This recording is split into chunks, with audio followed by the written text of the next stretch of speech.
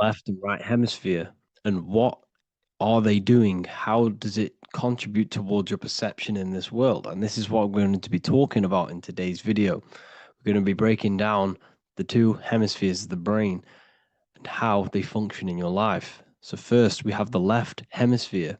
This is the logical hemisphere. This is the analytical, divided, scientific, or verbal hemisphere. The right hemisphere is creative, wholeness, artistic, symbolic, and metaphorical. The right hemisphere does with non-verbal things. It produces a holistic perception. It is more to do with creativity. Because what you must understand is that we are not in the external world. The world is produced by our brain. We see with our brain. Our eyes are a part of the brain. What we touch is the brain's interpretation of electrical signals on the nervous system. What we smell is the brain's interpretation of smell through the nose. What you taste is your brain's interpretation of chemical reactions on your taste buds. So what you are experiencing is the brain. The brain is a computer creating a simulation. And you have two hemispheres which breaks down this reality. So essentially, the brain is the perception creator. It creates perception. So if the brain is creating this, who is the one experiencing the brain? Well, that is you, the consciousness, the mind, the all-seeing eye. You are the all-seeing eye experiencing the brain, the observer behind the brain, behind reality, behind the emotions. So if you're walking through a woods, this left brain sees individual trees. The right brain sees the whole woods. It sees the biome. It sees the bigger picture. So when you are walking through this woods, the right brain picks up a holistic perception of reality. It creates the woods as one unified woods. The left brain's job is to break this down and analyze it so that we can see individual things. And this is also necessary for humans to have the ability to break things down and manipulate things in this world. So without this left hemisphere, we could not manipulate things and break things down. So this right hemisphere is important because it sees the whole woods. It sees humanity as one unified consciousness. However, the left hemisphere sees individual egos. So the left hemisphere is the place of the ego because it only understands it sees the world very divided. Okay. So for example, here's another example of the left and right hemisphere. If someone pulls out in front of you in traffic, your left brain's going to start going crazy and analyzing them, calling them names. The right hemisphere, however, sees the bigger picture. Maybe he didn't see you. Maybe it's just a mistake. Maybe he's in a rush. You see how the two brains are very different. They do the same thing, but they function in different ways. The right hemisphere is feminine, the left hemisphere is masculine. So, like I said, this person pulls out in front of you, you start to think with the left. If you start to perceive that in the left brain, you're going to start analyzing them, you're going to start going crazy and calling them names because you're analyzing it. You're not seeing the bigger picture behind it, you're not seeing it from his perspective. So, there is a crossover. So, the left hemisphere of the brain controls the right side of the body, the right ear, the right eye. Everything to do with the right side of the body is connected to the left hemisphere, and the right hemisphere controls everything on the left side of the body, including your eyes, your arms, your legs. So everything is crossed over, and even your visual field is crossed over. So this is your visual field, as you can see here, and even the left side of your visual field goes to the right brain. There's a crossover. No one really knows. There's not really a reason for this. However, this is how the human body is designed. As we all know, the human body is the most advanced piece of technology on the face of the earth. They cannot replicate the human body. And they tell you it has no creator. This is crazy. People are that brainwashed, they can't even understand that their body is the most advanced piece of technology. Your body is so advanced, The computers that you use are mimicked of the body. Everything they create is mimicking nature, but they don't show you how intelligent nature is because they don't want you to understand you're in an intelligent design. So, anyways, let's get back on track. There is a crossover in the brain, and this is why they teach you to write with your right hand. And I was speaking to someone who's in a nunnery, or whatever you want to call it. They were a nun, or they knew someone who was who was a nun, and they forced these people, these nuns, to write with their right hand. You had to write with your right hand. This is why, I'd say at least 70% of the world or 80% is right-handed and right-legged, because they taught us this to activate the left hemisphere more because of this crossover that happens in the body. So when we are using this right side more, we are using that left hemisphere more. Why? Why are they doing this? Well, they also called it writing. Writing is a spell to cast a spell on you to use that right side of the body so that you use this left hemisphere because they want you to see the world as a divided perception. They don't want you using the right hemisphere, using that left side of the body to activate the right hemisphere to see the bigger picture and see how everything is all one and everything is created.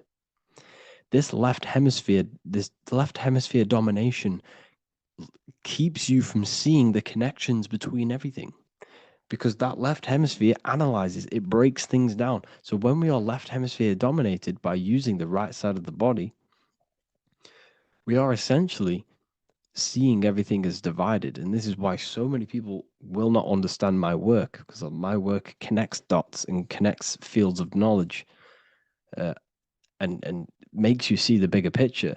So people who are left hemisphere dominated will see my work and think this guy's crazy. But everything, it's all about activating that right hemisphere. So they called it writing because every word you say is molding your mind in some sort of way. The things you see is molding your mind. Everything you take in through the five senses is molding your mind. And language is a massive spell, especially the English language. They called it writing so that you use that right side. It's a spell because your subconscious mind picks up everything you say. And 90% of your daily basis behavior and thought patterns is produced by these subconscious programs within the subconscious mind. Essentially, your conscious mind is only the 10% of you. The conscious mind is just what you're aware of, what you're wearing, how you're feeling, what you're thinking. That's your conscious mind. The subconscious mind is controlling every system in your body. It's telling your heart to beat without you being conscious of it. So essentially, this is what they're programming. They're programming this system in the back of the mind, which is controlling everything through the words. And this is what spells are, because it's all about creating perception in the subconscious. So they want you to use that right side more. I truly believe the ancients, they were balanced. They used the left and the right side of the body. They didn't have a stronger side because they understood this science of the body and how the body works. So this is actually called phonetics. It's not etymology. Etymology is the study of root words. Phonetics is the study of how words sound similar. The way words are spoken. So phonetics, phone is why we call them a phone. Because you speak into a phone. So this is write and writing to use that right side to activate the left hemisphere more. So your hands are a manifestation of your brain. The left hand is the right brain, the right hand is the left brain. And as a child, we were always taught that when you place your hands together like this is the size of your brain, which is true because your hands are a part of your brain. They're an extension of your brain. Every part of your body other than your brain is an extension of the brain. Everything's working and feeding back information to the brain because you're experiencing the brain. So another trick that you can do or another exercise is looking in the mirror and closing one eye at a time. If you close your right eye, if you take your top off, for example, you'll analyze your body if you close your right eye because you're using that left hemisphere. Sorry, other way around. If you look at yourself through your right eye, you'll use that left hemisphere, which will analyze yourself. You'll see individual body parts. If you close the right eye and use the left eye, you'll see your body as a whole. You won't really analyze it. This is how you can analyze yourself using these two hemispheres. So this whole system is created to keep you thinking logically and to restrict you from creating and restrict you from understanding symbolism, allegories, metaphors, and teamwork. They want you stuck in a logical way of thinking and a logical way of seeing the world. This is why when you go to school, you are told exactly what to do. You're told to think this way and no other way. You're told to do orders, do this. It's a very left-brained system because if we all started to open up this right hemisphere, we'd all see, wow, everything is all one, everything's all connected. And this is what my work is doing. I'm showing you everything is one. The physical world is an illusion of duality, but everything comes from the one source, the one mind. The universe is a giant mind. I am mind, you express mind. We all possess mind. Behind the physical body is the same mind consciousness. And we are all expressions and fractals of this infinite consciousness called mind. And this is what they don't want us to figure out, is that we are all just one consciousness expressed. It's an infinite consciousness. It's even in the squirrel, it's in the dog. All of these different animals, they're just different bodies, but behind the bodies is the same consciousness, which is mind. That's what the pineal gland is. The pineal gland is not the mind and it's not the third eye. The third eye is your mind. If you have a closed third eye, it just means you have a closed mind. If you have an open third eye, it just means your mind has expanded from beyond physical things through astral projection and mystical experiences. This is how you gain an open third eye. It's just an open mind.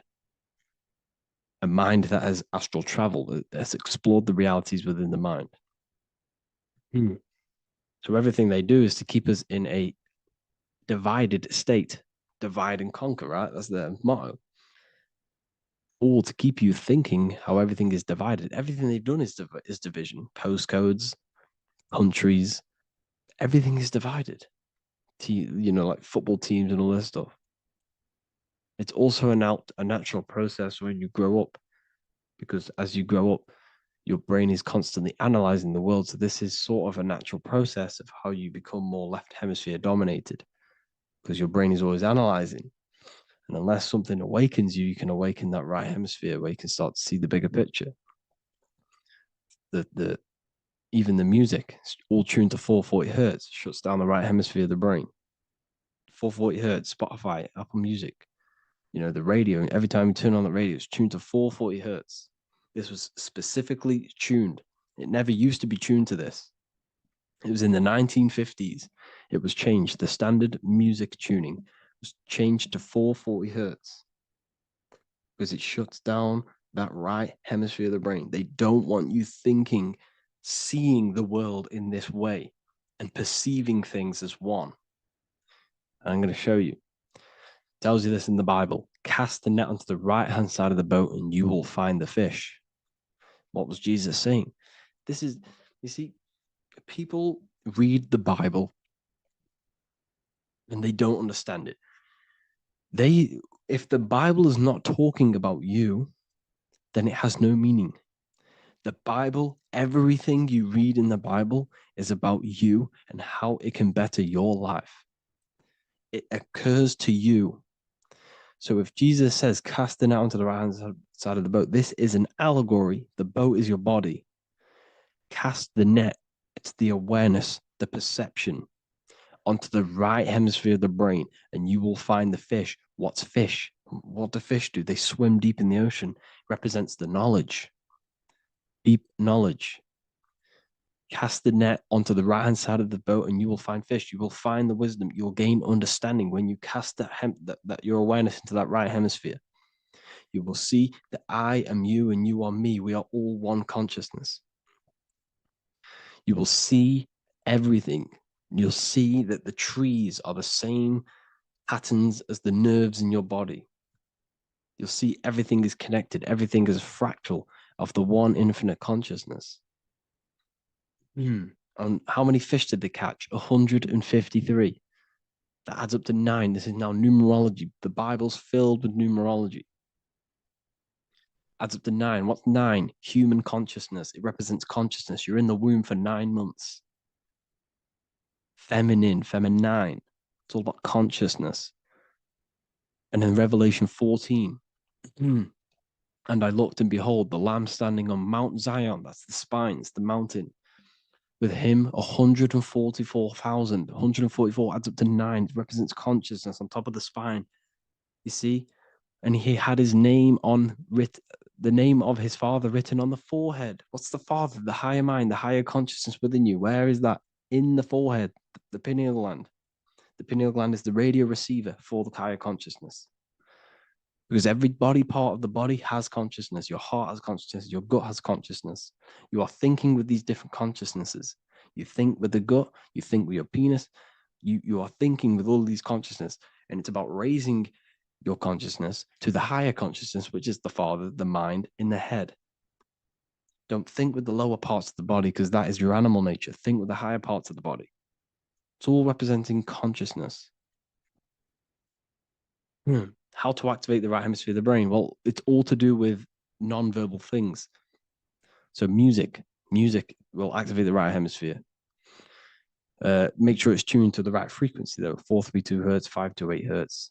Any frequency that adds up to 3, 6, or 9 is good for you. Meditation, turning off the thoughts, and you raise yourself to the higher brain. Symbolism. Symbolism is all right hemisphered. Reading between lines, metaphors, determining the Bible. It's all right hemisphered. Seeing the bigger picture. It's reading between the lines. So tithing in the Bible. These people in the churches are giving 10% of their money to the church. It's nothing but a scam. What these people have done is they have externalized the Bible. They have taken the Bible and literalized it so that they can make a business out of it. So what they're doing is a tenth of the produce of what it says in the Bible, a tenth of the produce of the land, whether grain or fruit, is the Lord's and is holy. So what's that saying? The tenth of it's basically saying give the 10% to the Lord, to God. What does that mean? Well, what's the land and the fruit? This represents physical things, the physical things that you have. The tenth of the physical things that you have. What's that? That's your ego. All the physical things that you have is all to do with your ego. That's the lower self. The ego, what is the ego? It's the mind's perception of the physical self. You had no ego when you were a child. Okay, when you were a child, you had no ego. As you grew older, you created the ego. The ego is the full self. It's the echo. Ego, echo. It's the echo of the full self. So it's saying give the ego over. Take away the animal self. In that left hemisphere, that's all to do with the left hemisphere. That left hemisphere sees the ego. It sees individuality. It's divided. So it's saying give that 10%. Give that 10% of you over to the right hemisphere. The 90%. The 90% of you is in that right hemisphere. The higher self. Now, I'm not saying the left hemisphere is bad. Okay, I'm not saying that at all. But it sees it sees things divided. It's like I said, the left, the hands are manifestations of the brain. So when these Christians are praying, they're putting their hands together. What are they doing? They're syncing the brain hemisphere is what you're doing, because everything's an extension of your brain. So if you put your hands together, you're putting the two hemispheres together. And what's happening when you place the hands together? All the electricity in the body is now running in a circuit. So once you connect these two hands, the electrical energy is now running in a circuit, and energy can move around the body quicker and more efficiently.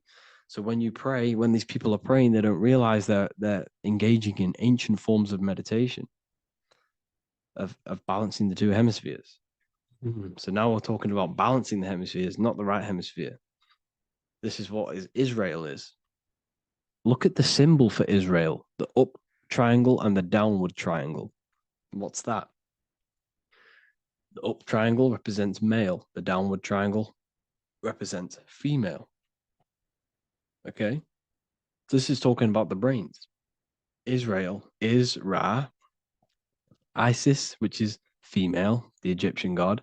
Ra, El. El means God. Electricity. That's the force of the physical world. It's the force that runs this world, electricity. It's the force of God. El, consciousness. It means God. Is, Ra, El. Isis, Ra, and El. It's the two hemispheres of the brain, the holy land of Israel. It's the holy land, it's the brain. Once these two hemispheres are synced, this is how you unlock your consciousness. This is the easiest way of astral projecting. Hemisphering, I forgot the word for it. Hemisphere syncretization, something like that. It's about syncing the hemispheres. This is how you unlock your consciousness. Once the brain is running as one electrical system, this is how you balance the two masculine and male opposing energies. Once these opposing energies are no longer in war with each other, the brain, they come together to work as one. You unlock your consciousness. You are born again. What happens when a male and female have sex? It creates a new child. It becomes one. You are born again. Once the two hemispheres of the brain, you are born again. You can then have an out-of-body experiences. So this is why the symbol of the Holy Land, Israel, is the up and down triangle back combined together, because it represents unification of the male and female, unification of the hemispheres. You're born again. You unlock consciousness. And you can get this for free. It's called the Gateway Tapes on my website. Basically, it's a audio track from the government, and they did this in the Gateway Experience. It's a CIA document, and what they do is there are different forms of meditations you go through. I think there's about 5 waves of meditations you do, half an hour each one, and it will teach you. It will sync your hemisphere, because what does it do? They understood that playing one frequency into one ear and another frequency into the other, they understood that the right ear is connected to the left hemisphere, the left ear is connected to the right hemisphere. So when you play 2 different frequencies into both ears, what happens? The brain picks this up, the 2 hemispheres of the brain picks this up, and it syncs it. It syncs these 2 hemispheres, these 2 frequencies together. So now the brain is working as one to sync this frequency. So this is how you can sync your hemispheres through listening to these frequencies. Okay, you can get them for free and do the meditations yourself. This will definitely help you. This is an easy way to astral project. So it's all about syncing the hemisphere and seeing reality from a unified perception. We should all aim to get out of that left hemisphere. I'm not saying don't use it, but we should now start to see we should not start to read between the lines of the Bible, read between the lines of the symbolism they're showing, study symbolism, study allegories and myths. What are they trying to tell us through these allegories? And, this is how we start seeing things in a better way. Once we understand that we are all microcosms of an infinite consciousness, we can all come to one, because love is the unifying force of this infinite consciousness. We are all divided. We are all disconnected from our hearts. Once we all connect with our hearts and see that everything is one, we can all start to love and come together as one, because love is the unifying force of consciousness. So if you haven't already seen, I now have launched the Ethereal University. I will be doing lectures like this one, but even better, deeper, and even releasing knowledge that I can't talk about online, as they are censored. I'll be doing lectures every single week. I'll be doing live calls every single week. You also gain access to my library, which is filled with over 45 occult books, filled with knowledge. Okay, I'll show you now. Plus, you get my book, The Book of Wisdom, PDF form, and the Human Health Guide, PDF form. You also get all of this stuff, the health section, Q&As, ethereal meditations. We've got some celestial studies, cosmology, and numerology coming soon. You also get the brand new Manifestation Mastery course, plus the library. And there'll be new books, new lectures, new live calls every single week. Or you can get the Book of Wisdom, use the code WISDOM in all capital letters to gain 40% off. This sale will be ending very, very soon. So if you're watching this, be very quick to get yourself a physical version or a PDF of my book. You can get it in all these languages. Hope you enjoyed this video, people. I'll see you inside the Ethereal University, the real university. Have an amazing day.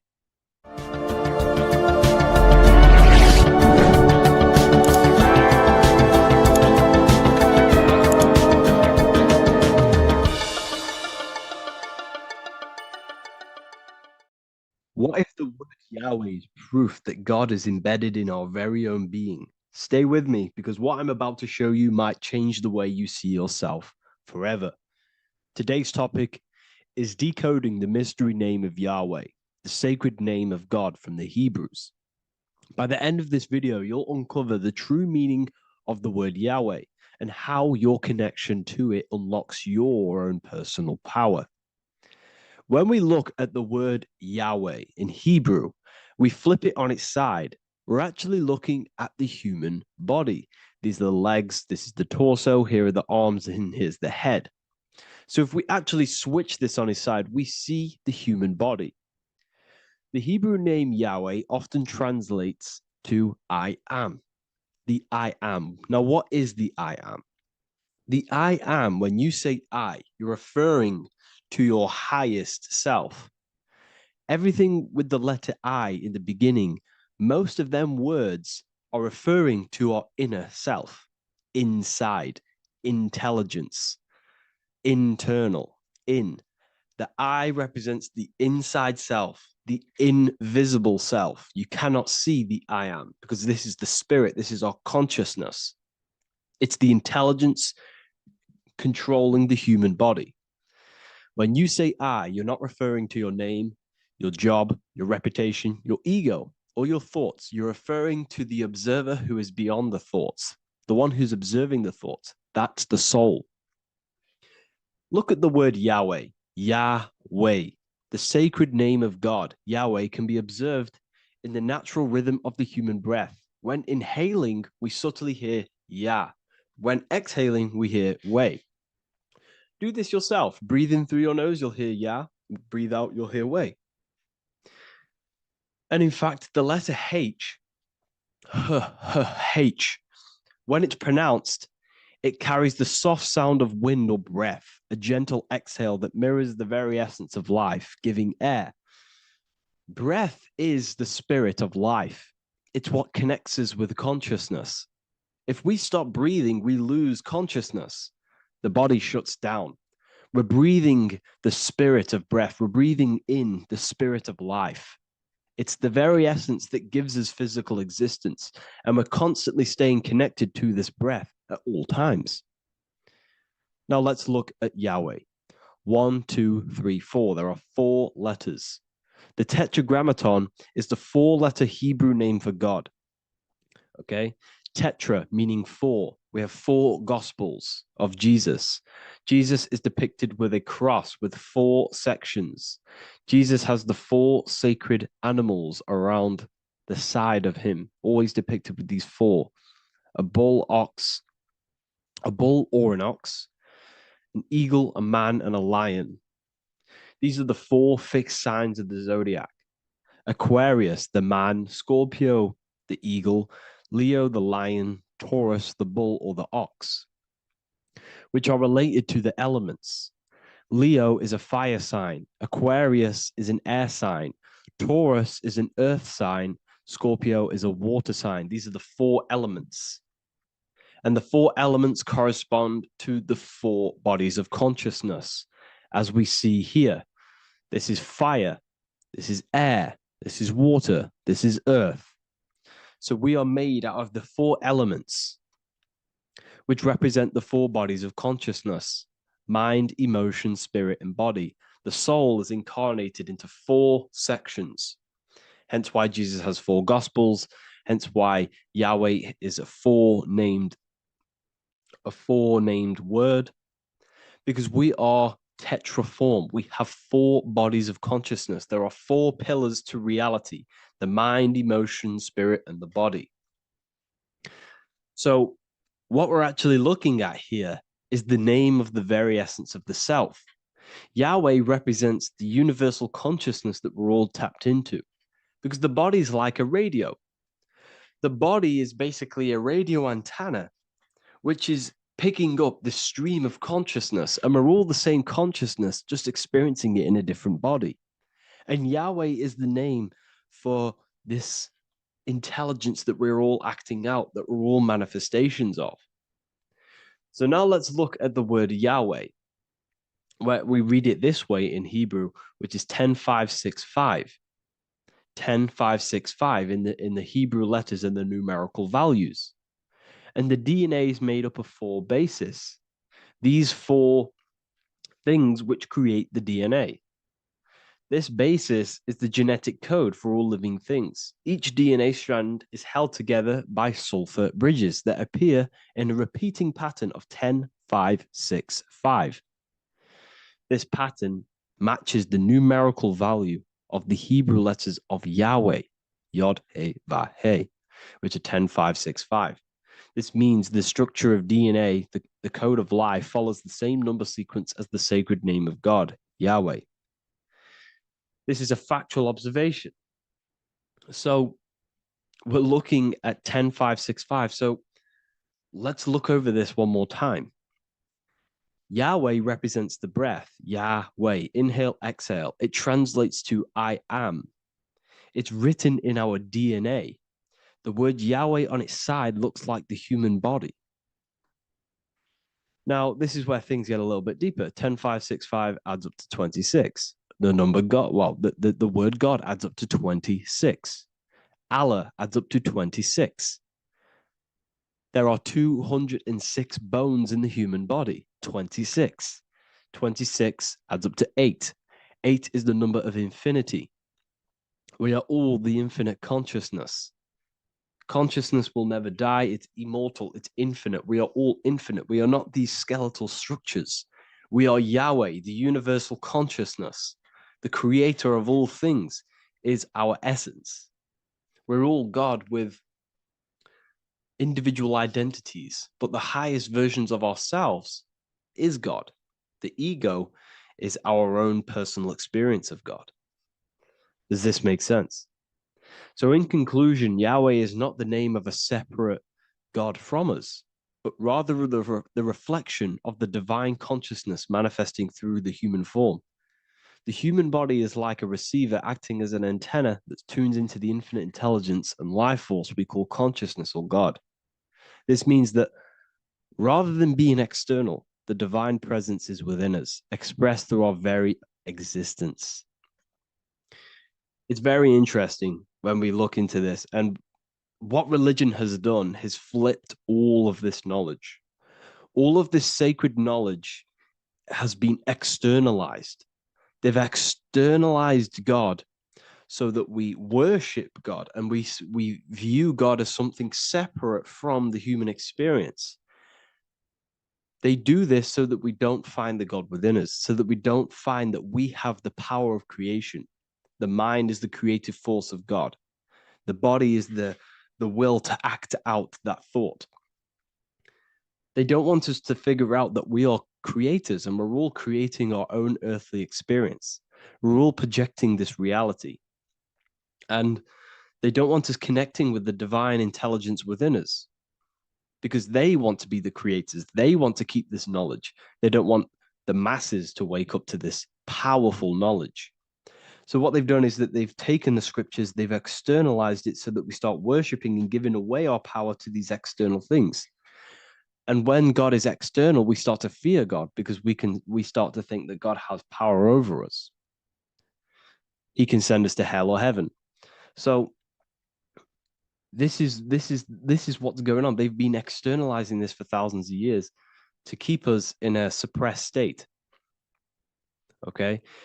Humans are very advanced because we possess self-awareness. We possess the ability to move our awareness and our thoughts outside of the instinctual nature. For example, a cat or a dog. These things can only live in their instinct. They live based on instinct. They smell, they eat. That's pretty much all they do. But humans, we have the ability to rise above that nature and turn to our infinite selves, our higher selves. We can move beyond our instinctual nature and create very advanced things. That's why humans are made in the image of Yahweh. We are literally God in human form. So this is what we all need to realize. And I hope this video has helped. Please leave a like, a comment on inside of the description. I'll have some links to my books and my university. The people who have read them have just absolutely changed their lives. You could probably see that in the comment sections if someone leaves a review of the book. We also have Trustpilot. But yeah, I thank you all, and I'll see you in the next one.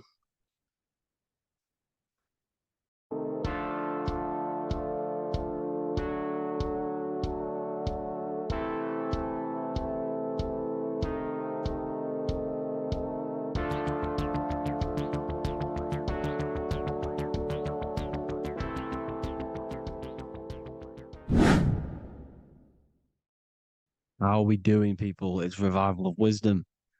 We're back today talking about sun worship. Okay? And please enjoy, sit back and enjoy the video. First thing we need to understand is that the sun is the risen savior. It's the light of the world. Without the sun, we have nothing. Now, the sun is the Son of God. We didn't make the sun. No one owns the sun. But who created the sun? Obviously, the Creator created the sun. Therefore, it is the Son of God. And that is what Jesus is symbolizing in the Bible. The Bible is a metaphorical story. That's why it's called the greatest story ever told, because it is a story about the sun, the zodiac. It's about you, the systems in the body. It's about everything that is sacred in this creation. Now you can see the suns behind Jesus' head in all of the ancient portraits, even the ones that are more modern. You still see a sun on the back of his head because he is the sun. He's the light of the world, our risen savior. And this is what Christians are lost because they don't realize it's a symbolic story and they think Jesus was a historical person. He's not a historical person. Okay, this is what we need to get out of our mind. This wasn't a historical person. It's the Son, our risen Savior. The Son is the soul. It's the soul of this creation. Because what is a soul? A soul is pure life force, pure energy. Whatever a soul inhabits, it gives life to. Like our soul feeds our body. The sun feeds the earth because the sun is a soul, and that's why the ancients called it Sol. Because it's the soul and it's in you and it's the light of the world. It's the light of everything. It gives life to all things. Here's Jesus and his 12 disciples. The 12 disciples symbolize the 12 zodiac signs. Aries, it rules the head region because the 12 zodiac constellations rule specific regions of your body. Aries, the ram, you have a cerebrum in your head. This is Aries on the head of the table. His Gemini rules the arms and the lungs. The two twins, Gemini. He's holding up two hands for the two hands and arms. The twins. Cancer has a knife in his hand. It's not so clear, but he has a knife in his hand. Cancer is the crab. Crabs have claws. And he's pointing at Virgo's Adam's apple, saying there's no Adam's apple there. It's a woman. Who's the sixth sign? The sixth sign is Virgo, the Virgin, the only woman in the painting. Now, notice how there are 3 people in 4 groups for the 4 seasons and for the 3 months and 3 zodiac signs in each season: spring, summer, fall, winter. Matthew, Mark, Luke, and John with the suns on the back of their heads because it's the 4 states of the sun. The 4 states of the sun. Now, sixth sign, Virgo, the virgin, the only woman in the painting with no Adam's apple. Then we have the sun, Jesus, red and blue, red shift, blue shift, electromagnetism. The ancients knew this. He's got one hand open, one hand down, because the sun gives and retrieves. The sun rises and it falls. It gives, then pulls away. That's what the sun does, and that's what he's doing. His arms are out, symbolizing the rays of the sun, casting down onto the earth, giving and then receiving. Libra, his two hands are equal, he's holding his arms out equally, because Libra is the two balanced scales. Libra is when the sun is balanced between the summer and the winter. It's being judged. The sun isn't balanced. That's what Libra is, the two scales. Capricorn is the goat. Goats have two horns, and you can see the two horns on his head here. See? So this is astrology. This what Leonardo da Vinci is depicting here. It's astrology. And he knew the story of the Bible is all astrology. It's all based on astrology. The Son of God, the real Son. Now here are some Bible verses. I am the light of the world. Obviously, that's the sun. What other light is there that lights up the world? The moon can't do it. It's the sun, the one and only Son, our risen Savior. Because if the sun didn't rise, we'd all be dead. So it's our risen Savior. And it dies for our sins every night and then gets reborn every day. Now, Jesus calms the storm. Mark 4:35-41. The disciples are all on a boat and there's a heavy storm. But Jesus is asleep. The disciple says, Jesus is asleep. We need to awake him. They wake up Jesus, and Jesus got up and rebuked the wind and said to the waves, quiet, be still. Then the wind died down and it was completely calm. Well, when Jesus was asleep, this is the sun not being risen. It's not risen yet. Because in the night times, that's when the storms happen on the sea, in the ocean. And when they awake Jesus, Jesus rises because he's the sun. He rises and everything calms. Because when the sun comes, the storms go. You see? So it's the sun. It's all about the sun. Here's another, Luke 22:10. A disciple asked Jesus, when will we know it's the end times? And Jesus says, as you enter the city, a man carrying a jar of water will meet you. Follow him to the house that he enters. Well, this is clearly talking about astrology, the topic that Christians think is satanic, when they don't realize the whole thing's based on astrology. Because the end times is the end of Pisces, which is the two fish, which is the age we've just gone out of. And you can see all these ancient churches here with two fishes, because they knew it was the age of Pisces. There's an ancient photo, ancient artwork with the two fish, Pisces. And the end times, as it talks about in the Bible, when Christians think the world's going to end or something. But no, it's just the end of Pisces. As you enter the city, a man carrying a jar will meet you. Follow him to the house. The house is the zodiac sign that he enters. And the zodiac sign is Aquarius, because that's what it is, a man carrying the water. We know this is astrology because a woman, that is a woman's job in the ancient times. In the ancient times, the woman used to get the water. You would never see a man collecting water back then. That was the woman's job, whilst the man builds the houses, for example. You see, so we know it's talking about astrology because astrology is the man holding the bucket of water. It's the end of Pisces. Now we are in Aquarius. And of course, Luke 24:36, the risen Savior, the Son. Now, the Son is also born on the 25th of December, a virgin, just like Horus, Mithra, Buddha, Krishna, Hermes, and thousands of other gods, all born on the 25th of December. Well, it's because the sun moves 1 degree northward on the 25th of December. And on the 22nd to the 24th, it stays in the same degree because it's moving south. But then on the 22nd, it stays in the same degree on the Southern Crux constellation. And the ancients called this the sun dies on a cross. because the cross is the crux constellation, the Southern Cross. And it stays on that same degree for 3 days on the cross. The sun dies on a cross, and then on the 25th, moves 1 degree northward, bringing back the summer, the light, the warmth, the growth of crops. And this is the sun being reborn again, a virgin, because it's pure. And here's Mithra, another sun god before Jesus was around, before Christianity. It was Mithraism, and Mithra, Ra is Ra, the sun god, Egypt. It's all about Ra, the sun. You can see the crown of thorns on Jesus' head, symbolizing the rays of the sun. And here are the rays of the sun on the back of Mithra's head. Krishna, the sun. Buddha, the sun. Horus, horizon. All born virgins, all did miracles, all resurrected. Dead for 3 days. Well, here he is, dead for 3 days on the cross. And resurrected.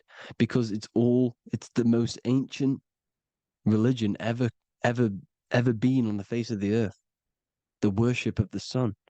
And we should worship the sun, because without the sun we are nothing. The sun feeds us, feeds the earth, feeds everything. Without the sun we are nothing.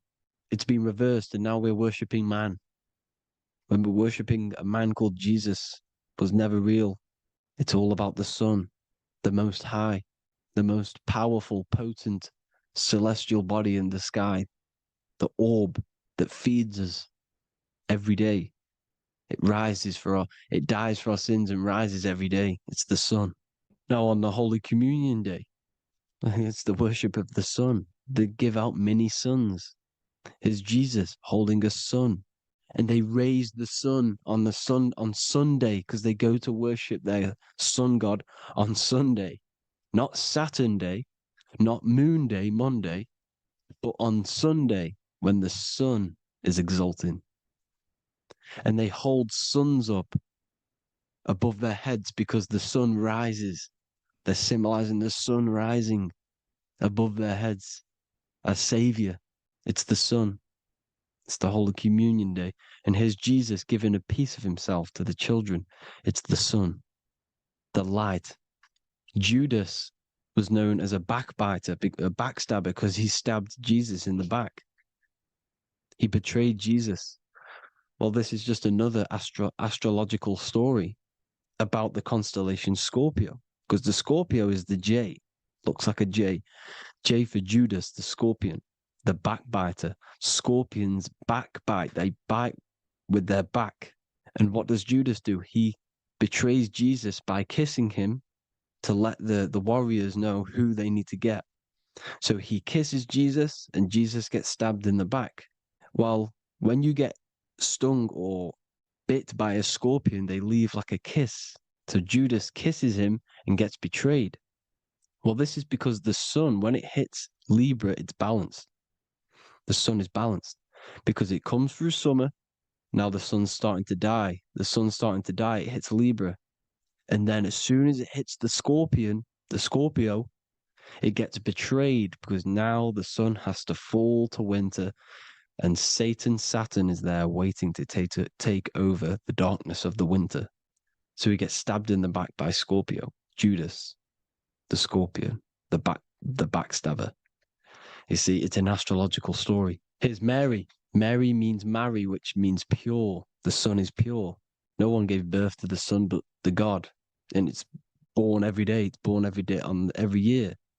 It's born pure. There was no controversy. There was no, activity for the sun to be born. It's pure. Now, the 7 metals come from the 7 planets. The sun gives you gold, and this is why the sun is golden. It looks gold. And this is why the banks are backed by gold, because gold is the most valuable metal, because it's the sun, the most valuable celestial orb in the sky, in the heavens. Well, here's Jesus, another ancient symbol of him being crucified on the cross with the big sun, the southern crux constellation. The sun dies on the cross constellation. And if you go to the old etymology dictionaries, you will see sun and son is the same word. They come from the same etymology roots. You can use them for no matter what, but they've been confused today. But if you go back to the old dictionaries of etymology, they are interchangeable. You can use them. Son, sun, sol, it's all the same thing. The 12 disciples, 12 brothers of Joseph, 12 tribes of Israel, 12 breastplates on the stones. Because it's all the 12 astrological signs. They could have used any other number, but there's 12. Because 12 is the mind, which is God. 7 is the number of matter, which is man. 7 energy centers in the body. 12 cranial nerves in the brain, because it's the mind. 12 is the 12ness. The zodiac is literally the mind of God, the signs of God. Now here we see here, Job 38, 31 to 33. Can you lead forth a constellation in the season? He's asking you, can you read the sky? Can you read the heavens? Canst thou bring forth the Mazzaroth in its season? Mazzaroth means 12 signs, the zodiac. Why did they translated every single Hebrew word in the Bible into English, but they decided to leave out Mazzaroth? Why? It's because if that said zodiac, Christians would have a different view on the Bible, but they leave that out. But Mazzaroth actually means the 12 signs, the zodiac, and the stars means sign. The word stars means sign because the stars are signs, things to come, which is off in Hebrew, which means sign, things to come.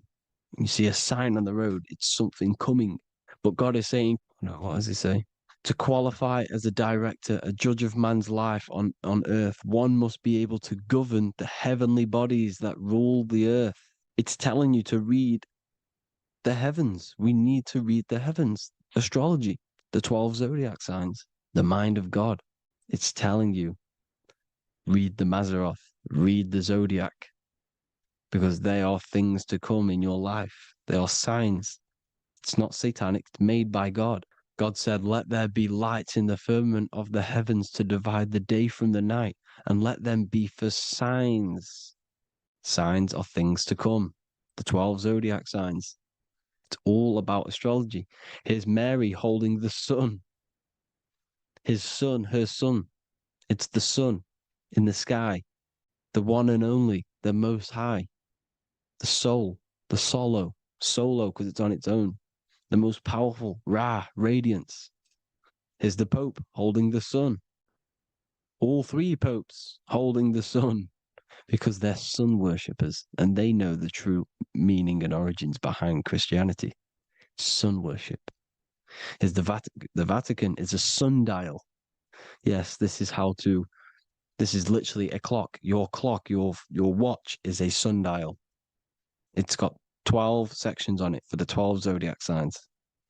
12 hours, 12 Horuses. Now here you see Jesus walking on water. Well, it's the sun. And here's the beard of the sun. Here's the pyramid of the sun, the illuminated one, the all-seeing eye, the sun. Here's the Ankh. The sun creates these symbols. The ancients knew this. Now, when you see these headdresses, these are actually the days of precession of the sun. Aries, Cancer, Libra. It's all about the sun. Here's some more sun worship going back to Egypt. Ra, Horus, Osiris, and Set.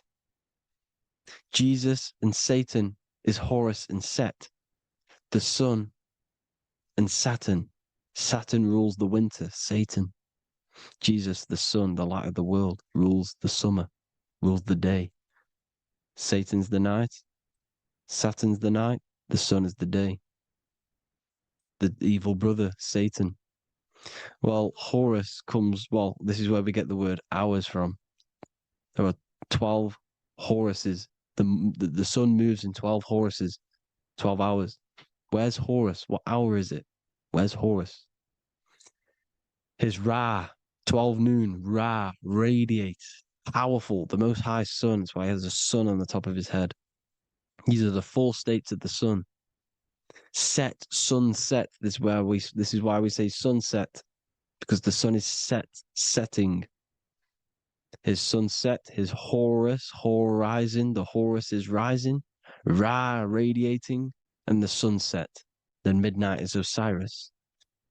Here's another ancient symbol for the sun, the scarab. Ra, the sun. Scarab. It's got the word Ra in it because it's the sun. And here's the sun on top of the scarab with the wings. Because scarabs roll dung up hills and then they'll let it fall down the hill to gain more matter, to gain more bigger, like a snowball effect. And this is the ancients saw this as a process of the sun because the sun climbs up the hill and then it falls. So they used the scarab to symbolize the process of the sun. The sun climbs and falls. Here's an ancient Egyptian cat cutting off the head of the serpent. Well, the cat is cutting off the head of the serpent, symbolizes the sun cutting off the nighttime. When the sun rises, it cuts off the nighttime. It cuts off the serpent. The serpents represent darkness or evil. Oh, there's some more symbology of the sun and the heavens, the arch, the royal arch, the firmament, the sun inside the firmament. These are all ancient churches, and they all depict the firmament with the sun inside. Is the ancient cosmology, you see, because it's all about the sun. Everything's about the sun because the sun is our orb made for us to sustain life in this, inside of this creation, inside of this firmament, the royal arch of heaven. Here's the Freemasons depicting it. Here's the Masonic royal arch, but you can even see the zodiac signs. Here's Cancer, the checkered board. It's the royal arch of the firmament. Obviously, they don't want to tell you that. You live in space, apparently. Some more sun worship. Here's the beard of the sun on the water. They all have this long beard. And why do they say amen? Amen at the end of every prayer. Amen is a sun god, a creator god. It's all about the sun. So thank you all, people. Hope you all enjoyed. Hope you all gained some knowledge and insight. Please give me a follow, drop a comment, drop a like. Have a good day. Love you all.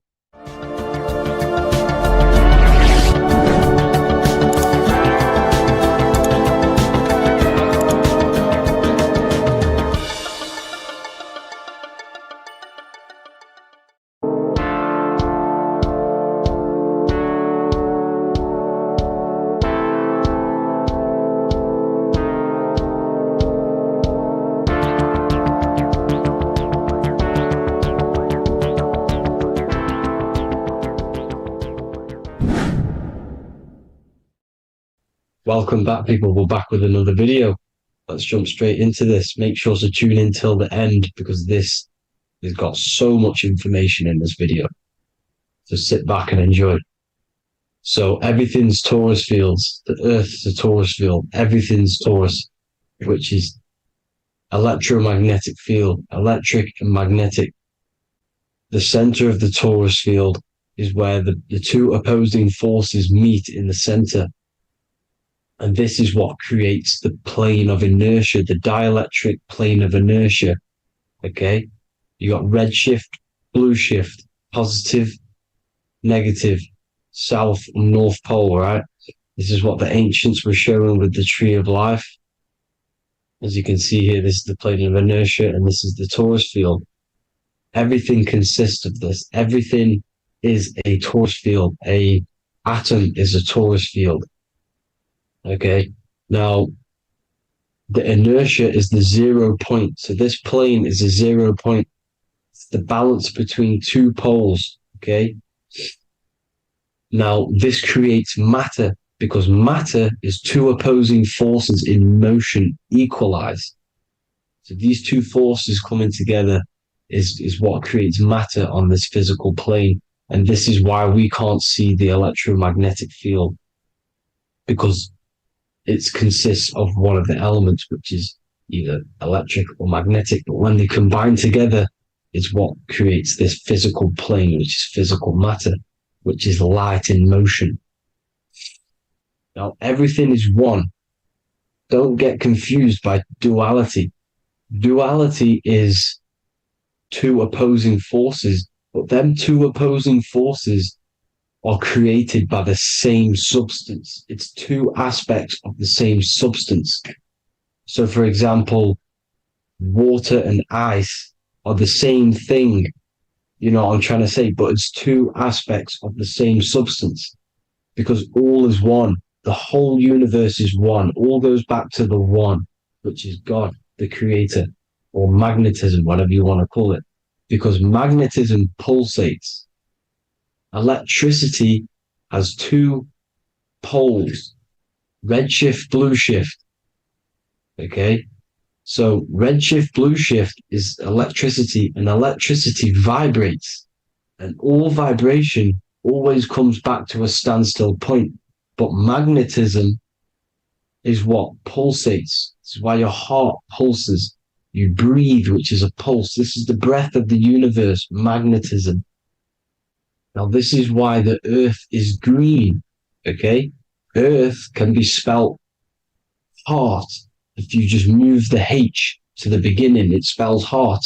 Okay. Because the heart is the center of the torus field, which is the heart chakra for us humans. Okay. We consist of the same field, as you already know. Heart being the center, which is green, which is the center of the seven colors. The center of the seven colors. This is the most powerful chakra in your body. People think it's the crown chakra, but it's the heart chakra because it's the center of the torus field. You must align them all and combine them all into one, which is the heart chakra. Now, earth is green. Nature's green. Okay, this is because we live on heart chakra, the plane of inertia. It's the center of the torus field. Okay, and this is what the Egyptians called Isis, which is nature. Nature is balanced, and nature is female, Mother Nature, because it looks after us with the fruit it grows with abundance and the water. It's a female energy, Mother Nature, and this is the symbolism of an equal balanced arms. This is the scales, it's balanced. Mother Nature is balanced. This is why the sky is blue, because what comes after the heart chakra? Blue. Sky is blue. We live in Midgard. This is what the ancients called Midgard. You don't have to take this tree literally, it's a metaphor. We live in Midgard, where both positive and negative duality here. Now, Mount Meru. Mount Meru was known as the center of the earth, okay, or known as Hyperborea. And this is the North Pole, the electromagnetic North Pole. But when I say Mount Meru, it's not an actual mountain.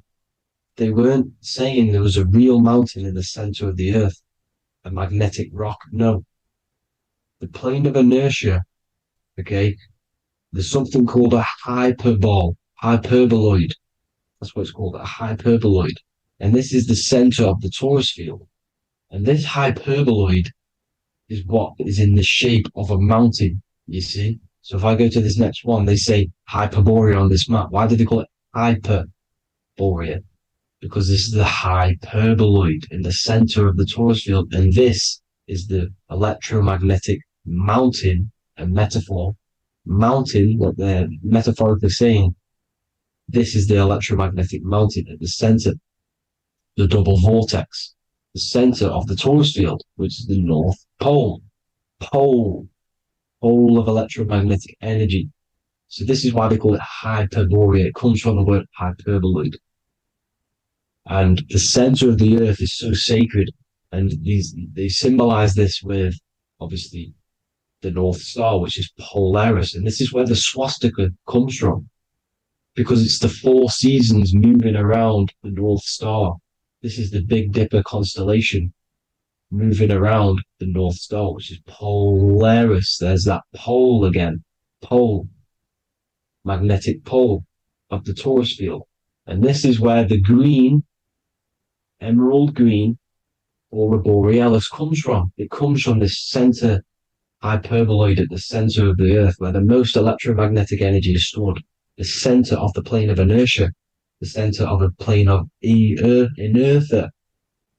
This is the all-seeing eye as well. As you can see, they got the sun, the moon, This is the Masonic cosmos, the sun, the moon, and the all-seeing eye, because the eye is Polaris, the eye of the stars. It's all a big eye. Now, the eye means a lot more as well. It's not just that.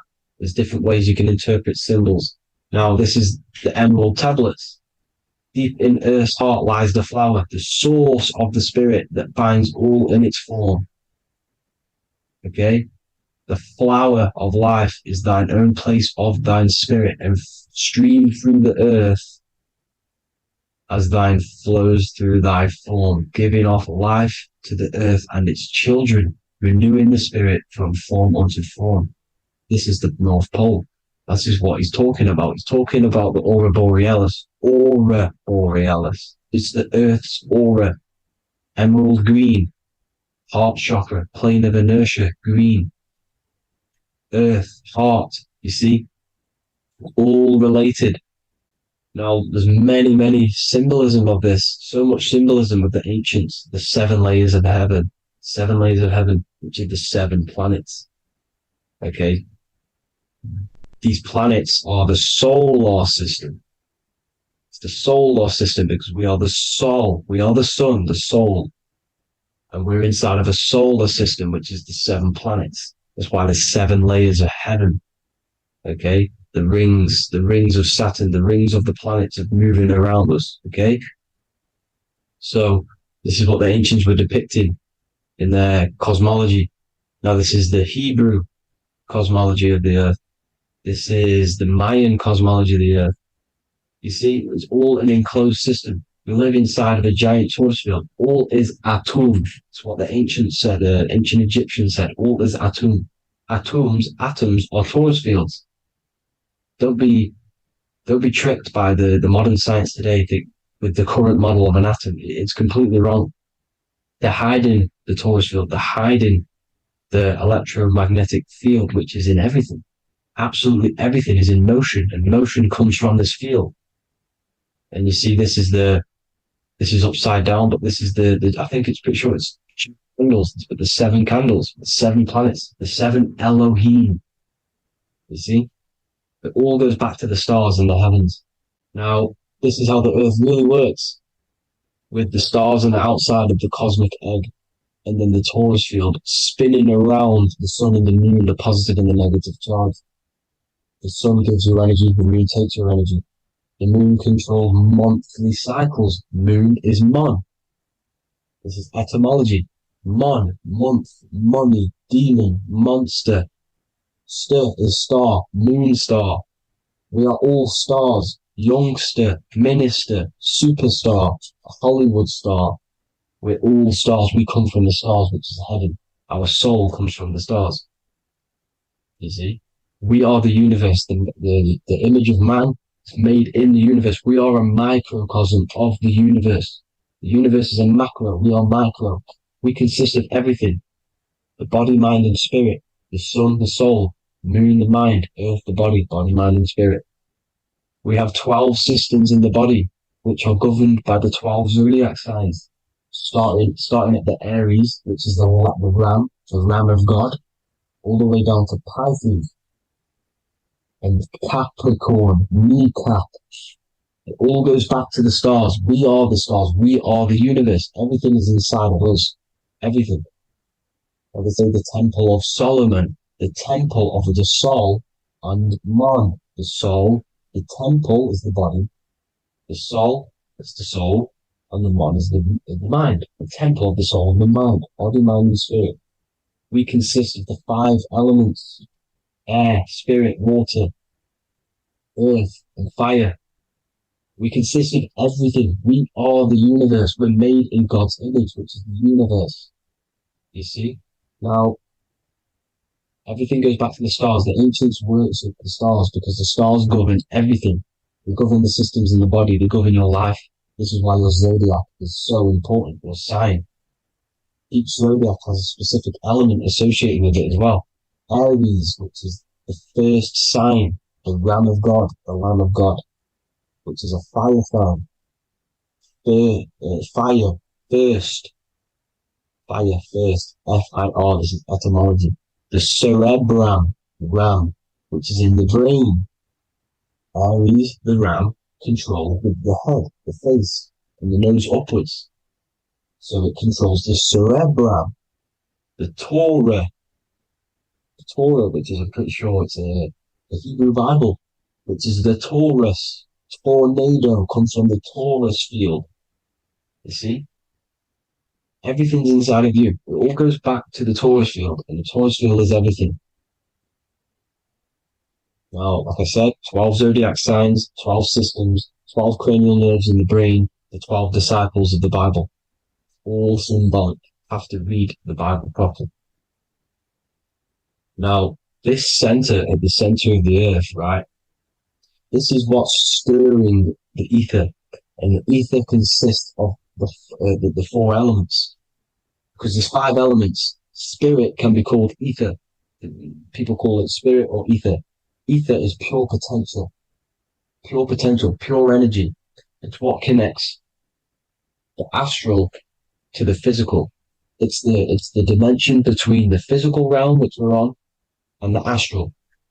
So it has pure potential. It's pure energy. This is why we say either. I either want to go there or there. It's connecting two scenarios. That's what the ether is. It's connecting the two worlds, the astral and the physical. The center is like the cosmic womb. There's a black hole in the center. This is the center of the Taurus field. This is the womb of creation. This is the womb of creation. And inside of this black womb are the five elements, and everything's being stirred around. Everything's in motion. Light is motion. Everything's motion. Now, like I said earlier, light crystallizes into physical matter. They are the same substance. Spirit and matter are the same substance, but different variations, different aspects of the same substance. Low vibrational spirit turns into matter. High vibrational matter turns into spirit. Or light, whatever you want to call it. Matter is light crystallized. This is where we get the 7 metals from. The planets. The planets are light. Specific frequencies and vibration of light. When these lights, or the planets, materialize, material metals materialize, they turn into the 7 metals. Saturn turns into lead. That's why lead is red. Saturn is red. The sun turns into gold. That's why the gold is yellow and the sun is yellow. You see, Saturn is the time god. What happens in autumn? The leaves turn red and they die. This is why Satan, time god, the reaper, everything is crystallized till it's death and then reborn again. You see, rust, when things rust, it turns to red because it's Saturn. Saturn crystallizes everything. He's the reaper who comes around in winter. You see, he's Satan. Jesus and Satan, the sun and Saturn. They say we live in a solar system. The solar system, I think I've already just broke this down. The 7 planets are the 7 chakras. Everyone already knows this. But I'm going through it anyway. But this is where we get the 7 planets from and the 7 metals. You see, all the ancients knew it was an enclosed electromagnetic system. It's not a spinning ball in the middle of space, people. They want you to believe this so you get stuck in this material world. Because if you believe everything's material, you can never affect this plane effectively. You can never create your life effectively. You don't understand the planes of existence. Because the mental plane is a higher plane. And it breaks down and it controls the planes below it. The mental plane, hold on, I've got it here for you. The mental, the astral, etheric, then physical. Etheric connects the physical to the astral, but the mental is what's above them all. You see? Now, it's important to understand this. It's important. However, the ancients always talked about the enclosed system. Only NASA, which is introduced around the Roman times, not NASA, but the globe Earth was introduced around the Roman times. Okay, by these Masons. These Masons introduced this because they wanted to take over the minds of the masses and control them. These people worship the physical realm. They know how it works. They know the ins and outs of it. They know how to do the magic. They know how to do it all. They understand it all. That's why Masonry have to take the oath of not speaking. You're not allowed to speak about anything you learn about in Masonry because they're discovering the truth about your mind and how it creates reality and stuff like that. So this is the Masonic cosmology, the five-pointed star, the five elements, the checkerboard for duality, positive and negative, the two aspects of every substance. This is another ancient painting depicting the firmament, the stars inside the firmament, the sun. You see, the ancients worshipped the sun because it's so important for sustaining our life. It's the only reason we're alive is because of the sun. But then people think it gives you cancer today. They brainwash you to think the sun gives you cancer when it's the number one source of all life. They want you to believe it's a big, spinning, dangerous ball and says, it's not. It's here to give us life. It's God's son. That's why Jesus is known as God's son. It is the Son of God. God created that to sustain us. You see? So it's important you understand the true cosmology of where you are, because if you don't know where you are depleted of all of your morals. You're depleted. You're demoralized. You're lost. You don't know where you are. You don't know where you exist. Okay? Once you accept the globe model, the heliocentric model, you will subconsciously think that you come from nothing. This is why they implemented the evolution theory just after the globe model was introduced by Charles Darwin. Charles Darwin came in after the globe model. He's a Mason. He was another Freemason, and implemented evolution where we came from monkeys because they want you thinking less of yourself so they can manipulate your mind. You see? They want to manipulate your mind, and they have done since you got here. Since you came through that portal, you were manipulated from that day to believe this, believe that. The true cosmology, the truth will set you free. You will understand things better. You will feel better in yourself when you know the sun is here for you. You'll feel better in yourself that you know that you didn't come from a monkey. You were created as a human, a manifester, a creator. You're so intelligent. Your mind is amazing. You can manipulate matter, mind over matter. See? Thank you all people for tuning in. Tap in with yourself. Love yourself. Find the truth. Spread the truth. Nothing dies. Nothing in this creation dies. Everything's energy. Everything's light. Light can never die. You're a light being. That's why it says Hugh. Hugh man. Hugh is light in Hebrew or Latin. Either one of the two. You are light. You're a light being. You never die. Ever, ever, ever die. Ever. Stop thinking you're going to die. This body will die because it contains electricity. And electricity always goes back to a standstill point because of vibration. Electricity vibrates. You are pure light. You will never ever die. Thank you all people. God bless. Make sure to like, subscribe and share.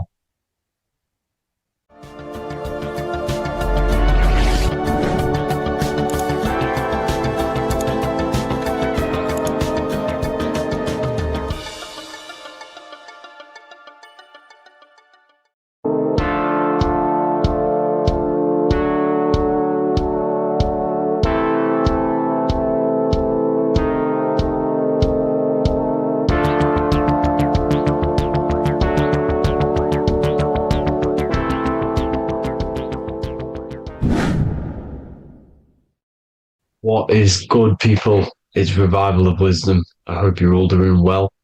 And this video is how to raise your holy oil or your kundalini. Let's get straight into this. So this is a monthly cycle. Every month when the moon is in your zodiac sign, this oil is released. Now, the moon is in control of monthly cycles. For women, it's the menstrual cycle, and as well, this holy oil cycle. The moon changes sign every 2.5 days and passes through the zodiac signs in 27 days.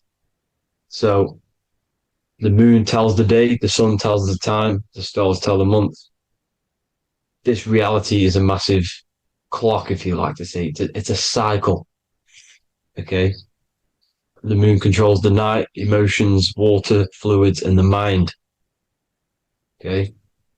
So this oil is produced in the claustrum. It's produced in the claustrum, which is here, right? This is where you get Santa Claus from. Now, the claustrum is at the center of the brain, and it is next to the pineal gland and the pituitary gland. Once it starts in the claustrum, this is the holy present. This is the present that Santa gives to us, Santa Claus. And it goes to the pituitary gland and the pineal gland. And what's connected to the pituitary gland and the pineal gland is the Ida and the Pingala. The Pingala is the pineal gland's nerve, which is the honey, which is the positive charge, electric. And the pituitary is the Ida nerve, which is the magnetic charge. This is the milk, the land flowing with milk and honey. This is the brain, the heaven, heaven, okay? And it travels down the spine using these two nerves, these electromagnetic charge. And this is what the ancients symbolized with the two serpents wrapped around the spinal cord, the Ida and the Pingala. And this travels down to the sacrum or the solar plexus. Okay. So once it's here, okay, the spine is an elongation of the brain. So the spine is pretty much the brain. It's an extension of it. And it's kind of a microcosm of how we descended from heaven to physical reality, to physical matter, which is our consciousness has done. Our consciousness has descended from heaven into physical matter. And this is a microcosm of it. Okay. So once we're in the sacrum bone, this holy oil, like I've just explained, this holy oil starts in the Santa Claustrum, goes down the chimney to the sacrum. This is the sacrum, the solar plexus, and drops the present off at the sacrum. Now, once we're at the sacrum, we need to raise our vibration to take this oil back up the spine. Okay. And the River Jordan symbolizes this in the Bible. King Herod wants to kill Jesus in Nazareth, which is here, this is the River Jordan, is Nazareth. He goes to be born in Bethlehem and then goes back up to Nazareth to Joseph and Mary. Joseph and Mary, the pineal gland and the pituitary gland. The Bible is huge symbolism. It's all metaphors for this sacred process which goes on inside of your body. You are the Temple of Solomon. You are the Holy Land. The Holy Land is your brain. Once this oil is at the sacrum, you need to raise your vibration in order to take it back up. Once this oil has gone back up to the pineal gland, it activates the crystals which are wrapped around your pineal gland. Your pineal gland is this tiny little beam here. This is the claustrum. This is the pineal gland. And it's wrapped in crystals.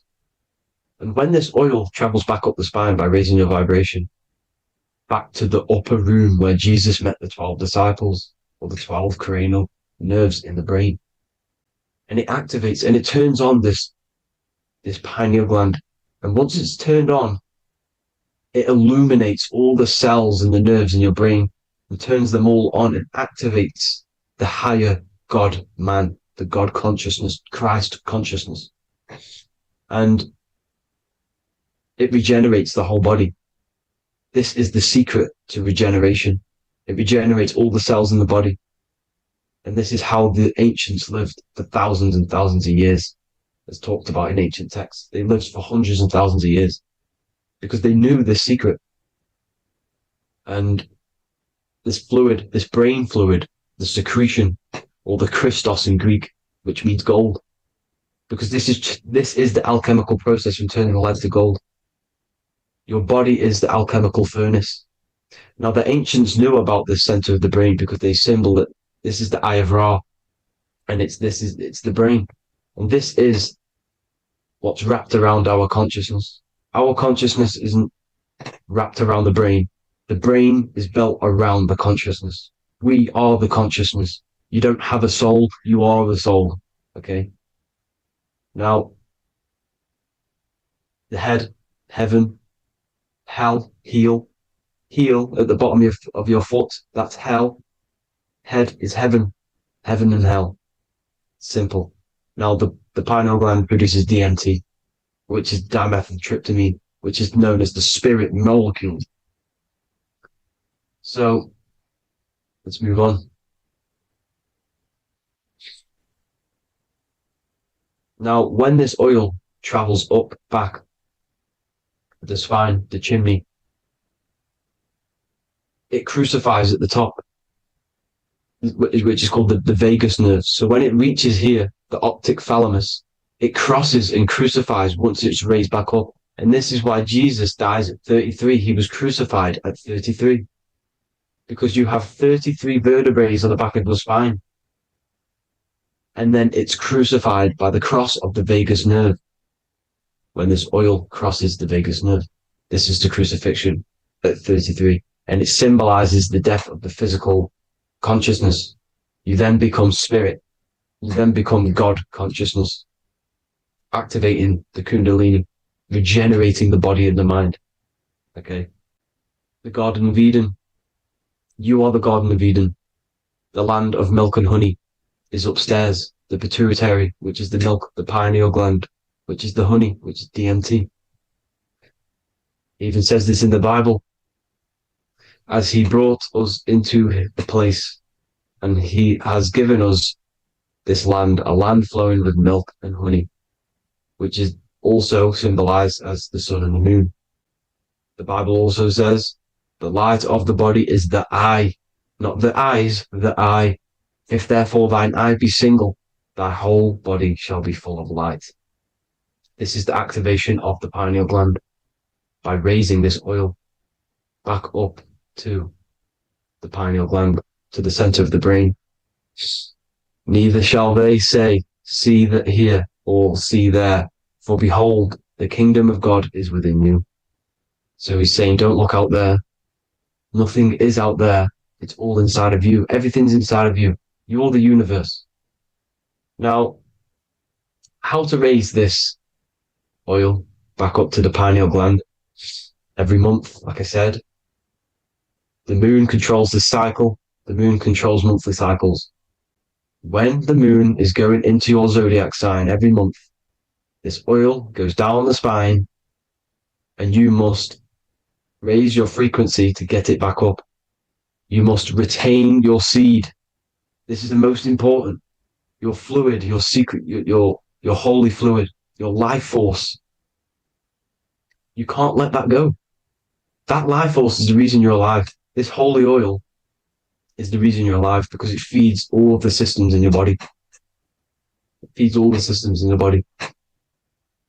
You have to retain your seed, alkaline diet, positive thinking and meditation. Okay? When you retain your seed, you will live longer. The moment you release it, you're killing yourself. You're killing a piece of yourself every time you release your seed. Every single time. You're killing a part of yourself. Okay? Now, this could be why this could be the illumination, the single eye on the Illuminati's symbol, the Freemasonic symbol, the illuminated eye. the triangle, which could symbolize the body, mind, and spirit, with the eye illuminated. Now, in the Bible, it talks about the two trees, the tree of knowledge and the tree of life. The tree of knowledge is the tree of good and evil, which is the most important system in your body, which is the nervous system. The nervous system, the most important. The tree of good and evil, and the tree of life, which is the cardiovascular system. Now, this oil, when it's released every month, feeds these two systems, and these two systems feed everything. Now, it's important you understand that. Okay? The ancients knew all of this knowledge. The Bible's telling you this knowledge, but it's in a metaphorical way. You have to understand the context behind it so you can read it properly. Now, eating of the tree of life, which is when it talks about in the Bible, eating from the tree of life is actually symbolizing a bad diet, ejaculation, because you're eating from these two systems. You're killing yourself with a bad diet. You're killing yourself with an ejaculation. Okay? So that's important to understand. Now, this is Jacob's ladder in the Freemasons. Jacob's ladder, which is the spinal cord, it's the stairway to heaven. And this is Jack and the Beanstalk when he goes up the beanstalk and finds the golden egg in the grey clouds. The grey clouds symbolize the grey matter in your brain. Now, the Garden of Eden talks about the 4 different rivers in Garden of Eden. As we see here, the North Pole map, the ancient North Pole map, because the center of the earth is the center of the torus field. Everything's the torus field. Atoms are torus fields. Everything's torus fields. You are the universe. Everything is within you. The North Pole is your spinal cord. This is why they say Santa Claustrum comes from the North Pole. This is the North Pole. And the Santa Claustrum is the center of your brain. Now, there's 4 rivers which come from the Garden of Eden. There's the blood, the Christ oil, which is the oil we're talking about, urine, and saliva. These are the 4 sacred oil, 4 sacred fluids in your body. And these are constantly abused in today's society. Also, these secret societies are targeting these fluids. Okay? This is why porn is free. They sexualize society through Disney. Go and look at some of the Disney movies. There's so many subliminal messages which sexualize these children because they want you sexualized. So you release your seed, which is one of the holy fluids in your body, especially your semen, your sexual energy. So important you retain this. So important because it's your life force. It keeps you alive. Okay. Now, let's recap on this. If you want to raise your oil every month, you can't just retain your seed for the month. You have to retain your seed forever. Don't just do it for a couple of days. You have to do it. It's a lifestyle. You want to become God consciousness, you got to do what it takes. It's hard in this society because this society is made around, it's designed to kill you pretty much. It's designed to keep you in these lower states of consciousness with all the bad food, the chemicals in the food, the chemicals in the water, the sexualized TV programs, sexualized adverts, sexualized TikTok and apps, videos, subliminally stimulating you because that is your weakness, sex. It's your weakness. Now, you have to retain your seed, meditation, and an alkaline diet. Why alkaline? Because acidic is low vibrational. This is the color spectrum. And what's the highest vibrational color? Violet. It's the lowest, red. You have to have an alkaline body in order to raise this oil. When you drink, when you have a bad diet, when you drink alcohol, when you smoke, this destroys the oil. It destroys the oil in your sacrum and it can't be raised again, can't be raised up. This is why it's so important. Without that oil, you don't live. That oil makes you live. It feeds everything in your body. It's crazy how we're not taught this. It's insane. But that is how you raise the oil, people. I hope you all gain some knowledge out of this video. And I hope this assists you on your journey, your spiritual journey. And please like and share this video. We need this knowledge out to the public to wake up humanity. Thank you all, people. God bless.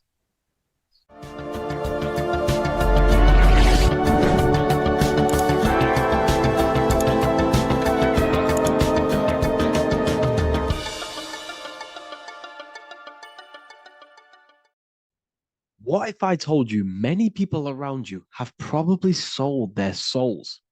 It's more popular than you think, and it's very easy to do.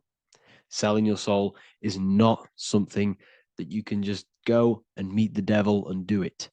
It doesn't work like that. But before I tell you exactly how you can sell your soul and how not to sell your soul, what is the soul?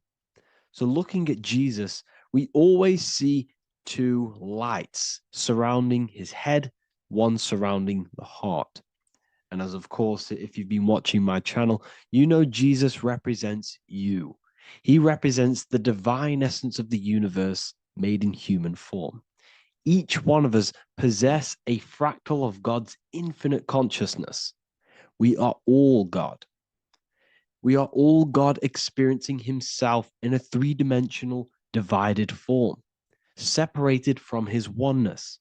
God wanted to experience himself, so he made this world.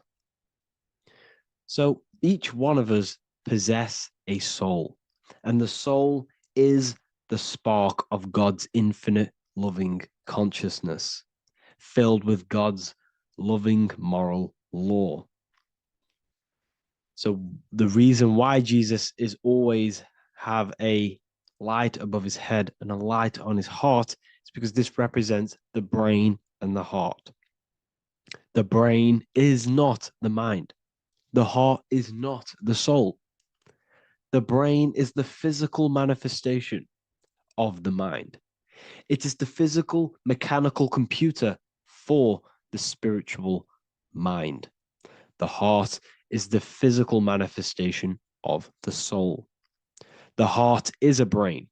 In fact, it contains 40,000 specialized cells, which are the exact same cells found in your cranial brain. Yes, your heart is an emotional brain. Your cranial brain is a thought brain. It's a computer. Okay? Everything that exists physically exists non-physically. This is what the ancients called spirit, just means invisible force. The mind, the thoughts are not made of atoms. You can't touch, you can't find tangible thoughts, imaginations. These things exist spiritually in metaphysical counterspace. It's the same with your emotions. The emotions are spiritual. They are not physical. You can't touch them.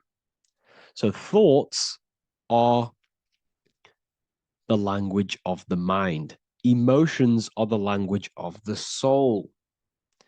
Sometimes we can become eluded by thought and we can become eluded by emotion. If we are led purely by emotion, we can create illusions in our perception. The same if we rely only on thought. We must balance these two. Okay? So the mind is the creator, the soul is the operator. Every thought we think is being judged by our soul. The soul is the judge. The soul tells you what is right, what is wrong. And even the Freemasons depict this spirit and matter in their black and white checkered boards. White is spirit, black is matter. Matter is dead, spirit is life. This is what this represents. Physical reality is not just physical. For every physical object, for every physical manifestation, there is a spiritual force bringing it into existence. Consciousness brings everything into existence. Before you kick a football, there's a change in your inner consciousness before you take that action of kicking the football. Everything exists in spirit before matter. You existed in spirit before you were physical. We also see this in alchemical Freemasonic artwork. This represents the clouds. This is the mind. This is the heavens. And then coming down into the heart, which represents the earth. The light entering the mind into the heart, because every thought we think is being judged by the heart. The heart speaks to you through emotion. The soul speaks to you through emotion. Every thought you think, your heart is telling you that is right, or it's telling you that is wrong. Why? Why is this? Emotions can guide us, okay? Emotions are the language of our soul. Our soul guides us to our soul purpose. Each one of us contains a purpose in this physical life. There is a reason you are alive. There is a reason why you came from spirit into a material reality. Your jealousy reveals where you need to be in life. If you are jealous of someone, this is your soul saying you need to be there. That's where you need to be. Your fear reveals your greatest growth in order for you to reach your life's purpose. If you fear something, this is your soul telling you you need to overcome this in order to reach your life purpose. This is the next obstacle. The soul, your life purpose is not found in your passion. It's found on the other side of your greatest fear. The soul's always seeking, it's always seeking truth. It's always seeking to expand, to learn. The soul must go through pain in order to overcome, in order to grow. That's why we are here, to grow and expand and create. We also see this in alchemical artwork. Again, the mind in the clouds, the heart and the soul. They must work in unity. Each one of us contains the spark of the divine, which is the soul. Okay? Which is the soul. This is the operator. God, generator, operator, destroyer. The generator is the mind. The operator is the soul. The destroyer is the body. Everything will generate, everything will operate, and everything will die. That's the Trinity, the Father, the Son, the Holy Spirit. There's always a Trinity, Brahma, Vishnu, Shiva. Okay, so each one of us contains God's law, and it's encoded within our consciousness, within our soul, within our heart. That is what's judging everything you do. Every time you hurt someone, you can feel it. If you've ever punched someone, you can feel it. You know it's wrong. If you've ever stole something from someone, it doesn't matter what you've learned in the past. If you steal something, you know deep down within your soul it's wrong.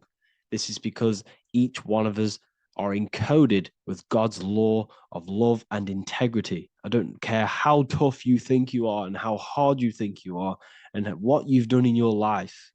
I don't care. You know what is right, what is wrong, because you are encoded with love. Does not matter how far your mind can take you away, how corrupt your mind can become. There is always a spark of love and empathy in your heart, in your soul. You know this when a child. When you're a child, you're not racist. You don't want to hurt anyone. You don't want to steal. As a child, you're pure love, you're pure awareness, you're pure. You would never think about being racist. It's the corruption of the mind that leads us to corruption. Our soul always wants to do good. So the soul is encoded with God's law. And when we go against this law, this destroys our body.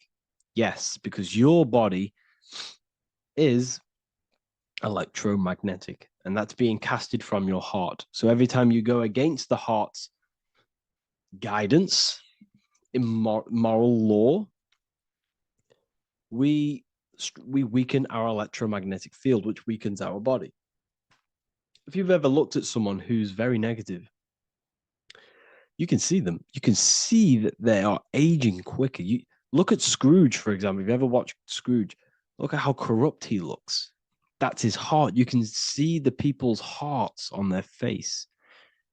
People who do negative things and have negative thoughts, negative emotions, you can see it in their eyes and their face. It's because it corrupts you. It corrupts the body. It ages the body.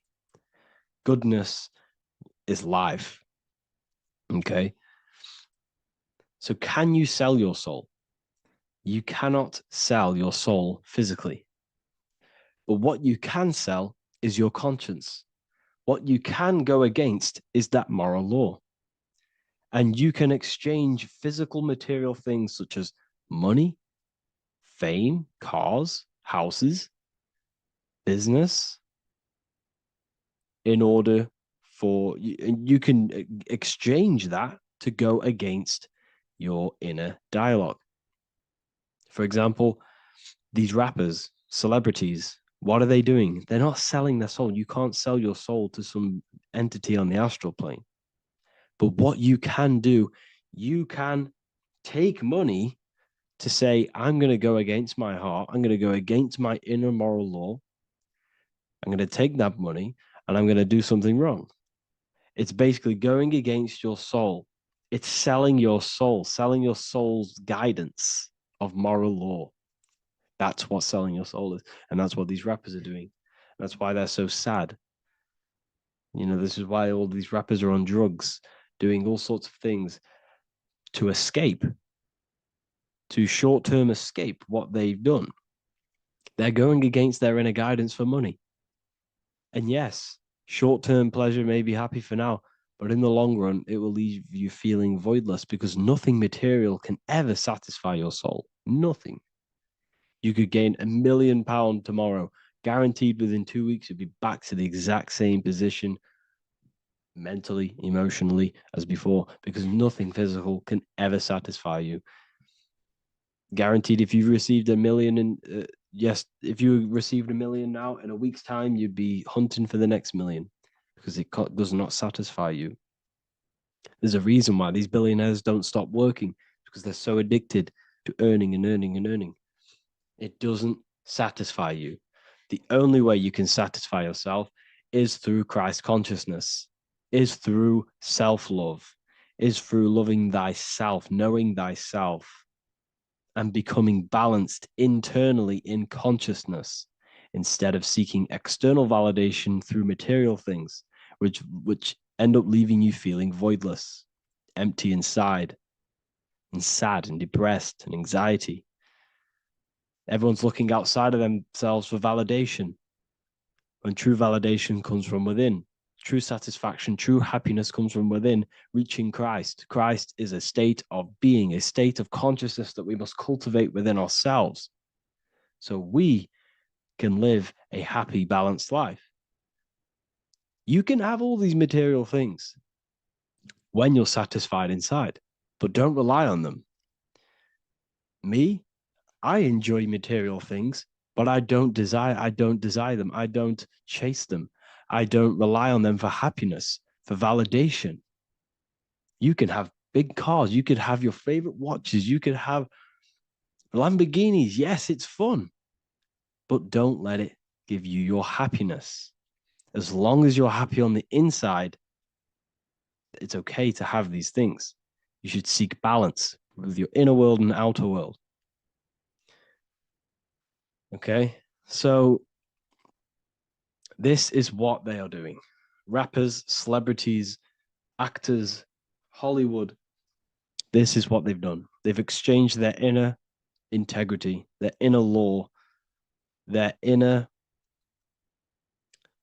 moral compass for exchange for material wealth, fame, money, and cars. That's what they've done. And power. It corrupts you. They slowly corrupt you. So yes, you cannot sell your soul. And if you wish to learn more, I'll see you inside Ethereal University with my community, where we are learning every day to master ourselves, to expand our consciousness. If you want to lucid dream, astral project, master yourself, create the desired reality you want, learn about human consciousness and your full potential, then Ethereal University is for you. And I'll see you inside. The link will be in the description. Thank you for watching. Matthew 21:1, Jesus went into the temple of God. Corinthians 3:16, do you not know that you are the temple of God? Now, what is this telling you? That God is within you. Hence why in Luke 21:12 it tells you the kingdom of God is within you. And the side of your head region is called a temple for a reason. Because the brain encapsulates the mind. The brain is a physical manifestation of the mind. The heart is a physical manifestation of emotion. So we have these different layers of our consciousness. We have an intellectual, communicative aspect of our consciousness, which we would call the mind. We have an emotional aspect of our consciousness, which is the heart. And to communicate with the divine, it's all to do with the mind. Hence why the ancients always symbolize the mind being God. This is why Michelangelo always placed God inside of the brain on top of Sistine Chapel in the middle of the Vatican. He understood that God is in the brain. God is within you, not outside of you. The church tells you that God is in the sky because they are creating a externalization of the truth to create a business and a distraction so that you don't find the divinity within you, so that you don't find your power. Now you have Adam, the physical man, the physical body, the ego, the lower self. And he is resting. He's not trying to reach to God, but God is reaching because the higher consciousness within you is always trying to communicate with you. It's always trying to wake you up to your divinity. But the lower mind, the lower self, Adam, the physical self, is always in ignorance of truth, always in ignorance, and stays in a materialistic way of thinking, which is the lower animal self. And this is what we call a sleep or an NPC. This is the lower mind of man. But all you have to do is to move your finger to touch God. You have to look within yourself, within the brain, meditate, and you can find God. This is why in the Bible we see many references to the human body and anatomy to truly connect with God. Kings 6:8, the door to the middle chamber was in the right side of the house, which is the right hemisphere of the brain. The middle chamber is the pineal gland, where the seat of your consciousness is, where the seat of your higher consciousness is, the mind. And they went up the winding stairs, which is your spinal column, into the middle chamber, and out of the middle chamber into the third. So they went up the winding stairs. This represents raising your consciousness up the winding stairs. Your spinal column acts as a stairway of consciousness. Depending on what sort of consciousness you are operating in, depends on what part of the spinal column you are using. Because the spinal column ascends and descends consciousness. What do I mean?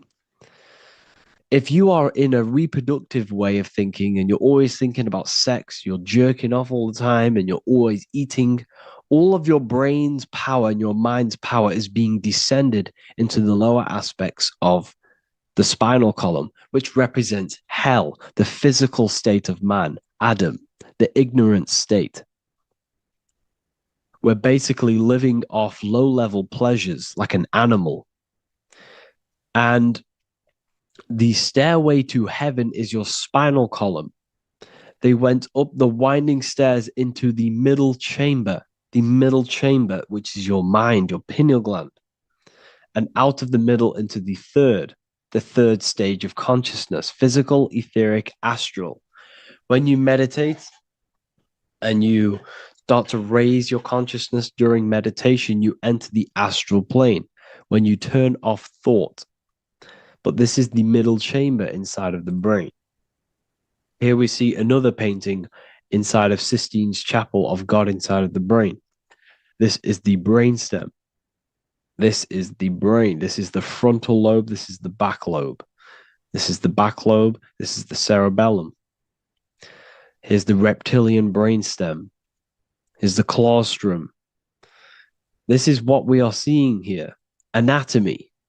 Here is another one in Sistine's chapel in the middle of the Vatican. This is depicting the brainstem. God's neck looks exactly like the brainstem. Here we see a real brain compared to God's neck, because the neck is just below the brainstem. And this is what they are symbolizing, because they knew that God is within you. God is a part of the human body. God is inside of the body, because the body is a vessel for consciousness, for universal consciousness. Inside of you, inside of me, is the same spark of consciousness. And this same consciousness is spread out into every living essence, because everything comes from the one source, the one God, the one consciousness.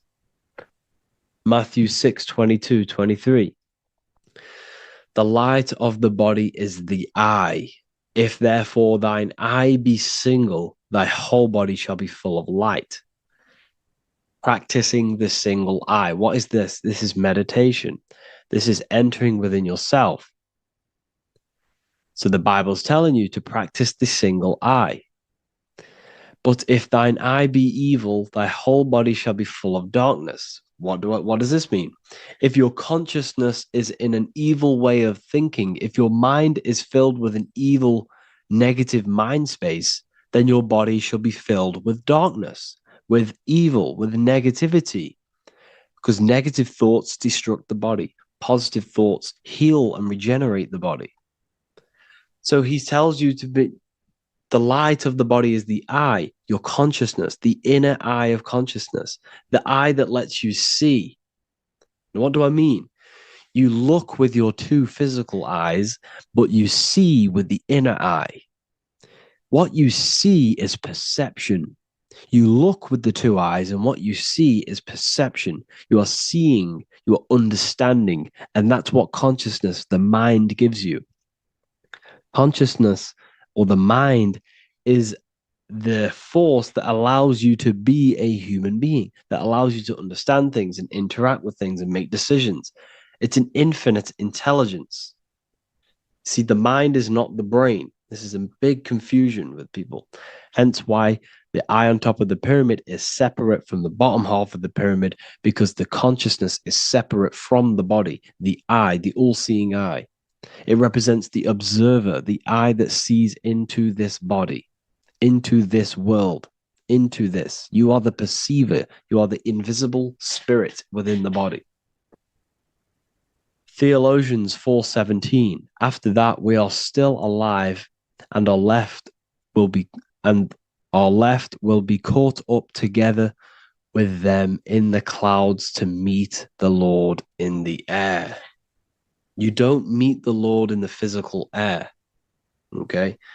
This symbolism of the ancient Christian artwork is showing you this is symbolic. These things never happened. There's no man in the sky. Moses didn't go on a mountain to meet with God. The air represents the mind. This is why you say you're an airhead when someone's very stupid. Earth is your body. Water is your emotions. Fire is your spirit. Air is your mind, the invisible mind. So Anton Mengs, an ancient Christian art worker, is showing you anatomy of God in the clouds.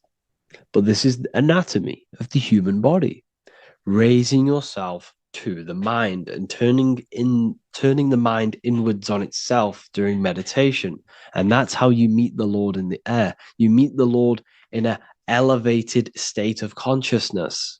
The air represents an elevated state of consciousness because the air is up.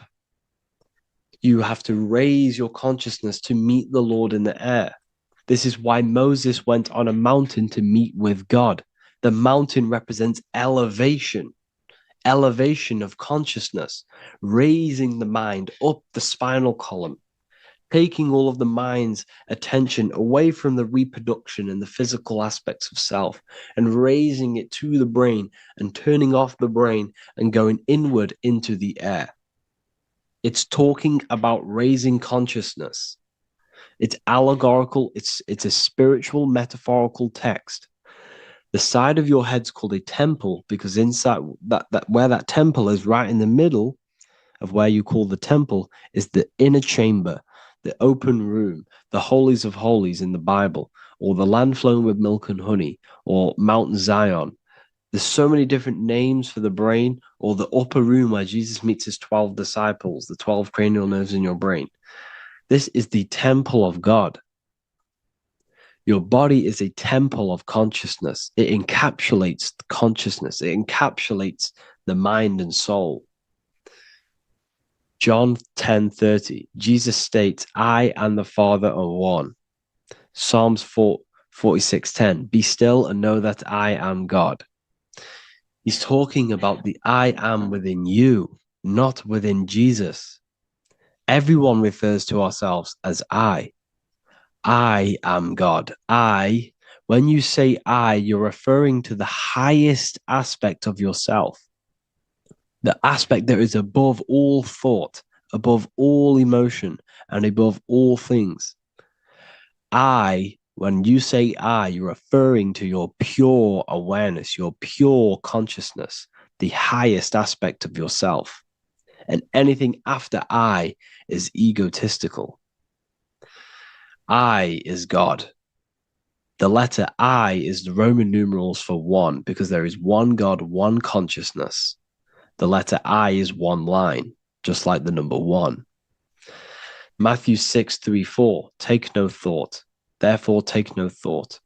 Take no thought. He says this 5 times because you must turn off the 5 senses and take no thought to connect with God. Be still. This is telling you to meditate and know that I am God. The I am within you. I and the Father are one. I and God are one. You, who you think you are, is a completely wrong. The body is matter.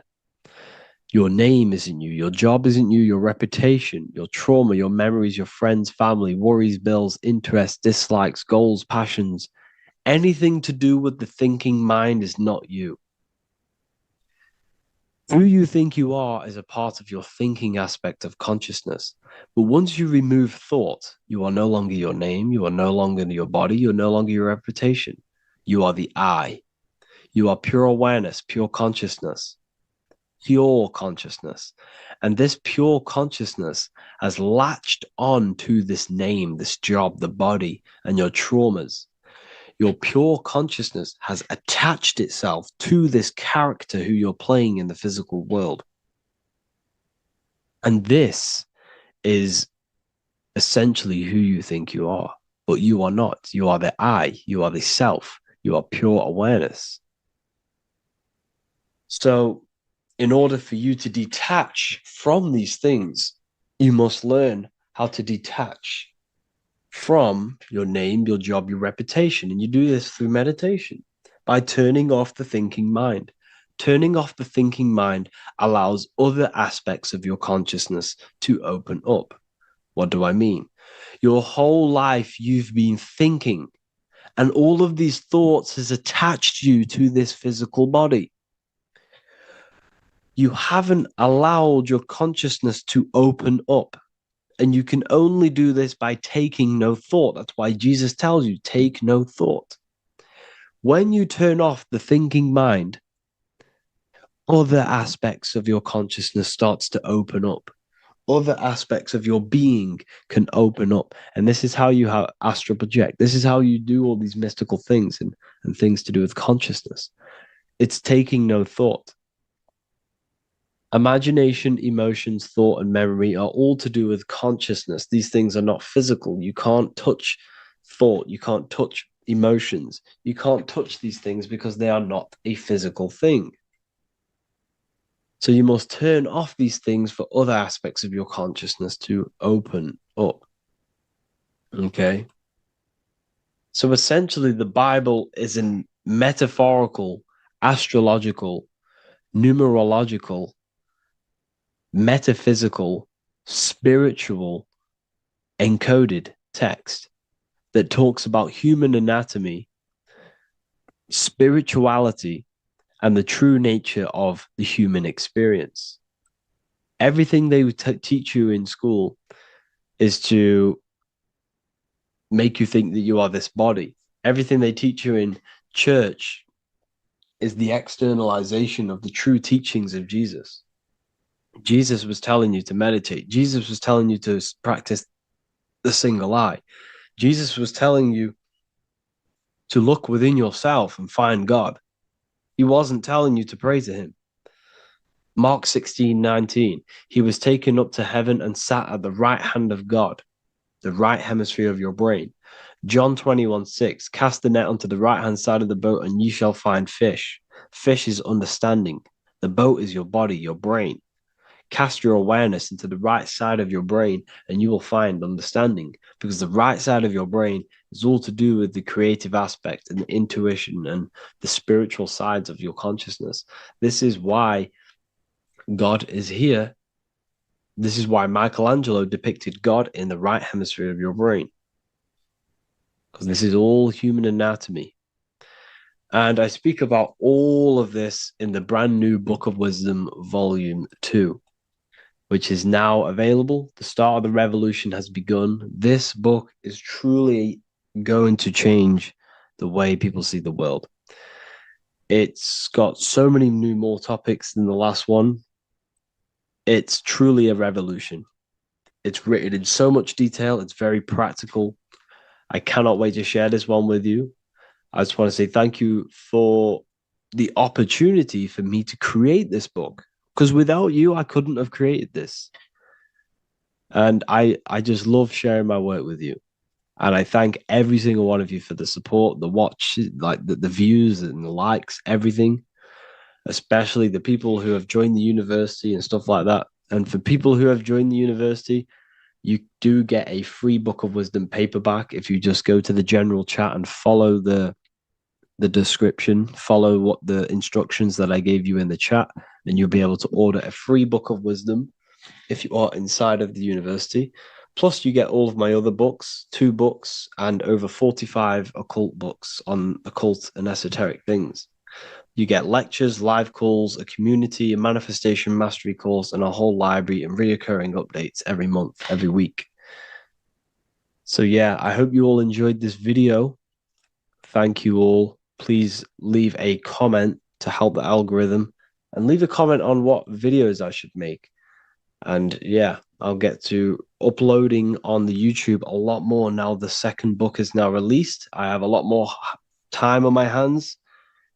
I'm no longer using my energy to create the book. I'm now going to redirect this mental energy into the YouTube.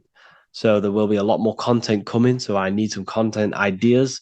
So feel free to comment some ideas, some YouTube videos that I can create. Thank you all, people. Have an amazing day. Mentalism, conscious and subconscious mind. You need to understand that the mind is the root and the cause of all reality.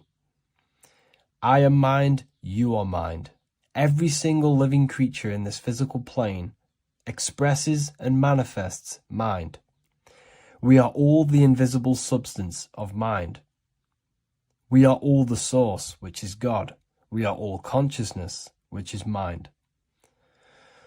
Before we manifest something physically, we manifest it within the realm of thought, which is the mind. Thought then manifests into astral imagination. This then gives energy within the etheric plane. Then we manifest it physically within the material effect world. Everything begins in the mind, and this is why the government are called government. The word men comes from the Latin word mans, which is an English translation for mind. We see this word in entertainment, government, mentality. It means mind. Govern means control. They are controlling the mind through information. Information creates perception within our minds, and so do the words that we use and the language that we speak. It all creates perception within the mind. It is our perception that creates reality, and our reality is a level of realization. Your reality is realization. Everything begins in the mind. This is why they are controlling your mind through many different things. Okay? So essentially, they understand how the mind works. So this is why they manifest all things through mentally and not physically. Okay? You have a conscious and a subconscious mind. The conscious mind is what you are consciously aware of. It is the 10% of your mind. It is the mind that keeps you alert. A part of your conscious mind is for survival. A part of it is your visual field. A part of it is your just five senses. It is basically what you are consciously aware of right now. Your subconscious mind is the 90% of your mind. The subconscious mind is what holds all of your memories, your programs, and all things that you have ever experienced is all stored within the subconscious mind. It is this part of you where you draw memories from, where you draw your words from. I am consciously speaking, but the words that are coming out of my mouth are not thought about consciously. They are coming straight from the subconscious mind, where all programs and memories are stored. It is essentially this part of the mind which is manifesting our daily basis behavior. Because the subconscious mind stores the programs which we are operating our life off. For example, if you tie your laces, you do no longer have to consciously do them. Your hands literally just know exactly what to do because you've done it that many times. So essentially, you create these programs within your subconscious mind through repetition and emotion. These are the two main ways your subconscious mind is programmed and installs things that you do on autopilot. The subconscious mind, like I said before, manifests 90% of your daily basis actions and 90% of your daily basis thought patterns. For example, if you were in a car crash 10 years ago and you had a very traumatic event, that car crash and that emotion that you felt in that time impressed your subconscious mind with a program. And even to this day, 10 years later, you are still wary about entering cars because of that program. Even though you may be not thinking about the car crash, you are still wary about entering cars because of that program, because of that emotion impressed upon the subconscious mind.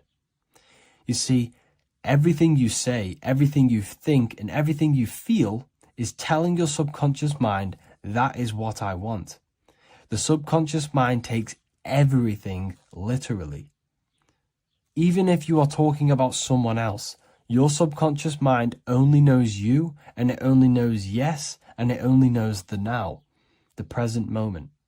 So this is why the golden rule back in the ancient days was treat others like you want to be treated. Because the way you treat others is telling your subconscious mind that is how you want to be treated. And this will create subconscious programs within you, affecting you. So, before you go to sleep every single night, what you want to do is to impress your subconscious mind with thinking and feeling of something that you want to become. Become that reality. Think and feel that reality. And by doing this, you are impressing your subconscious mind, and you will wake up in the morning with ideas. Because when you install a program within your subconscious mind, like I said before, it manifests into at least 50% of your thought patterns. So let's say I created a program within my subconscious mind of how to become financially free.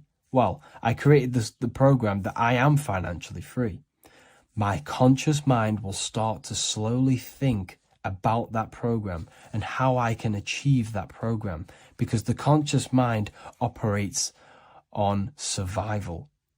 So if you create a subconscious program of I am financially free, your survival conscious mind will start to operate and think and act on this program subconsciously.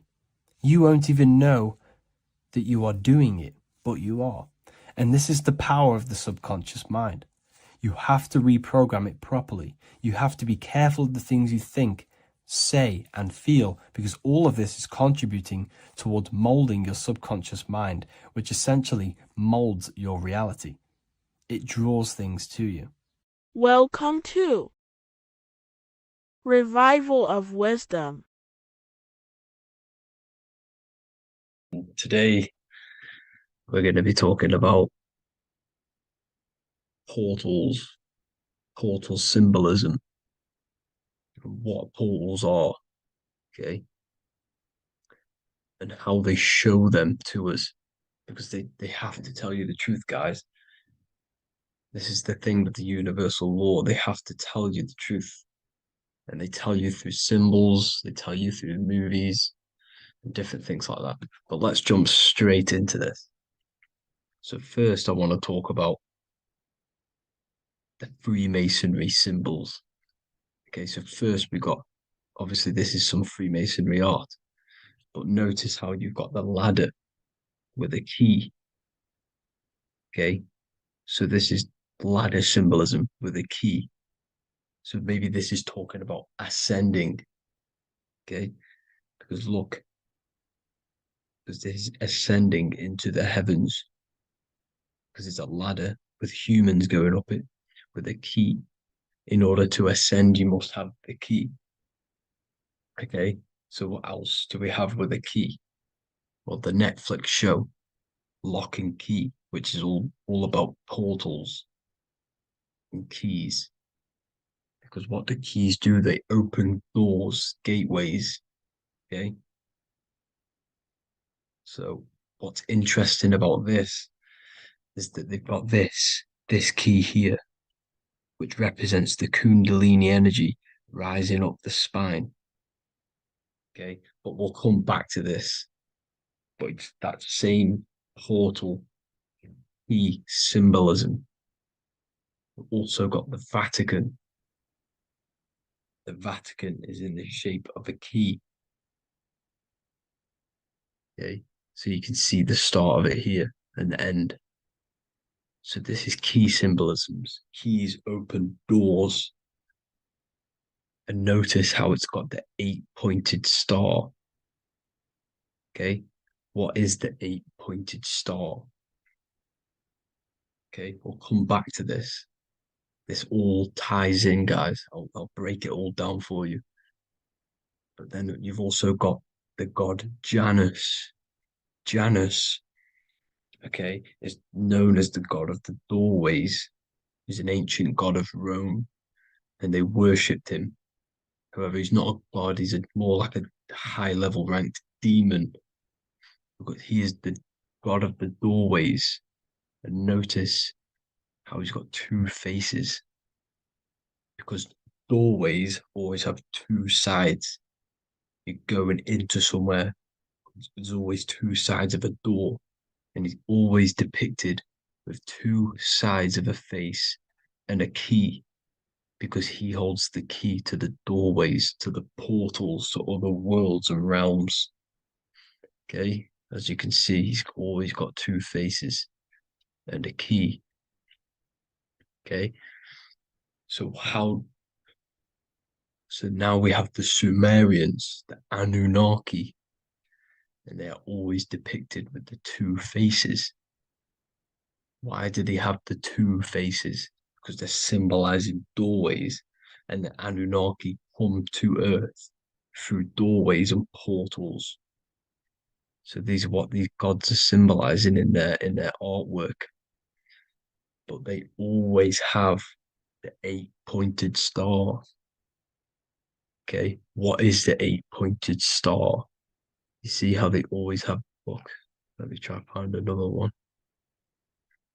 It's the 8-pointed star. This 8-pointed star is Polaris. Okay, Polaris, just like the Vatican has the 8-pointed star with a key. Polaris is the center star. Polaris is a fixed star, it doesn't move. Okay, so the Anunnaki's symbol is also the 8-pointed star. So this is symbolizing the portals and doorways that they come through in order to get to the earth. But Polaris is that center star which does not move. It's always symbolized with the 8-pointed star, just like a compass. Why is a compass the eight-pointed star? Because at the center of our realm is where the most electromagnetic energy is stored. As you can see, we have an aura field, an electromagnetic aura field. So does the Earth. And in the center, so like our heart, for example, is where the most energy is stored.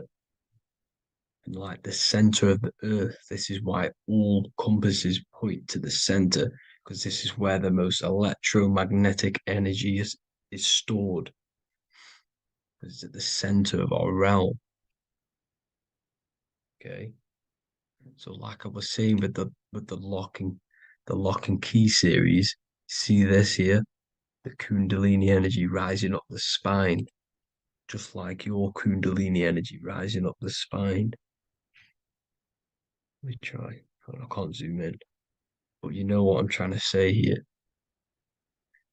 Let's go back to Polaris, because at the center is where pole. Can you see the pole of electromagnetic energy? Polaris, the North Pole. It's symbolized. The truth is in the words. It's like a pole of electromagnetic energy. And this is where the aurora borealis comes from. Notice how it's got the word aura in it, because it's the Earth's aura, electromagnetic field, just like you have an aura, also known as the northern lights, because it's coming out of this center hole in the center of our realm, where the black sun is. And this is where the electromagnetic energy is coming up from. And this is what the aurora borealis is, or the northern lights. It's just electromagnetic energy. And it's symbolized through our symbols, the original O, okay? Because it's like a pole through the middle, Polaris. So this Polaris is the sky vault. It's the portal into this realm, because this is what the Anunnaki are always talking about, always symbolize it with the eight-pointed star. And just like a compass is the eight-pointed star pointed to the center, to Polaris. Okay. See here on the Sumerian tablets with the eight-pointed star again. And how we know it's talking about portals with this eight-pointed star is because CERN 666 are opening up portals to the underworld, letting in demonic entities into this realm. How do we know it's a portal? Because their Hydro Collider has 8 points, just like the eight-pointed star. So they are creating synthetic portals to the underworld to let these demonic entities into our realm. But what is the key? Because if we're talking about ascending through Polaris, notice how here on the masonry art, this luminary here, so this is the sun, that's the moon. This is Polaris because it's a luminary with what? 1, 2, 3, 4, 5, 6, 7, 8 beams coming off the luminary, just like the eight-pointed star.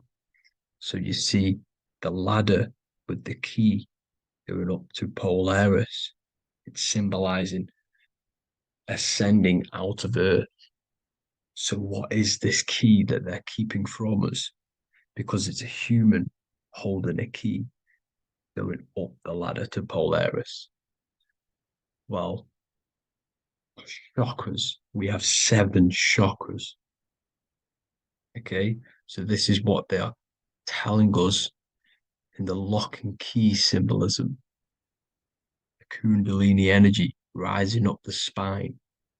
Okay, just like they have 33 vertebrae on the back of your spine. Okay, this represents the Kundalini energy going up your 33 vertebrae. just like in masonry has 33rd degrees. Okay. So what is the key? Your chakras. Your chakras have to be unlocked. Okay, you have to unlock your chakras. And you can't unlock this one without going through this one. You have to go through them all. It's like a ladder, just like Jacob's ladder. You can't go from the bottom to the top. You have to unlock each one. Okay, just like you have 7 chakras, you have 7 layers of your aura.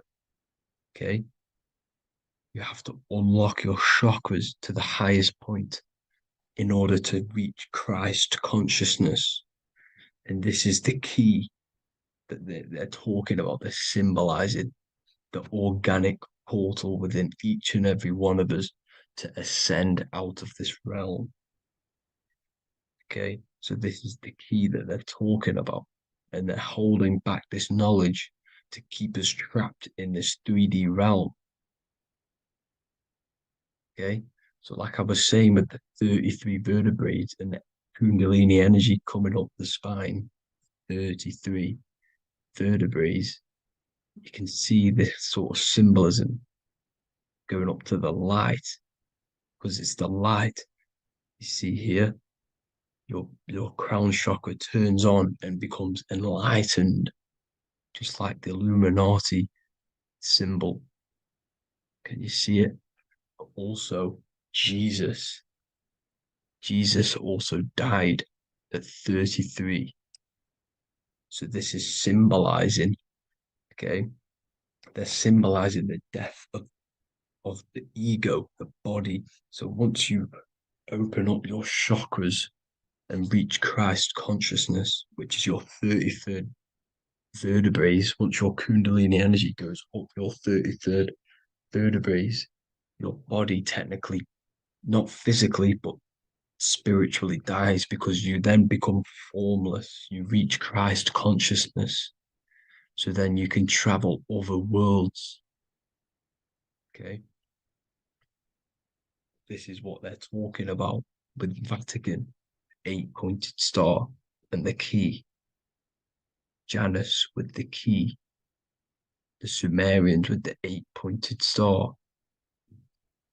Anunnaki, the 8-pointed star. Polaris, 8-pointed star. So Polaris is the way out of this realm, which is at the center. Pole, North Pole. Okay. So the key is that they're hiding from us is the knowledge to unlock our chakras. Okay. And without this knowledge that they keep from us, is trapping our souls in this reality to keep reincarnating. Okay. Well, thank you all for tuning in. I'm going to leave you all there. Make sure to leave a like and a comment in the comment section. Let me know some topics to talk about so I can break it down for you. God bless you all. By the end of this video, you will understand the 3 expressions of consciousness, how to use them to create the life you truly want. You'll discover the hidden meaning of the word God, the secret power of the number 3, and how consciousness itself is the key to your reality. We have 3 main expressions of consciousness. We think, we feel, and we act. God is 3-fold. It stands for generator, operator, destroyer. The generator is the mind. This is what thinks, generates ideas. This is the beginning of all creation. This is the first expression of consciousness. It is the first form of consciousness, not a physical form, but a spiritual form. Then we have the operator, which is emotion. When we think something, if we have care or any emotion towards it, then we take physical action. The body, the destroyer. We think, we care, we act. Thoughts and emotions are the 2 spiritual forces which merge together and give birth to actions. Think about it. Why are you watching this video? Because you had a care to watch the video. Therefore, the reality in front of you is because you had a thought, You had a care, you took action to express that reality. Everything goes through this threefold process. This is why we say follow your heart, because the body does follow the heart. We think something in the mind, we feel something in the heart, and the body takes action towards it. Everything operates on the care energy of the heart. The body follows the heart. If you do not care about something, then you do not act towards it. It is the care energy that guides our actions in this world. Going back to the generator, the mind is a part of the mental plane, the infinite dimension of infinite information. There is no limitations in the mind. Everything already exists as a piece of information or a thought. This is the beginning of all creation, the spark of creation itself, thought, the mental plane. And our mind exists like a radio, our conscious mind. This is why we call it a mindset. What we set our mind onto through attention, mental attention, whatever we set it on, we receive thoughts that are very similar to what we set it on. The mind is like a radio, and whatever we tune that radio to, we receive that frequency and play that song. So if we purify our minds through ritual work, meditation, and affirmations, the mind can become a temple to receive higher thoughts, higher ideas, and better genius ideas. Going back to operator, this is the Holy Spirit.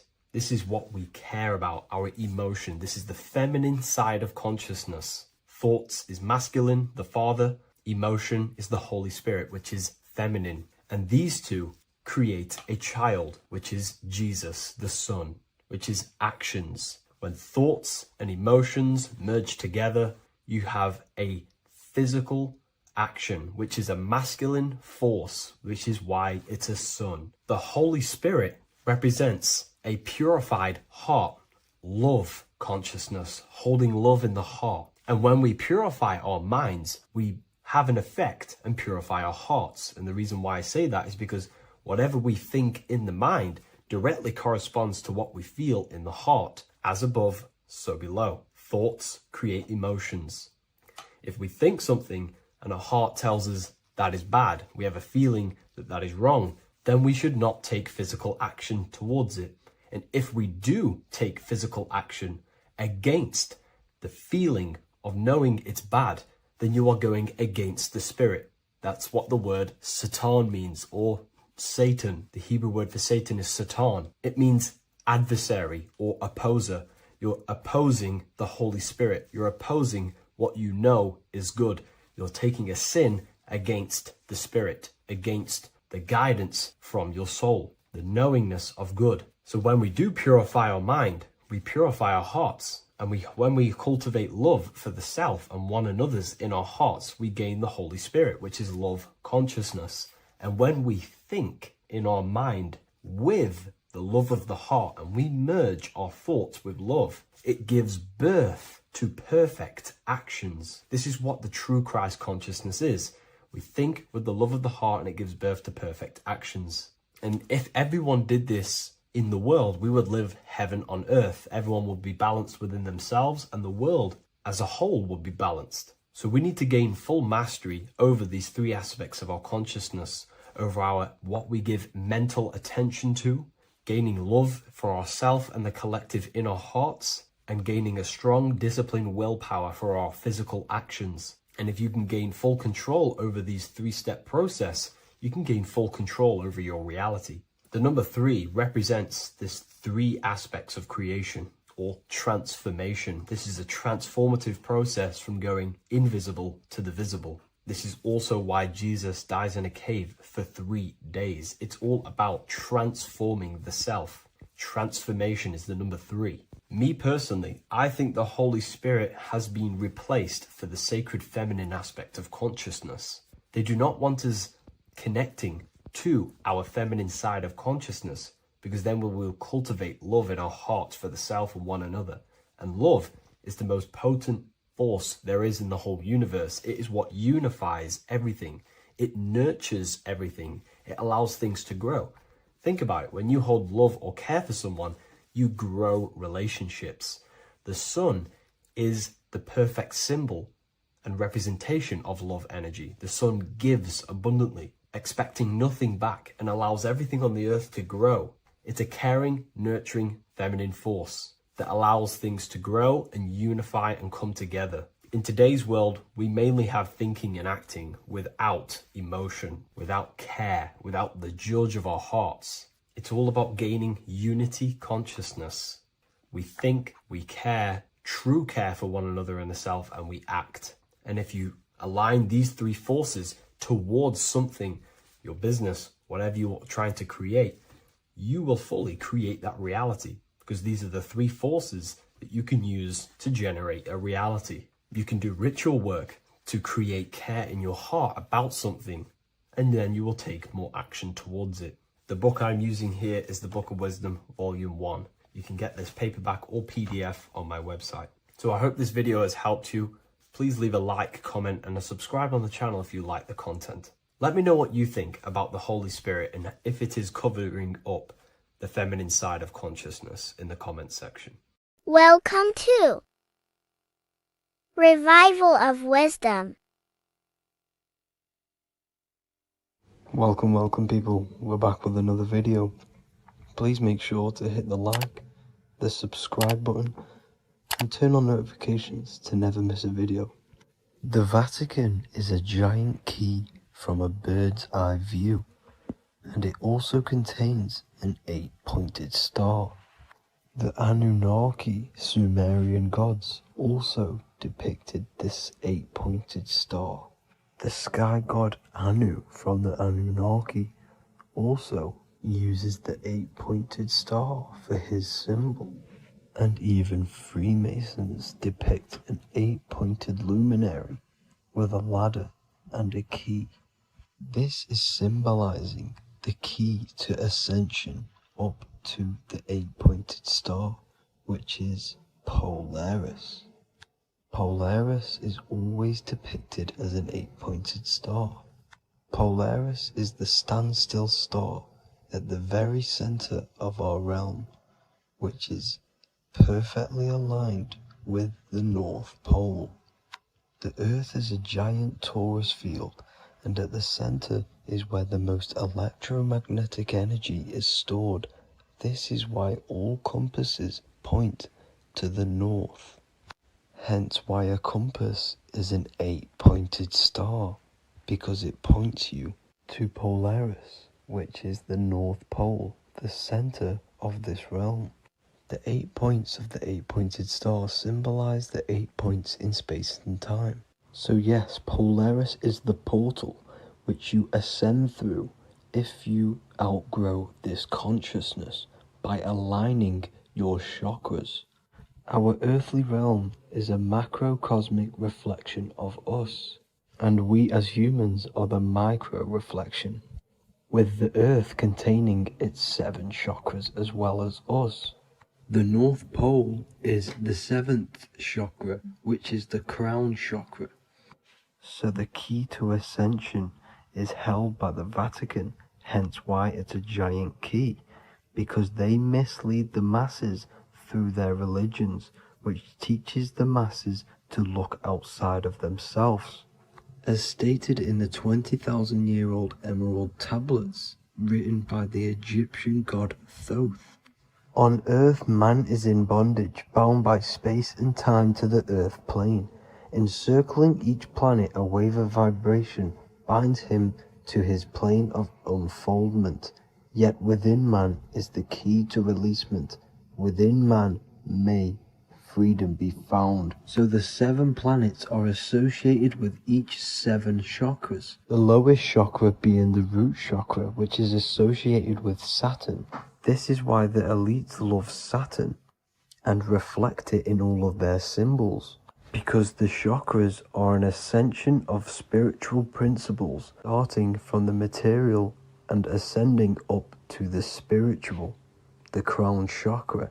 However, evil love bondage, and they are trapping souls in the physical realm by stopping and provoking the ascension process.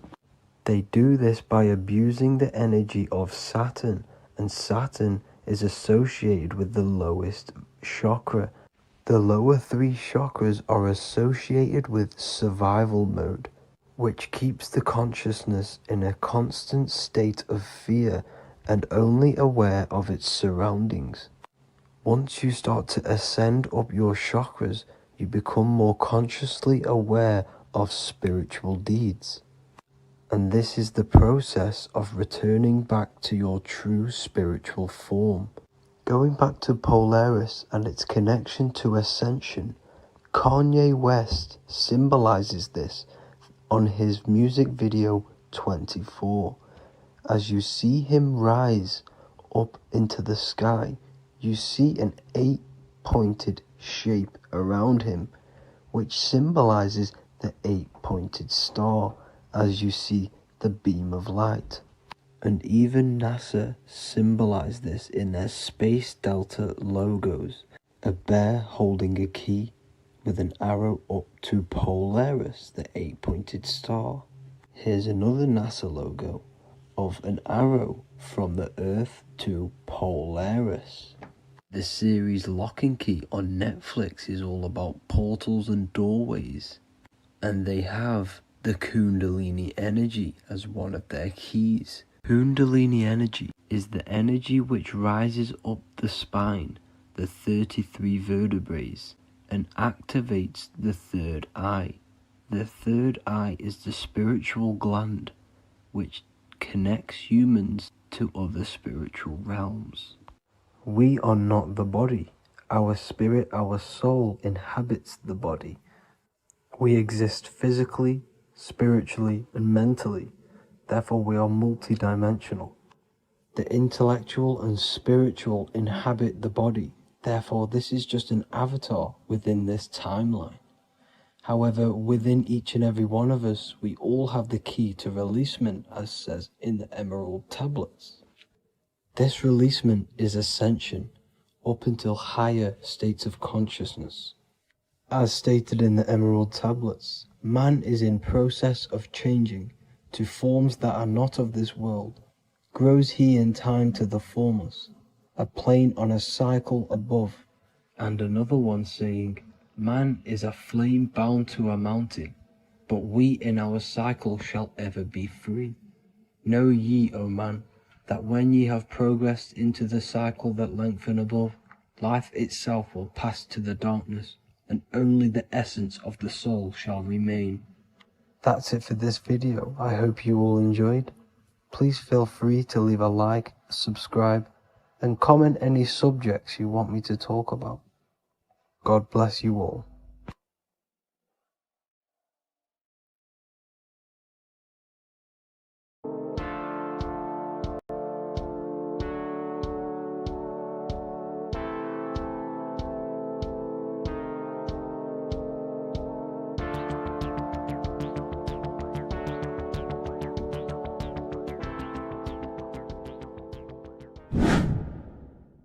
Welcome back, people, to another occult lecture by Revival of Wisdom. Today we're going to be talking about magic and how it's being used on us for the New World Order. Magic has the word mag within it, which is magnetism. Magnetism is the force. Magic is influencing forces, natural or supernatural forces, and using it for a certain agenda to gain something out of it. Now, magic is not what everyone's being thought. It's not some sort of fantasy thing. It's actually very common, and we all do it, whether you believe it or not. Magic is all to do with the mind. As I said, always say in my lectures, your mind is what creates matter. Your mind is what creates your external world. So it's all about manipulating and planting seeds within the mind, because your mind is a garden, and thoughts and words are seeds which are being planted in that garden. Your life, your physical life, the people you have in your life, your friends, your car you own, the job you have, is all a reflection of the thoughts that you've been thinking in the past. You are where you are in life because of the thoughts that you've been thinking. Therefore, your life is a direct reflection and manifestation of your mind, the Garden of Eden. Okay? The mind is what they are targeting. What you see, say, and hear has a direct effect on your mind. Me talking to you is influencing you. The words I'm saying is planting seeds within your mind. Now it's up to you to consciously act on these thoughts or these words, or to maintain these words. As above, so below. As within, so without. What's inside of me is outside of me. What comes into the storehouse comes out of the storehouse. You have the left, you have the right, you have the up and you have the down. As above, so below. Whatever is in your mind will be expressed in some sort of way, consciously or subconsciously, spiritually or physically. The mind is what manifests everything. And this is what we need to understand. We need to understand is that the mind is not physical. All things spiritual manifest physical. All things seen come from the unseen. The words you're thinking, that everything you have is coming from the unseen. The actions that you do come from the unseen mind. Another expression for as above, so below is you are the universe itself. You are a universe, a mini universe. But just because you are mini does not mean you are the whole thing. If I take a little piece of infinite, let's say there's an infinite light source. Let's say I take a little chunk of that infinite light source. That little chunk I took is still infinite because it's been taken from infinite. You are the universe. Your awareness, your mind is the universe. It's information. You are the universe experiencing itself. This is why we say we are all God. As above, so below. What is in me is outside of me. The sun, the physical manifestation of the sun is your soul.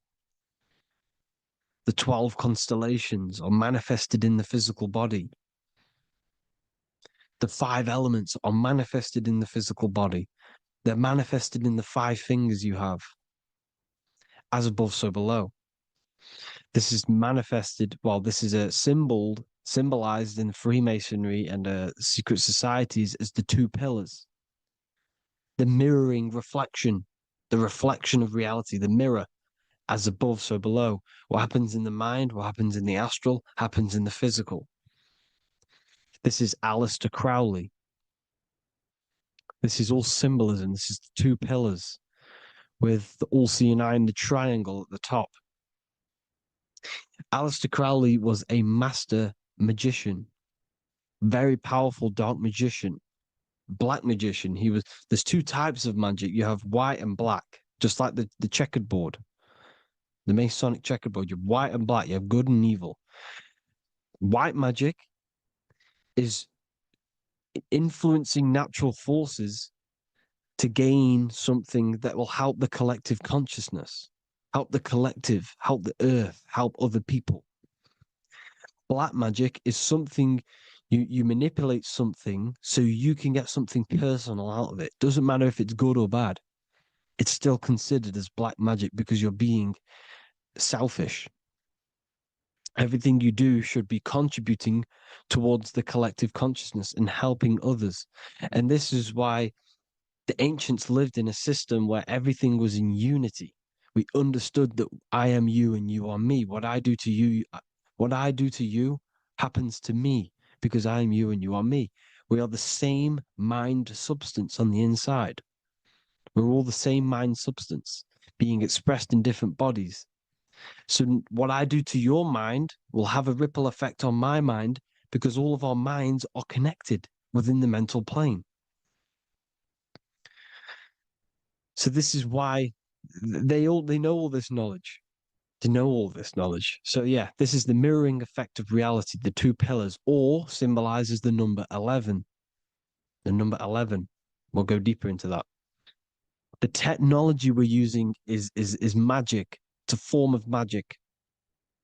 Television is tell a vision. They're telling a vision into your subconscious mind, into your memory. And when you turn on the television, you get a program because they're telling a vision to create a program within your subconscious mind. You see, the conscious mind is only 10% of your mind, which is to do with your, what you're aware of, your five senses. What are you consciously aware of? Well, I'm aware I'm here, I'm talking, I'm aware of what I'm wearing, the five senses, what I can hear, taste, smell, hear. What I'm wearing, I'm aware of what I think of. But the subconscious mind is the 90% of your mind. It's the hidden part of the mind, which is telling your heart to beat, telling your body to breathe. It's storing all of your emotions. It's storing everything you see, storing all the belief systems that you have. It has everything. It stores all of the habits you have, the values. It stores everyone's name that you know. All the words that I'm speaking right now is all coming out of the subconscious. Everything is subconscious. And it literally manipulates 90% of your daily basis behavior. Most people don't know this. What you did yesterday is what you will do today because of these beliefs and mental programs within the subconscious, stored within the subconscious. So the subconscious is what they're aiming at. They're trying to create programs within the subconscious because the subconscious manifests 90% of your thought patterns, 90% of your actions and words. They know all this stuff. So the subconscious mind is the most powerful part of the mind. Another way the subconscious manifests and influences your life is, let's say you were in a car crash years and years ago, 10 years ago. Let's say you're in this car crash, right? And you really hurt yourself. The emotion you felt in that time when you were injured in that car crash had a great impression on your subconscious mind. You see, the stronger you feel something emotionally, the stronger impact it has on the subconscious. You can remember and recall that moment and very vividly because of the impact it had on the subconscious. Another, for example, you become that terrified of cars that it manifests into your life today, that you are wary to go in certain cars. You don't want to go in cars at all, maybe, because of that moment that stored within the subconscious. And it will manifest into anxiety. It will manifest into not going into cars. It will manifest into depression, maybe. These things, these emotional, very emotional, traumatic events have a great impression on our subconscious and they control your life. This is why you need to meditate and let go of, go deep within yourself and let go of these internal, deep emotions that you may have repressed and keep pressing down and ignoring. But you need to address it and let go of these subconscious impressions you have, which are controlling your life, like anxiety, depression. All of these things are stemming from things that are stored within your subconscious years and years ago, more than likely. Broadcasting. They're casting spells to a broad audience, to news, north, east, west, and south. They're casting spells. No, if you watch the news, everything's red. Breaking news in red writing or the red background, everything's red. Why? Because red's the root chakra, which is all to do with survival. They want to stimulate this root chakra because they want you down there in survival mode. They want you in survival mode because you're easier to control. They control out of fear. And not only they're casting these spells as if, because most of the things they cast in the news hasn't already happened. They're constantly bombarding you with there might be a war breaking out, war this, war that, kill here, kill there, murders. It's impressing, it's casting spells on your subconscious mind. So when the event does turn up in real reality, in physical reality, you're less emotional, you're less surprised. You're not as surprised because you've already heard it before. Your subconscious has already heard it all before. If you never heard of a war and then a war broke out, you'd be going crazy. So they subtly program your subconscious mind through the words, because the words they say is impressing your mind. It has an effect on your mind, which will have an effect on your behavior, your words, your conversations you have with people. They're casting spells to north, east, west, and south on the tell a vision. They're telling a vision by broadcasting, by saying spells. This is why we call it spelling. Even the word, listen, the words we say cast spells. Bless. Oh, bless you. That's be less. The subconscious mind only picks up literal things. You see, when I say bless you, your conscious mind picks that up as, oh, thank you, you're blessing me. But your subconscious picks up as be less. You see? Because the subconscious it has no filter. It's just, it is what it is. Everything is factual in the subconscious. Therefore, if I call you an idiot, your subconscious, my subconscious will think I'm talking to myself and calling myself an idiot, and it will take that as true. That is truth. Everything is truth within the subconscious. And the subconscious manifests your behavior. The devices this is the biggest one. Black scrying mirrors, device, the devil's vice, the device. Okay? Black scrying mirrors, black screen is scrying. Black scrying mirrors were used to communicate with spirits within the astral plane in the medieval times. They're still being used now by black obsidian mirrors. And look at your phone, it's a black mirror. And there's some sort of, I'm not saying this is fact, but personally, I believe these are portals for spirits and ethereal entities to come into your life, to come into your surroundings. So this is the next big thing: the TVs, your iPhone, your iPod, all black mirrors. And mirrors are very, very powerful. Even just a normal mirror. Mirrors have an effect. Whatever you say into a mirror, what you say is energy. And when you say something into a mirror, you're saying it into yourself. It's an infinite cycle of words of energy because it's being reflected infinite times. When you say something into a mirror, it has a massive effect.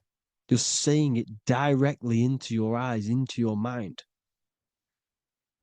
So what you say in a mirror should be said with precaution. Never say anything negative into a mirror, because mirrors are very, very powerful ways for you to reprogram your subconscious mind for the good. You can say very positive things into mirrors and it will reprogram your subconscious mind. Okay? Manifesting is all magic. It's all magic. Everything is magic. But consciously doing it is what they're doing. They hid this knowledge. Your phone is magic. It manipulates your mind. The iPhone, Okay. See, magic isn't all of this with wands and see, Harry Potter, okay, that was created to give you this perception of a mystical and amazing form of magic with magic wands and all sorts of stuff like that. Yes, that stuff was true when the collective conscious minds were on a higher level and our belief systems believed in these things, because the universal mind, all of our minds contribute to reality. If the masses don't believe in magic, in if the masses don't believe in a certain thing, it's going to have an effect on physical reality. So when the collective minds are higher and have more open minds, things like Harry Potter can come true. See, it's all in the mind. The iPhone, the eye is the symbol for the mind, the invisible intelligence. The triangle is the ethereal plane. Okay. So the eye in the triangle is the eye that sees into the beyond the ethereal planes. The square is the physical plane. So the iPhone, your phone is a black box, just like the Saturn black cube. It's a black mirror. It's taking photos of you every 2 seconds. And it's a it's a it's your mind. Your mind is in that phone. Everything you like, everything you text, everything you type in Google, everything you say to someone, every conversation is all recorded on the phone. Therefore, it is a direct reflection of your mind. Your mind is imprinted into your phone because your mind, everything you think in your mind, you're manifesting into typing, saying, taking pictures into the phone, and it's collecting it and storing it. And what they're doing, and this is for all forms of magic, it's manipulating the mind. It's all manipulating the mind. Reels, Instagram, TikTok, this is all dopamine. It's all controlling the mind. Every like you get, every follow you get, every share that you get is dopamine within your brain. They're literally targeting your brain and mind. It's all manipulating, because what they're pushing through the phones, through the media, through the news, through the televisions is visions and programs. You are the one manifesting the New World Order. They're not manifesting the New World Order. They're giving you the information so you can manifest the New World Order. Everything they say is contributing to your mind. For example, digital money and all the information they put out for you to see is contributing to your enslavement. Your mind is manifesting the New World Order. They know this. They don't manifest it. There's billions of us. We could easily run over them physically. But on a mental level, these people have the knowledge and they hide it from us and they let us manifest reality because we are the collective. They give us the information which manifests their agenda. It's all magic through the phones, the media, the television. So your phone is a manifestation of your mind. It's a record of your mind. Hollywood, holly tree, holy tree. They used to make wands out of holy trees, because it was the most holiest wood, the best for casting and transmitting energy. So they used holly trees to cast spells. That's what Hollywood is. And in Hollywood, they have the red tear, the blood drop next to the Hollywood sign, because it's all satanic. They're all black magicians. They use Hollywood to cast the spells through the music, through the films. You see, music is a form of magic. All of this is magic. Everything they do is a form of magic because they want an agenda behind it. But it's not black magic. They're letting us create our prison. This is what you have to see. Yes, they're evil, but they're not doing anything evil, or else they would face the karma. They let us manifest this agenda through giving in the information, by telling you what's going to happen in the movies. Everything that happens in a movie, it's all there on purpose to program your subconscious, to plant a seed within your garden, your subconscious, your mind. Because when the mind is already seen something, when it comes up and turns up in physical reality, you will be less shocked and you won't rebel. So they lure you slowly. They make you aware of these things over time. They make you gradually think it's okay. Like the technology, we never used to use these phones. How did we become so addicted and reliant on them? Well, because first they gave you a little flick phone. Well, no, sorry, they gave you a phone in your house, and then once you got used to that, they say, "Oh, here's the newest version of a little flick phone." You started texting your friends. Everyone was loving it in high school. They could now meet up without saying, "Let's meet on the weekend at this point at this time," like your parents probably did, or maybe some of you watching this, you probably had to tell your friend to meet on the weekend at a certain time because you had no way of communicating. So everyone got these phones and got addicted to them. Then they slowly got addicted to the new iPod with the touch screen. Now they invented touchscreen. Then everyone got addicted to touchscreens. Then because all of this is producing dopamine in the brain, which creates you to become mentally addicted to things and physically addicted, chemically addicted. Because dopamine's a chemical. Your subconscious becomes a program within your subconscious, and your body becomes chemically addicted to these phones.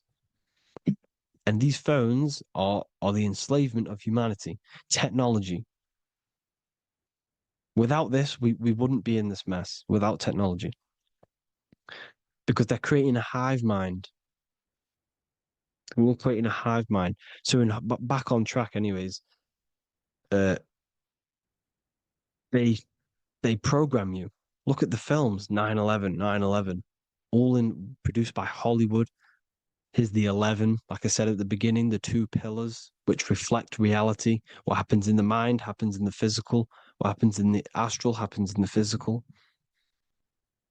Okay, what happens in the physical happens in the mind. It's the two pillars, the mirrors. 9/11.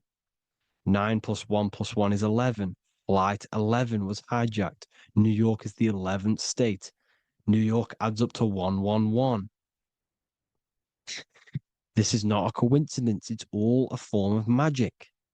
It's a ritual, energy harvesting ritual, because your mind produces energy. Your mental attention produces energy, and they're feeding off this energy in the astral plane, these demons. Music is the most powerful. Personally, I think the music is one of the most powerful forms of magic they're using. Okay. Music is hypnosis. It puts your brain in a hypnotic state. It influences your electromagnetic field through vibrational energy. It reprograms your subconscious mind. Why do you think you remember the lyrics? You see, your subconscious stores all of the memories. Remember, the subconscious manifests 90% of your behavior. So therefore, the music you're listening to is manifesting your behavior. You wondered why some people wonder why they have drug addictions and they can't get out of violence and they can't get out of all this negative mind space. It's because the music they're listening to is creating a negative mind space. The words you listen to have plant seeds within your mind. So the reason you remember the lyrics is because that song created a program within your subconscious. Yes, that is what happens.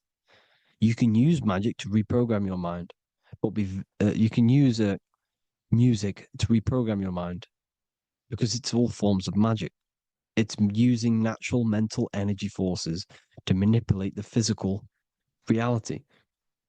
You manipulate your mind, you manipulate reality, physical reality. Okay. So the music, another very, very big one.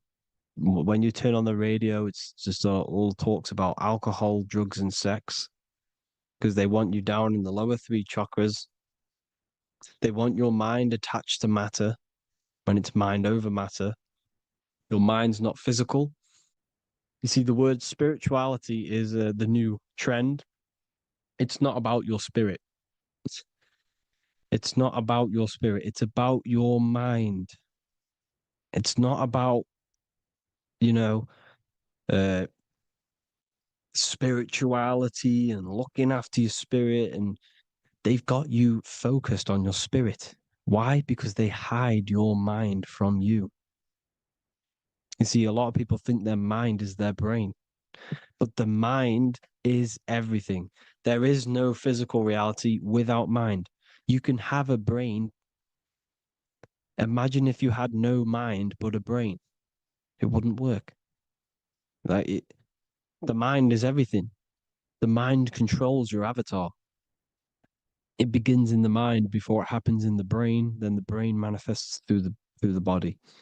The brain's just an electrical computer. So that they've got people scared. Or do I have a soul or not? And all this stuff.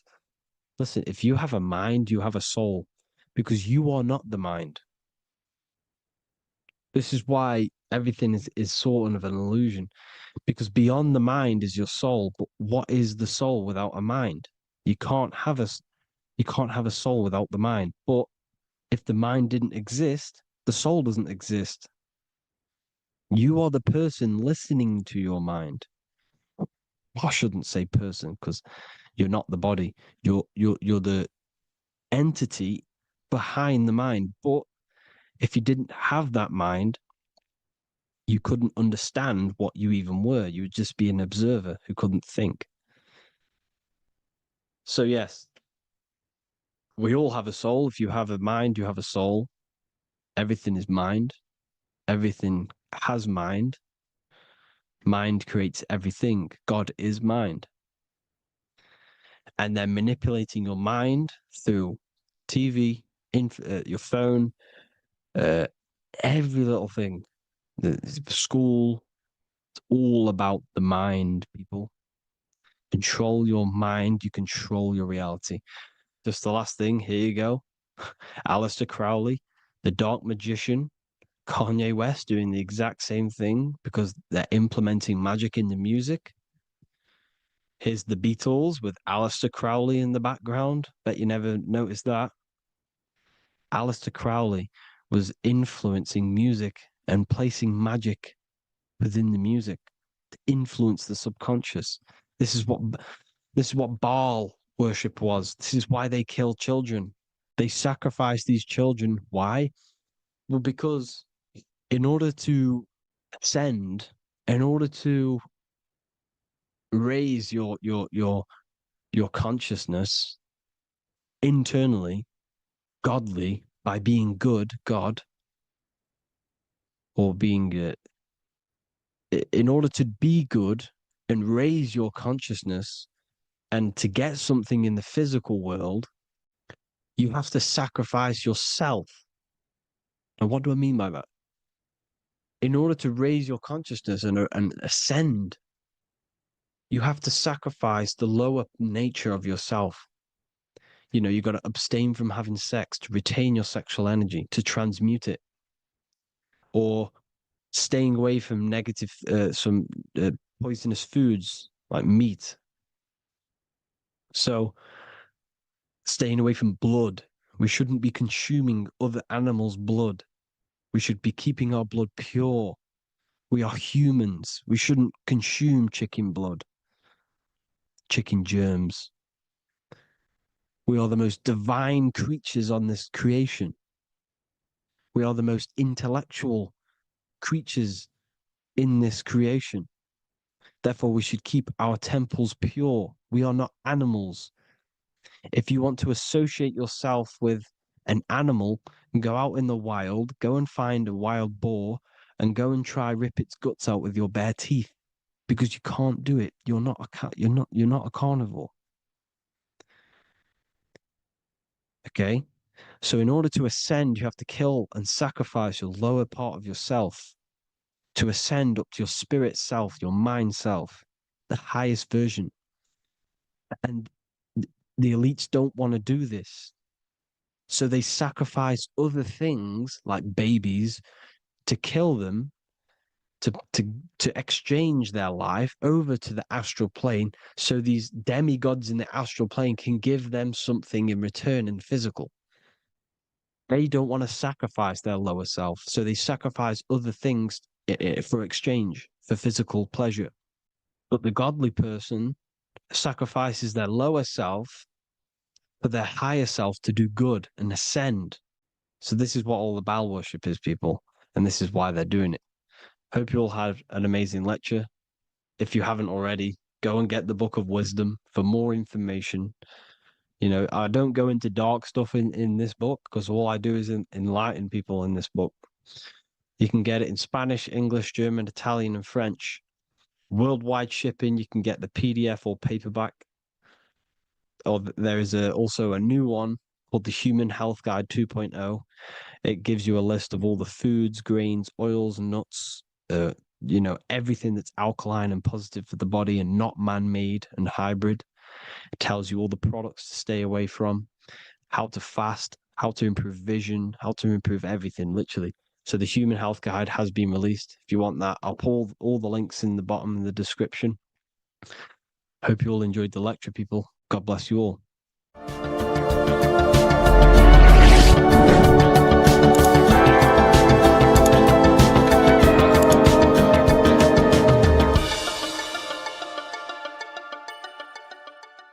Neo is plugged into the matrix on the back of his neck. And if we look at the human brain, the back of the neck is the reptilian brain stem. And when one operates their life out of the reptilian brain stem, they are unaware, unconscious. They are consciously dead, because the reptilian brain does not really critically think. It acts on instinct, fight or flight mode. This is considered in the occult spiritually dead. When one is taking actions without intention, simply very reactive to life. They're not living, they're simply experiencing. When you're walking down the street and you see someone, and in your mind you think me versus them versus me, that is an animalistic way of thinking. I used to be trapped in this way of thinking, always thinking of fight or flight, always judging people, always reacting to the world, never consciously creating and commanding with intention in the world. This could be considered the matrix, when one lives unconsciously, simply surviving in the world. Another symptom of living in the reptilian brain could be obsession, a constant need to assert your power over others to feel safe or superior. Views relationships as power hierarchies, not as mutual connections. It could be a conquest for sex, lust, seeking validation through sexual activity. Sex becomes a tool for dominance, escape, and self-worth. Intimacy is avoided. Pleasure is pursued without emotional depth. Seeking pleasure all the time. This is all to do with the reptilian brain. Seeking safety. It could be compulsive eating or food hoarding, driven by craving and not actual hunger. Eats to soothe fear or emotional discomfort, often unconsciously. This is the unconscious. Fear-based decision-making. Every choice is shaped by perceived threat or insecurity or fear within the subconscious mind. Long-term vision is sacrificed for immediate safety and gratification. All the reptilian brain. Territorial behavior overacts when personal space, possessions, or status is threatened. Acts as though survival depends on ownership or status. Addiction repeats patterns to feel safe, even if they are harmful. Avoids anything unfamiliar or unpredictable. Low empathy. No empathy or emotional care for one another and for fellow beings in the world. Sees people as threats, tools, or competitors. This is all to do with the reptilian brain. brain. Intense jealousy or possessiveness, sees others as rivals or objects to control, cannot tolerate perceived threats to loyalty or status, quick to be angry, slow to reflect, reacts with rage, withdrawal when challenged, lacks emotional regulation or deep self-awareness. So this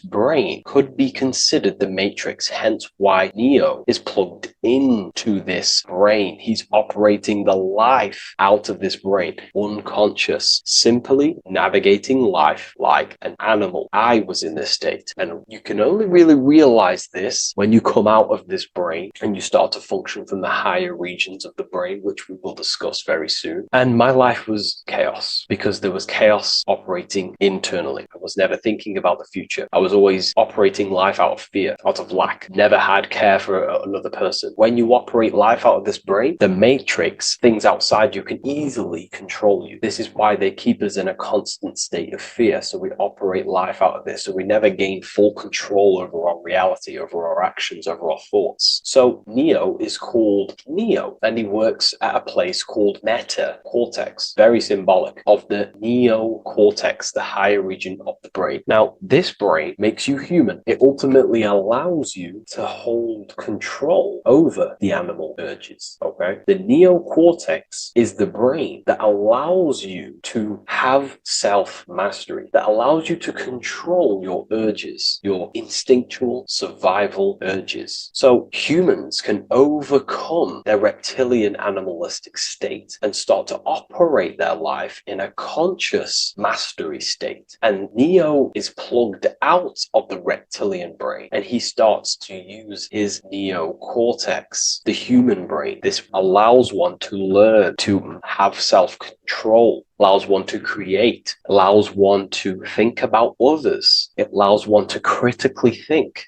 deeply. It allows one to be self-aware. Who am I? Where did I come from? And where am I going? This is ultimately the brain that has shaped the world. We look at humans. We built technology. We built all of these amazing things. They all come from the neocortex. This is the higher region of the brain that allows consciousness to function on a higher degree. It allows you to truly become a creator and have self-control instead of living in a reactive animal state. You see, animals are only aware of their five senses. They're only aware of surviving. If you notice, look at animals, they're always looking around. Even in their home, they're always looking around, sniffing around. That's because they operate in an animalistic brain. Humans have the neocortex. This is a higher region of the brain, which if you wish to master yourself, this is the brain that you will be using. This allows you to operate life on a higher degree. We see this reptilian brain symbolized everywhere. See it as reptiles. Reptiles are symbols of this brain. We see the Egyptian god Osiris with the green skin representing a reptile, a crocodile. Sometimes we see Osiris depicted in Egyptian artwork with crocodiles or reptiles, if you do a little bit of research on that. And also, if we look at the overall symbolism of Osiris and his story, we notice that he is the god of the dead or the underworld. This is not literal, but the dead or the god of the death,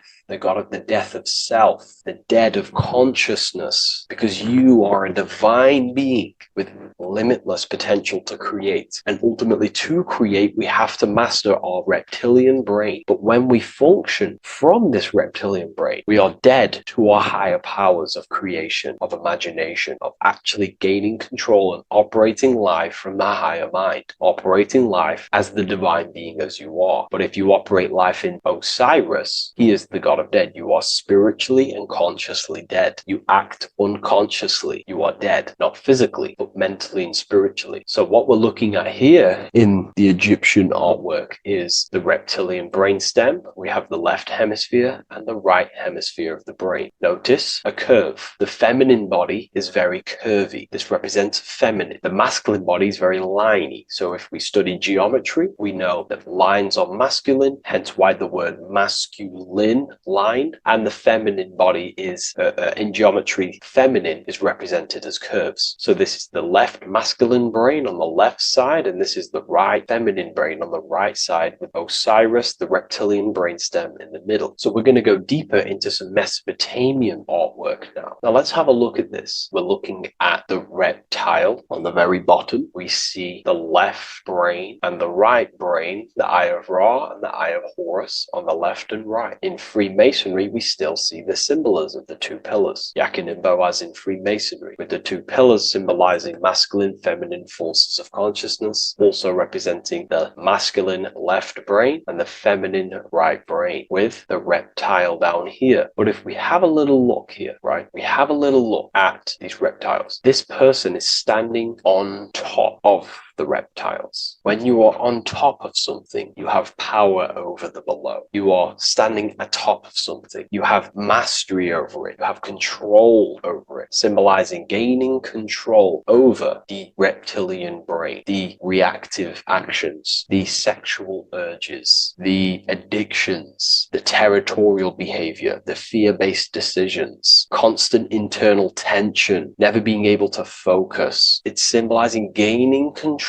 over these internal qualities that happen within us, in our mind, because the universe is mental. And if we do not gain control over this brain, it will dominate our mind, which will ultimately dominate our actions and destroy our life and live in an unconscious state. So this is basically instructions in this ancient Mesopotamian artwork of becoming self-mastery, to operate on a God consciousness level. So we have a person symbolizing your awareness, the internal you, having mastery over the reptilian urges, the reptilian brain, the reptile thinking. We have a person, a face in between, and it's standing in between these pillars, symbolizing balance of the brain hemispheres. Because the face, we see the eyes in the middle, we see the person is you, your consciousness, standing in the middle pillar. It's representing seeing reality as neutral. Everything in the world is neutral. It's the mind's perception that gives it a positive or negative charge. When we adapt this mindset, this view of reality, this knowingness of reality, we see the world for what it truly is. And if you see things as neutral, it allows one to transform the situations in your life accordingly, instead of simply choosing a side.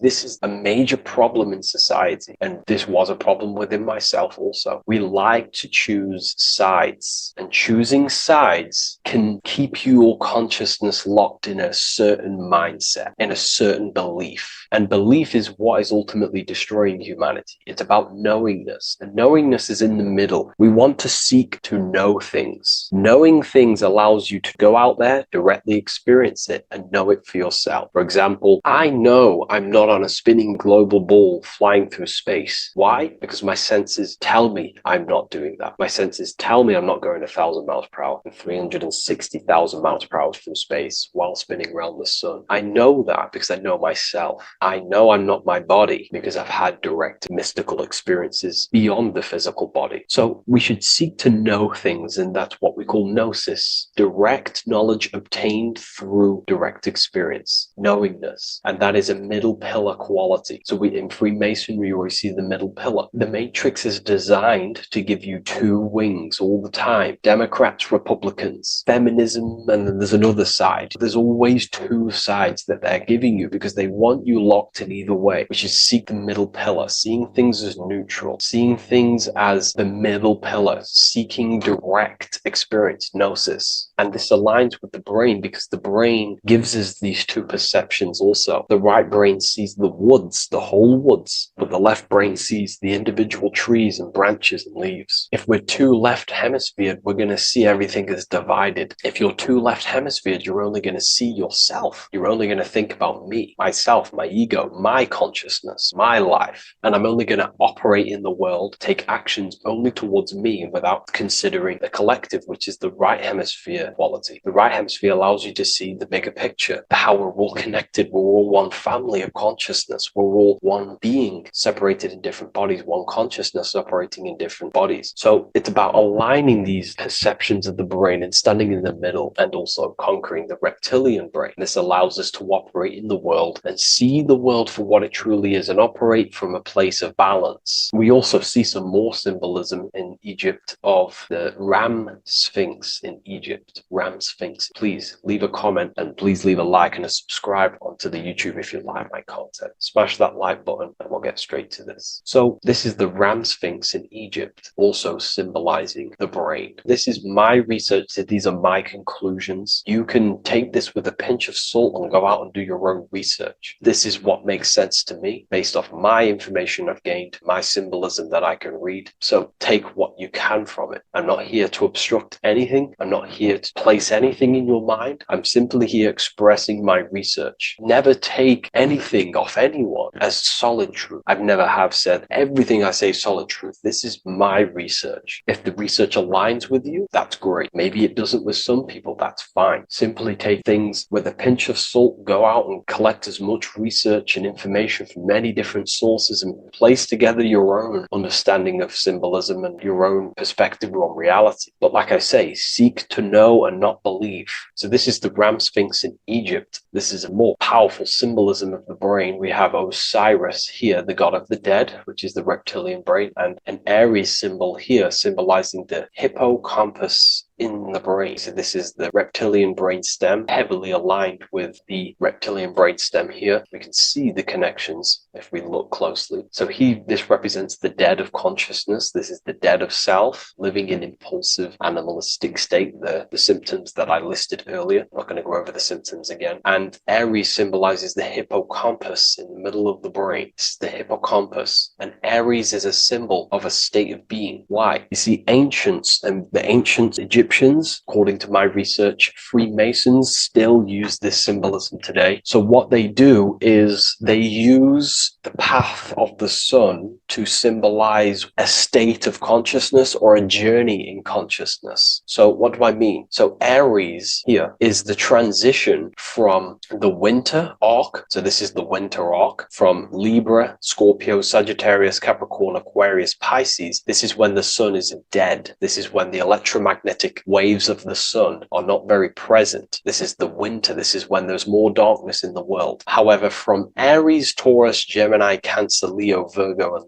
to Libra, this is when the sun is giving more electromagnetic rays. Everything grows. Everything is reborn again. Everything's growing. There's more light. There's more warmth. You can grow crops. So this is very symbolic as a state of consciousness. Aries is used heavily to represent the rebirth of the sun, but internally as an esoteric interpretation of Aries, it symbolizes the resurrection of awakening of the self. It is the rebirth of the sun, of the soul, the rebirth of becoming aware out of the darkness into the light, living in the reptilian unconscious state, the unconscious, not being aware that I possess consciousness, not being aware of my thought, emotion, actions. And Aries is that symbol of the rebirth of the spirit, the rebirth of the self, becoming self-aware. So that's what we're looking at here with the ram sphinx. We're looking at Osiris, dead, the reptilian brain, operating life in an unconscious state, not really thinking,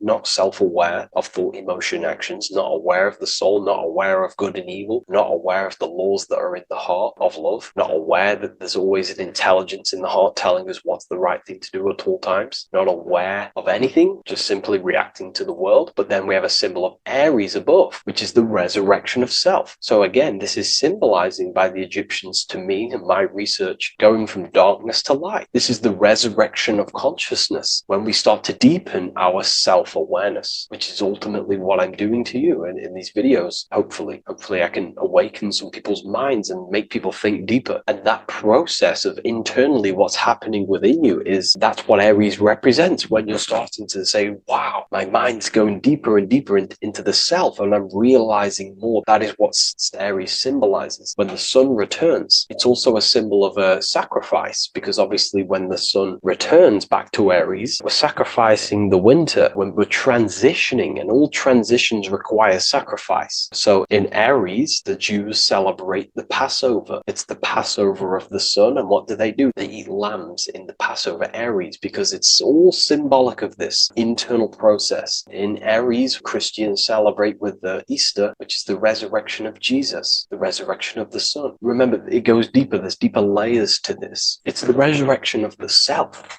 and the mind deepening into a deeper awakening. So again, we're going from the lower regions of the brain, and when we start to critically think and become self-aware, we're starting to use the mid part of the brain, and the mid part of the brain then expands into the neocortex, which is the resurrection of the self. The mind is no longer functioning in just the reptilian brain, but then it's going into the light of the higher brain, the neocortex, and this is the reptilian brain. This is the midbrain, what we're looking at here with the Ram Sphinx here. So this is the resurrection. It's the transition point of going from the reptilian brain into the midbrain, into the neocortex. We're now resurrecting ourselves. Now, this is not putting anything negative on the reptilian brain. Without the reptilian brain, we wouldn't be able to live. We need the reptilian brain, but it's an abuse of the reptilian brain that can keep us in a very low state. It keeps us stuck in an unconscious state. But the reptilian brain is what's allowing you to breathe, to eat, to scan the environment for any threats. If there are threats, we do need the reptilian brain. That's not to say it's evil, but what I'm saying is an abuse of this brain, which is what most people are stuck in. They're operating their life out of this brain. And this is what the Egyptians,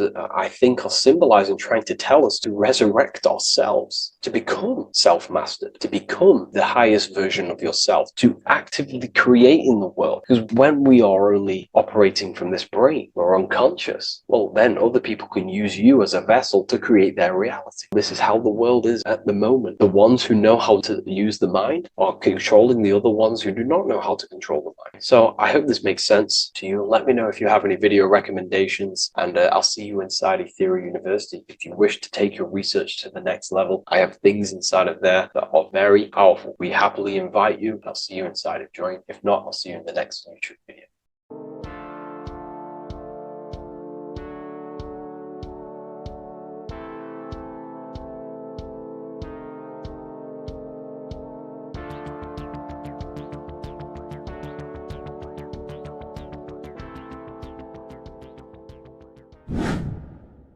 Hello and welcome to another video, people. Before we start, please like, comment, and subscribe if you wish to see more content. Today we're going to be talking about the mental universe and how everything is mental. This is the number one law on the Kabbalion. If you've never read that book, it's called The Kabbalion. A very good book. It's the first law, because this is the most important thing you need to understand, is how everything exists within the mind. Behind every single one of these eyes is the same consciousness expressed in different bodies. The mind is what gives perception to what you're experiencing. Behind every single one of these eyes is the exact same consciousness, but the brain that they inhabit is giving them a different perception, a different being, a different body. Now, this is the difference between humans and animals. Humans possess a advanced consciousness, an advanced mind that gives us the ability to be aware of ourselves mentally, physically, and spiritually. We can reflect on ourselves.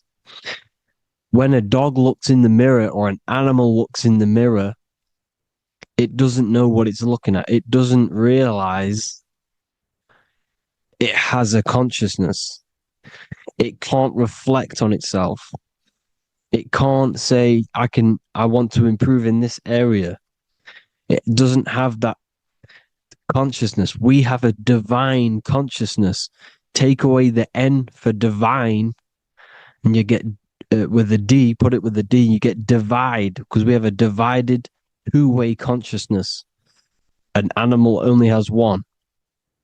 However, it's still the same mind. We're all mind. We're all mental. We all exist within the mental plane. Look at this person walking. The body, the brain is sending electrical signals through the 12 cranial nerves, which the 12 disciples that spread the gospel of Jesus, right? You have 12 cranial nerves in your brain. There are 12 disciples which spread the gospel of Jesus. Jesus represents the mind, the intelligence, the invisible intelligence that we all are, the same intelligence, the same exact consciousness, which then sends a command into the brain. Then the brain sends these 12 these 12 electrical signals through the 12 cranial nerves to control the rest of the body through the nervous system. This person walking is not, the body is not walking. The mind is telling it to walk. And the brain is it's a supercomputer which is decoding these demands given to it by the mind. Because the pineal gland will have something to do with the ether, because the ether is physical and non-physical. The mind is sending the commands through the ether to the pineal gland, which is then getting broken down into electrical codes within the brain and sent throughout the nervous system to control the body. And this is why in the Sims simulation, because the body's the simulation, it's a false reality. It's the fake reality. It's not the real you. You are formless. There is no form, but the third dimension is a dimension within your mind. Matter, mind, light is all a product of your mind. It's all in the mind. Now, this is why The Sims has this green little diamond on top of the head. Because this is you. This is your invisible intelligence controlling the character. Okay? It's controlling the character. And this character is in the world. Your consciousness isn't in the world. The world exists within you, but the body is a vehicle for that realm that you land in. When you have a dream, your mind transcends this body into another body, duplicates your body into another universe, unite, unite is one. We're all one. It's all one universe, expressed in many different ways, infinitely. And the vehicle that you land in is the body to operate in that realm. This is the all-seeing eye, as you see here. The eye, this is all the intelligence. This is the ball of consciousness, God, expressed in different bodies. We're all this same one in different bodies, as you can see here. And this intelligence is expressing infinitely throughout the universe. An infinite universe. There's no beginning, no end. There was no beginning of the universe. There is no end. It's infinite, always has and always will. But the mind is what gives you the ability to explore the universe, to make perception of it. We are God in disguise. We are God in disguise. We are God in flesh. But the body can become attached to the mind, can become attached to the body if the mind is not aware of itself. When the mind is that blinded by matter, and we lack knowledge and understanding of what we truly are, a formless, infinite being, a traveler. This is why Freemasons are called Freemasons. Mason means traveler, free. You're a free traveler because your consciousness is a traveler of the universe. When we lack understanding, our mind bounds to the body. because we don't separate the body with our different layers of consciousness. When we separate them and identify that we are mind, body, emotion, you then can apply this knowledge to when you want to astral travel and explore the different realms of your mind, because the mind is the universe. People, this is what we need to understand.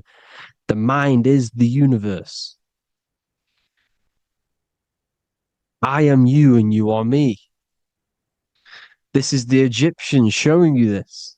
The Ankh is the symbol of life. This is the one ball of consciousness, mind, giving it the Ankh life to all the different life forms. The cows, the birds, the snakes, and the big Ankh given to the humans, because the humans are the most intelligent. We have the most advanced consciousness. We have the most advanced consciousness. This is why the one is giving a big Ankh to the humans here. Here you see again, this is not the sun. This is also showing Ankh giving out its life to all things infinitely. And this is the Most High. We are the Most High in disguise. When we strip off the body, we strip off the desires for the physical world, we strip off all of these fake identities that the mind gets attached to. That is God. The universe. You are the universe experiencing itself. I and I. The letter I and the number 1 is just one line. The letter I is the number 1. Because your I am, when you refer to yourself as I, every single one of you who's watching this video refers to yourself as I, which is the one. We are all the one. We are all intelligence. We are all invisible. We are all the one. 1 is the only number.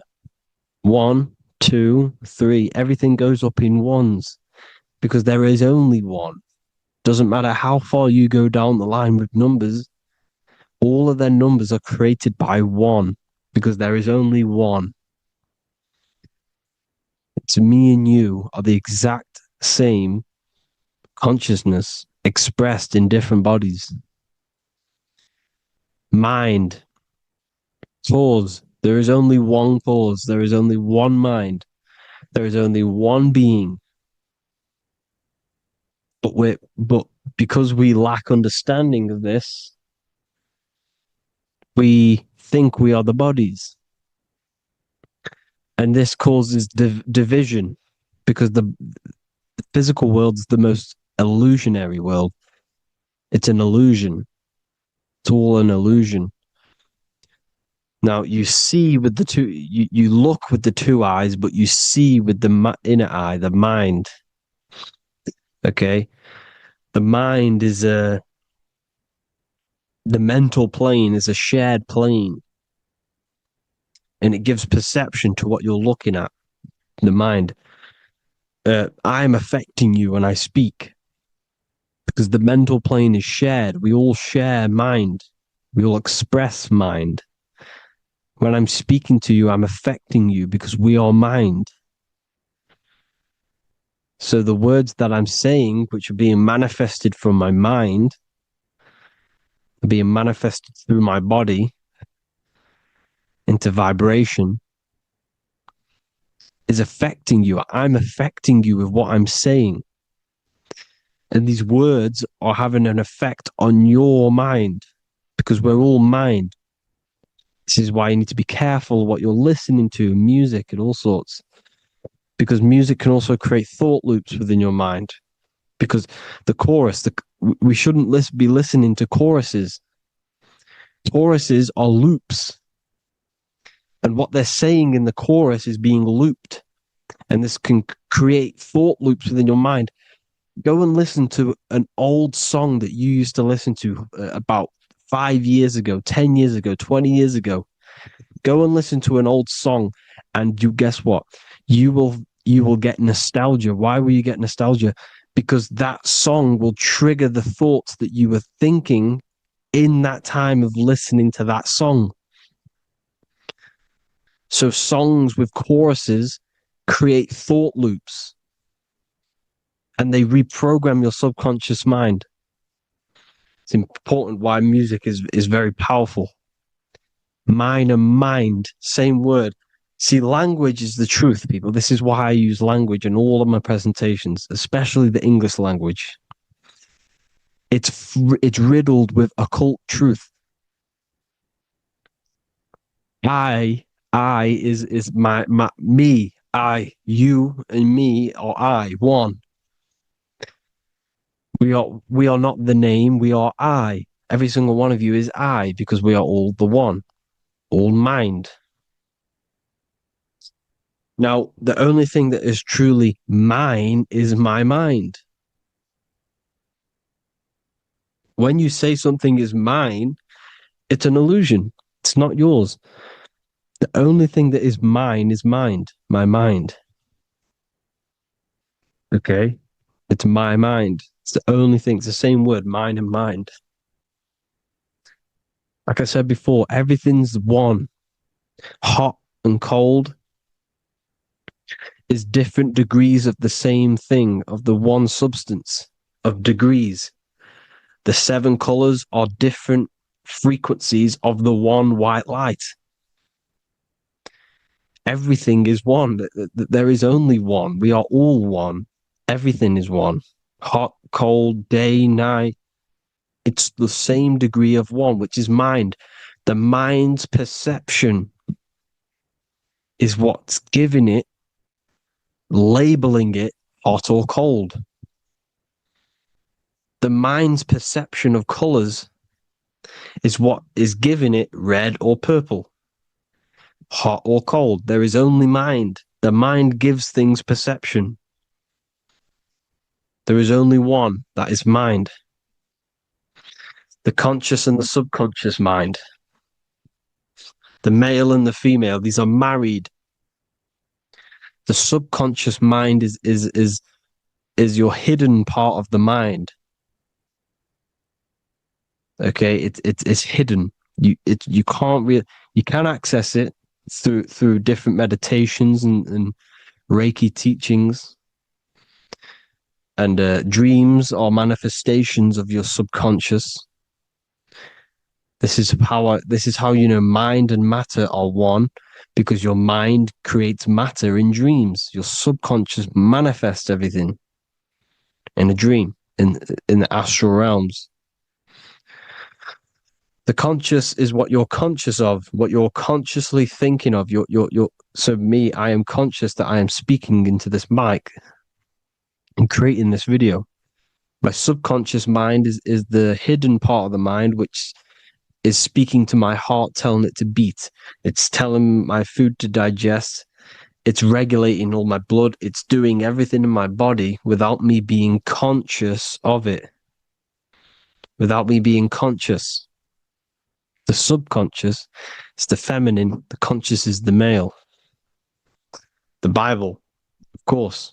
Proverbs 12:4. Helpful, not helpful, an excellent wife is the crown of her husband, but she who brings shame is like rottenness in his bones.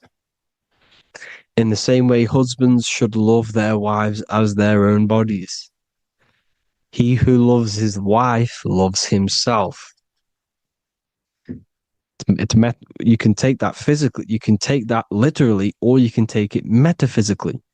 See, the Bible's written in such a way where you can take it as your level of realization. He who loves his wife loves himself. If you love your subconscious, if you love yourself, you speak good about yourself, because your subconscious takes everything literally. If you say, I hate you to someone, your subconscious does not know the difference between me and someone else, It only thinks me, me, me. Why? Because mind is the only thing that exists.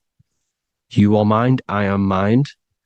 If I say I hate you, you're saying that to yourself. Your subconscious picks that up and says, I hate myself. And that's telling your subconscious that's what you want. Because your subconscious manifests 90% of your behavior. The programs within your subconscious. Tying your shoelace is a program. You don't need to be conscious of it. You can just do it because it's a program. It's deeply interwoven in the subconscious.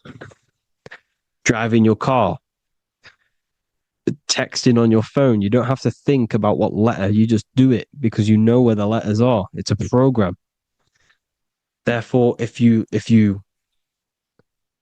look after your subconscious, they are a married couple. It's your wife. Your subconscious is your wife. And it manifests 90% of your daily basis thought patterns, actions, behaviors, emotions, all the things that you all the trauma that you've experienced is stored within your subconscious, which is affecting you. So let's say you were in a car crash 10 years ago and you had a really traumatic event, you really hurt yourself, and you had a very, very, very strong emotion that you felt of pain. That will still affect you today. And why? Because it will manifest into your behavior. How? Well, you'll be cautious of what cars to go in and who. You'll be cautious because of that event that stored within your subconscious, because of that feeling you felt was so painful and so strong. It's still manifesting into your behavior today. For example, you won't go in certain cars, you won't go with certain drivers. The subconscious stores everything, all your memories, the programs, and everything. So if you trick the subconscious, that's how you manifest your life. If you trick the subconscious, you already have something. And therefore it will manifest into your life, into your behavior, thoughts, and actions. This is why the golden rule is to treat others like you want to be treated. Because I am you and you are me. We are all subconscious. We all have subconscious. Whatever I do to you, I do to me. Because my subconscious picks that up and thinks I'm speaking to me. Mind is very powerful. Whatever I do to you, I do to me.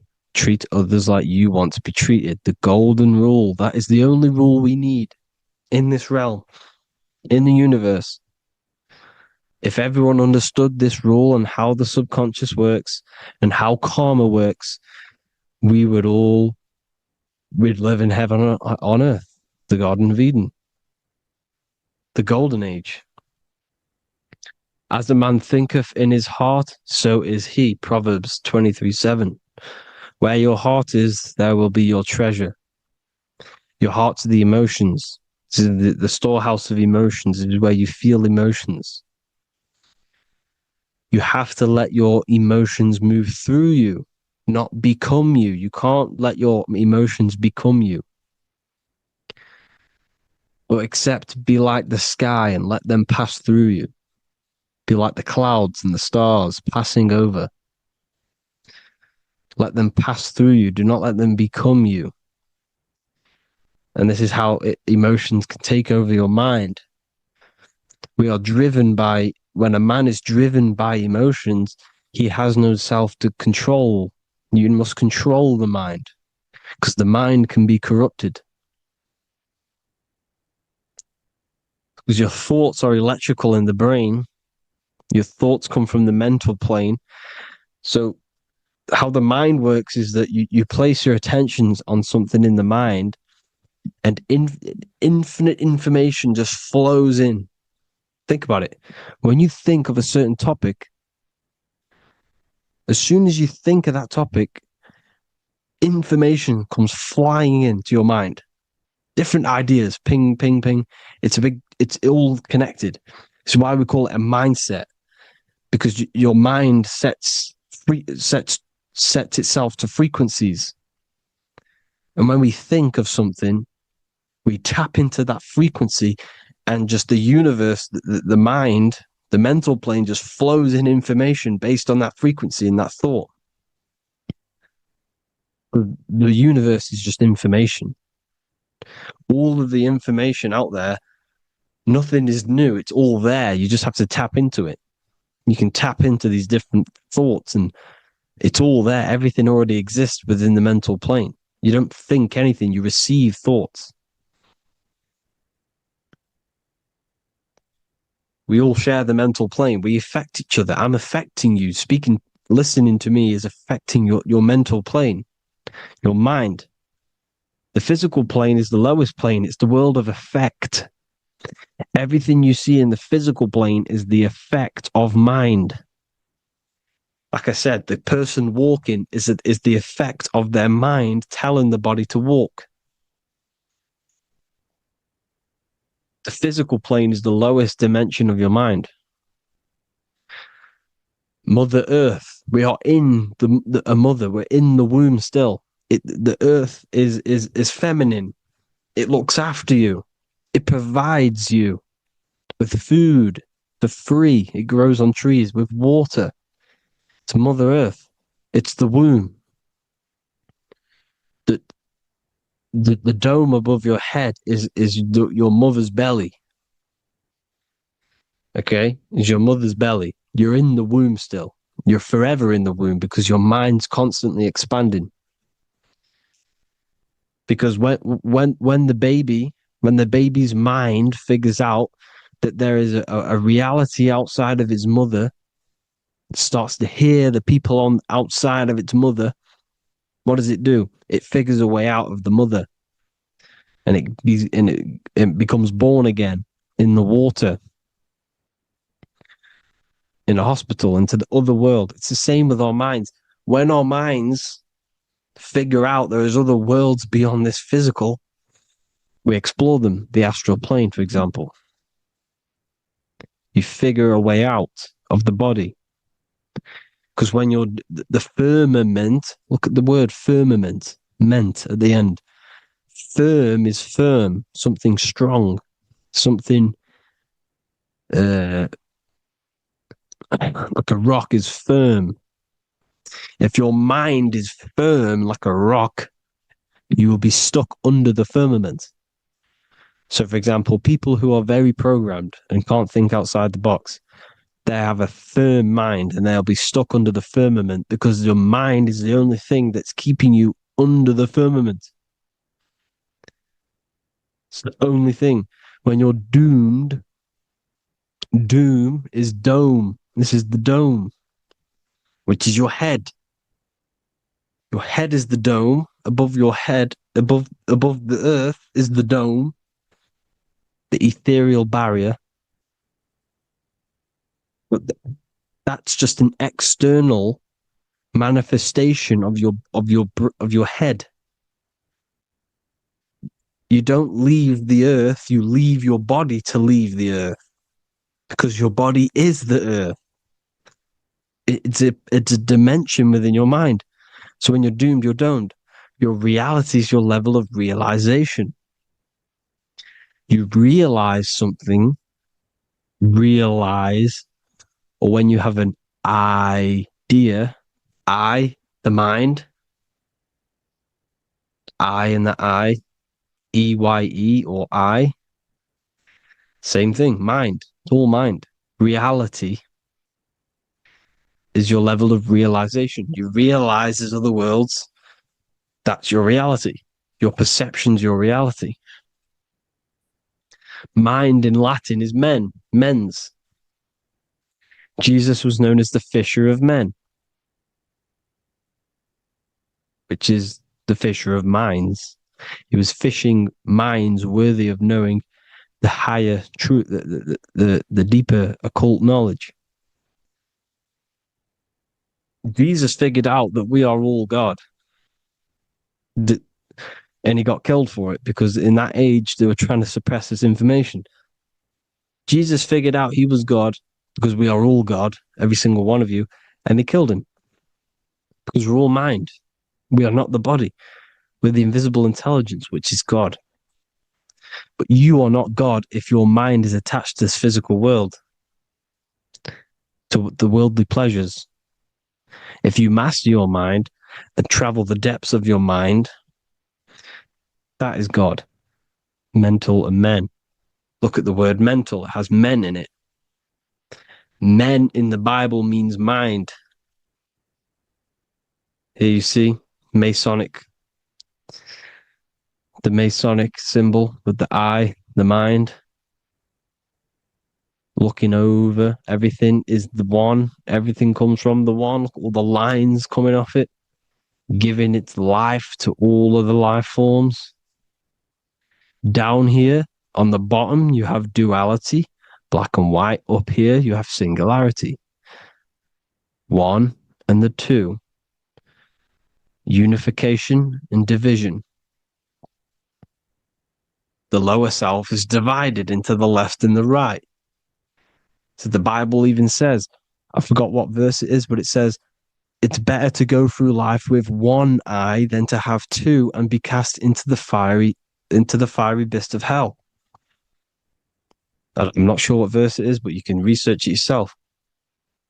It's better to go through life with one eye, to be unified. Unified consciousness. Dimension. No brainer. No brainer. The language tells you the truth, people. Dimension. The dimensions are in your mind. Entertainment. Entertain the mind. Disappointment. It's all in the mind. Environment. The environment that you are in is a product of your mind. Within, rearranged spells high twin. Within is your mind, and your external world is mirrored from the decisions you make in your mind. Advertisement, commitment, it's all meant, it's all mind. Everything is mind. Everything. So, this is important. The collective thoughts and collective beliefs. The collective, because we all share the mental plane. And because of this is why we are in a weakened state of consciousness at the moment. Because the collective thoughts and the collective minds overall are asleep. And they don't believe in anything. You see, everything is true within the mind. You think of something, it is there instantly. You think of a chair, it's there in your mind. You think of anything, it's there instantly. So everything's true within the mind. Anything can happen in the mind. Anything can happen on the physical plane if the collective consciousness, the collective minds, believe it to be true. This is why back in the days, in the ancient days, you look at all the old world stuff, you see all this crazy technology, and it's because as a collective, as humanity back then, they believed that they had much more open minds. Therefore, the things manifested in the physical world were a lot more out of the box, so to say, compared to today. For example, magic is not as powerful today because the masses don't believe in it. It's still powerful, don't get me wrong, but if the masses believed, or if everyone knew magic could be real, because it is, anything's real in the mind, it would be a lot more powerful. You see? So and what they're trying to do is create a hive mind worldwide. They're trying to make one religion, an external God. What happens when you worship something external? You give energy to it, because where attention goes, energy flows. Where your mind gives attention to, energy goes there. And when we all believe in external gods and give our worship and our power to these external things, we all give energy to it, which will manifest as a demon in the astral planes.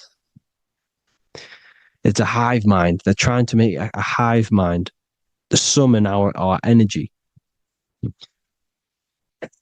Trying to summon our energy. And it through mind, through collective thoughts. The hive mind. They want one religion, one government, one currency, one belief system. And that will create a hive mind, which will limit our consciousness, which will limit what we can do in the physical world. Because if everyone doesn't believe in certain things, it cannot happen because it's all in mind. Mind is so powerful. I am you and you are me. I hope you all enjoyed this video, people. If you haven't already, join the Wisdom Academy. The Wisdom Academy, we have many occult lectures just like this one.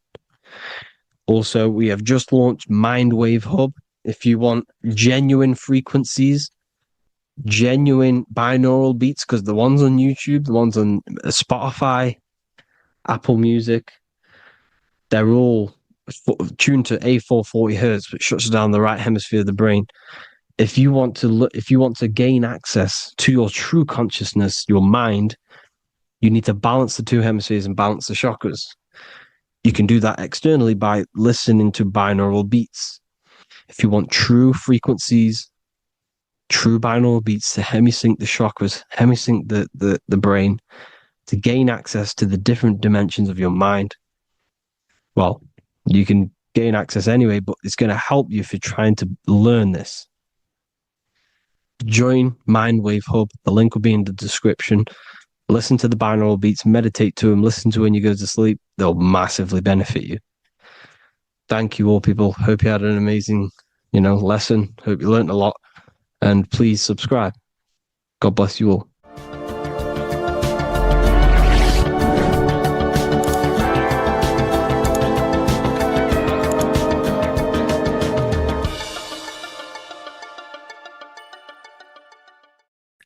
What if I told you that reincarnation is real and that there is a metaphysical, spiritual science behind this? Most people leave this world just as lost when they entered it. That they carry their fears, attachments, and addictions with them, only to be born again, trapped in the same cycle, repeating the patterns of lifetime after lifetime. This lecture is not just about preparing for death. It's about mastering yourself before death, so you don't take them burdens with you. Because the truth is, whatever addictions, fears, and unresolved emotions you cling to in this life, you carry with you into the next. Unless you break free now. You must master yourself before death. Death is not the end. It is the great passage. But how we transition depends on our mastery of the self. This was symbolized by the Ouroboros, the snake biting its tail. Every ending is a new beginning. It's an infinite cycle of consciousness. Now, your human body is basically an antenna tapped in to a stream of consciousness. Just like a radio is tapped into a specific frequency to play that radio. Your body is basically an antenna, a crystal picking up the consciousness of God. You are on an ever-ending journey, a journey of learning and expansion of the mind into new fields of thought. This was symbolized as the Ouroboros. When you die, it is a new beginning. It's a transitioning, not an ending. Everything is eternal in this universe as consciousness is formless and constantly transforms into new forms of life. Let's break down the word death. Death contains the word ether. Now, the ether can be found in the word heart or earth. Ether. Everything in this plane comes from the etheric plane. The etheric plane is the barrier between the physical plane and the spiritual plane, the astral plane. The astral plane is the screen that you have in your mind that allows you to imagine a red apple, for example. This is the imaginative plane where thought forms start to take form. Everything begins as a thought, then the thought form becomes an imagination, then energy, then physical. Everything in the physical plane is a shadow of thought, all objects manifested as thought. You came from the astral. You came from the stars. This is why we say reach for the stars. Or this is why you say you are a star. Cis star, miss star, fraud star, stir is star. And when you become famous, you become a superstar and you gain a star on the Hollywood floor. You are a star. The ether. The ether is the infinite energy source which all things come out of and return back to. This is the cycle of life and death, summer and winter, day and night, sleep and awake.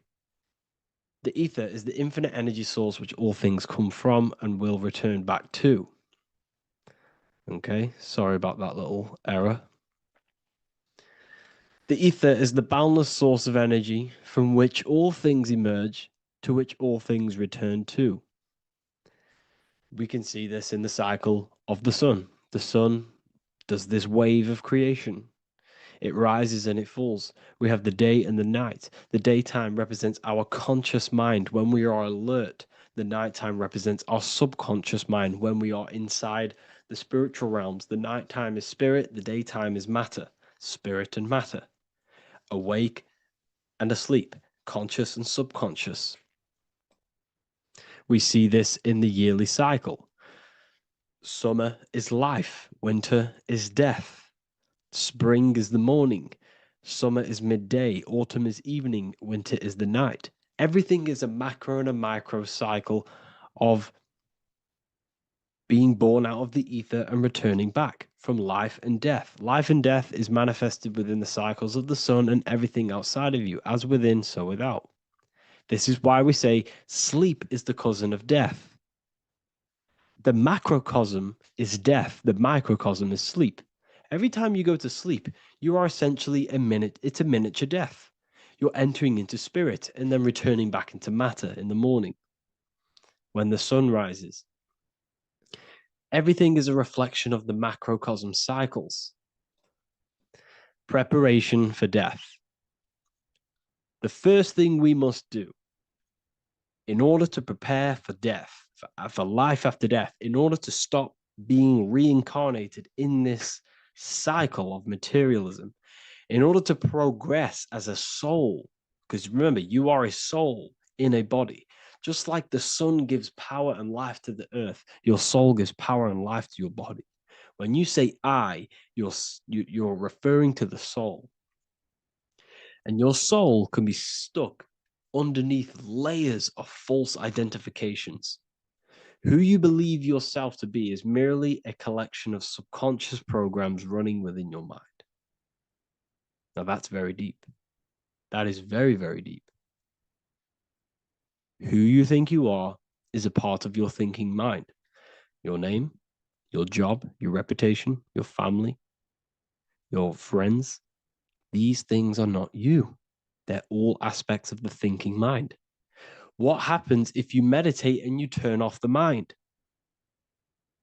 Then all these things do not exist. You're left with the pure soul, the pure awareness, the pure observation. If you turn off the thinking mind, you're no longer your body, you're no longer your reputation, you're no longer your friends, you're no longer your job and your labels. You are the soul. That's the true you, the observation of the mind, not the thinking mind. The ego is the echo. It's an echo of your true self. The ego is your mind's perception of itself shaped by experiences, trauma, emotions, and beliefs. It is merely an echo of your true soul self. The ego is not you. Your mind is not you. You are the soul. And this is the true self that we must express within our life and we must connect with before we die. Because when we die under the echo, under these false layers of the emotions, the traumas, the experiences, the addictions, the emotional attachments, when we die underneath all of this, when we don't know our true self. The soul is still hidden. The true you is hidden underneath these layers of false identification. We must remove these layers of false identifications. We must remove them. We must destroy the echo. Remember, the ego, you never had an ego when you were a child. When you were a child, you were pure. You didn't, you didn't show off things. When you were a child, you were pure. You expressed yourself freely with you didn't hide anything. You didn't hide any aspect of yourself. You didn't suppress any aspect of yourself to fit in as a child, as a baby. Because the ego was not here when you came here. The ego grows with experience. The ego is a false perception of yourself while being incarnated in this material world. It's your mind's perception of itself and it's created through your experience. Remember, you are unconditioned consciousness, and your experiences, thoughts, traumas, emotions, and beliefs have conditioned your consciousness into believing you're only a physical body, but you are the soul. We have to remove these layers. How do we remove these layers? Like I said, the best thing, meditation. Meditation. There is a great meditation that you can do every single morning and every single nighttime. You can sit there and repeat over and over before you meditate.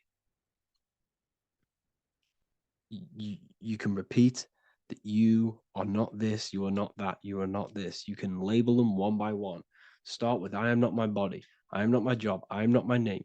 And then detach from absolutely everything until you are left with nothingness. And when you start to meditate, detach from everything. Nothing matters. I am here right now.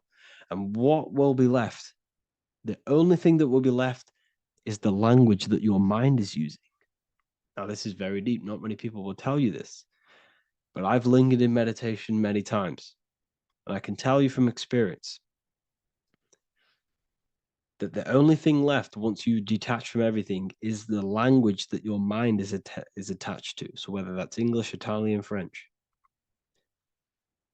Once you detach the language of the mind that that little voice in your head's using, you're left with the soul. Once the mind is switched off, you're left with the soul, and you have detached from all of these external things. You're left with the soul. That's you. That's the power.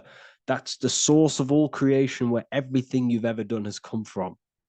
Every thought, every idea has come from your soul. Number two, that's meant to say number two. Sorry about that. Mental addictions and emotional addictions. Okay. These two are very important. Mental addictions, this could be thought patterns. This could be the labels that we've just been talking about. Then you have emotional attachments, which is maybe you're too attached to an external thing. Maybe you're too attached to your phone. Maybe you're too attached to family. Maybe you're too attached to loved ones. Yes, I'm not saying don't love them, but what I'm saying is do not rely on anything in this world to make you happy, to fulfill your emotional needs. Everything is found within you. You must look within, and if you're looking without, if you're trying to find yourself in the outer world, you'll never find yourself. You'll constantly be looking around in loops. Because you cannot find yourself in the outer world. Nothing will give you long-term validation. Seeking validation in the outer world will leave you soulless, leave you feeling empty inside and sad and depressed. You have to find yourself within. You have to detach from everything you are relying on to give you emotional stableness. You have to detach from all. Yes, love your children. Yes, love these people, but do not rely on them. Because everything in this world is temporary. Do not conform to this world. The Bible tells you this. Everything in modern society nurtures the body, but neglects the soul. They keep you addicted to as many things as possible. Smoking, you have to detach. Drugs, you have to detach. Alcohol, detach. You cannot rely on anything. This is why this path is very, very difficult to walk, but I'm showing you the way. These are the things you must do before death. You have to detach from absolutely everything. If you die and your mind and soul is still addicted to these worldly things, then guess what? You're going to reincarnate. You're going to reincarnate because your mind is still thinking about these material earthly things. And if you are operating in that vibration, you're going to project that vibration and come back here. You have to detach. You have to master the soul and master the mind. Like I said, the matrix is designed to keep you addicted to as many things as possible. Your phone, food, smoking, drugs, alcohol, clubbing, all of these things. Everything in society is made to trap your soul and reincarnate in this world. That's why it's very, very, very difficult to walk this path. Very difficult. Matrix, matter, tricks. John 2:15-17. Do not love this world, nor the things it offers you. For when you love the world, you will lose God. Do not love this world, nor the things it offers you. Do not conform to the pattern of this world, but be transformed by the renewing of your mind. Great quote. Do not conform to the pattern of this world, but be transformed. Let this world transform you. Learn from this, expand from this, but do not be mentally and emotionally attached. Okay? What good will it be for someone to gain the whole world yet forfeit their soul? Like I said, everything in the Bible is telling you the truth. You just got to read it correctly. This is spirituality. This is spirituality. The Bible is spiritual. It's a spiritual text. We must disconnect from everything outside of us and connect with the true soul. Here we have the Egyptians showing you the soul leaving the body. Here we have the soul here. Here we have the Masons showing you the soul coming out.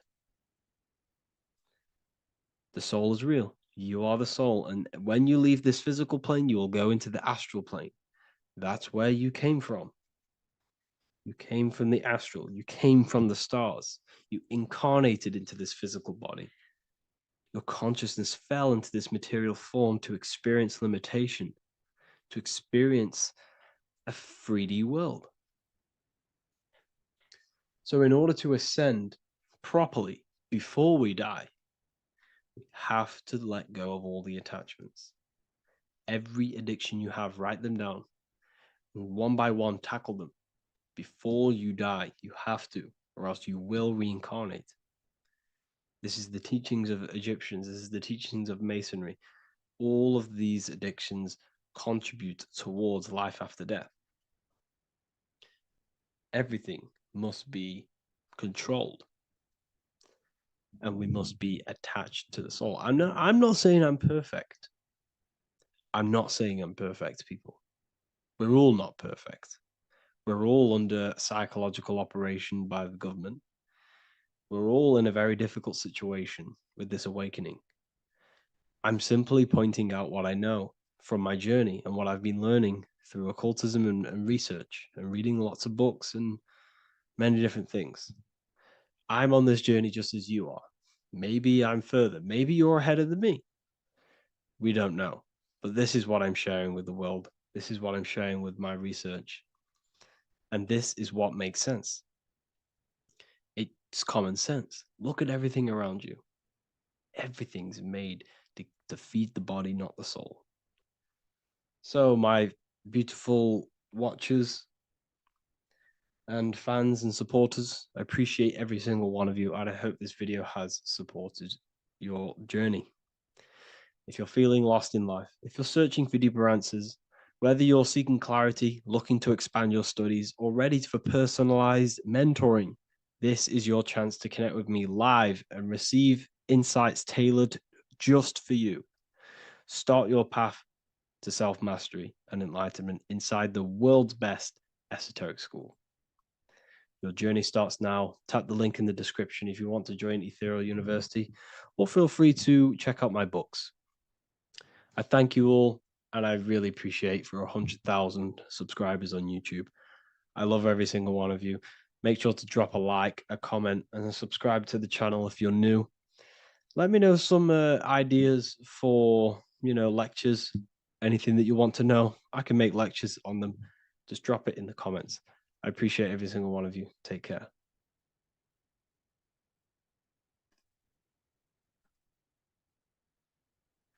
Neo is plugged in on the back of the neck, which is the reptilian brain stem.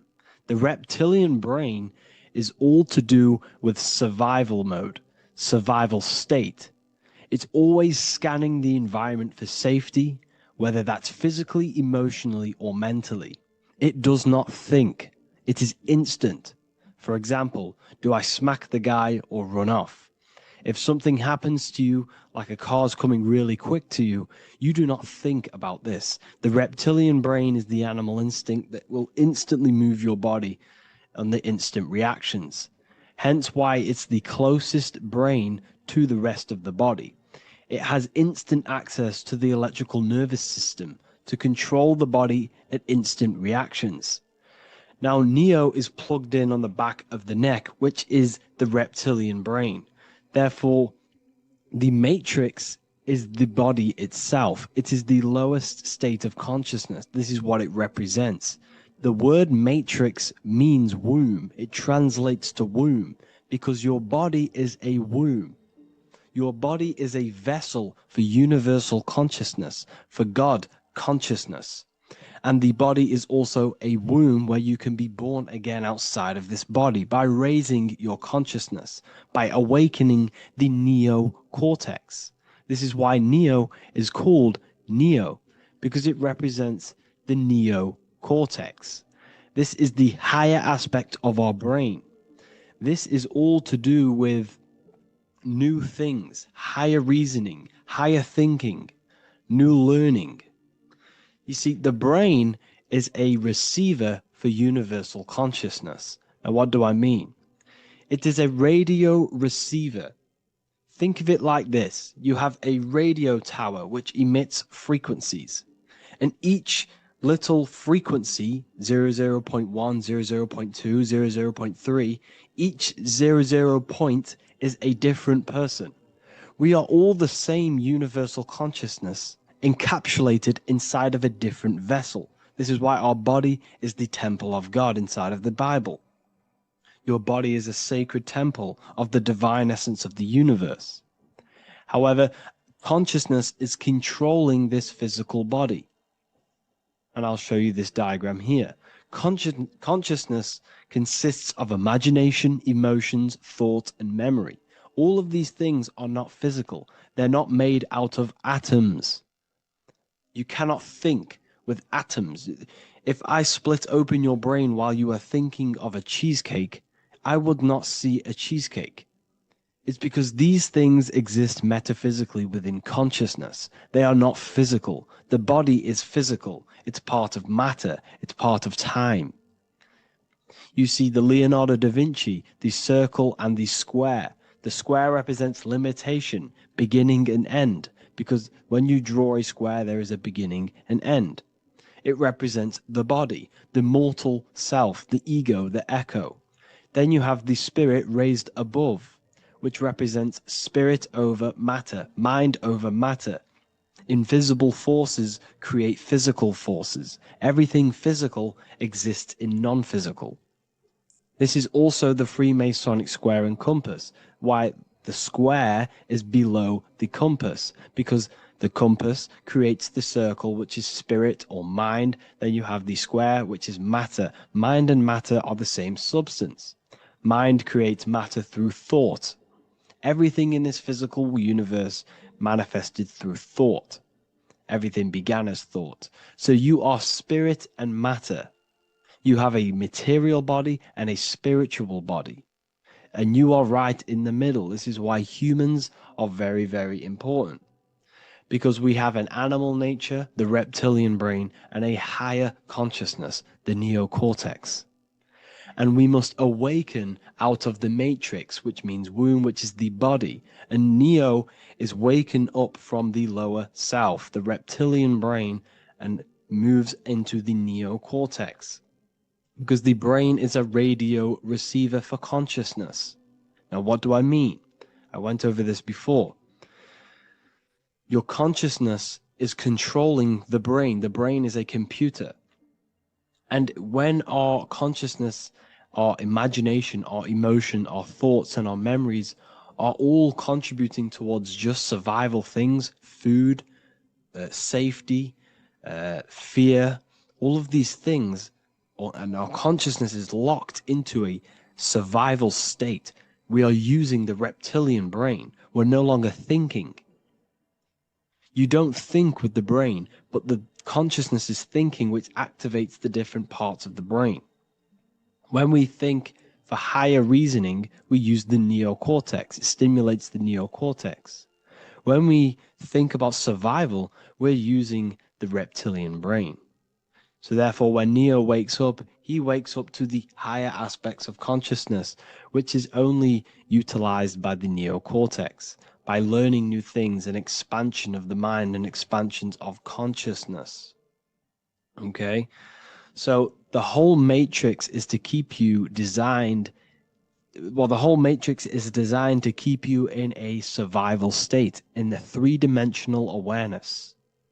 They want you constantly scanning for safety, scanning for food, scanning for emotional safety in relationships and other people. You see, they do not want you to think.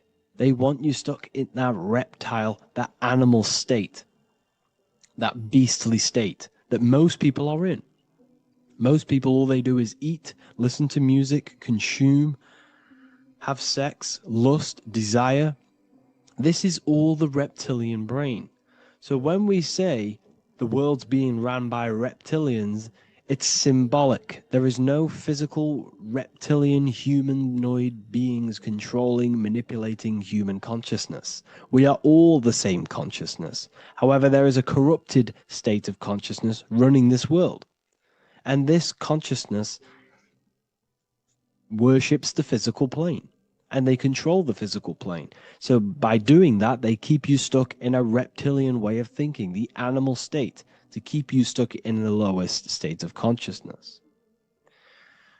Now, this is the god Osiris, which represents the reptilian brain. None of the Egyptian gods ever existed. They are all symbolic for the brain and anatomy of the human body. Osiris represents the reptilian brain, as you can see this anatomy compare to the brain stem and Osiris statue found in Egypt. And we also see an ancient artwork of Osiris with green skin and two reptile crocodile alligators next to him, which also symbolizes the reptilian survival state of human consciousness and the activation of the reptilian brain. This is what it symbolizes. Now, this is what the Matrix is all talking about. It's talking about the awakening, the expansion of consciousness. The word divine is dive in because you connect with the divine by diving inward. There is no man in the sky going to save you. You must connect with the self. Know thyself. Truth comes from within. All of these things I'm telling you comes from within you. I'm just pointing it out. All of this is self-realization. A lot of people say, well, what are my sources? My sources is knowing thyself, observing thyself, using the neocortex of critically thinking, sitting down and thinking about yourself and having deep realization of yourself. You can realize that your thoughts are not of this physical world. It's quite simple. The brain does not think. The brain does not imagine. The brain does not hold memory. All of these things exist in consciousness, the one consciousness, but we are all fractal, infinite parts of. This is the eye on the triangle, consciousness being given down to the rest. This is separate.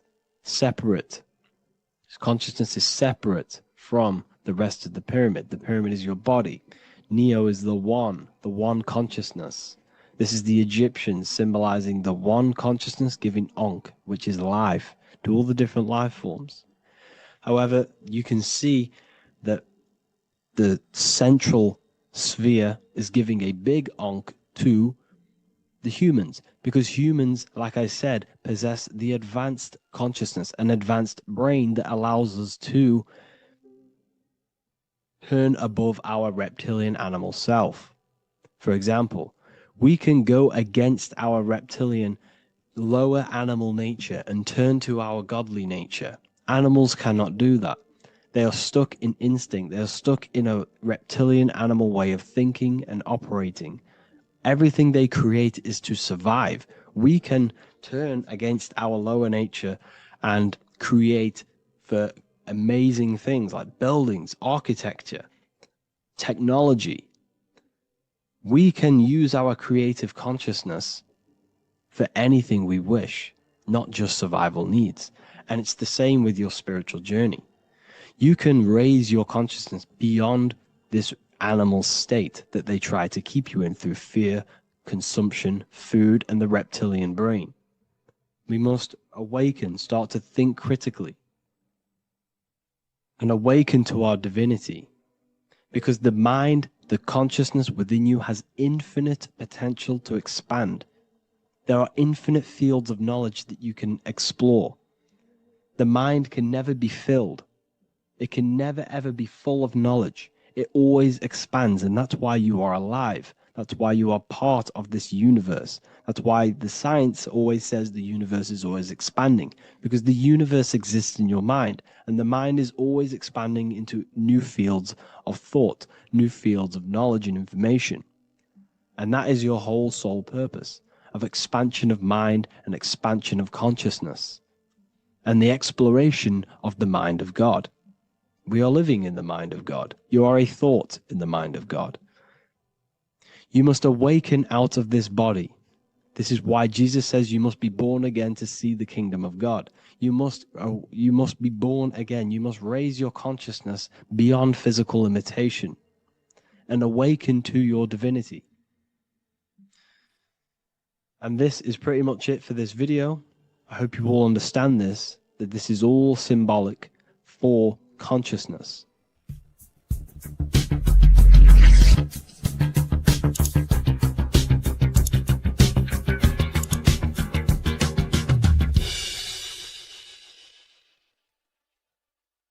Welcome to Revival of Wisdom. This video is going to be about the flat earth and the breakdown of the whole cosmology. I'm going to be digging very deep. I've got a lot of pictures and images to show you, and a lot of dots to connect. So let's start with the Freemasonry art. So this artwork we have here is the Freemasonic cosmology as they know and believe. So what is it symbolizing? We obviously have to start off with the 4 pillars representing the 4 corners of the earth. The 4 corners with duality. You see, there's everything on earth. There's good and evil. Good, evil, positive, negative. Good, bad. This is the checkerboard. This is what it symbolizes. Okay. Obviously, we have the sun, the moon. The sun gives you energy. It's the anode. The moon is the cathode. It's the opposite. It takes your energy. So therefore, you become sleepy when the moon comes out. You see, everything on Earth, everything in the universe is balanced. There's complete balance symbolized by duality. There's always 2 opposites.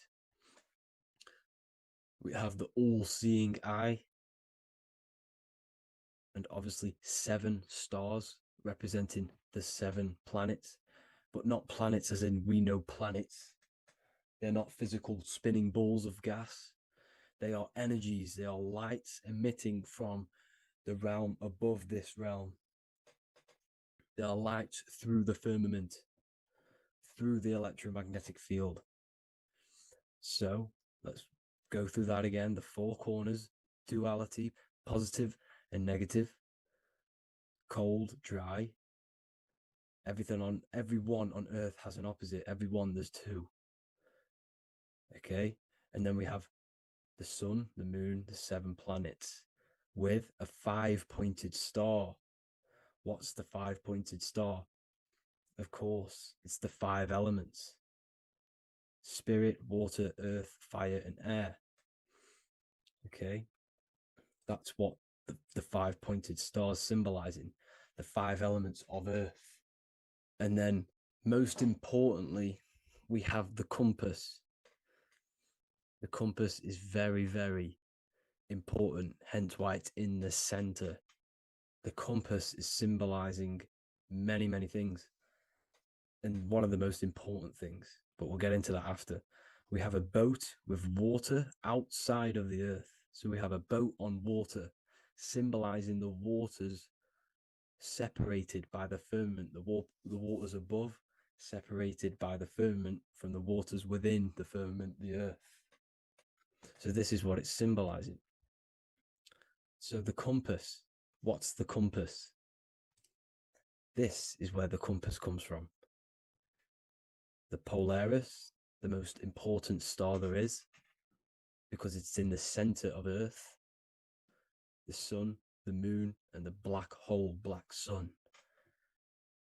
Because all creation comes from center, the seed center. Okay, but we'll get into this after.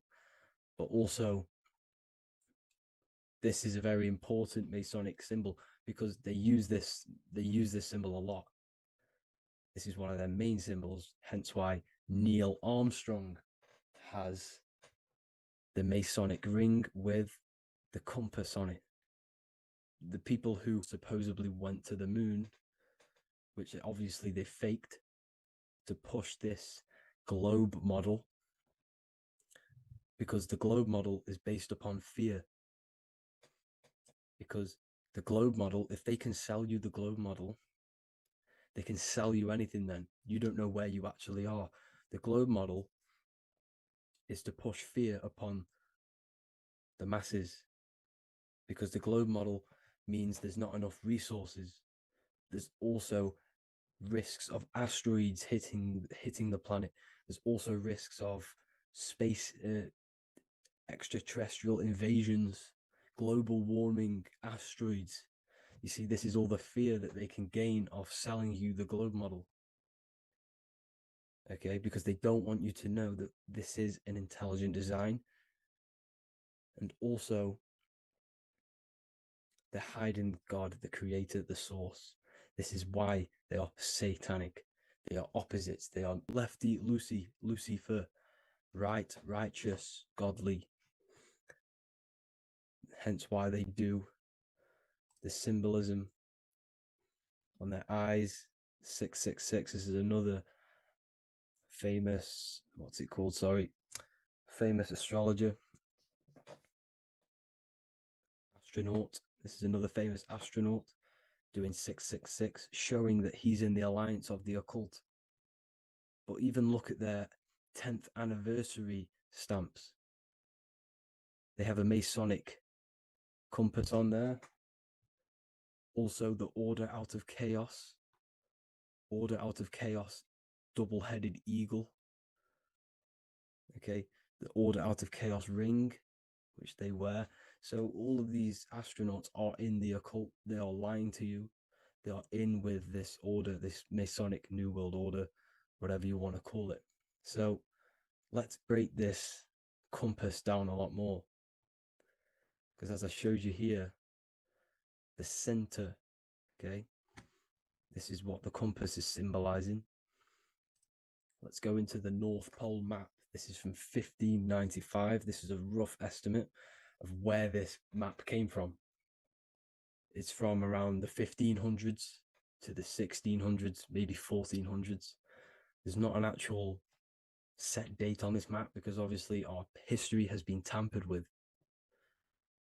But let's break down this map and the symbolism that they use towards this map, because this map is the map of the North Pole. Okay, so in the center, we have the black rock symbolizing the tower, the pole, North Pole. And what's on top of the North Pole?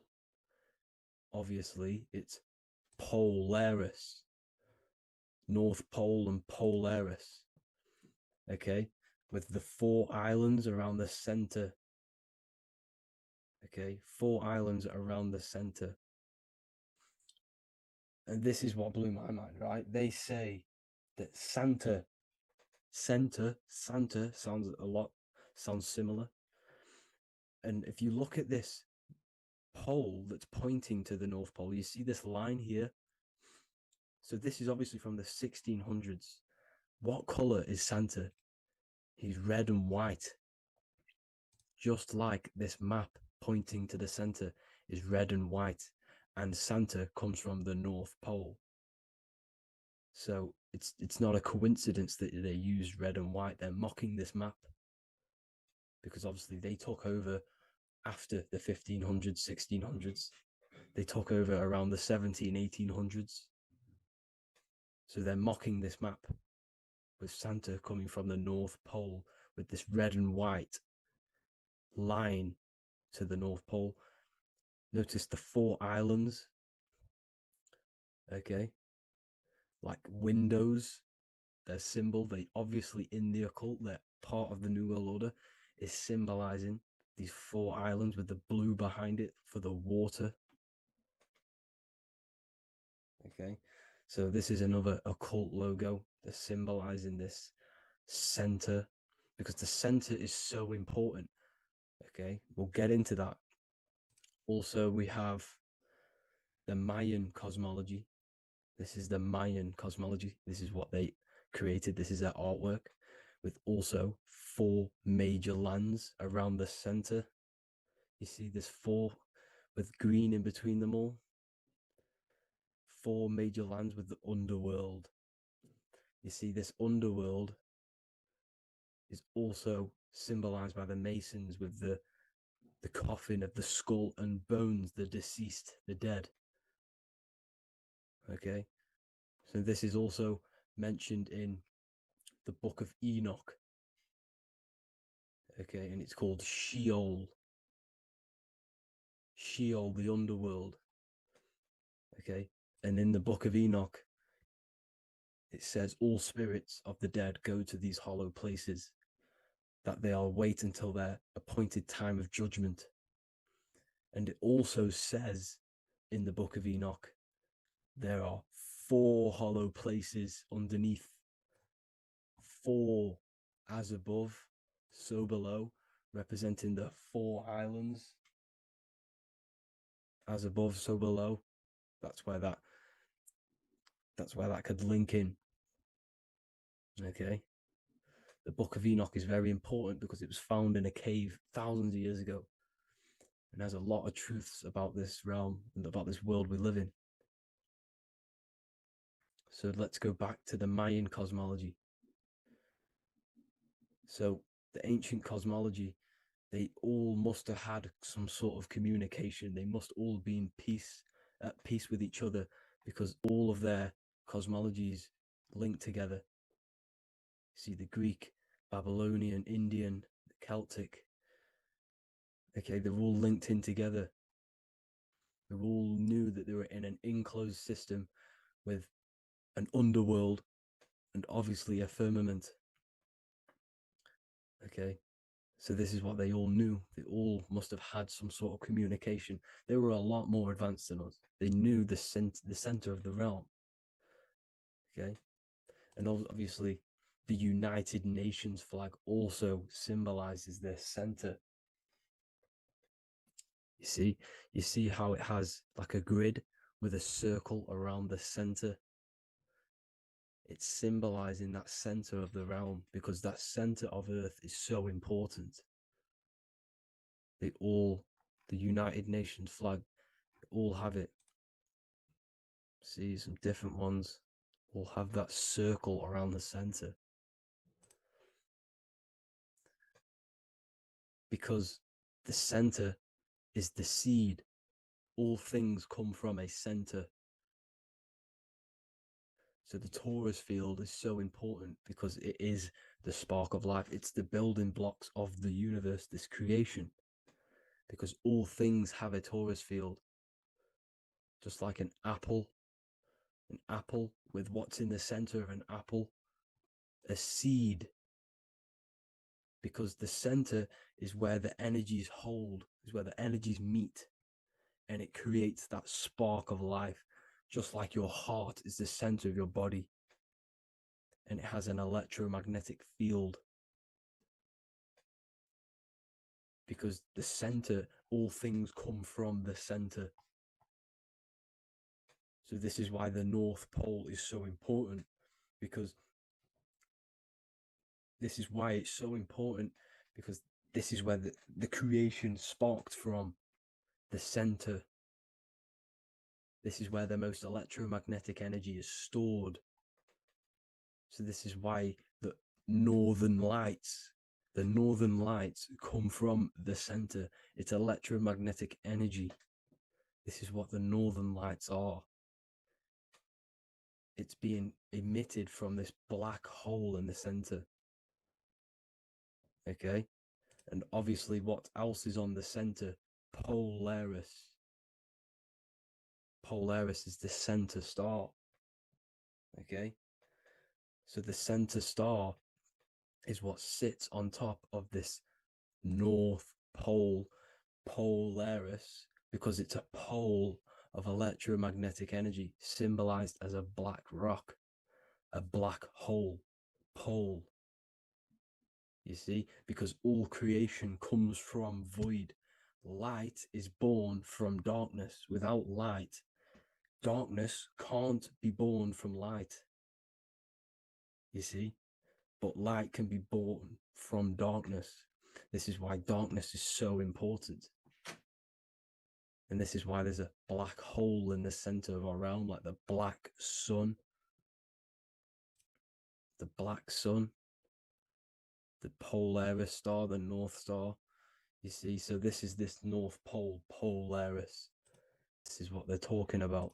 And this is why compasses are an 8-pointed star, because Polaris is symbolized as an 8-pointed star. This is where a compass will point you to.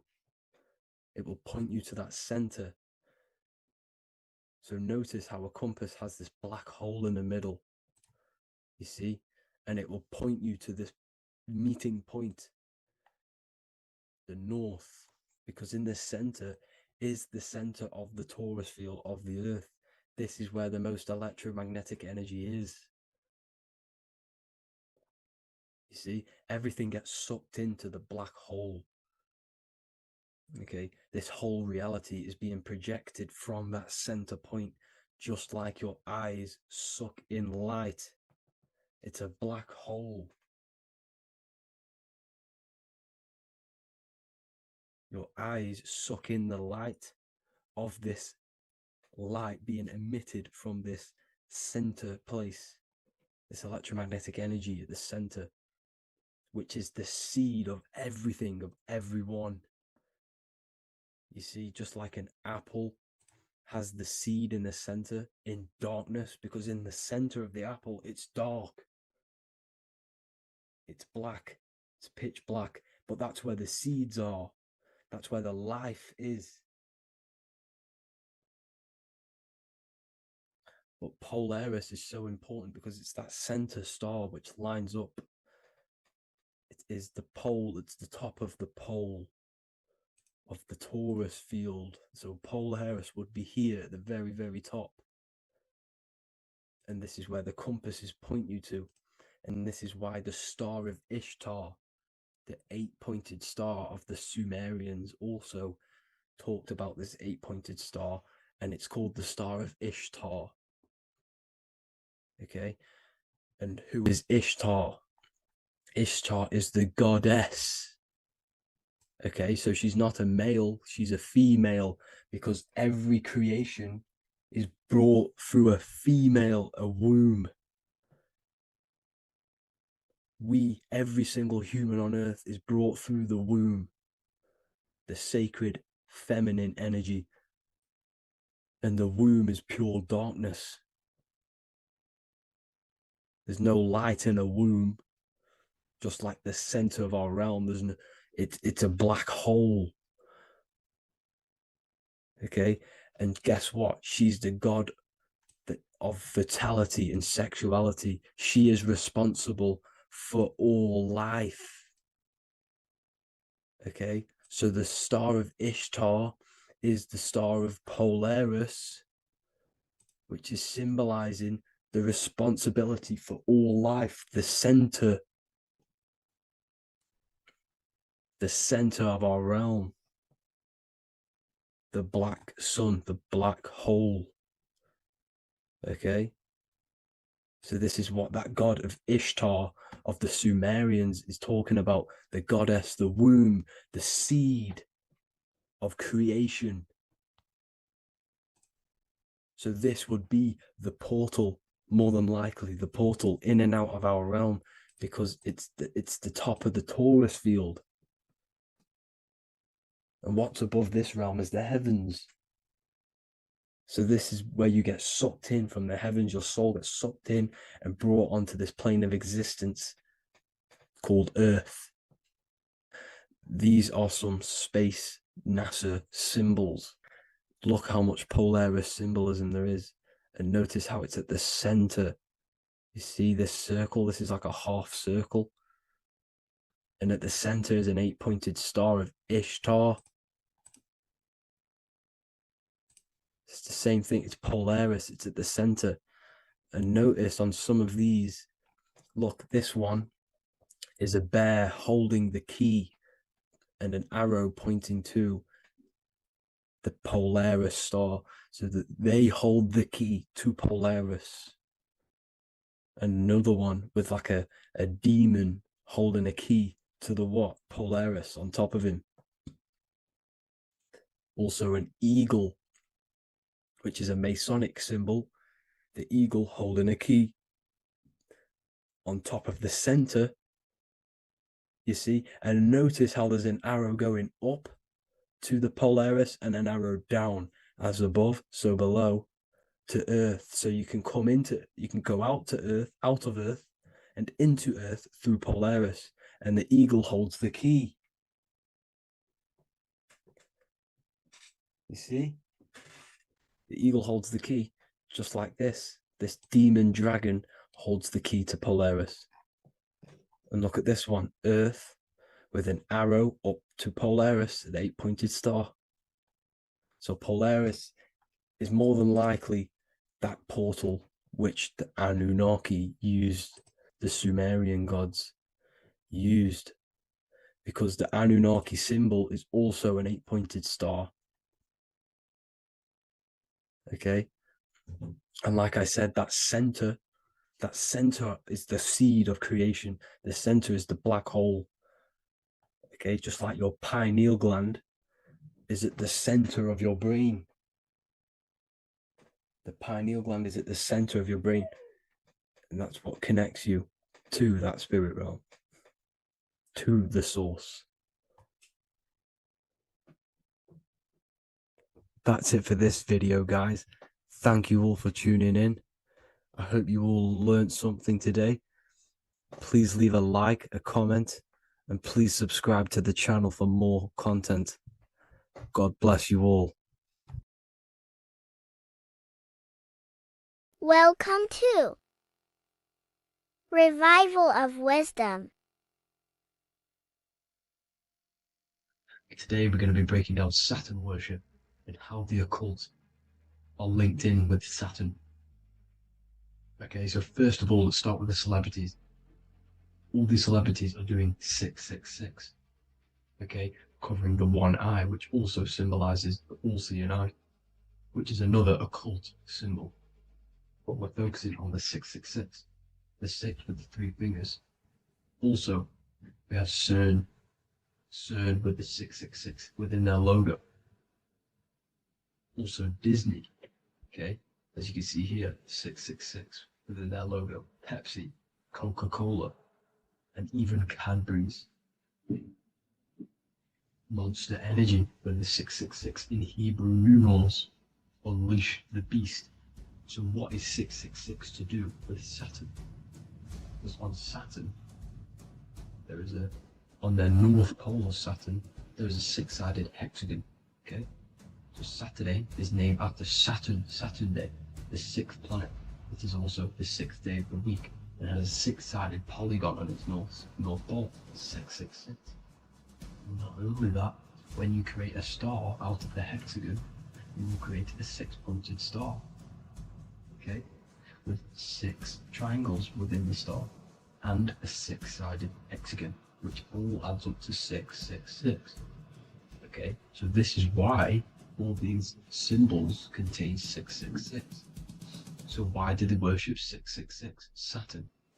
Because Saturn is the god of time and death, okay, and order and lessons. Okay, Saturn is a very cold and dry being. That is the 6th planet from the sun. Okay, Saturn represents the winter, which symbolizes death. Okay, because all nature dies within winter because the sun's not there. So it represents darkness and death.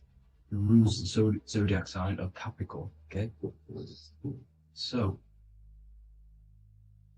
in the celestial cycle, Saturn is always opposite the sun. So it's the opposite of the sun. So they're worshipping this energy which is death-like. Okay, this god which is death and does not bring life. Okay, also is the god of time. Okay, also in the Roman and in Greek it's called Chronos. Okay, which is just a translation for time. It's also known as the Father Time, aka the Grim Reaper. Okay, the Grim Reaper. Keep that in mind. We'll come back to this. Here are some more logos with Saturn. Okay, NAG, Internet, Wi-Fi. Okay, all these occult logos all worship Saturn. They are a satanic occult. They worship this death god, this evil god. Okay, this is where the cube now comes in. Okay, because what color is associated with Saturn? Okay, black, because it's the absence of light. It's opposite the sun. So black is the color associated with Saturn. Each planet has its own color associated with it. Okay, so when you make the cube, okay, as you can see here, the cube of the polygon, it creates what? A black cube.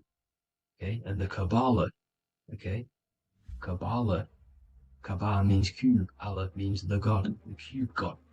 These religions are secretly worshipping this cube god, the god of death, Saturn, Satan.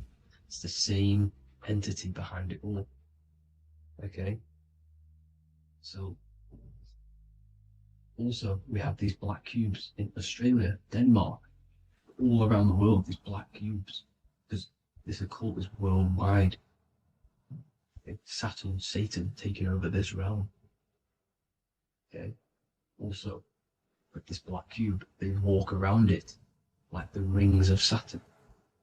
Around the black cube of Saturn with the rings, they walk around in circles. What are circles? Cycles. What is a cycle? Time. The time god. This is why it has a ring around it, because it represents time, cycles. Okay, and this is another depiction of Saturn, always depicted with this Reaper staff. Okay, keep in mind this staff, just like we associated with aka the Grim Reaper. The Grim Reaper also wears a black robe, representing Saturn with the same staff. Can you see it? This is where it comes in. Okay, the same thing, look, the same staff with the black robe, black representing Saturn, the god of death. Okay, the Grim Reaper, Satan. Okay, also when you graduate from university, what do? You wear a cube on your head, a black cube with a black robe. This is Saturn worship. See, this is how Saturn, Satan, has tricked the world into worshipping him, not God, the sun, which represents God. So what is a corona? Because a corona is a crown, a circle, okay? A set of concentric circles of light seen around a luminous body. So Saturn. So this is why they used to worship Saturn by wearing crowns in ancient days, and we still do to this day. The king or queen has a crown, a corona. Also, corona, the drink. Corona adds up to 666, just like Saturn is 666. But like you see in the corona, you see the staff. You see this staff, just like the staff of Saturn, the Saturn god, like the Grim Reaper, with the black robe and the staff, just like the Saturn god. What is the Grim Reaper? It's a killer. It represents death, just like Saturn, the god of death and time. So all these occults and secret societies all worship the 666 god, which is Saturn, Satan. All of our energy is being put into Saturn. Okay, and Saturn, Satan, is harnessing all of this energy. So gradually, this is what the mark of the beast is. Like it says in the Bible, the mark of the beast, or the name of the beast. Here is wisdom. Let it know that you have to understand and count the number of the beast, for it is 6. It is the number 6 of a man, and is 600, 6, 666. So this is what the mark of the beast is. They are going to eventually put green chips, just like Neuralink, which is what Elon Musk is pushing. Okay, so this chip is the mark of the beast, and it's going to be implanted to our hands or brains. Okay, and they will manipulate our consciousness, and it will manipulate our DNA, and it will directly connect us to AI, and AI is linked in with Saturn, Satan, as the demons and the people who rule this world are in love with AI. They want to connect humans to AI, and this will control our consciousness completely and give all of our energy back to Saturn, Satan, this deity that they all worship. Just like when you get married, you wear a wedding ring, the rings of Saturn, over the finger, which represents the sun. So you're basically seeing Saturn over the sun. The sun is the son of God. It represents the sun, represents God. So you are putting Saturn over the sun. So thank you guys all for tuning in. I'm going to leave you guys here. Please leave a like, comment some topics that you want me to talk about, and please subscribe for more amazing content. God bless.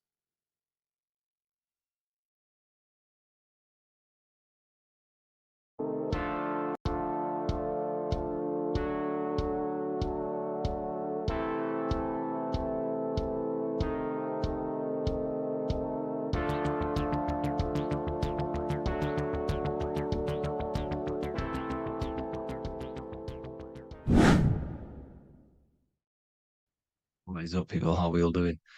Today, we're talking about the flat earth cosmology. So let's jump straight into this.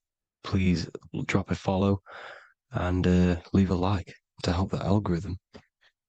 So we live in a torus field. Everything's made out of torus fields. And every torus field has motion. It's what it is. It's the motion of energy. And every torus field has a center, which is the black hole. It's a womb of creation. It's counter space. Now, this is why the North Pole is magnetic, because the center of this torus field is the most magnetic part, the strongest part of the field. So this is why all compasses will point you to the center. And the Earth's magnetic field is spread across the whole of the Earth. And it's spinning, as you can see here. It's like a tornado at the center. And this tornado is the force which is spinning the sun and the moon around us. You got the sun, the moon, Polaris, just like in the Masonic cosmos here. The sun, the moon, Polaris, the all-seeing eye. Now we'll get into Polaris a bit later, but the sun is the magnetic force. Sorry, is the electric force, because every field is electromagnetic. Now, the sun is electric. It's positively charged. It's gonna give you energy. It's feeding energy. The moon is more magnetic energy, which is taking your energy away from you. And this is why you become sleepy when the moon comes out. Because it's taking away your energy. So these two forces is the balance, it's the yin and yang. It's the balance. Everything in this creation is balanced. Because the torus field is the earth is the plane of inertia, the 0 point within the field. Because physical matter is a result of two opposing forces equalized on the plane of inertia. And that is where matter crystallizes into physical results. And this physical plane is the plane of inertia, planet Earth. And at the center of this plane is the black hole, the womb of creation.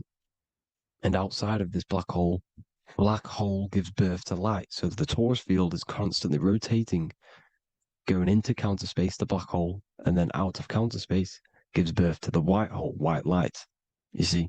So it's going around, black hole, birth again, black hole, birth again. And it just keeps going around. It's an infinite cycle of energy. And this is where the infinity sign comes from. This is the motion, this is the force which is creating everything to spin inside of this circle. Okay? And it's making the stars spin. It's making the sun and moon spin around us, around this center point. Now here you see Horus and Set putting their feet inside of this dome. This is the royal arch, the arch of the dome above us, which is like you see in the Masonic cosmos, the royal arch of Freemasonry. This is the dome above us, the firmament that the Bible talks about. You see, they're putting their feet in because Set symbolizes the moon and Horus is the sun. Horizon, Horus. Horus is rising, the sun. So they're both putting their feet around this center magnetic pole, which is the pole, North Pole. And above the North Pole, you have Polaris, the pole of electromagnetic energy. You see? And this is how we get the sun and the seasons. Because the sun, for us, when it becomes summer, it's on the Tropic of Cancer. Then it spirals outwards, going out and out and out, then goes to the Tropic of Capricorn. That's winter for us. Then it comes back in and creates summer again. So it's constantly spiraling around this center magnetic North Pole. You see? So this roof above our heads is the firmament, and this is what they've taken off of us. They haven't physically taken it, but mentally they have taken this away from you. It's a female energy, and this is what the Egyptians called Nut, the sky god Nut. And this is the womb. We are inside God's creation, God's womb, and the woman's womb when she has a baby is a microcosm of this, because everything inside of this creation is macro. It's a reflection of the bigger things, as above, so below. So the dome above our heads is the dome we are in when we are a baby. And you can see the sacred geometry of it is the exact same. It's the dome. And when we are inside of the womb, the woman, the sacred maker, which is the M, the Masonic M. This is the Gmail symbol. The Masonic M is maker, mason, matter, male. She delivers the male, you see. She delivers the male because it's the maker, the female, the magnetic. The woman is magnetic in nature. The male is electric in nature. So when we are in this womb, the female, we are being fed by the center umbilical cord, by the center of the mother's stomach. We're connected to the center of the woman's stomach, just like we are when we are in the earth. The center is where the aurora borealis is being emitted from, the electromagnetic aurora borealis, the northern lights. This is our spiritual umbilical cord, connecting us to counter space, connecting us to the realms beyond this world. Because at the center of every torus field is counter space. And at the center of the earth is our spiritual umbilical cord. And this is the earth's belly button, as you see. As above, so below. We had a physical umbilical cord. We have a spiritual umbilical cord. And this gets cut when we die, when we're cut away from the physical reality. You see, here's the ancient Egyptian tablet showing this female. You can see the hair, it's a female above us, because the female energy is nurturing, helping, looking after. And that's exactly what the dome is. It's protecting us. It's the Ark of the Covenant, the Ark covering us. You see? And this is what they've taken away from us. By you believing in space, it completely destroys the idea of this being a sacred creation. They've taken the roof off your head, whether if you believe in space, you believe that there's chaos, there's planets, there's asteroids about that could kill us at any moment. But this isn't true. They've made you fear your own creation that you're inside of. They've made you fear what's above you. You see, and it's to hide the power of astrology, the power of the lights in the firmament, which are constantly flowing through the ether. These powers which are above us are sending rays down to the earth, which are influencing our psychology and how we behave. And this is what astrology is. It affects human consciousness. It interacts with our consciousness. And there's a different energy every day because the planets are in different houses, different alignments. And this is, we'll go into this a bit deeper later on. So the world tree, this magnetic north pole, the pole of electromagnetic energy, was symbolized as a tree, the great tree at the center of the earth. You see? And this tree is symbolized everywhere. You can see here how the center person, this Egyptian person, is holding up the sky. This is the North Pole, the hyperboloid, at the center of every torus field. And this tree was in the Mayan cosmology. This is an ancient depiction. This is the torus field. There's the plane of inertia. Here's the center tree. Here's the tree in the center, the magnetic North Pole, the woman holding the stars. Here's the Hindu with the two birds symbolizing the sun and the moon revolving around this center tree. The Mayan tree, his Horus and Set around the North Pole. They all knew this flat Earth cosmology. They knew these secrets. It's so sacred you understand the creation that you're inside of. Because if you don't, you'll be led astray. You don't know where you are. You're lost. You see? And here's the Masonic art with the rays of the stars coming down with the tree in the center. So it was personified as a tree. And we are in Asgard, Midgard, the middle garden, where there's good and evil. So the 7 layers of heaven, which is talked about in the Quran.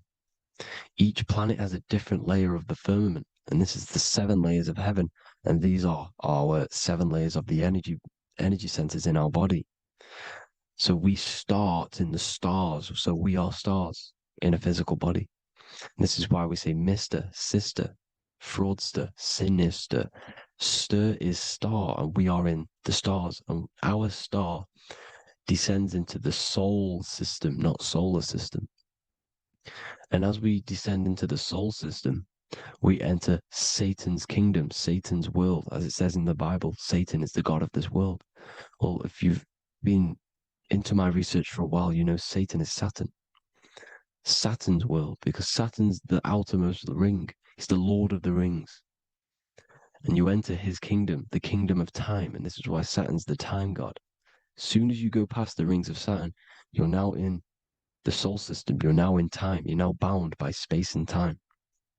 And you're bound to the earth plane, the heart. Earth is heart. It's a rearrangement, it's an anagram for heart. And the heart of the electromagnetic color spectrum is green, and that's why the earth is green. And above green is blue, and this is why the sky is blue. In order to go to heaven on the macro scale, you have to go through the blue sky, through the 7 layers of heaven. In order to reach heaven in your body, whilst you're here, you have to go through the blue chakra to your head, which is heaven. It's micro, macro. Everything is micro, macro inside of this creation. Is an ancient. I think this is a French image, piece of art from the ancient French, with obviously the 7 layers of heaven. which they all depict. And notice how it's like a dome. We'll go into this dome symbolization, the Royal Arch of Masonry, which is next. But these 7 layers of heaven give us the 7 metals, the 7 days of the week, the 7 diatonic tones, the 7 chakras, the 7 everything. It's God's favorite number. And this is why the Masons use the G inside of the compass, because the G is the 7th letter and God starts with G. You see? So it's 7. God is 7. Here's another depiction of the heart, the soul system, the 7 layers of heaven. La fermente, la fermette. You see, la firmament, with the stars on the outermost layer. Here are the 7 planets: Jupiter, Mars, la Sophie, the sun, la luna, the moon. So Saturn. So we are in the heart of this soul system. In order to ascend, we need to ascend up our chakra system, reach 144,000 hertz. God consciousness, the God man. You have to unfold God man, master of the mind, mastery of the mind. So, what are the stars? The stars make everything unique.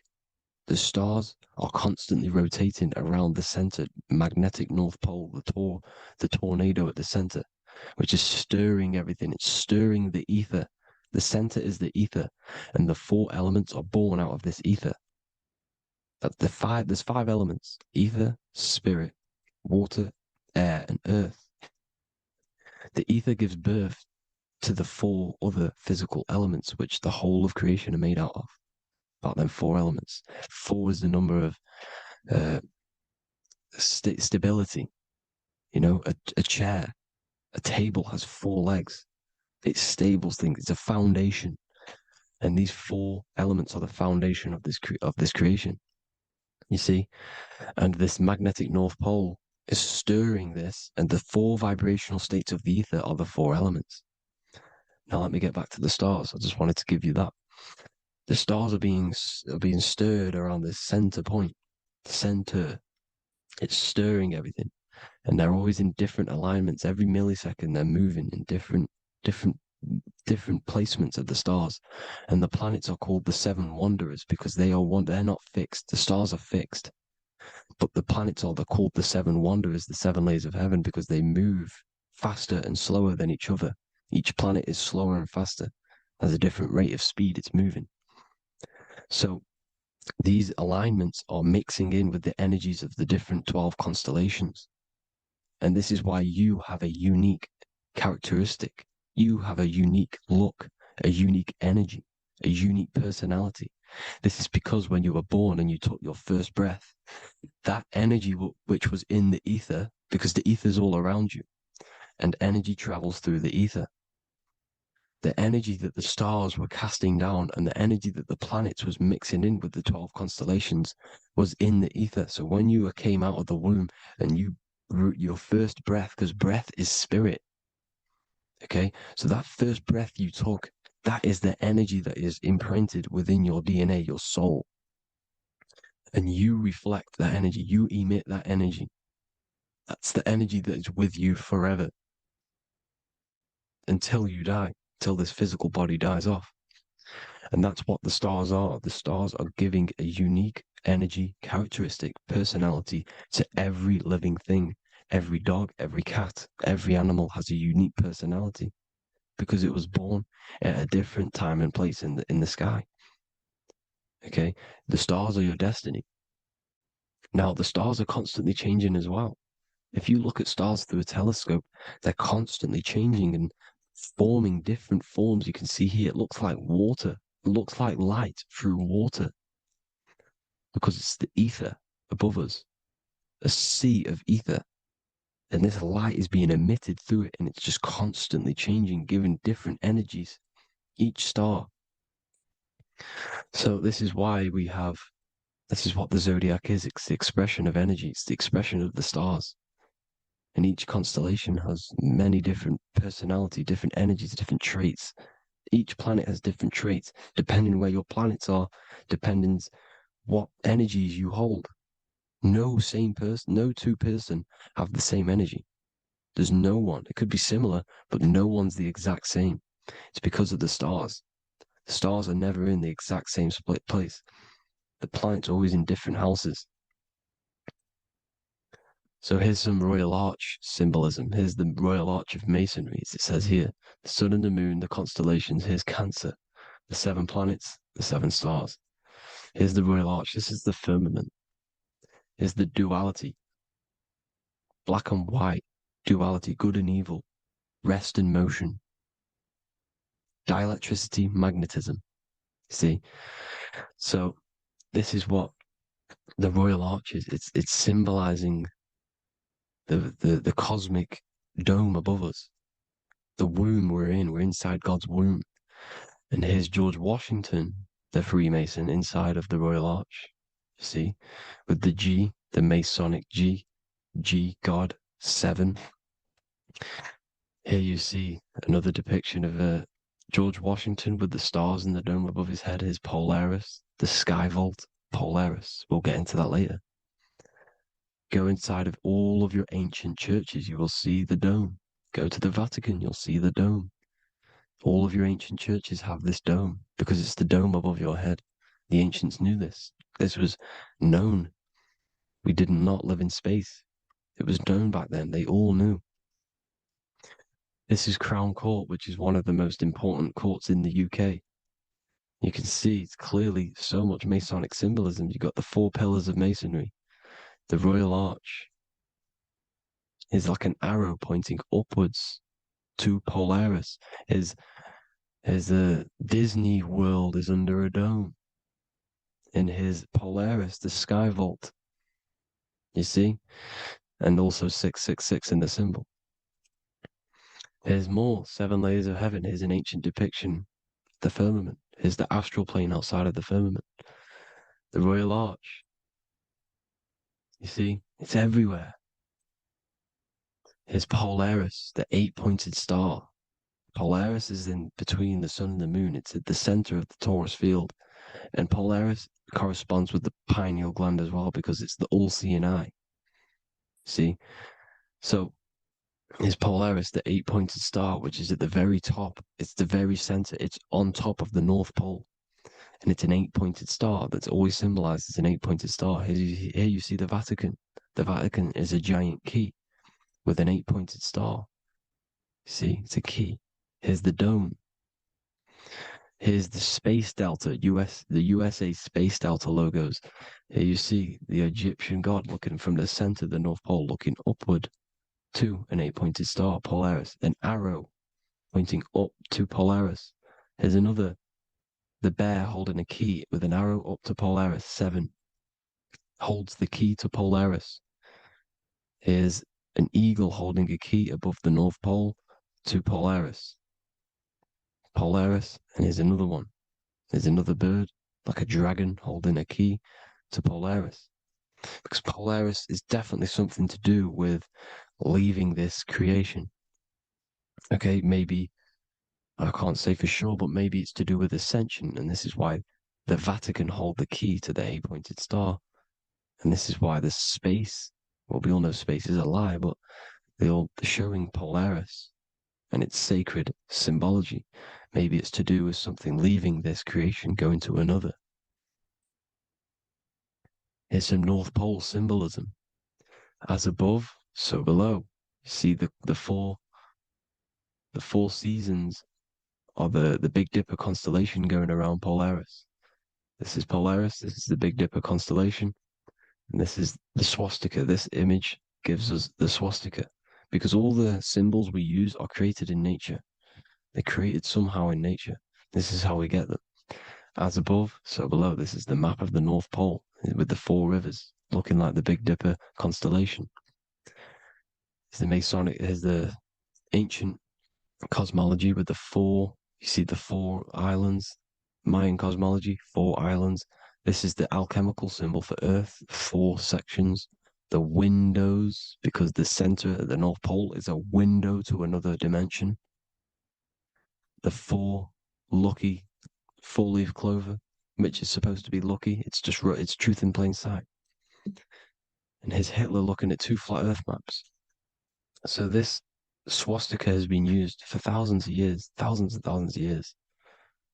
And it's symbolic for the most sacred land on this plane, the North Pole. Shambhala.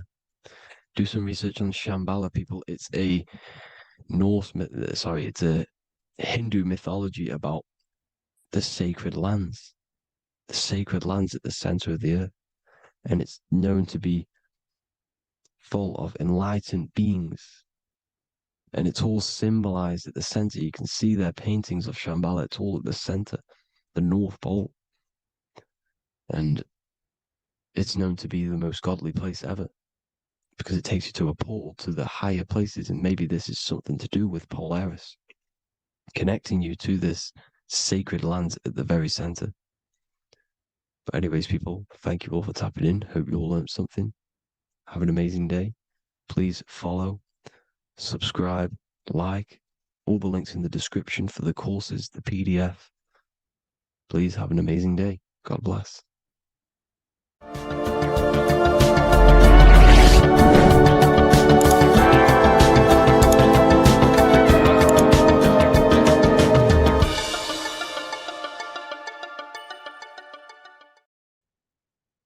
You don't just have a physical body. You have a physical, mental, spiritual, and emotional body. Each one of these aspects are a body of its own. Body does not just refer to a physical substance. You have a mental body for thinking, an emotional body for your emotions, a spiritual body for your energy in your astral form, and a physical body to encapsulate all of these. Each four of these aspects are essential for the human experience and essential to balance. Now, today we're going to be syncing the four aspects of your consciousness with the four seasons and the four elements and how this ties into the Bible. So we have four physical elements. We have 5 elements in total, spirit being the most important, but spirit is pure invisible. We have 4 physical elements. We have air, fire, earth, water. Earth and water are feminine. Air and fire are masculine. Air and fire are active. Water and earth are passive.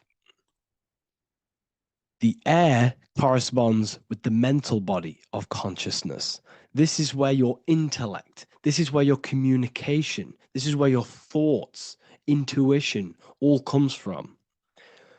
This is the mental body of consciousness that allows you to think, allows you to process, figure things out, and have intellect and gain knowledge. This is your intellectual aspect of your consciousness, located in the head region. We have a fire nature, a spiritual nature. This is our astral body. Our astral body is all to do with the subconscious realms, the higher realms of consciousness. This is the body that allows us to be free from the physical body. Our spirit is more of our energy. Water is our emotional body. This is what allows us to feel things, that allows us to gain intuitive feelings of conscience. So emotion allows us to understand what is right and what is wrong. When we feel something bad, we know that this is wrong. When we feel something good, we know that we are doing good. Emotions are a creational force that allows us to feel certain things to bring them into existence. Our emotional body is a creational force and should not be reactive, and they should be controlled. Most actions are stemmed from emotions. Actions bring thought into physical existence. Emotions are the driving power. They are what drives your actions. The thought, then the emotion, then the action. Earth is your physical body. This is your physical state that allows you to take mind and emotion into action, into fruition, into physical matter. This is what your physical body allows your consciousness, your soul, to interact with the physical world and bring things into physical existence. The physical body, the physical world, is an outcome and an effect of the thinking mind.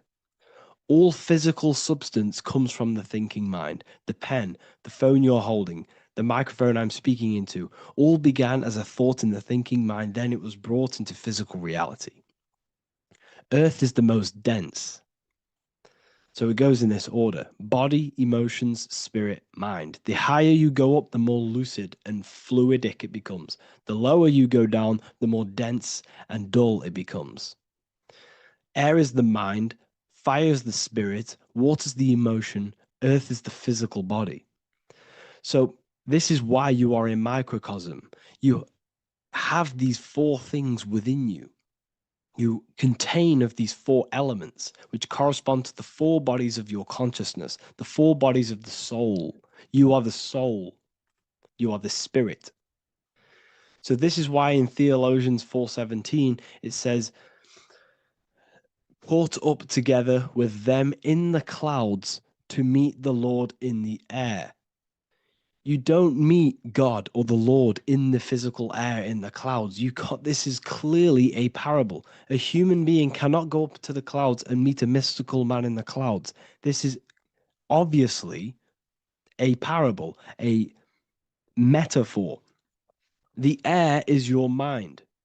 You must raise your consciousness beyond the body, beyond the emotions, beyond the spirit, and enter in the mind during meditation, turning the mind inward to connect with the Lord. The Lord is the highest aspect of your consciousness, the one that exists beyond the physical body, beyond your emotions, beyond the thought. So you meet the Lord in the air, in the mind. The mind represents the air. This is why in America there's a saying called an airhead. You're an airhead. This means that you are stupid, or you don't think, or you have nothing in your mind. You have nothing in your head. When someone's very stupid, you call them an airhead, because air represents the mind. The air is elevated. The air is invisible. The mind is totally invisible to the human eyes. It is a metaphysical substance. In fact, it's not a substance at all. It's so fluidic. It's everywhere. The mind can be everywhere at all times. It can be anything. Nothing is impossible within the mind. Now, this is synced with the four seasons. The four seasons represent the four aspects of human consciousness, the four bodies of your consciousness, the four bodies of your soul. The sun is your soul, okay? And the sun travels around four seasons. Summer, when the sun is the most hottest point. Autumn, when the sun starts to move away from the hottest point. Things start to die. Then it goes to winter. This is when everything dies. This is when things enter in within itself. This is when darkness occurs. Then spring. This is the reignition of the sun. This is when the sun starts to bring back the warmth back to the summer. You have four seasons which correspond to the four bodies of consciousness. Fire is the spirit. This is when you are passionate. This is when you are taking action. This is when you are fiery. The sun is blazing. You're taking action. You're very passionate. You're very spirit. You're in the spirit. Autumn is water, emotion. This is when you start to become very reflecting. This is when you start to feel emotional, because in autumn there's lots of water. This represents the emotional body of consciousness. Winter is the mind. This is air. Winter, what happens in winter? Everything enters within itself. The leaves die, the trees die, everything dies and goes within. This is the mind. The mind is the darkness, remember. You close your eyes to enter within the mind. The winter represents meditation. In the winter, what do people do? They stay inside of their house. They research more. They read more books. They become more intellectual. They think more in the winter because we are so we're stuck inside. So we're more reflective. We're thinking more. We're more communicative. We're more intellectual. In the spring, This represents the earth, the body. This is when we start to come out of the mind and we awaken to the body, and things start to grow again. The plants start to grow. The earth is growing again and reborn again. This is the body. This is when you become more active in the spring. And then the summer, back to the summer, we then take action on these thoughts and these thoughts that we gained over the winter. Essentially, this is just a massive cycle. And this is a daily cycle also. The nighttime is the winter. The morning is the spring. The midday is the summer. And the evening time is the autumn. This is a microcosm. We have 4 bodies of consciousness. You are the sun, you are the soul, and the soul has 4 bodies: summer, autumn, winter, spring. Emotion, air, body, spirit. Sorry, emotion, mind, body, spirit. So you are the soul. You are the pure essence of consciousness. The sun is your soul in the heart. And the seasons are inside of you because you are a microcosm. Okay? You are a microcosm. The word sun is son. The Latin word for sun is sol, which is soul or solo, because the sun is solo. It's on its own. You are the soul, and the soul has the 4 different bodies of consciousness. So before we move on any further, if I've blown your mind, please, if you can, leave a like, a comment, a share, and a subscribe. Let me know what videos you want me to make in the future. Please drop a like. It definitely will help me. You are a microcosm of the macrocosm. Man is a miniature universe that goes through its own cycles. The seasons of the summer, winter, spring, and autumn do not occur merely outside of him, but within him as well. The summer is within you. You feel different in the summer. You feel different in the winter. You feel, depending on the body of consciousness, it's your soul's interacting with. So the sun in the sky is your soul inside, and the sun goes through these cycles, which is affecting your bodies of consciousness, because the cycles represent your bodies of consciousness. Now, this ties in with the Bible. This is why we have 4 gospels. This is why Matthew, Mark, Luke, and John are always seen with the 4 different zodiac sign animals or symbols. So you always see each one of the gospels. If you just type in on Google Matthew, Mark, Luke, and John, type in ancient pictures, paintings, or pictures of them, and you will find these 4 zodiac signs are always standing with each one.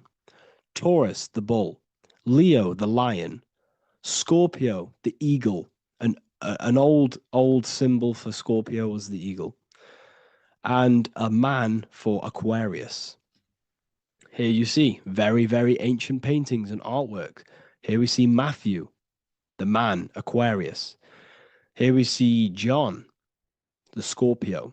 Same here. We also see it on the tarot cards, on the world card. We see the 4 fixed zodiac signs.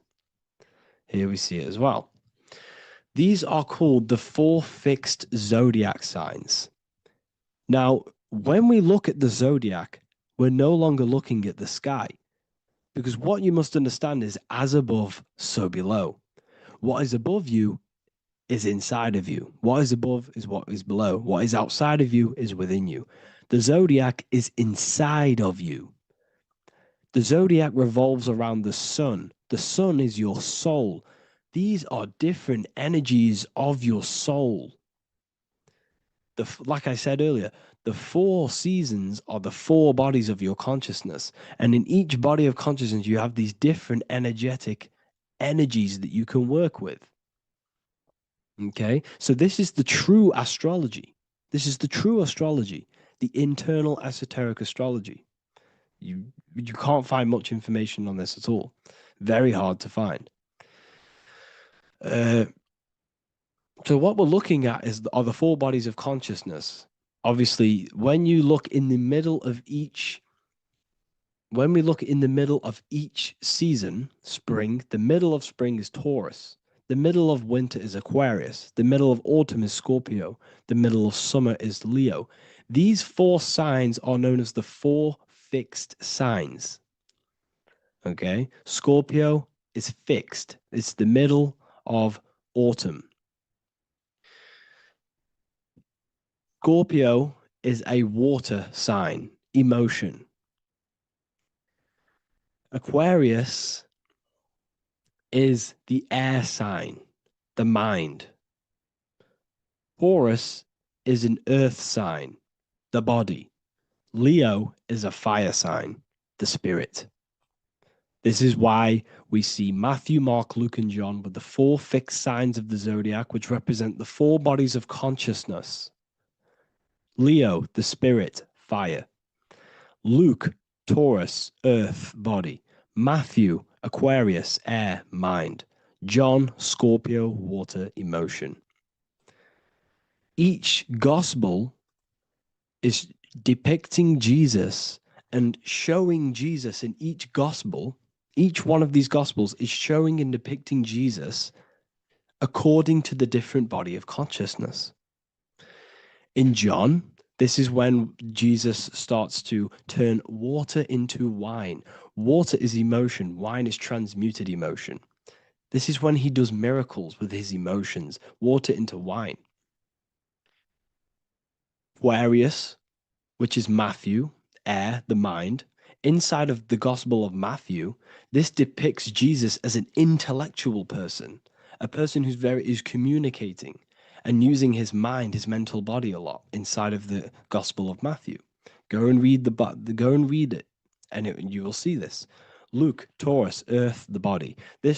Luke shows and depicts Jesus according to the body of consciousness, the physical body. He shows Jesus as a human, being a human being, helping people physically and helping people's physical needs, like giving away food and doing all sorts of good things for other people.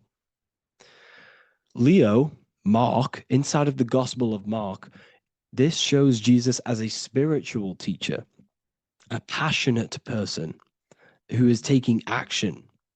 Each gospel is showing Jesus according to the different body of consciousness. And Jesus represents you, the Son. That's why it's called the Son of God, the light of the world.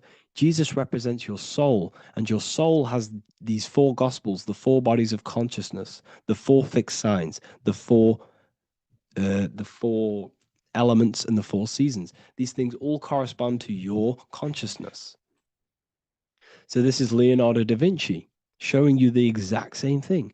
Jesus is the I am, the Son, the soul, in the middle, on his own.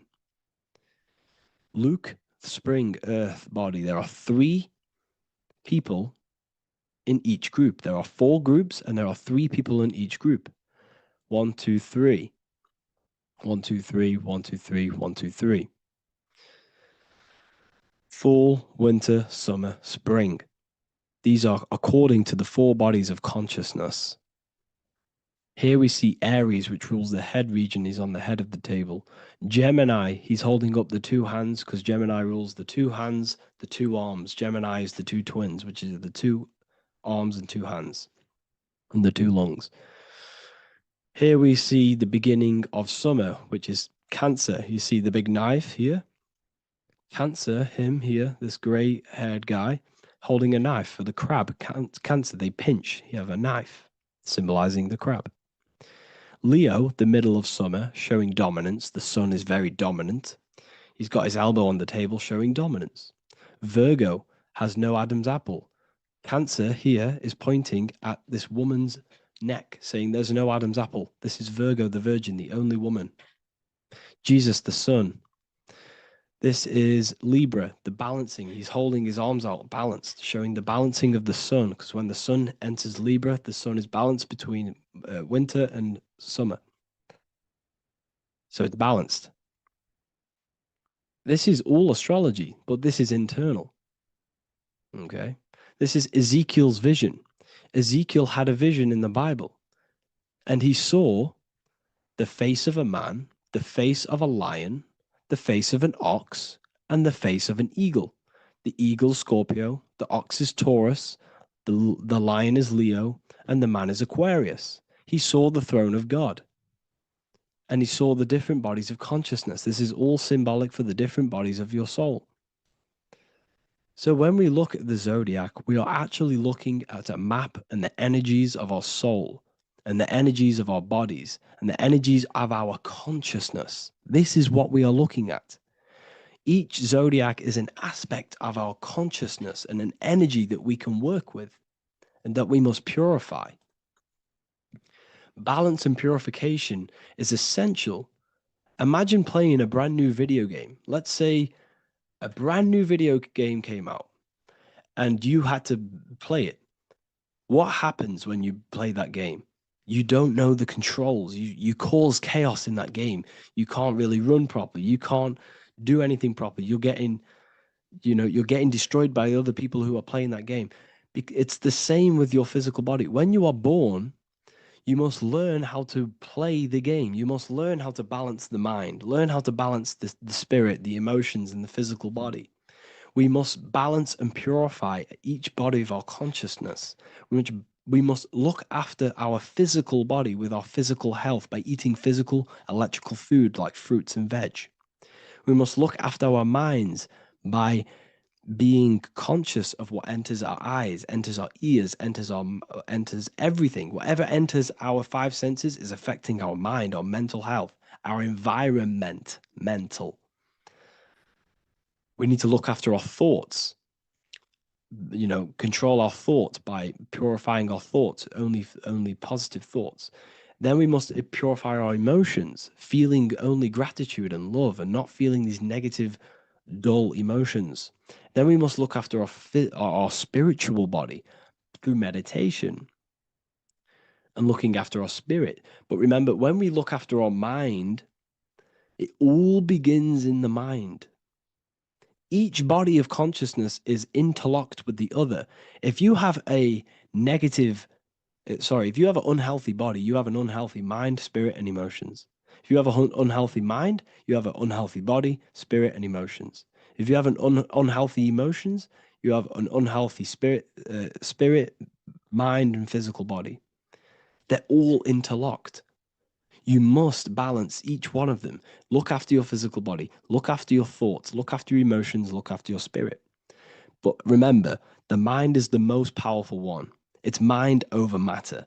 Once we look after the mind, because once we start to control our minds and control every thought we think, this will then turn into discipline in our physical body. Because once we learn how to discipline the mind, we learn how to discipline what we eat, we learn how to discipline what we feel, we learn how to discipline our spirit. This is all interlocked, but work on the mind first.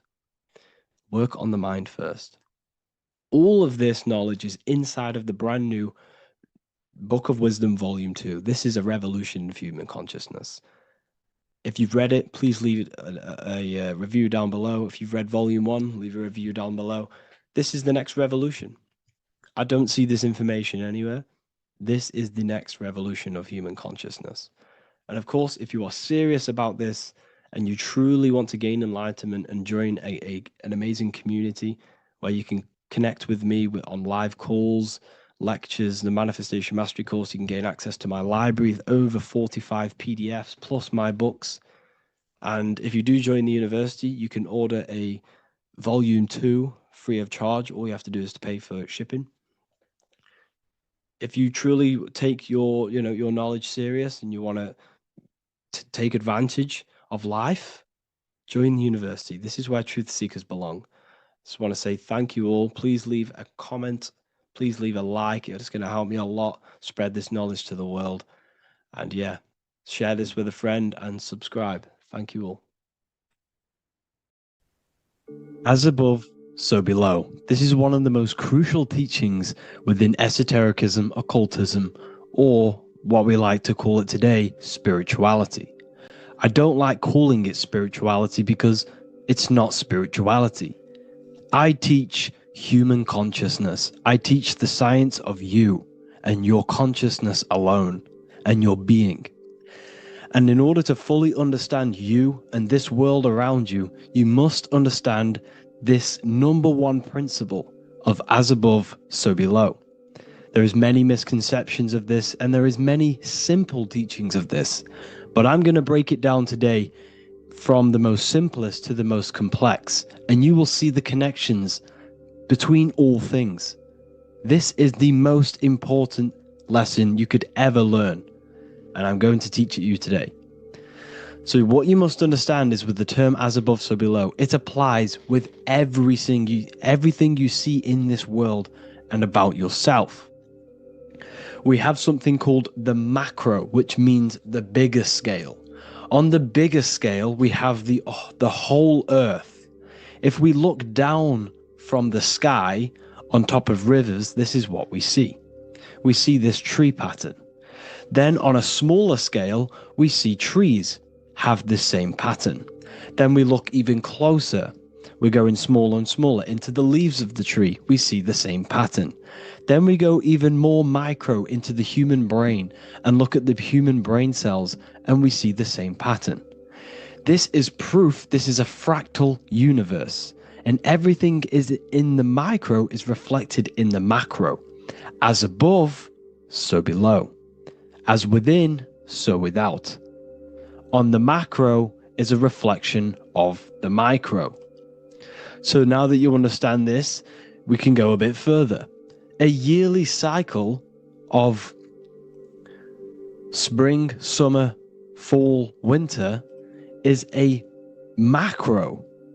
A micro is a daily cycle. So a day is a mini year. The summer is the midday. Autumn is the evening. Night is the winter, and spring is the morning.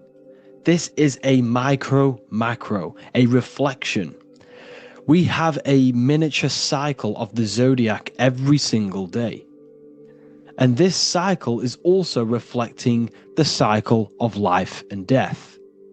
We live, we are born, which is the spring. We live, which is the summer. We then age, which is the autumn. And then we die, which is the winter, and then we are reborn again. This is the cycle of life and death, and you do this every single day. You see, death is a macrocosm of sleep. This is why we say sleep is the cousin of death, because you die every single night. You do this process of life and death every single day. As above, so below. What's in the micro is in the macro. So when you go to sleep, you are essentially dying. And then in the morning when you wake up, you are then born again. This is a fractal cycle that we live in. Everything in this whole world is fractal. Everything applies to as above, so below. We have the sun, we have the moon, we have the day, we have the night. We have the life, we have the death. We have the conscious, we have sleep. As above, so below. We have the conscious mind, because now we're diving into as within, so without. As above, so below more refers to the external world. As within, so without is referring to your inner world and the outer world. What you must understand is about yourself. You exist in two realms. You're an individual. The dual nature of you. You exist in two realms at once. You have an inner world of your thought, emotion. This is the inner world that no one else can see but yourself. And you have an outer world with a physical body which everyone can see.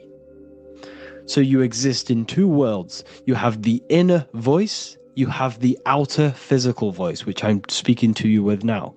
But I also have an inner voice, which no one can hear, only but me. So you exist in the light and you exist in the darkness. The sun represents your external self, your physical, conscious mind. The moon represents your shadow self, the inner self, the psyche self. The spirit self. There is an as above, so below. The sun is within you. The moon is within you. Everything is within you. Now that you understand as above, so below, What is your body? Your body is a miniature earth.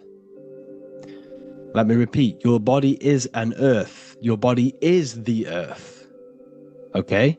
Because like I say many times in all of my videos, you are not in the world. The world is you. You are the universe. Your brain is a computer creating this reality. What you see with your eyes is produced in the back of the brain called the visual cortex. You don't look into the world, the brain produces the world. The body produces the world. When you touch something, you're not actually touching something. This is the electrical nervous system. When you touch something, what you feel is actually electrical signals on your nervous system reporting back to your brain. Therefore, when this body dies, you leave the earth because this body is the earth. Okay? As above, so below. You have the mental plane, the astral plane, the etheric plane, and the physical plane. This is essential for understanding reality and the teaching of as above, so below. Everything in this material plane began in the thinking mind. For example, the microphone I'm speaking into, the phone you're watching this video off, or the laptop or iPad. Where did this begin? It didn't begin in the factory. The first ever place this item begun was in the mind of an individual. The invisible realms of mind is where all physical things and physical items begun. Essentially, this physical plane is the effect of the thinking mind. This world is the world of effect. It's the world of outcomes.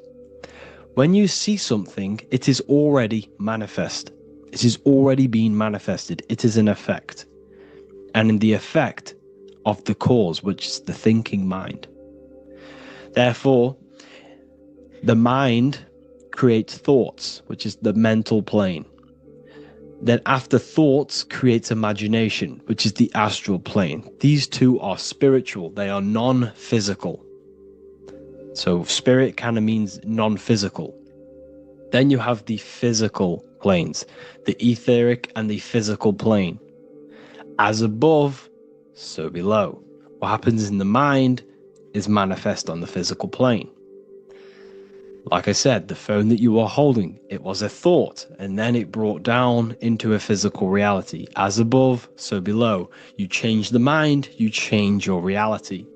Your environment, the word environment has ment in it because your environment is mental. So now that you understand this, so what is the world around you? The world around you was created by the mind of God. It was manifested through God's thought. So you are living in the mind of God. You are a thought in the mind of God.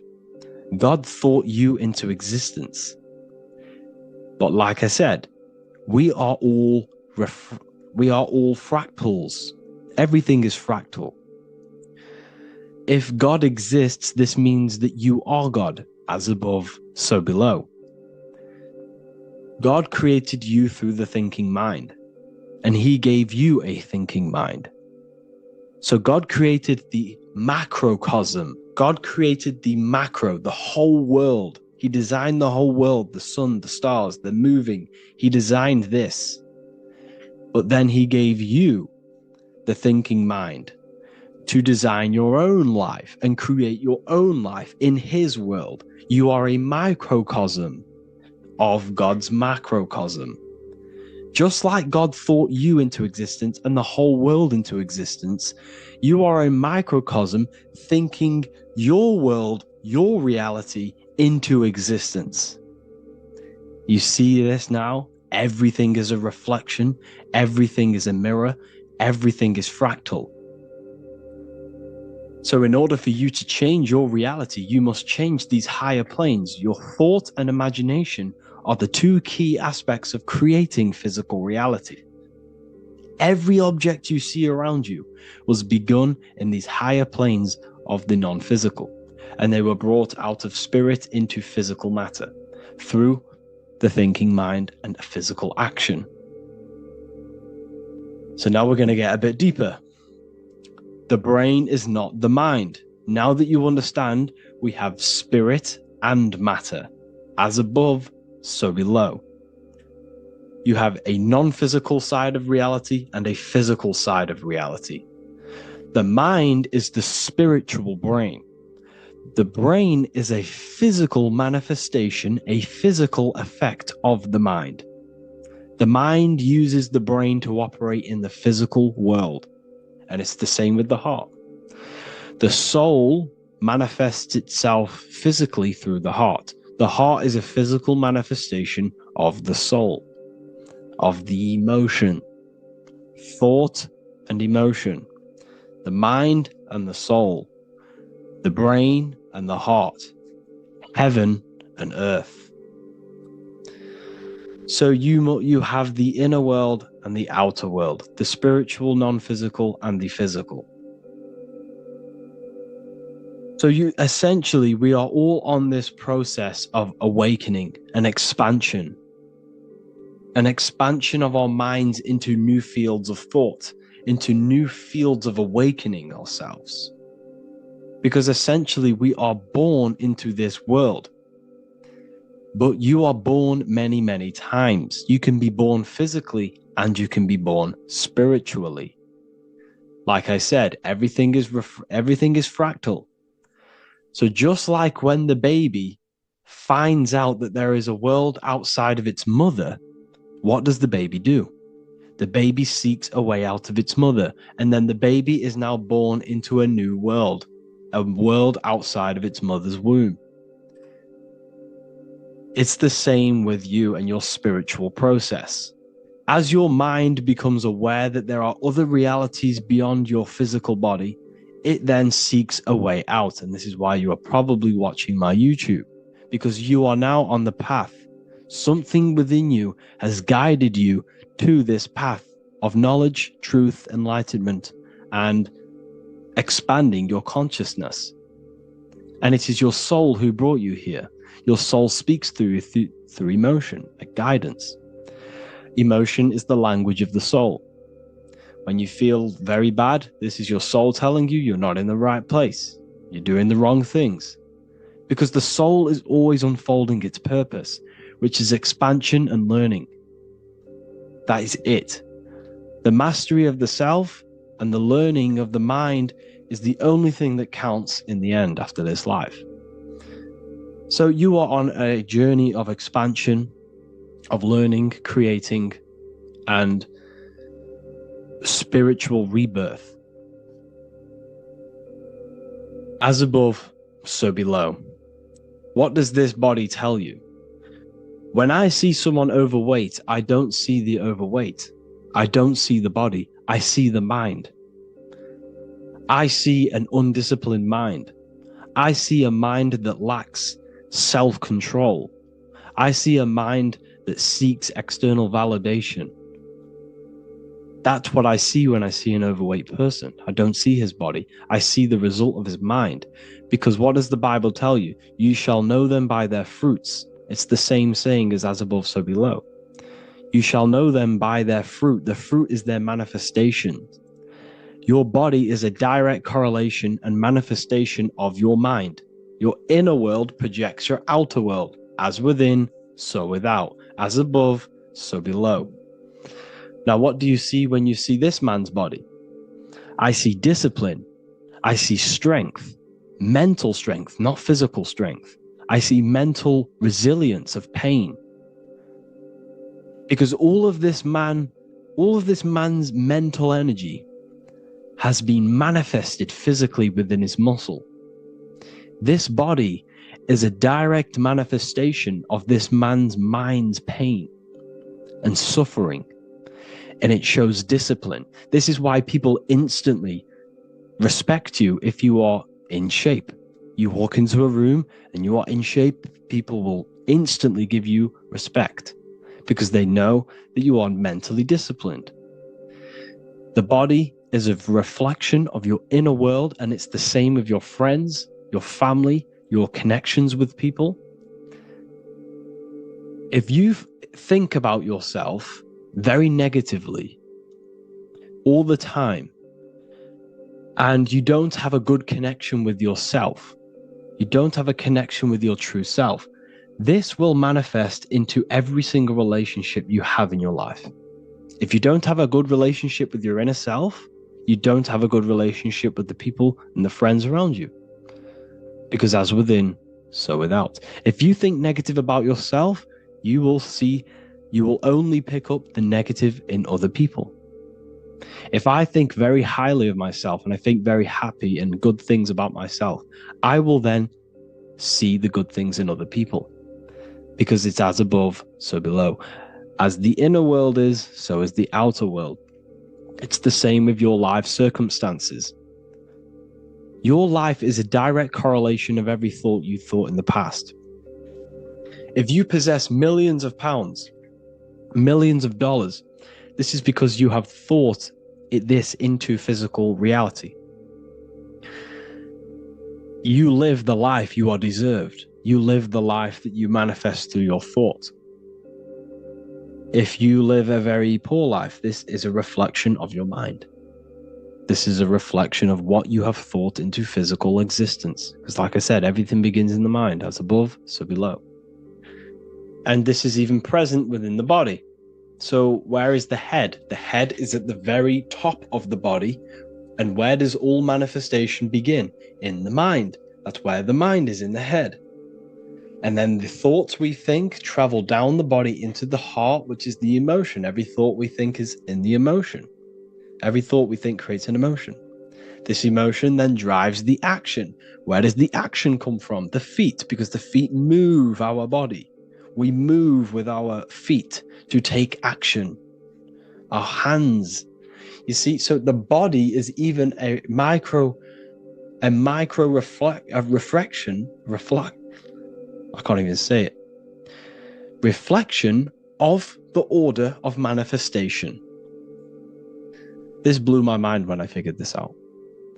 You see, the head, the thoughts begin here. This is the beginning of all manifestation. Then it comes down to the heart. This is the emotion. Then you take the action. The thought and emotion then sparks the action, which is taken with the hands and the feet. And where's the lowest point on the body? The feet, and that's touching the physical earth. So the head is where the thought is, the non-physical, and the lowest point on the body, which is touching the physical earth. So the head represents spirit, the feet represent matter, spirit and matter.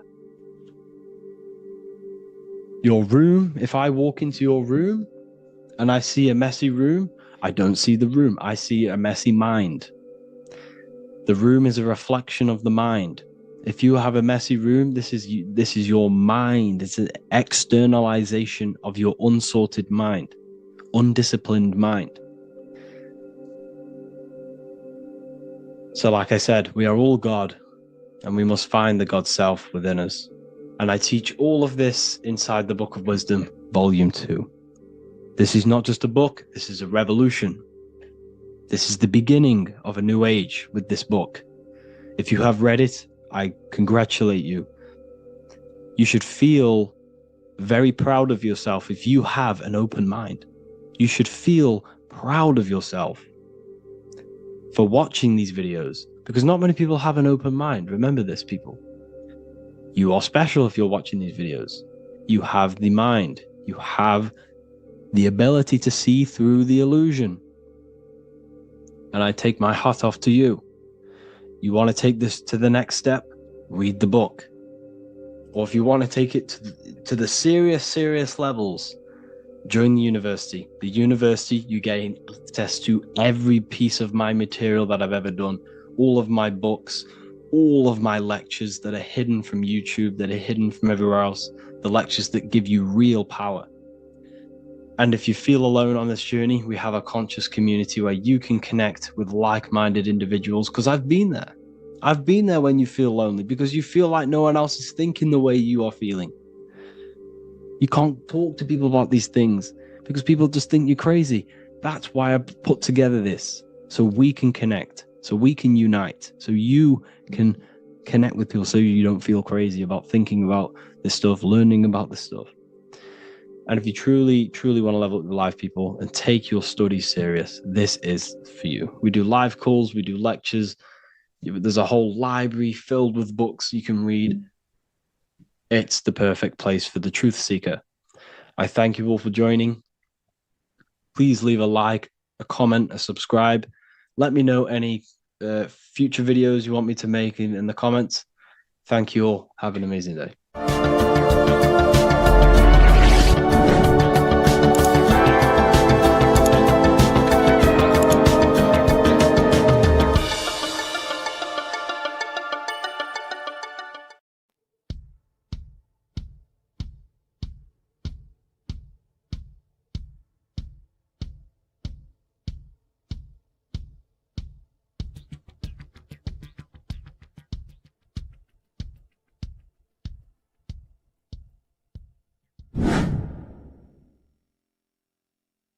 What is good, people? How are we all doing? Today we're going to be talking about the different planes of existence, the occult side of the world, the things they don't teach you in school.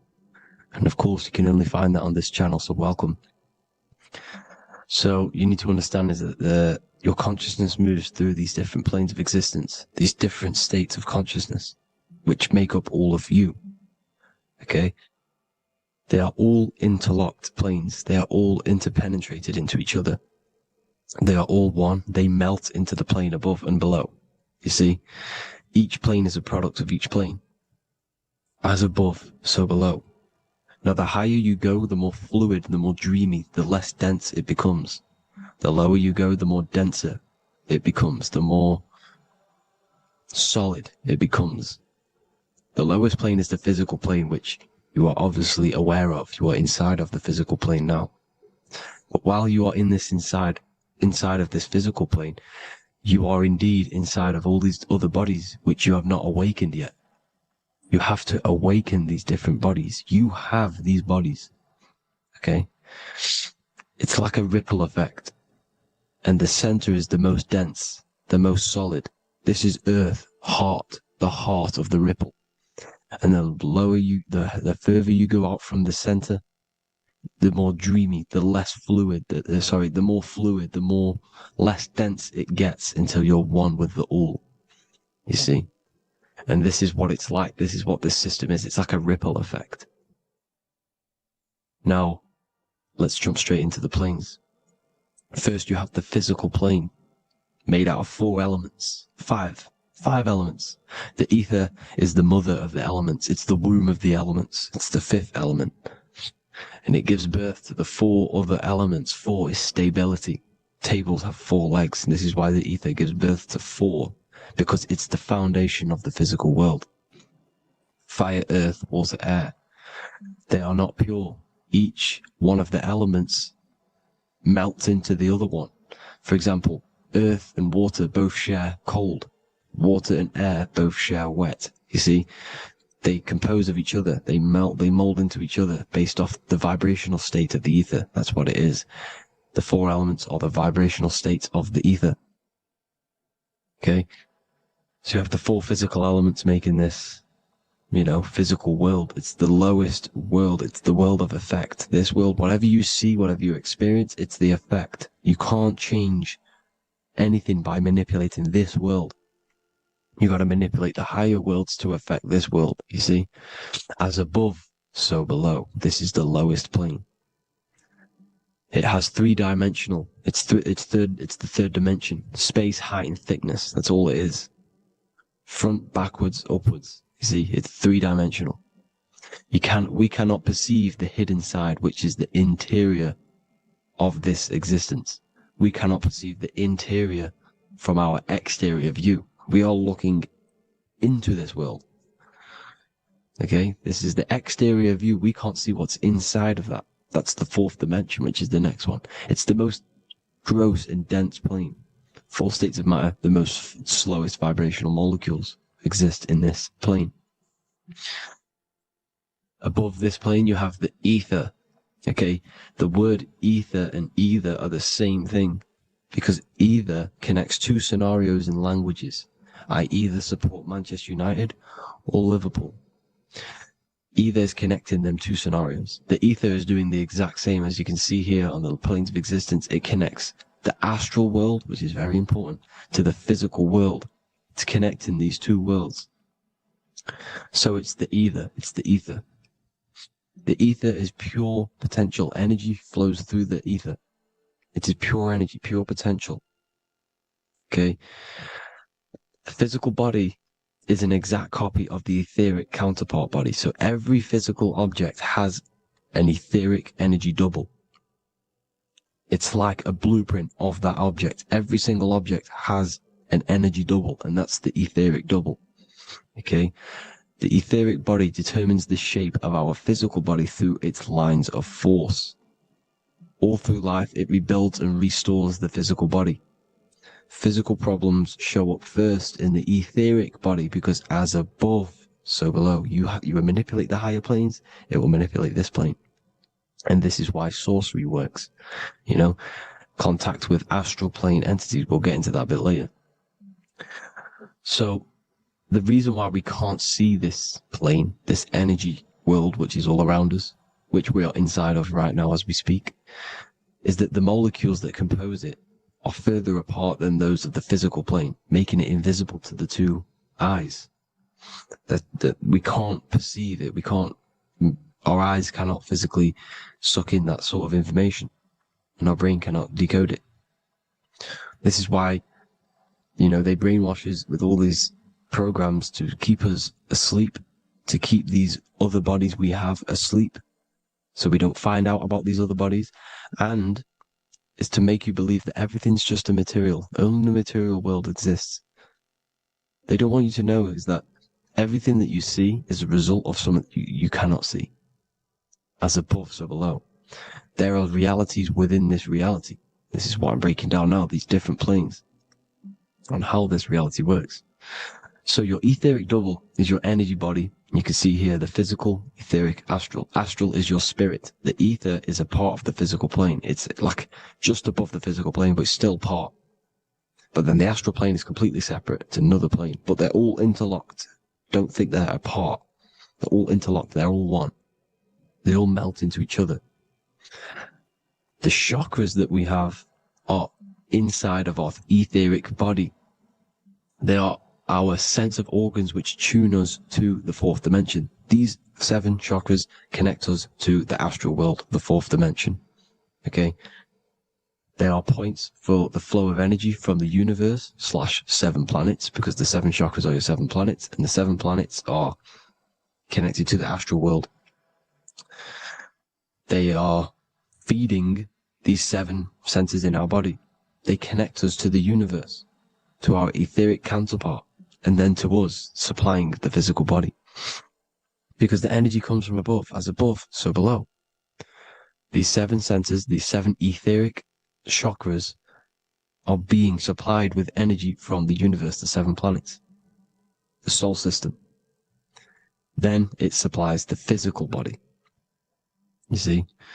So the ether is very important. And this is, you know, that the ancients understood the science of the ether, and they could, you know, harness free electricity from it, because it's all around us. The ether is all around us. And this is what they were doing. They were harnessing free energy using the ether. The astral plane, the fourth dimension, very important plane. Very, very important. We've all been there. Every single one of you has been there. Okay? The fourth dimension is unseen of what we see. It's the interior of the exterior that we see. We see the third dimension, but we cannot see beyond what's making this third dimension. This is the fourth dimension. Okay? It's the dream world. This is where you go when you dream. Okay? This is where you go when you dream. It's the place of disembodied spirits or ghosts, entities, whatever you want to call them. When you hear ringing in your ears, that is not tinnitus. That is an entity around you. Okay? That is an entity around you. The fourth dimension is where thought forms exist. Mental images. Thought forms as in what you see in your mind when you think of an image, because the mind is the highest plane of existence. Mind is the highest plane of existence. And it manipulates all of the planes below. So it goes the mental plane, then the astral plane. So the thought is in the mind, the mental plane. That just the thought alone, no image, but then The form depiction, the thought form exists. It manifests in the astral plane as a sort of image, an entity, a living conscious being. So this is why thoughts are things. You see, thought forms exist within the fourth dimension. So when you imagine something, when you are, for example, right now, look into your hand and imagine there's an apple in your hand. If you can see that, you are seeing into this fourth dimension. You can only see into this fourth dimension using the mind's eye, not the two eyes, the mind's eye. When you shut off the two eyes into darkness, the third eye opens. The mind's eye is open, and you can see, this is astral travel. You got to work on astral travel, and you will see this astral plane, this fourth dimension. And there are 3 different sections to this astral plane: higher, middle, or lower. So yes, there is a kind of a heaven and hell, and a middle, Midgard. Heaven being the higher vibrational entities manifesting higher vibrational thought forms existing there, the lower vibrational thought forms existing in the astral plane. But these thought forms are beings. You can create these beings. They're called elementals. Okay? If you entertain specific thoughts for long enough, this will plant a seed and it will grow. So for example, you have a bad feeling or whatever, what's a good example? Unforgiving someone. You keep that energy inside of you for long enough, it will manifest in the fourth dimension. You entertain that thought long enough, it will manifest. And it will create an etheric body, and it will be an entity which will harm you, that will feed off you, this low vibrational energy. Your mind is so powerful. It creates thought forms, and these thought forms can take consciousness, can take bodies, etheric bodies. Now, that's why it's very important that you master your mind, master your thought patterns. So this fourth dimension is the astral world. So when you have a nightmare, this is the lower astral plane. You're in the lower astral plane. Whilst this physical body rests at night, your consciousness, you awaken this other body, your consciousness goes inside of this other body, whilst the physical body lays asleep. You see? So it's all inside of you. This is what you need to understand. You just haven't awakened these bodies yet. You can awaken them. You just got to awaken them. Okay? The next is the mental plane. This is the mind, the source, pure cause, pure motion, the most less dense, the most fluid. No form. There's no form to the mind. Astral plane is the first plane where a form takes existence, pretty much. The mental world has no form. It's pure mind, pure intelligence. Thoughts alone exist here without any images or manifestation. The most fluid, the most dreamy, the most causal plane. All of the rest take the effects of this plane. That's why it's mind over matter. Your thoughts they create vibrations. Each vibration is vibrating on a specific frequency, which creates mental images, creates effects down here on this physical plane. This is why it's so important to master your mind. Master what you think. Master your mind. It's the hardest thing to master. You could conquer the world, but it's probably harder to conquer your own mind than to conquer the whole world. I can promise you that, because the mind can play tricks on you. You got to listen to that inner guide within you that will constantly manifest the good things. So anyways, people, hope you learned a lot from this. Please work on trying to activate these other bodies. I will maybe do another video on trying to activate these bodies if you wish. Please comment down below if you would like to see that. And have an amazing day. Please like, subscribe, comment down below any video ideas you want me to do, any information you want me to spit. Thank you all. Have an amazing day.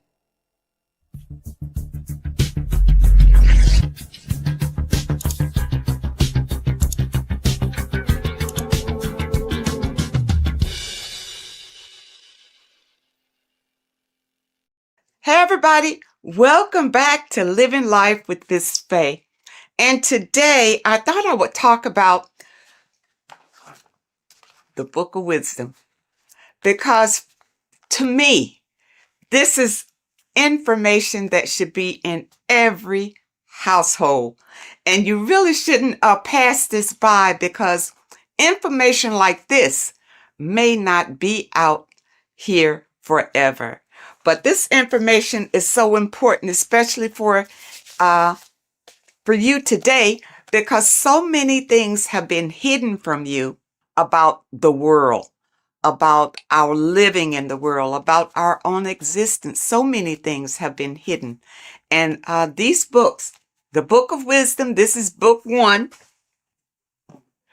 and this is book 2, and they both are jammed with hidden knowledge. Now, I realize, I have been promoting this material for some time, because I wholeheartedly recommend that this material should be in everybody's home. Your children should be exposed to this material, because when they go to school, they're taught one thing. They're taught to be, not to be free thinkers. They're taught to be followers in school. And this information goes into why that happens, and why the system keeps you in the dark. All right. And also, your religion has a lot to do with it. Now, even in your religion, a lot of things have been misconstrued, and some of it is just downright lies that have been told to you. But in this material, it tells you exactly what's going on. It really does. And it tells you the meanings behind a lot of the artwork that we've seen, and the beautiful figures and the way that the chapels are painted. There's a meaning behind all of that we are not privy to. But this information reveals it. These people have really dug deep into finding the truth. And I am a truth seeker. So I am all about finding out the truth. Now, in book 1, it's an overall summary, and it really opens your eyes about a lot of things. Look at this. Know thyself. Do you really know who you are? Do you really know who you came from? Do you really know how powerful you are? The powers that be don't want you to know that you have power. They want you to live your life in fear, number 1, because when you're fearful of everything, then it's easier to control you, easier to manipulate you. And people look at it.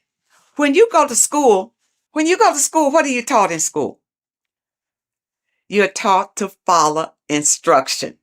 You're taught a skill to work for someone else. You're not taught to work for yourself.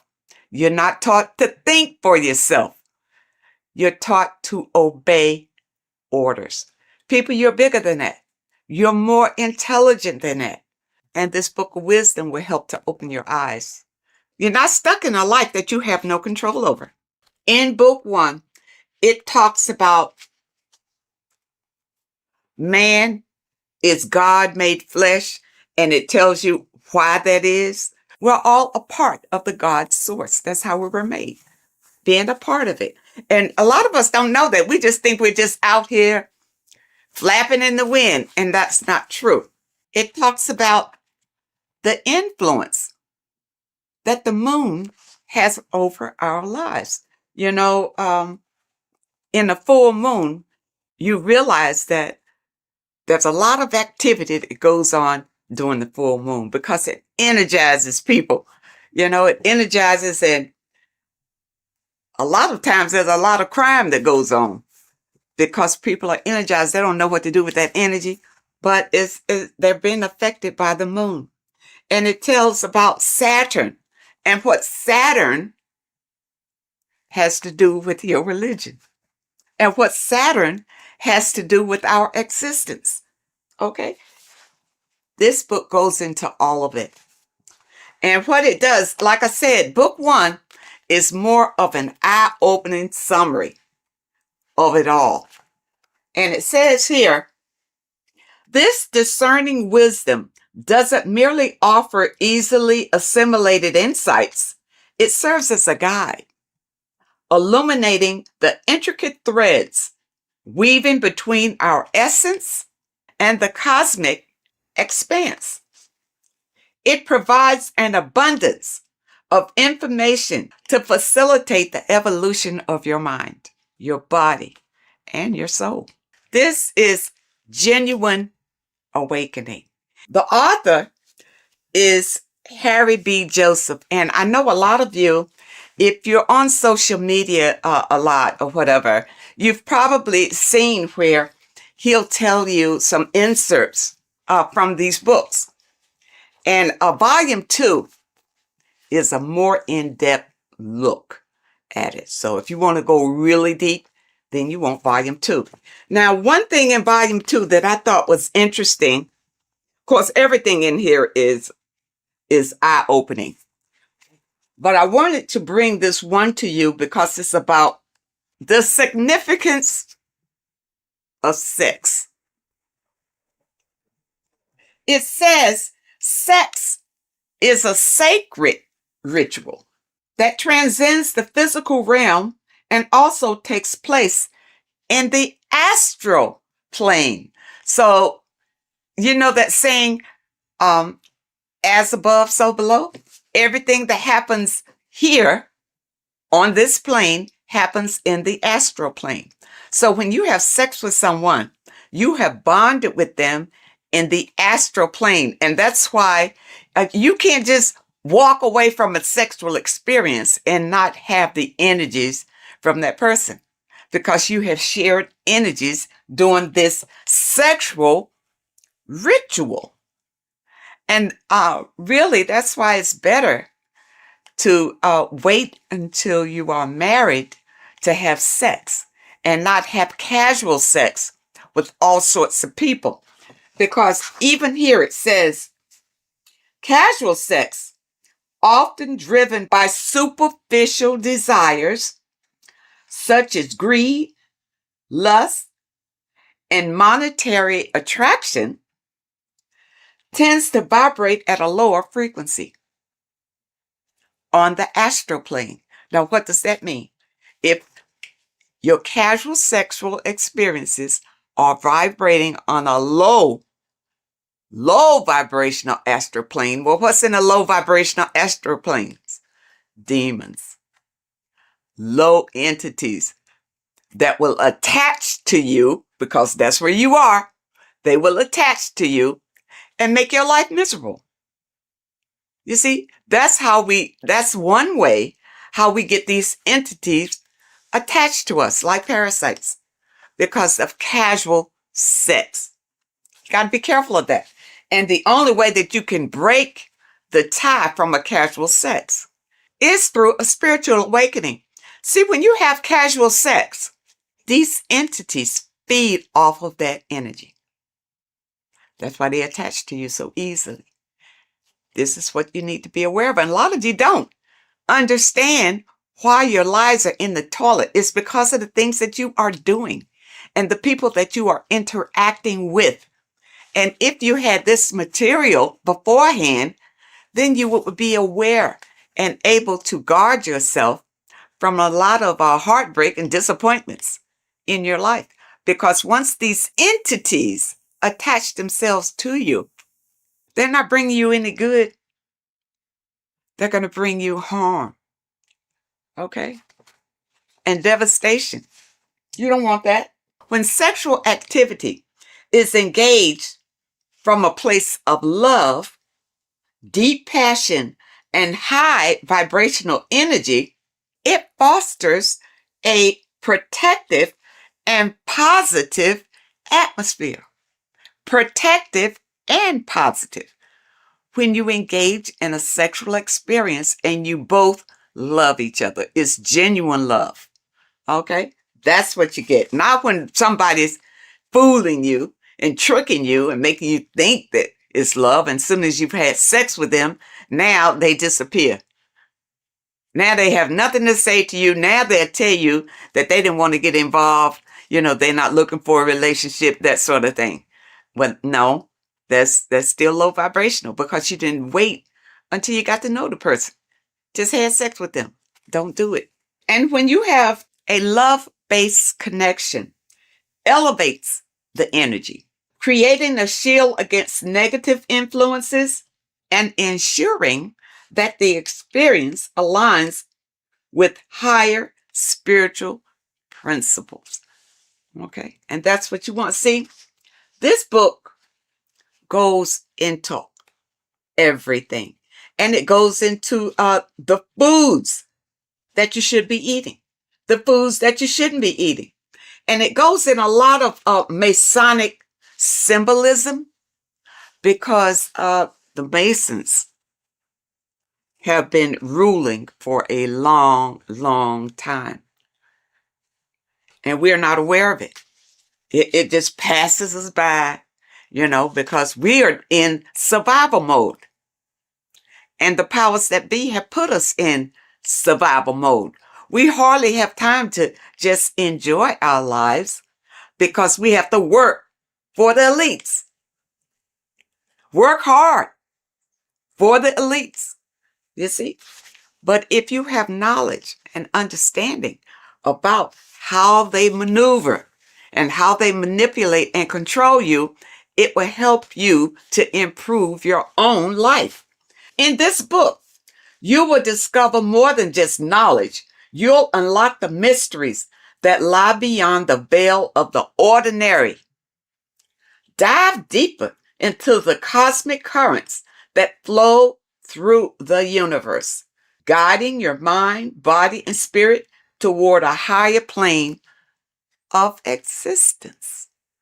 People, you don't realize how powerful you are because you have been dumbed down from the time you got here and made to believe you don't have any power. There's an external God that you must pray to for forgiveness of your sins, for anything that you desire in your life.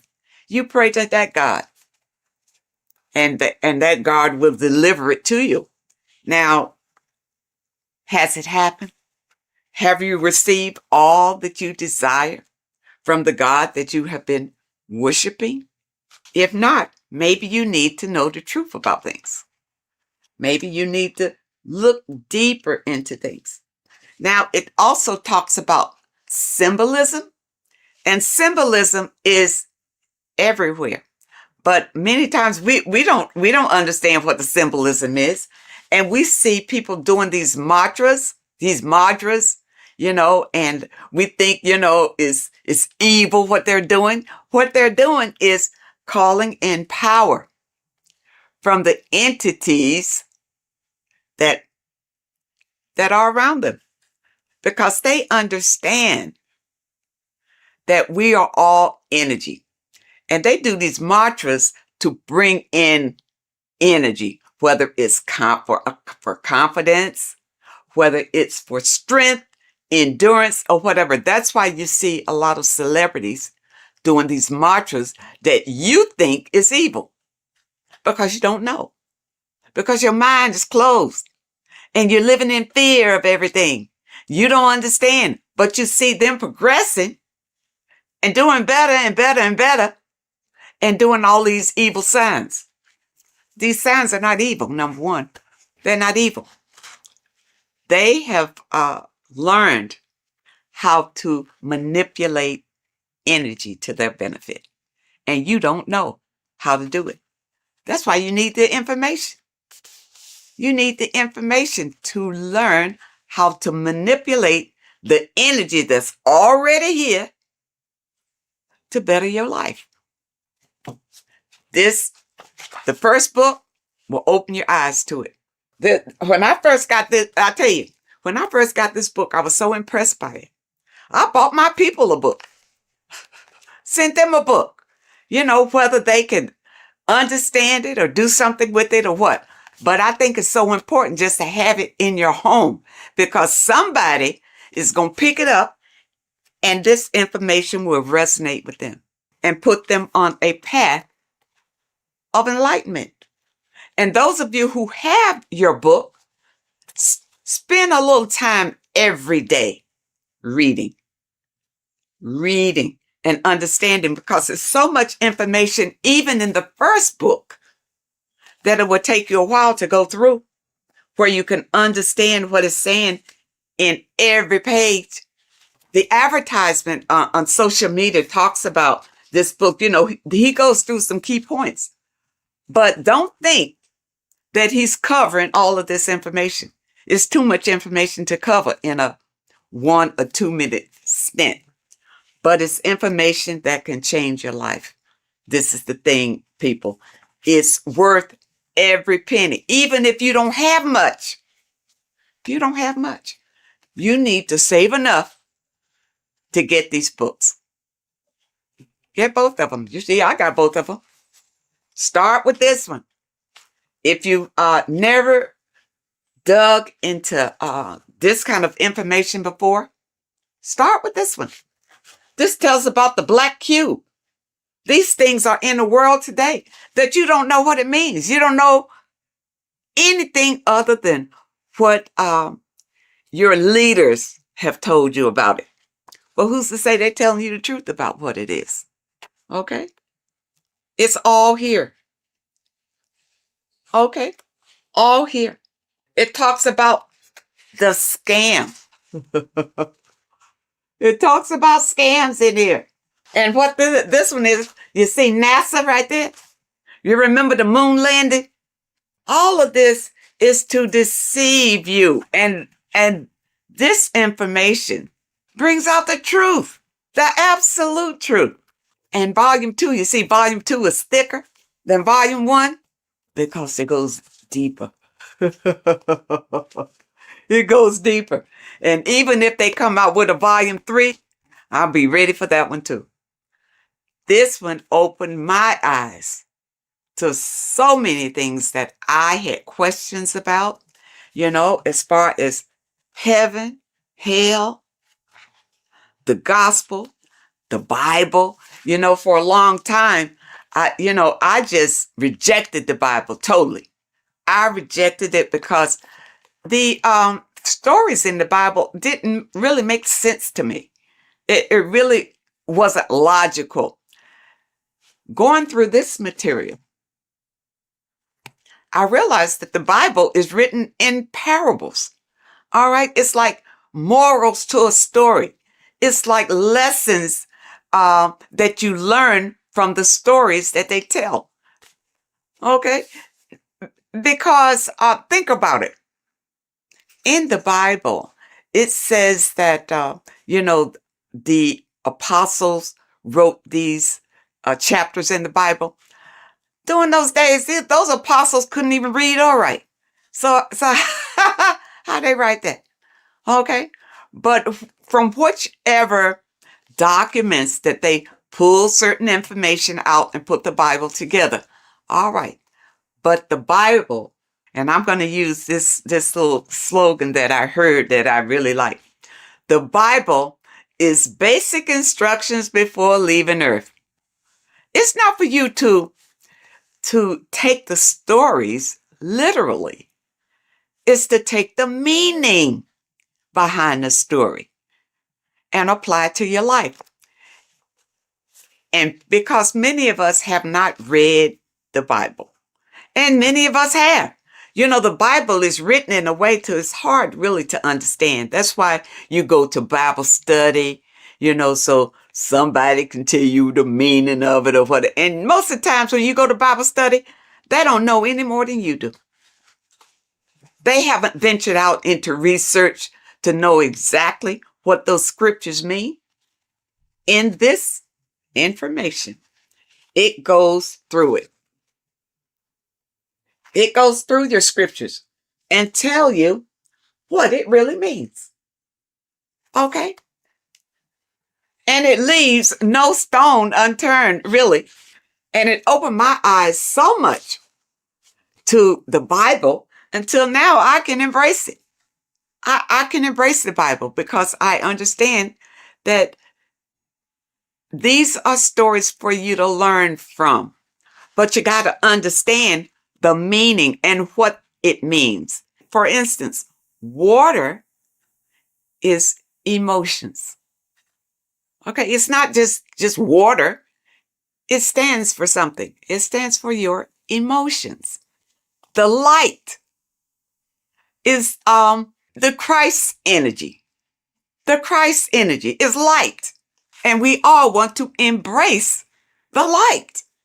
All right, so people who follow the Bible, understand the Bible, understand what the Bible really is. Don't be deceived by the interpretation of the stories. Many of the interpretations that you are given is to put you in a subjective role, a slave than a master. Puts you more in a slave role if you take those stories literally. And that's why you're not encouraged to go out and look for other information, especially in your religious institutions. They don't encourage you to venture out for other information because they'll tell you the information. Just keep coming here. We'll tell you all you need to know. You see, but I understand about religion because I was raised Christian. And the thing about it, even when I broke away, it took some strength because your mind, you have a mindset about it. Being raised as an infant in the church, that's all you know. Every Sunday, you go to church. Yeah, you go to church. Your body is used to going to church. But then when you decide, well, no, it's not working for me. I'm not, my life is not changing. My life is the same. You know, I just come here on Sunday, maybe to be entertained and maybe not, but it's really not worth it. And then you listen to your pastor or whoever is delivering the message. And what he's doing is giving you the spiel that was given to him in theology school. That he's doing. He's giving you the interpretations that he was given. That's all he's got because he hadn't done any research on his own. He didn't know any different. You see?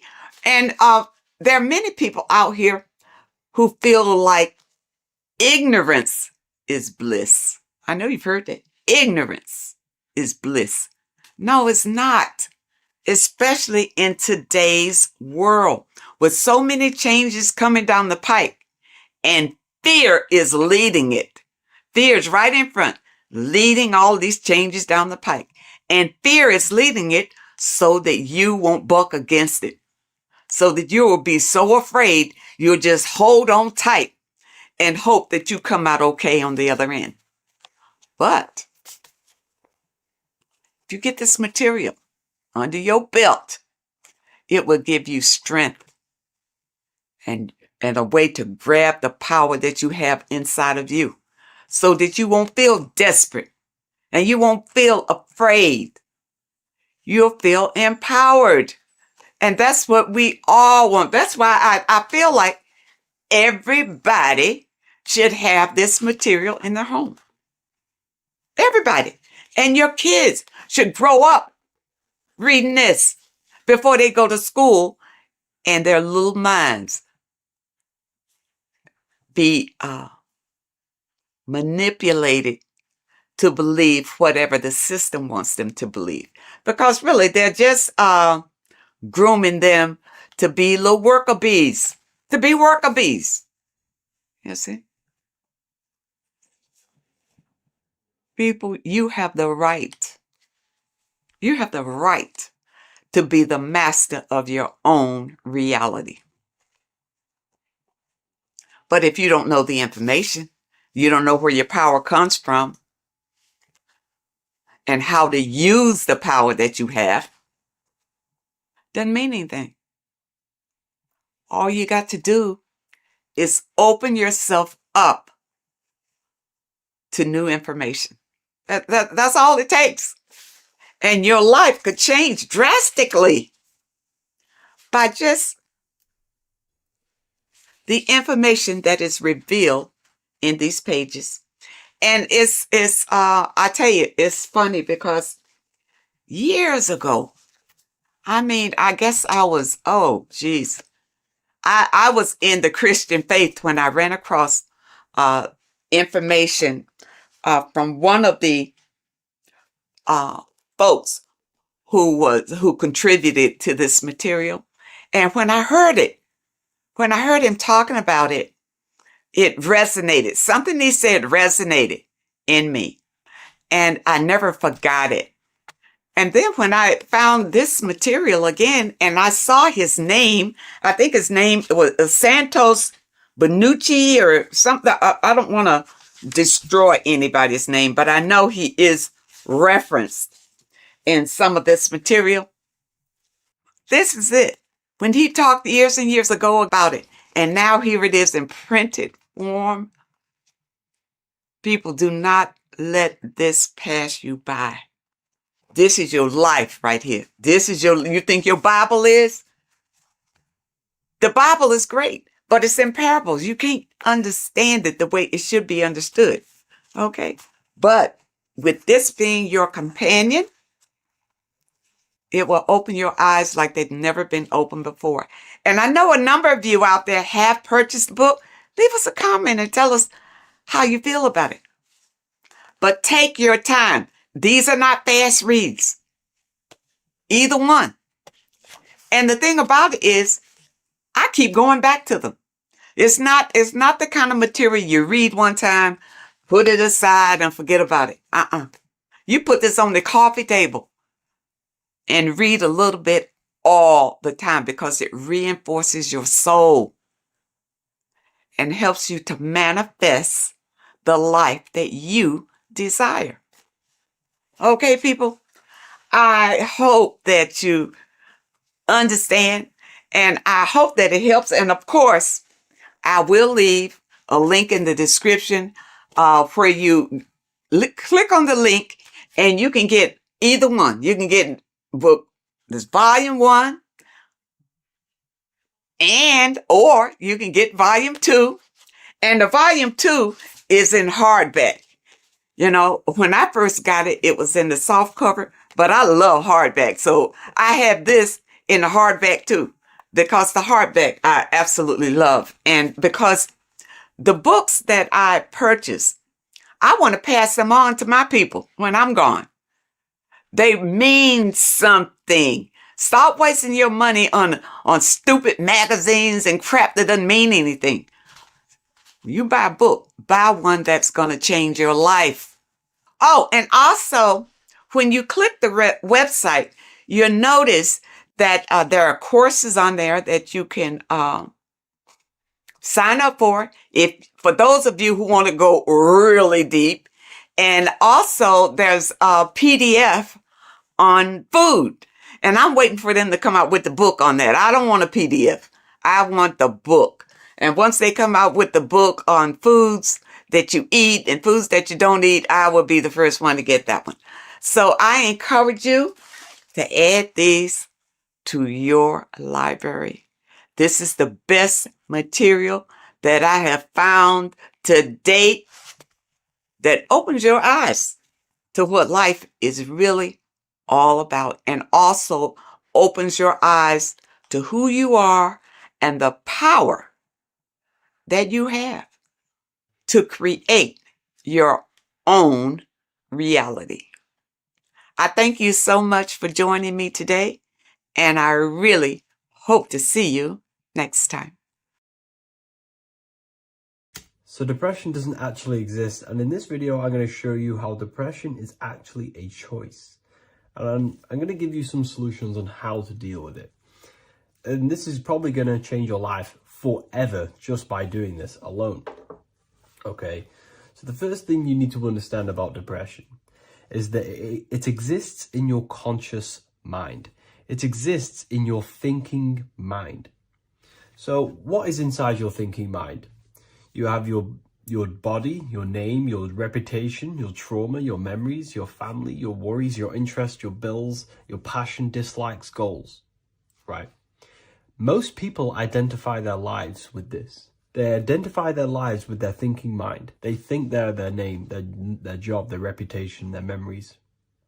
But this is not who you actually are. Who you actually are is the observer of that. What happens if you stop thinking? What is left? You're left with unconditioned consciousness. You're left with the self, which is what we refer to as I. We are the consciousness, not the thinking consciousness. You are not these labels. You are not your thoughts. You are not your job, your name, your reputation. Okay? And the reason why I'm telling you this is because it's very important, is that we are something beyond this body, beyond this name, beyond our thoughts. We are the consciousness. So depression exists inside of the thinking mind, the conscious mind. Okay? So if you want to get rid of depression, you must learn how to escape the thinking mind. And not only just escape, but that's step one. In meditation, you do meditations, right? We sit still and we have to learn how to control the mind and turn off the thoughts.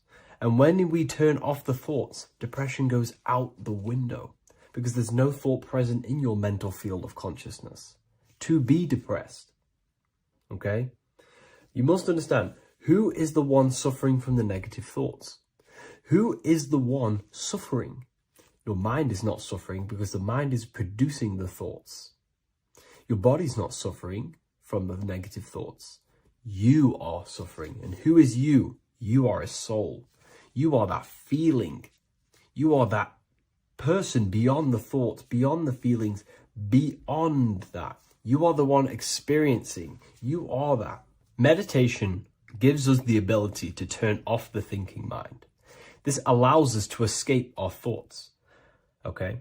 And it gives us, over a long period of time after meditation, you'll be able to turn this switch. And this switch will be able to turn off your thoughts. And by doing this, we will be able to control our conscious mind directly by the hand. So when you notice yourself gaining them negative thoughts, we can then turn off the switch of turning off the conscious mind and rising to our authentic self and knowing the thoughts are just illusions. Now, let me tell you something that's very powerful. Most of your thoughts are coming from beliefs. Most of your feelings are coming from beliefs. So if you have a feeling of lack, this is coming from a belief that you don't have much. If you are feeling alone, this is coming from a belief that you are alone.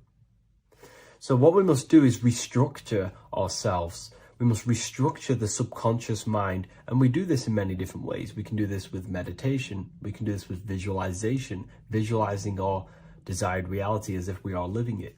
We can do this with affirmation. Now, a lot of people think, oh, I'm trying to speak something into existence with affirmation. No, you're not using vibration to try and change reality with what a lot of these new age people will teach you. Vibration, your words will not have much an impact on reality. That's the truth. But what they do have an impact on is reprogramming and recrafting and refining your mind. If you repeat, I am wealthy all day long, your subconscious mind, that word will be lingering inside your subconscious and you will start to mold that into your conscious. You'll start to be consciously thinking about this. Most of your thoughts are coming from your subconscious. So if you want to get rid of depression, you got to figure out the trigger. What are you depressed about? What are you feeling? What are the beliefs that are making you feeling and thinking this way? And that's what you must restructure.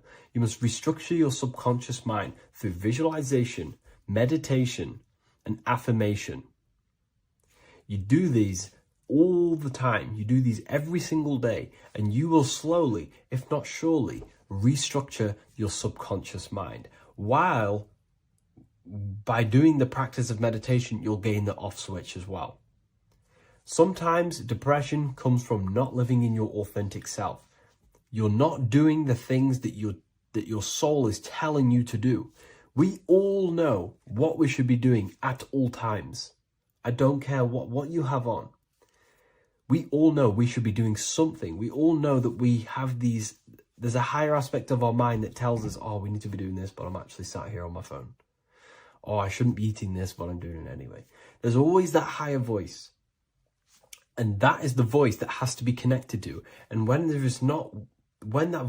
your body's not acting out the voice of the soul, then the soul becomes sadder, sadder, and suffers more and more and more. There has to be a connection between the soul, the mind, and the body. They have to work in unity. Okay? So I hope this video helps with depression, with whatever you're going through mentally. Religions were made to hide the truth about yourself, God, and the universe. You see, religion teaches there is a God separate from you. He created the universe separate from himself. They did this to truly disconnect you from consciousness, from God, and from yourself. Now let me explain. It's going to be very difficult to understand this from a left hemisphere dominated perception. The left hemisphere sees everything individual. The right hemisphere sees the whole. For example, if you're walking through a woods, the left hemisphere sees individual trees, leaves, twigs, and branches. The right hemisphere sees the interconnectedness of the whole woods. We've been trained our whole life to be trapped in the left hemisphere, to think logically, scientifically, with evidence. This way of thinking traps you in illusion, division, and separateness from everything. Plus, in science, they teach you the universe exists outside of you. You exist in a universe, and the universe exists whether you exist or not. This is completely false. You are the universe experiencing itself. There is only one person in the universe. There is only one awareness in the universe, and that is God. That is your consciousness. Not your name, your job, your reputation, your thoughts, your beliefs. That is not God. God is the infinite awareness that you are, the alertness, the essence of life. You are an individual. You have a dual nature, an inner world, consciousness, and an outer world, this physical body. The inner world is the immortal, consciousness, awareness. This physical reality is for the immortal within us to experience and enjoy. And the immortal consciousness, the immortal self, the individualized expression of the only thing that is truly real, which is God, consciousness, is seeking a way to understand itself through infinite vantage points. The same consciousness inside of you, inside of the dog, the squirrel, the plants, the stars, the same awareness is in absolutely everything. Only the right hemisphere can see this connection. The universe is one mind separated into the infinite bodies and life forms. This is why scientists tell you that the universe is forever expanding. It's truth in plain sight, because the universe is the mind. And the mind is always seeking more vantage points to understand itself. And the mind is always expanding into new realms of thought. The mind cannot be filled up. It does not exist in space. However, human awareness, human consciousness is very sacred. And the reason why I say that is because humans possess a two-way consciousness, unlike a dog, an animal, or a squirrel, for example. The dog looks in the mirror. It is not aware of itself. It doesn't look in the mirror and see that it needs to improve something. However, humans, we can look in the mirror and say, who am I? Where do I come from? And I need to change this aspect of me. I'm lacking in this area. Dogs do not have this awareness. They function only on their immediate surroundings, on survival and instinct. Human awareness is special because we have the ability to reflect on the self. We can question our consciousness. We can question, who am I? Where do I come from? And where am I going after this? The human mind has no limitation. We can surpass our animal nature and rise to a godly nature. This is the whole purpose of reaching Christ consciousness, which is just an ideal consciousness where we have control over self and we know who we truly are. Humans have been given the tools to awaken. Our five senses are locked only to perceive the physical world. But the mind holds the gateway to understand the unseen aspects of reality. The mind holds the secrets to the universe and consciousness. We just have to study ourselves to understand God. We are all individualized aspects of consciousness. There is only one pure consciousness in the universe, but we're fractaled into infinite life forms, experiencing this consciousness in a different form, molding this consciousness into individual egos and individualized consciousness. Me and you are made of the same fabric. However, I have thought different things, believed different things, experienced different things, which has conditioned my consciousness to be my own individualized aspect of God. And that's what makes me, me, and you, you. God is the creative power within us to turn thoughts into physical reality, to create things. We are a creator. Each one of us is a miniature earth, creating and building in this physical 3D reality. Our consciousness holds power over the 3D reality. We can mold it and create anything we wish. However, we have been conditioned to live like an animal, living in our animal nature, eating, surviving, lusting, and these low-level desires keep us trapped from figuring out our creative power. This is why the ancients always depicted God inside of the brain. Even in ancient Christian artwork, William Blake, Anton Raphael, all depict God inside of the brain. Why is this? Because God is our creative power. The spinal column acts as a type of ladder of consciousness. If you just think about sex and act on sex, eating, consuming, and living in a survival animalistic state, then your consciousness is functioning on the lower end of the spinal column, where your reproductive organs are and your gut organs are to consume food. In order to activate the God within us and to us to truly know God, we have to be aligned with the God consciousness. We have to unlock the God within us so we can truly actually experience God and understand it. However, God exists beyond our personal consciousness, beyond our human identity. In secret societies, satanic rituals and satanic societies, they are seeking a way to escape the human identity through ritual work, meditation, and trance-like states. A trance-like state is like the state that you enter just before you fall asleep, where there is no thought present in your mind, because you are not the mind, you are the observer, you experience the thoughts. And when we escape the human identity through rituals, meditation, or trance-like states, we can actually experience beyond the veil of this material world. However, satanic rituals do this in a negative way. Satanic rituals include ways to make the human mind tap out by pushing the human minds to the limit through pain, suffering, and even torture, to allow the mind to pass out so you can temporarily pass on the veil of the physical world and escape the limitations of the human identity and the human thinking mind. Now, you do not have to do it this way.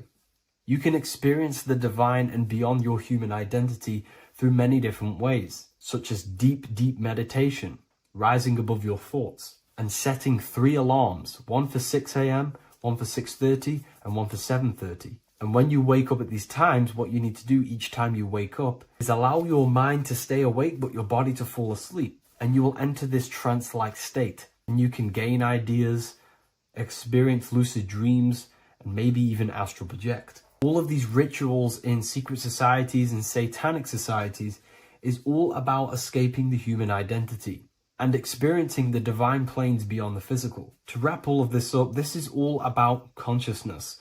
Consciousness is the infinite awareness of the universe, just fractaled into separate bodies. And this consciousness is seeking a way to understand itself in infinite angles and vantage points. And religion was made to cut off your connection to the divine planes beyond this world and beyond your self-identity. Therefore, if you want to know God, you have to study the attributes and qualities of God, such as geometry, numbers, consciousness, the mind, the subconscious, human anatomy. All of these things are aspects of God. We have to study ourselves and study nature so we can see God. God is the infinite awareness of the universe. If you love this video, please leave a like and share it with a friend. I'll leave a link in the description for the Book of Wisdom, Volume 2.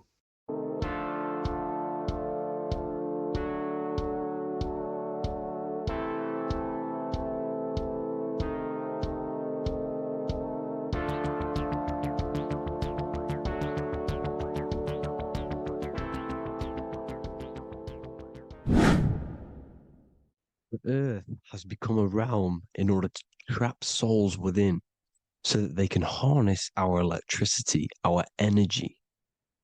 Even the Bible is talking about how this realm is controlled by the wicked one in John 5:19. We know that we are the children of God and that the whole world is under the control of the evil one. Ephesians 6:12. For our struggle is not against flesh and blood, but against the rulers against the authorities, against the powers of this dark world, and against the spiritual forces of evil in the heavenly realms. So the Bible is telling us that this is not the only world. There are other worlds, there are other realms that we can go to, considered as heaven. Heaven being a higher realm where there is no evil, no darkness. This is a midpoint realm where there is good and evil. Now, we're going to explain how the soul trap is how it's working, and how your soul is being harnessed for its energy, and how you are tricked to come back to this realm after death. What you need to understand is first is that you are the invisible intelligence behind the physical body. You are the mind and soul. The soul is the true you, the good you. It is pure love, pure bliss, eternal, never dies. The mind can be corrupted though. The mind is the intelligence of the soul. It is invisible. It has no true form. The intelligence inhabits the brain. The brain is the computer to control the electrical machine called the nervous system, which is choice, program, and action. You are the invisible intelligence behind the body, and this will prove it even more. You do not even see into the external world. You are seeing an image produced by the brain, because the light is being sucked through the retinas of the eyes. The image is produced in the visual cortex at the back of the brain. What does this mean? This means that we are the consciousness in the center of the brain, in the pineal gland, that is experiencing the program being ran by the central nervous system in the brain.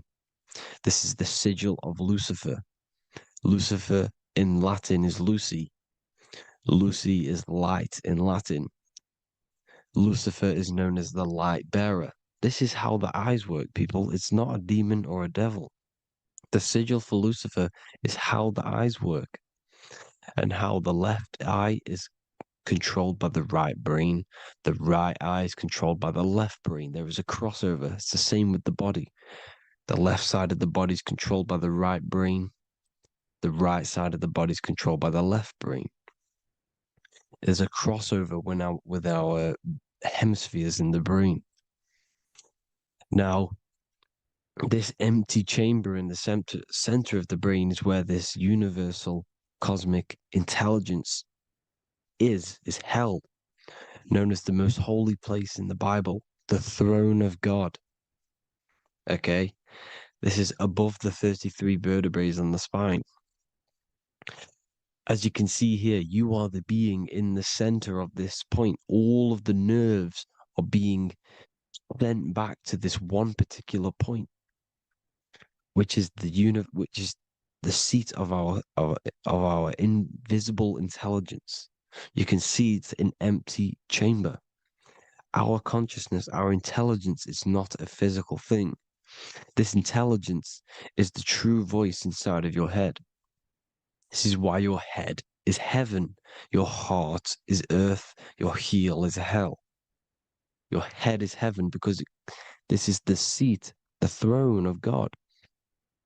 God is in heaven because the consciousness, this divine intelligence that's controlling the body, is sat in the center of the brain. The brain is taking commands of this invisible intelligence. When you close your eyes, you can feel your awareness, your consciousness, your intelligence is all in the brain. Your awareness is not in the feet, the heart, the legs, the arms. It's all in the center of the brain. Now, if you meditate deeply, you will find that you are beyond the mind. You are the being observing the thoughts. You are the soul observing the thoughts. Now, with this being said, you are the consciousness experiencing the program being ran by the central nervous system in the brain, because you're not seeing into the external world. It's an image It's a simulated image produced by the brain and the central nervous system. You do not experience the external world. You do not feel the external world. You feel electrical impulses on your nervous system. Your nervous system is decoding what you are feeling. So the only thing that you truly feel is the electrical impulses on your nervous system. This is why the nervous system is the tree of knowledge of good and evil, because it gives your invisible intelligence, your mind, the knowledge of good and evil. It can detect good things, it can detect bad things. If it's hot, if it's warm, if I need to go, the nervous system is doing this. It is the tree of knowledge of good and evil. Okay? Now this universal intelligence is symbolized as the single eye. Okay? Matthew 18:9. It is better for you to enter life with one eye than to have two eyes and to be thrown into the fire of hell. What does this mean? It's symbolic, it's metaphorical, people. It is metaphoric. Your universal intelligence is the single eye, the one eye.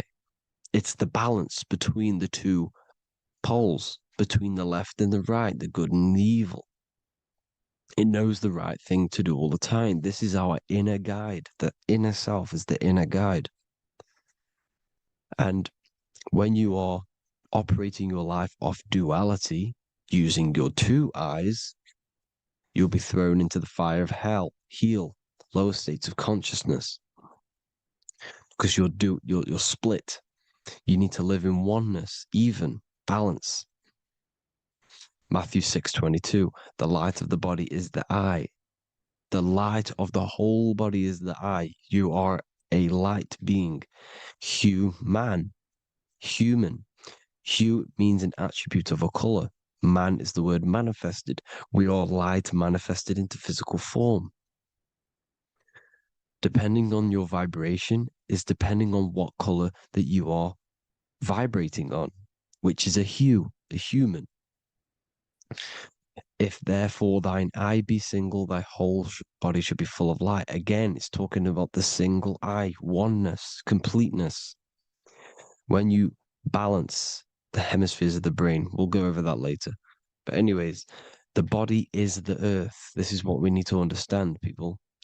The body is running the simulation, the program that our consciousness is experiencing. So when we leave the body during death and astral projection, we leave the earth. This is how it works. The body is the vehicle for the earth, for this realm. Everything exists within our mind. You have the soul, mind, and body. The soul is the observer, the watcher, the true being. This is why she has many different heads, because the soul inhabits different bodies. This is the serpent, which means knowledge, which is the mind, wisdom. And this is the body, soul, mind, and body, Brahma, Vishnu, Shiva. The mind is the bridge between the soul and the body. So what do I mean? When you astral project, you are using your mind to project your awareness, your observing consciousness outside of the physical body.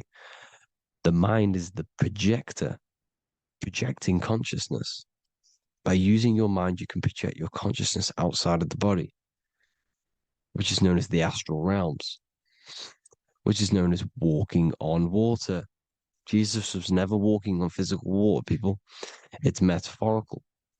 Believing the physical body. The water is the ether, which is the veil between the physical and the astral realm. It's a fluid substance. It's on either side. It's physical and astral. The ether is the fifth element that they hide from us. Why? Because they're trapping you in the physical. They are hiding all of these realms. Etheric, astral, and mental. People think their mind is their brain. It's two separate dimensions. These are completely different dimensions. The mind is way more intelligent. The mind is formless. There is no form to the mind. You can think anything you want. You can manifest anything you want within your mind. It is not a physical object. The physical realm is being controlled by the mind. Everything's being controlled by the mind. Everything exists within the mind. This is why the Egyptian says the universe is mental. So when we project our consciousness outside of the physical, we go to the astral. The ether is the water that Jesus is walking on. This is the veil between the physical and the astral world. The word together has ether within it because it joins the two worlds together, together, the astral and the physical. The word either is ether because the ether is on either side, physical and astral, physical and spiritual, physical and non-physical. In the astral realm, the mind can manifest anything we want. We incarnate to restrict our minds. This is why Saturn, if you go and watch my video on Saturn, how Saturn is this simulation, okay? Our minds can manifest anything we want in the astral plane in the click of a finger. However, when we incarnate in matter, we now have to labor for our manifestations. This is why Saturn's known as the great teacher in astrology, because he teaches you a lesson. When your mind incarnates into matter, it's teaching your mind a lesson, the knowledge of good and evil. This is why the Bible says, you shall be gods and know the knowledge of good and evil. When you incarnate here, you have to know the knowledge, you need to know the knowledge of good and evil to become a god. Okay? Now, the square is the physical plane, the triangle's the ethereal plane, the circle's the eternal plane. The circle has no beginning, no end, it's eternal. The physical plane is the square, it's limited. The square is limited. The cube is the geometric shape which gives rise to matter. Now, the term think outside the box has truth in plain sight. You have to think outside the box to project your consciousness, use your mind to project your consciousness outside of the box, the physical plane, into the astrals. The astral realm is the realm of the stars. Above us is the stars. Through the stars is the astral plane. This is why astral has the word star within it. The devil is the de-veil. When you sell your soul to the devil, quote unquote, it's metaphorical. The devil exists in the physical plane. It's the lowest state of consciousness. The de-veil, you de-veil yourself into the physical when you are the devil. The de-veil. The ethereal plane. Now, we all know what the famous symbol of the all-seeing eye, right? The all-seeing eye with the eye in the triangle. Look at the Masonic artwork showing you the triangle above in the sky. This is symbolizing the ethereal planes. The eye in the triangle symbolizes your invisible intelligence, your mind, which has the ability to see on either side. Because the triangle's the ethereal plane. The eye is your consciousness, your intelligence. And this intelligence has the ability to see in the physical plane and to see in the ethereal planes, in the astral planes. This is why it's above the earth. It's above the ground. Because it can see here, it can see in the heavenly realms. Now, the stars are, well, this is known as heaven, the realms of the astral planes. This is some quotes from the Emerald Tablets of Thoth. Out of the darkness ye must rise upwards, one with the light and one with the stars. Man is in process of changing to forms that are not of this world. Grows he in time to the formless, a plane on the cycle above. So there's other worlds. The Bible's telling you there's other worlds, there's other realms. Know ye must become formless before ye are one with the light, the astral light above, which shining through the stars.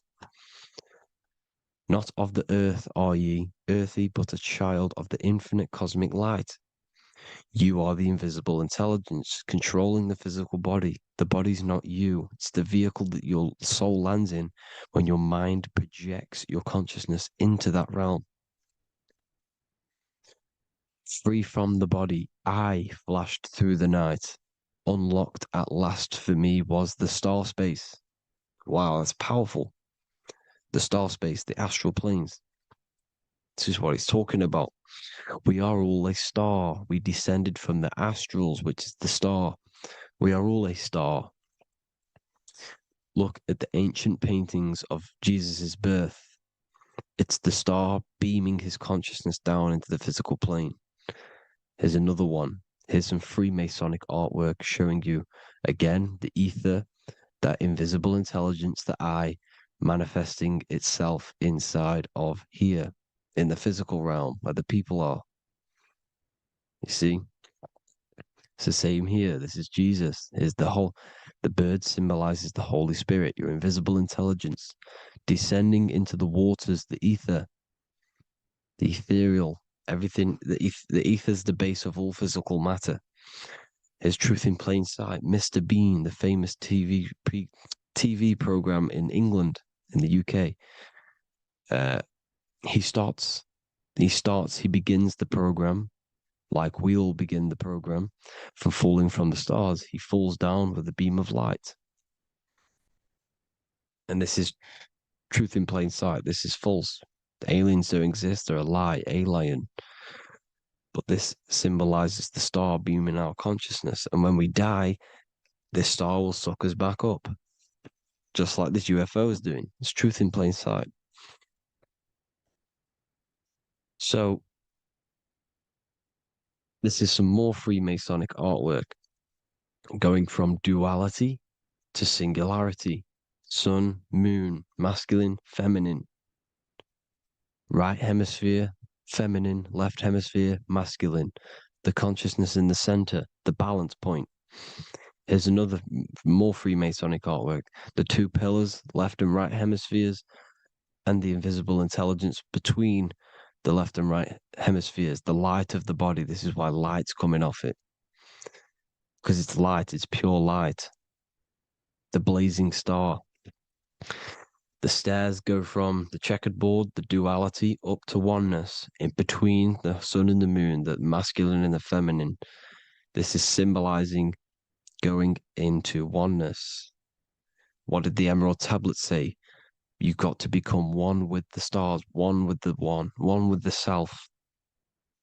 Balancing the two hemispheres so that you can gain, because when the two hemispheres are balanced, you can gain a more deeper connection with your invisible intelligence. Same with the chakras.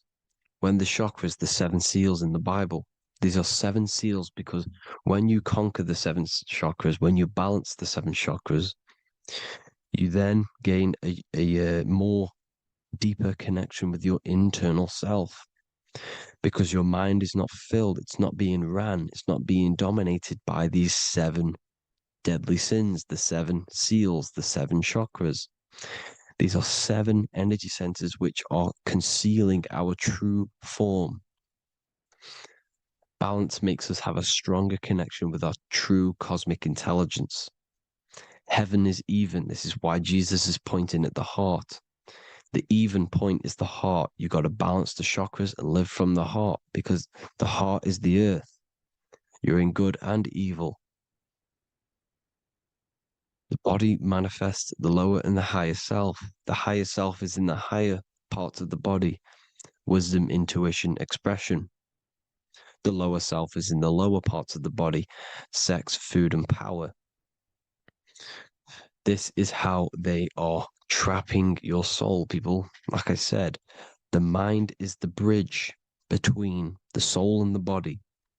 So by tricking the mind, not giving it the right knowledge, and keeping the mind stuck in the lower three centers, thinking about power, food, and sex, this is low vibrating energy. It's going to keep your mind addicted to the physical realms. Okay, this is why you need to go even, balance, heaven. Okay? I will explain the soul trap in a second, how it fully works. But I'm telling you all the science behind it so you can understand. When you are doomed, you are domed. This is the dome, the firmament, the mind. Ment is mind, firm is firm. A firmament is doomed under the firmament. You must have a loose mind, an open mind to expand your consciousness beyond the stars, beyond the ethereal barrier.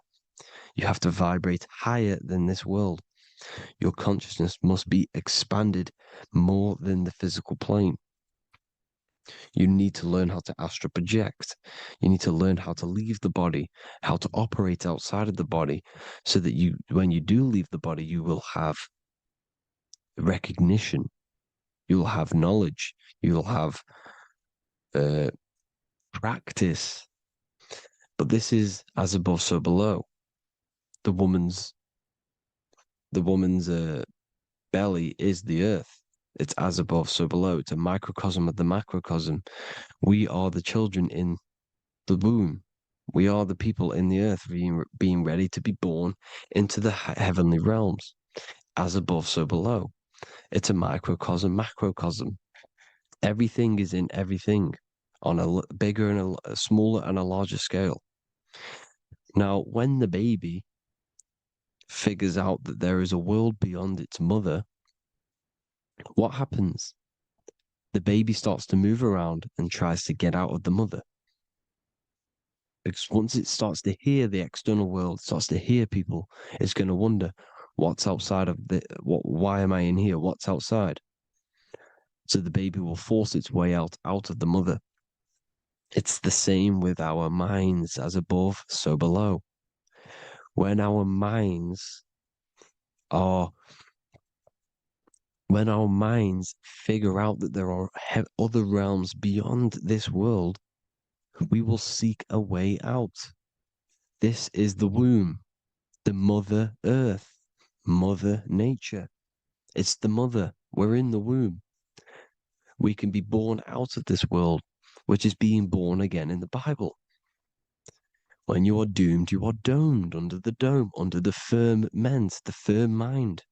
The firm mind will keep you under the firmament.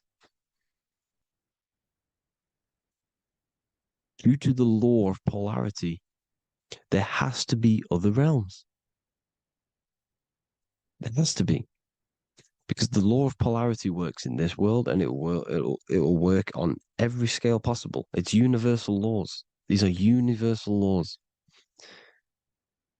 The law of polarity means that there are other realms polarizing this realm. There is a hell, there is a heaven. There is a midpoint, which is Midgard, which is the one we are in now. Earth, heart. Earth is the heart. Heart is the center, good and bad. The balance between good and bad. Your reality is your level of realization. Your mind realizes other worlds, you will seek a way to them worlds.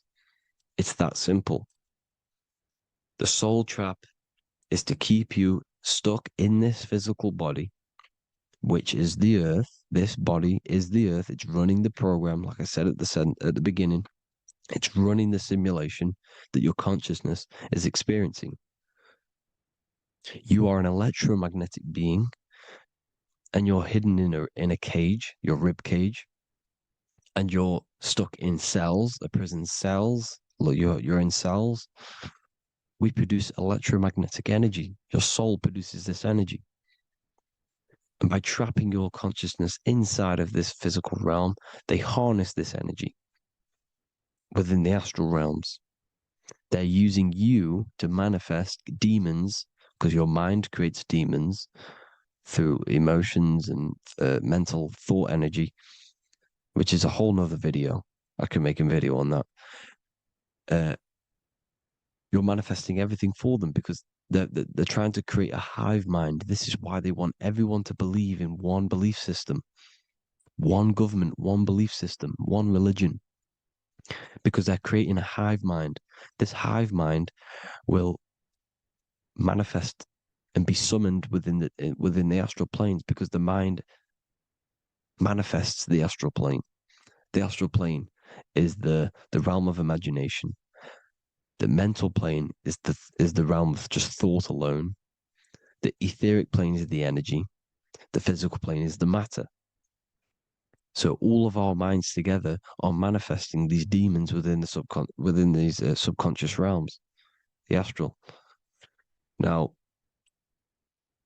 how are they keeping you stuck to this realm? Well, when you die and you're stuck in your lower three chakras, okay, when your mind and soul detaches from the body, which is the earth, when you leave the earth, you're still going to have these mental addictions to the food, the sex, the materialism, the phone, the cigarettes, everything.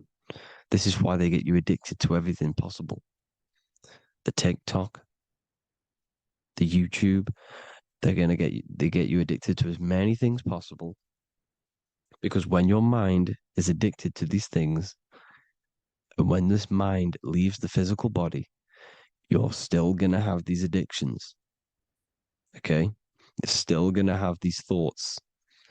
And you will be manifested into the lower astral realms because you're thinking materialistic, you're thinking negative, because your level of realization was your reality. You were manifesting hell on the earth. When you leave the body, you're going to manifest hell in the astral planes, which means you'll be vibrating on the very low, which will put you in the lower astral realms. So guess what? You're going to come back. You're going to come back into materialism. You're going to reincarnate. Because you haven't prepared for life after death. You must detach from the external world. Okay? Moon is mind. The sun is the soul, the earth is the body, the moon is the mind. This is why we say lunatic. In your mind, you have a specific mood. Moon. Money, M-O-N, is the moon. Money exists in the mind. They get you addicted to the money. The Bible's telling you this. Do not conform to the pattern of this world, but be transformed by the renewing of your mind. It's telling you. Of this world, but be transformed by the renewing of your mind. Who knew that the Bible was this deep? Matthew 16:26, what good will it be for someone to gain the whole world yet forfeit their soul? James 4:4, don't you know that friendship with this world means enmity against God? Therefore, anyone who chooses to be a friend of this world, of the world, becomes an enemy of God. John 4:4, dear children, are from God and have overcome them, because the one who is in you is greater than the one who is in the world. It's talking about the invisible intelligence. It's greater than the physical world. John 2:15, do not love this world, nor the things it offers you, because this world will create you to, if your mind has attachments to what this world offers, sex, money, and power, pretty much, you will reincarnate here. You will come back here, because when you leave the body, your mind will still have these addictions. Do not love the world, nor the things it has to offer you. All of this is in my newly published book. The paperback versions are now available. Finally, for all the people who have been waiting, the Book of Wisdom. All of this knowledge is inside of the Book of Wisdom. The paperbacks are available. There's worldwide shipping. You can get it anywhere, pretty much, any country. My new website, it's amazing. There's going to be some amazing products coming on the new website. But I thank you all for the support.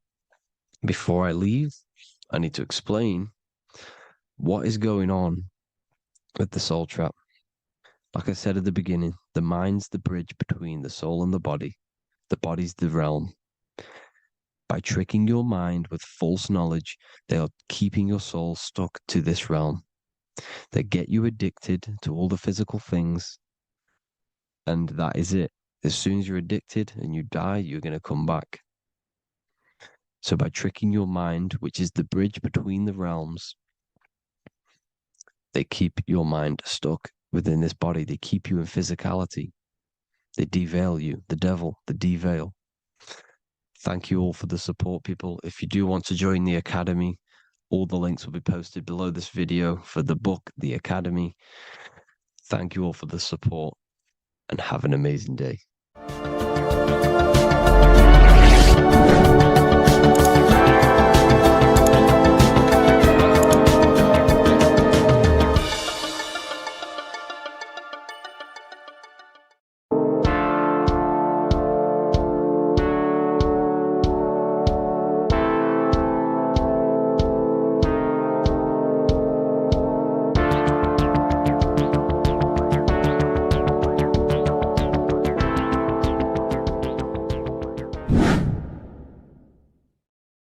What's good, people? We're back with another video. This is going to just be a quick video. Manifestation, magic, bending reality. So let's jump straight into this. So you have a conscious and a subconscious part of your mind. The conscious is what you're conscious of, what you're actually doing, where you can choose or not. However, the subconscious is the part of your brain which is automatic. So all of the systems in your body, like the digestive system, your heartbeat, these are automatically being ran. And you do not have to tell these systems to do anything. You do not have to consciously tell your heart to beat. It's automatically doing it. And this is what the subconscious mind is controlling. It's like the dark aspect of your brain or your mind. It is the way bigger aspect of your mind. Okay, it controls all the systems in your body. Okay, and this is where all of your programs are. So when you're in it from your childhood, what you've learned in school, all of these things are being kept in your subconscious, maybe traumas and stuff like that.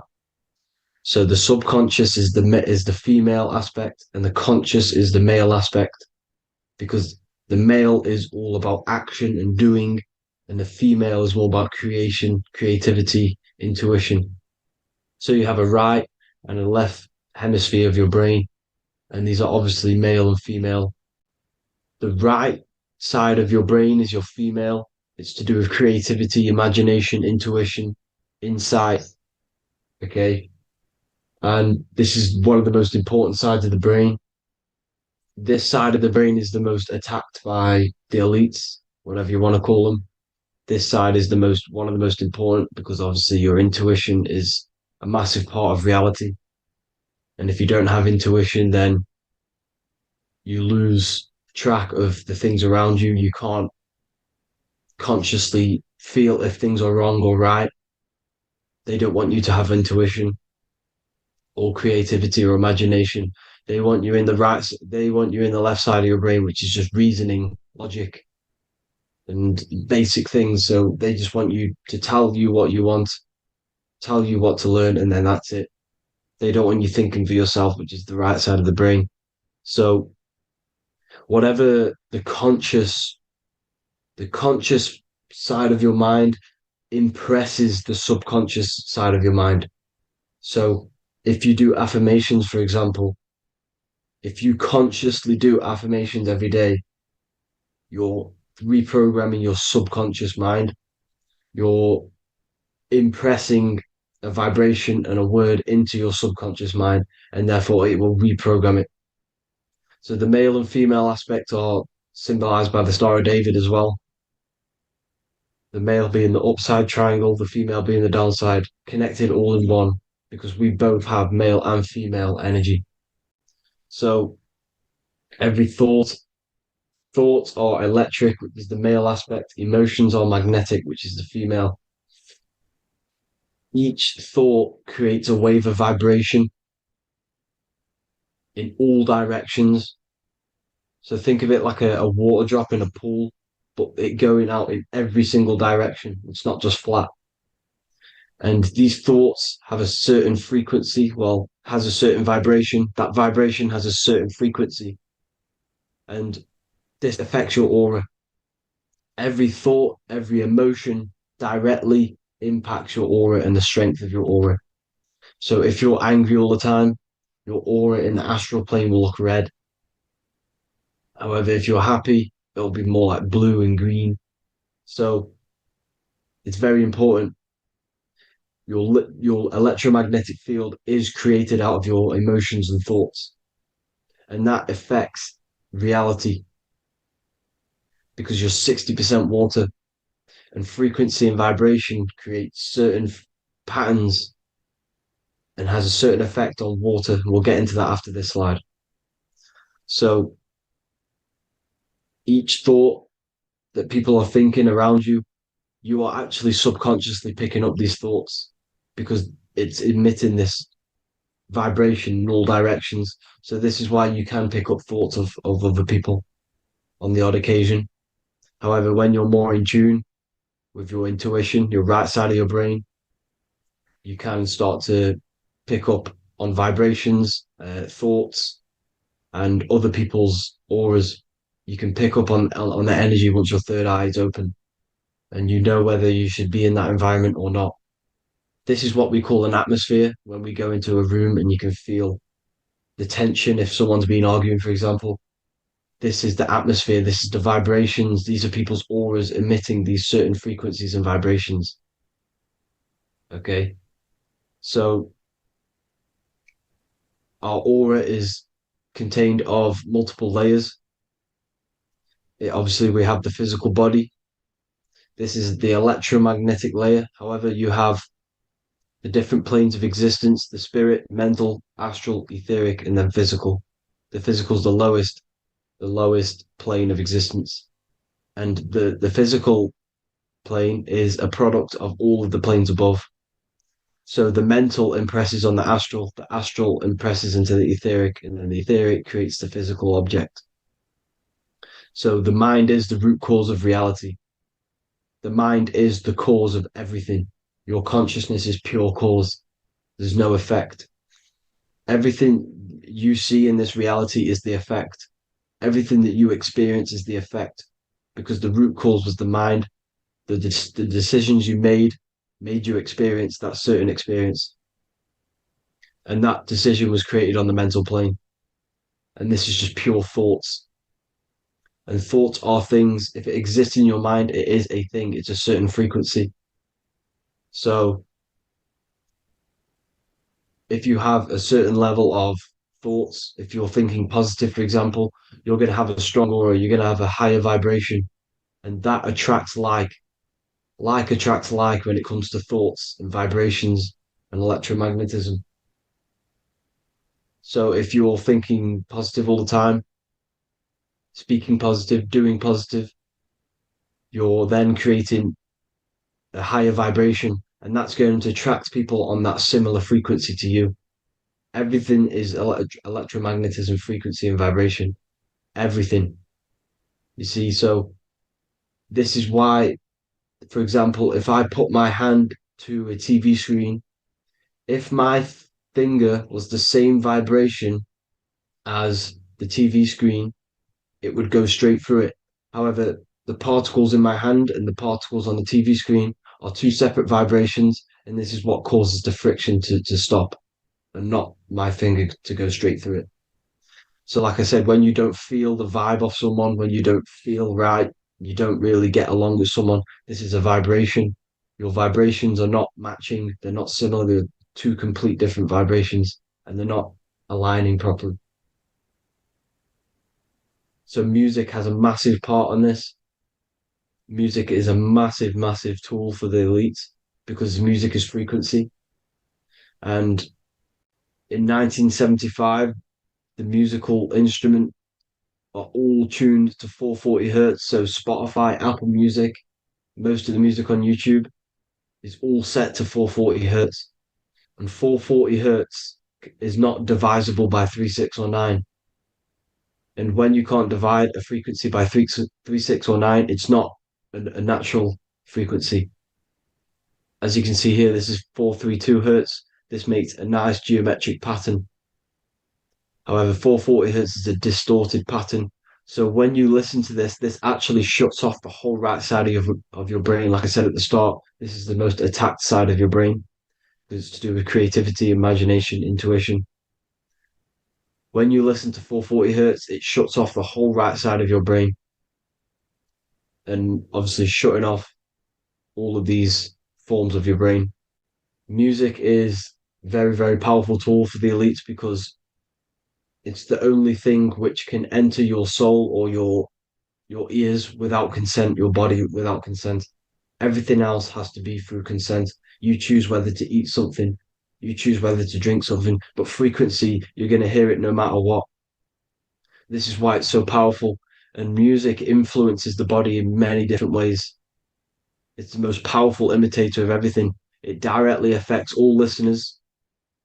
It directly affects intentions, gestures, movements, and actions. It stimulates your mind, and certain songs, certain catchy songs, can reprogram your subconscious mind, invoking certain emotions. This is why when you listen to slow beat songs, it makes you feel more sad. When you listen to upbeat songs, you feel more energetic. This is because these frequencies have a profound influence on reality and on how you feel. Because, like I said, you are 60% water. And as you can see here, each frequency creates a different geometric pattern. And inside of you is 60% water. So, like I said, 440 hertz is going to make a distorted pattern in your water. And this is going to have a profound effect on your emotions and your reality. So, like I said, health is not just the body. It's you are made of body, mind, and spirit. You need to look after what you put in your body. You need to look after your spirit and look after your mind. It's very important to keep all these in balance because once one of these are unbalanced, it affects the other two. It's going to affect your spirit and mind. If you're thinking wrong, it's going to affect your body and spirit. These are all interlocked. You have to look after them all. So it's very important you understand music. Stop listening to low vibrational music. To be honest, you want to listen to music without any sort of speaking inside of it. You just want pure uh, frequencies, which are the solfeggio scale, like one of these, for example, 432, 528 hertz. These are all good frequencies. It's called the solfeggio scale. And these frequencies make you more in tune with nature. 528 hertz is what the earth vibrates at. So it's very important. And the Rockefellers are the one who changed this to 440 hertz. The Rockefellers, one of the elite families. So if you want to manipulate reality, it's very important to have your chakras aligned and having a high vibration, because the higher your vibration, the more powerful your words and your intentions are on reality. So the lower your vibration, the harder it is to affect reality because you're on a lower state of consciousness. Like I said, you have the mental, astral, etheric, and physical. Everything is a product of the one above. As above, so below. This is what Hermes Trismegistus was saying in the Egyptian days. This is where it comes from. As above, so below. If you affect above, it directly affects below. So, like I said, meditation helps on this, helps align your chakras. Think positive, feel positive. Like I said, your feelings are magnetic, your thoughts are electric. So once you combine these two together, you're then creating an electromagnetic frequency, and that will have profound effect on reality. So the law of cause and effect. Every law, so the law of cause and effect. Every effect has the root cause. Like I said, your mind is the root cause of everything. Every decision you make is having a different effect on reality. Everything happens for a reason due to the root cause, which is your mind. You choose everything that happens in your life. Okay. So it's very important you understand this and you constantly make the right decisions, the good decisions to have good effects on your reality. You have to be very conscious of this law because nothing escapes this law. This is the law of all consciousness. So think about it. Imagine a massive ball of consciousness. However, off this ball are different sparks, and each one of these sparks are in each and everyone's body. This spark is governed by these laws, the law of cause and effect, the law of correspondence, the seven hermetic principles. It's very important you understand this because this mass ball of consciousness is what is obeying these laws, and everyone has this spark of consciousness inside their third eye. And Like I said, everyone is the same consciousness. This is why if you do bad onto someone else, that will directly affect your reality. So if you hurt someone, it's going to come back to you in one way or another because you are that same consciousness. This is like a mirror reality, as within, so without. Whatever you feel on the inside, you're gonna see that on the outside. You're gonna experience that reality, whatever you've impressed. So there's different ways to bend reality to your will. Uh, this is kind of a sort of magic. So obviously you have black magic, which is manipulating reality to harm and influence others, or to be very selfish. And yeah, then you have white magic, which is manipulating reality for the good of humanity. So you do have to be very careful with your intentions, people, when you're trying to manipulate reality, because this is nothing to be played with. If you are manipulating reality for the wrong reason, it's going to come and bite you in the ass in some way or another. Because everything is balanced. Everything balances out in this reality. Nothing escapes the laws. Not one thing escapes the laws. So if you're stealing from yourself because it's just going to come back in one way or another. Inside of everyone's heart, you know whether you're doing good or wrong. You can feel it when you do something wrong. You can feel it when you do something good. The heart is the center of the torus field. It's balance. And this is why you say follow your heart, because it's the center of the torus field. It's very important to listen to this inner voice inside of you because that is telling you the right things to do, the good decisions to make. And when you keep following that voice, that good voice inside of you, it takes you to your life path. Very important to follow that voice. However, don't let the ego get in the way of it. Don't care what your friends are going to say. It's very important to understand this.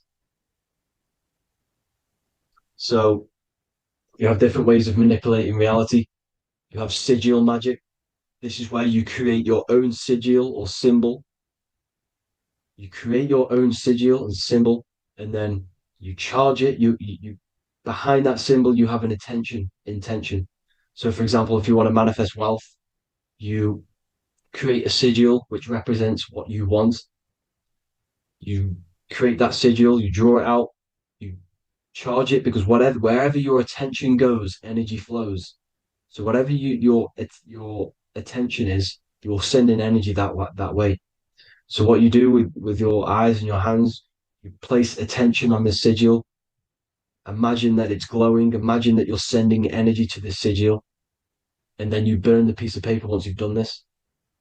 And then after this, you meditate on that symbol. You constantly think about that symbol because that symbol is the frequency, is the thing that you want to manifest. So that's one way. Or you can just meditate on your reality. So imagine yourself having already what you have. This is what they call a mindset. You must set your mind to the frequency what you want to manifest. Okay. So if you want to manifest wealth, for example, imagine yourself being wealthy. What would it feel like? What would you be doing? Imagine a scene in your mind. Constantly do this, and you're putting out that frequency. Like I said, you must think because the thoughts are electric, and then you must feel, which is magnetic. Together, this creates an electromagnetic frequency, and this is how you attract things to you. You will attract the certain people to come in your life to bend reality to your will. Okay. Or you've got mirror magic. Stare yourself in the mirror because a mirror reflects light. It also reflects energy. So you've got to be very careful with what you say to a mirror. You've got to be very, very, very careful because whatever you send into that mirror is directly sent straight back to you. So if you're thinking negative, you're sending negative energy back straight to you, and that's going to have an effect on your reality.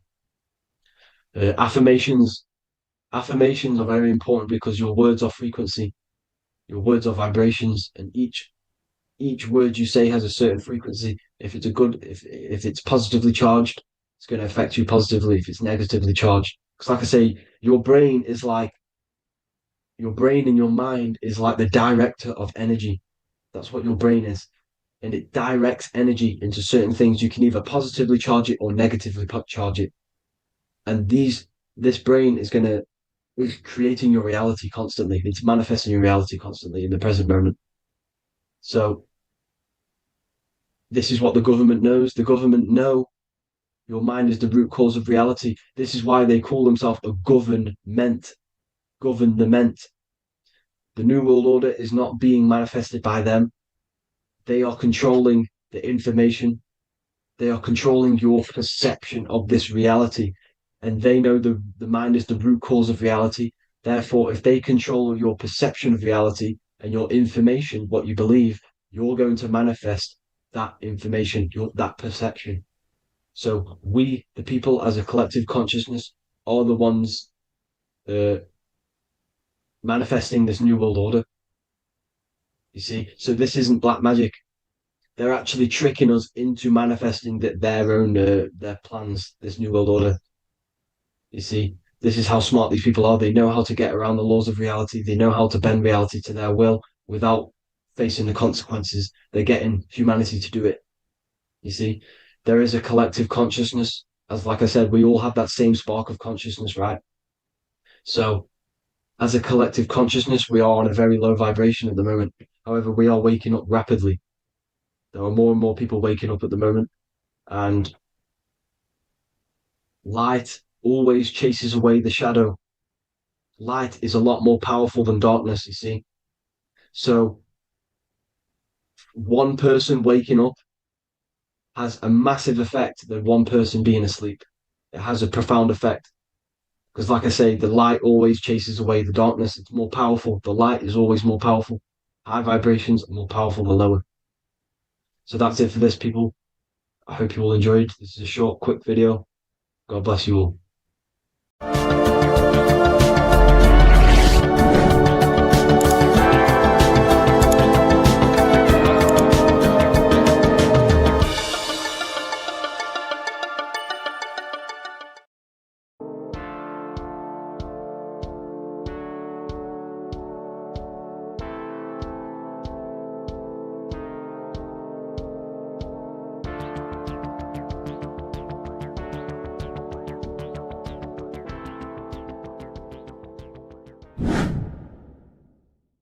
What is good, YouTube? Today we're going to be talking about the astral plane and how the cosmology fits into the astral plane. Okay, so first let's go over the astral plane and go over the different layers of reality so that you can understand reality more. You are a multi-dimensional being. You are not in these, you are in all of these realities at the same time. They all interweave into one big reality. But there are different planes, they are different vibrational dimensions, there are different dimensions of reality. The mind is the root cause of reality. We're living in the mind of God. Everything is being thought into existence from the root cause, from the universal mind. This is why the ancient Egyptians said, all is mind. We're living in the mind of God. And we are a microcosm of this mind. This is why we all have the same mind. This mind is the world of thoughts. Now, this world of thoughts is just the thought alone. For example, it is the thought of a chair. But then when you start to imagine this chair and you start to mentally see the chair, you're now manifesting the thought, the singular thought, into some sort of form. So now you're imagining the chair. You're imagining the form of this chair, which is then manifesting into the astral plane. The astral plane is the world of thought forms manifesting. So when you are imagining something, you are seeing into the astral plane. Okay? Your third eye, it is an eye because it sees the astral plane. It is seeing the other side through imagination, through dreaming. Well, we'll go over dreaming later. So the thought of a chair is a singular thought. The imagination of the chair is the manifestation of the chair. And in the astral plane, it's basically the world of all the chairs that could ever exist. So your thinking of the chair is a singular thought, which is the mental plane. The astral plane is the imagination of that chair, is the thought, the manifestation of it. depending on the vibrational state of the thought, will depend what level of the astral plane it will go to. For example, if you're thinking about a chair to torture someone on it, it's going to go on the lower astral plane. Or if you're thinking and imagining happy things, it's going to go to the higher astral plane. So wherever your mindset is, that we call it a mindset because your mind is setting frequencies to certain things. Thoughts are frequencies. And a mindset is setting your frequency, setting your mind to a certain frequency. So when you set your mind to a certain frequency and you imagine something in that frequency, you're going to match everything in the astral plane that are on that similar frequency, just like you would in the physical world. Because we're all in these worlds right now as we speak, but we can't see them with the two physical eyes. We can feel it though. When you're around someone and you've just met a new person, for example, you can feel their vibration. And if you're not on a similar vibrational match, you will not get along with that person, or you just won't not get along, but you won't connect with that person because you're on two opposing frequencies, not matching. And this is something that you can't see, you can only feel because it's the astral plane. It exists within the astral plane. Everything in the astral plane is made out of vibrations. So if you do astral project, and if you already know how to astral project, you will see beings and people and things that are on the same frequency as you. This is why before you astral project, you need to sort your vibration out before you astral project, because you are projecting your consciousness into this. It's the mind. The mind is the bridge. It can move between realities. You are a observer. You are a observing soul which observes different realities.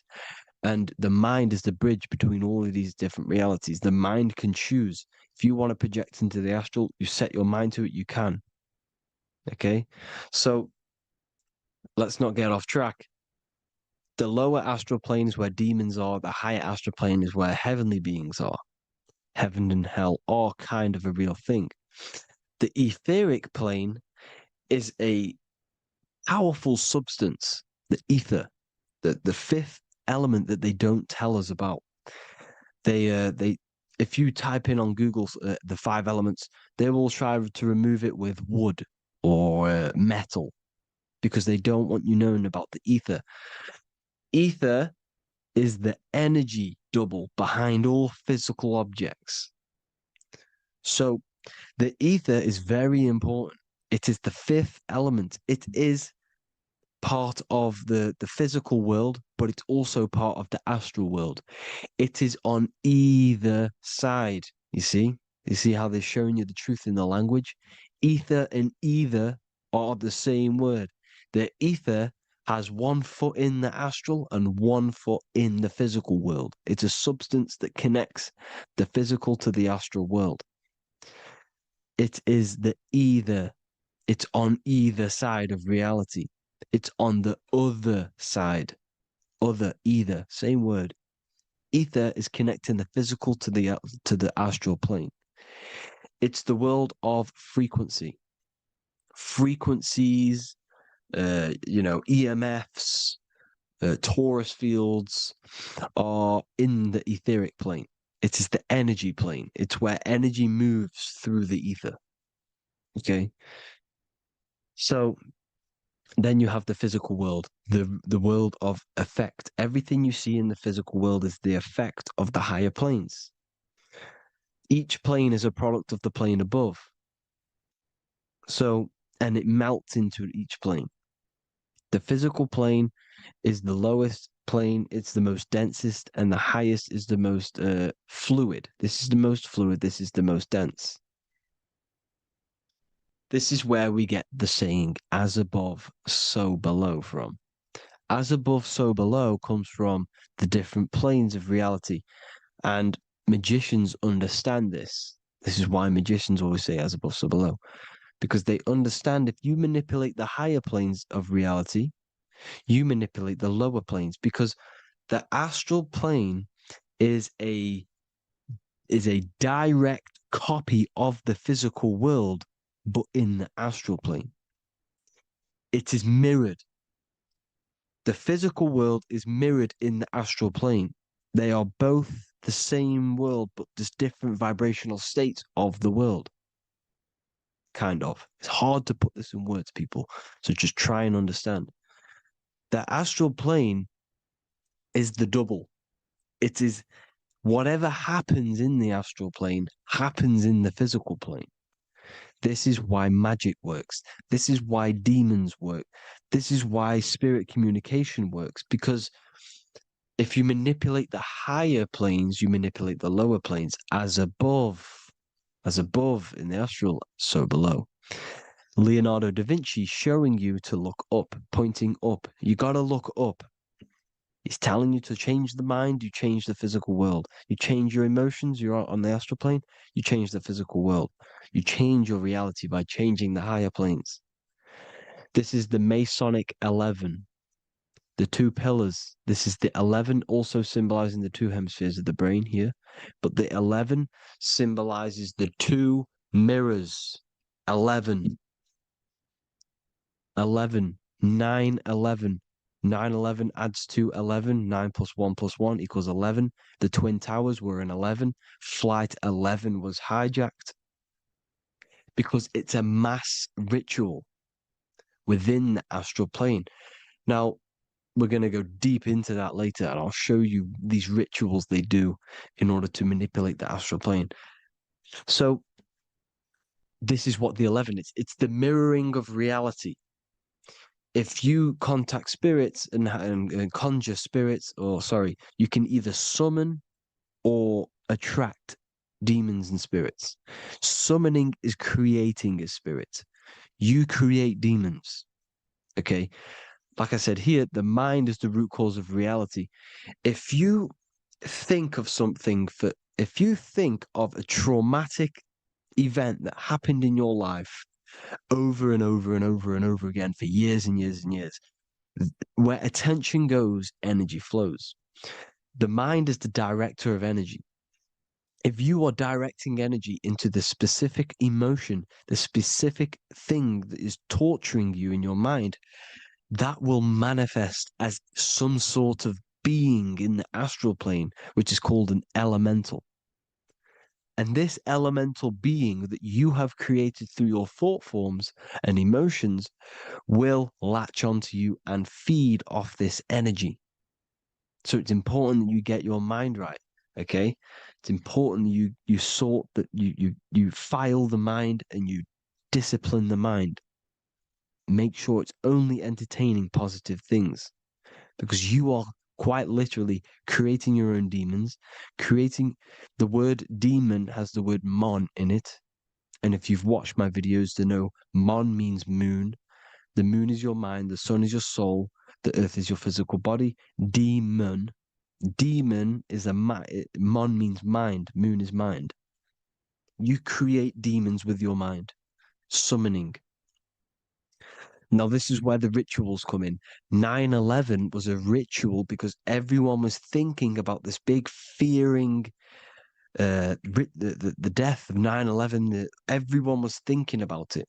And all of their minds thinking about this horrific thing will manifest and summon a negative energy spirit elemental within the astral plane.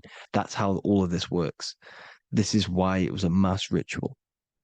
Okay, Chris Brown, new album name 11/11, release date on the 11/11.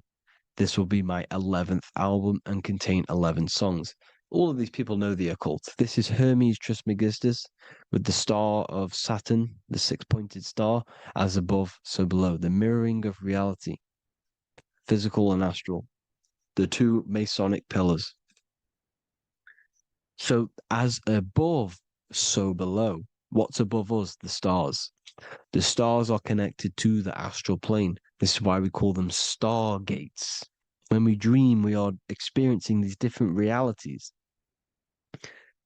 And what are stars? They tell in the Bible, it says Genesis 1:14. And God said, "Let there be lights in the firmament of the heaven to divide the day from the night, and let them be for signs." Signs translates to things to come. Why things to come? The stars tell the future. Why? And why do we say as above, so below? As above us is the astral plane and the etheric plane. As above, so below.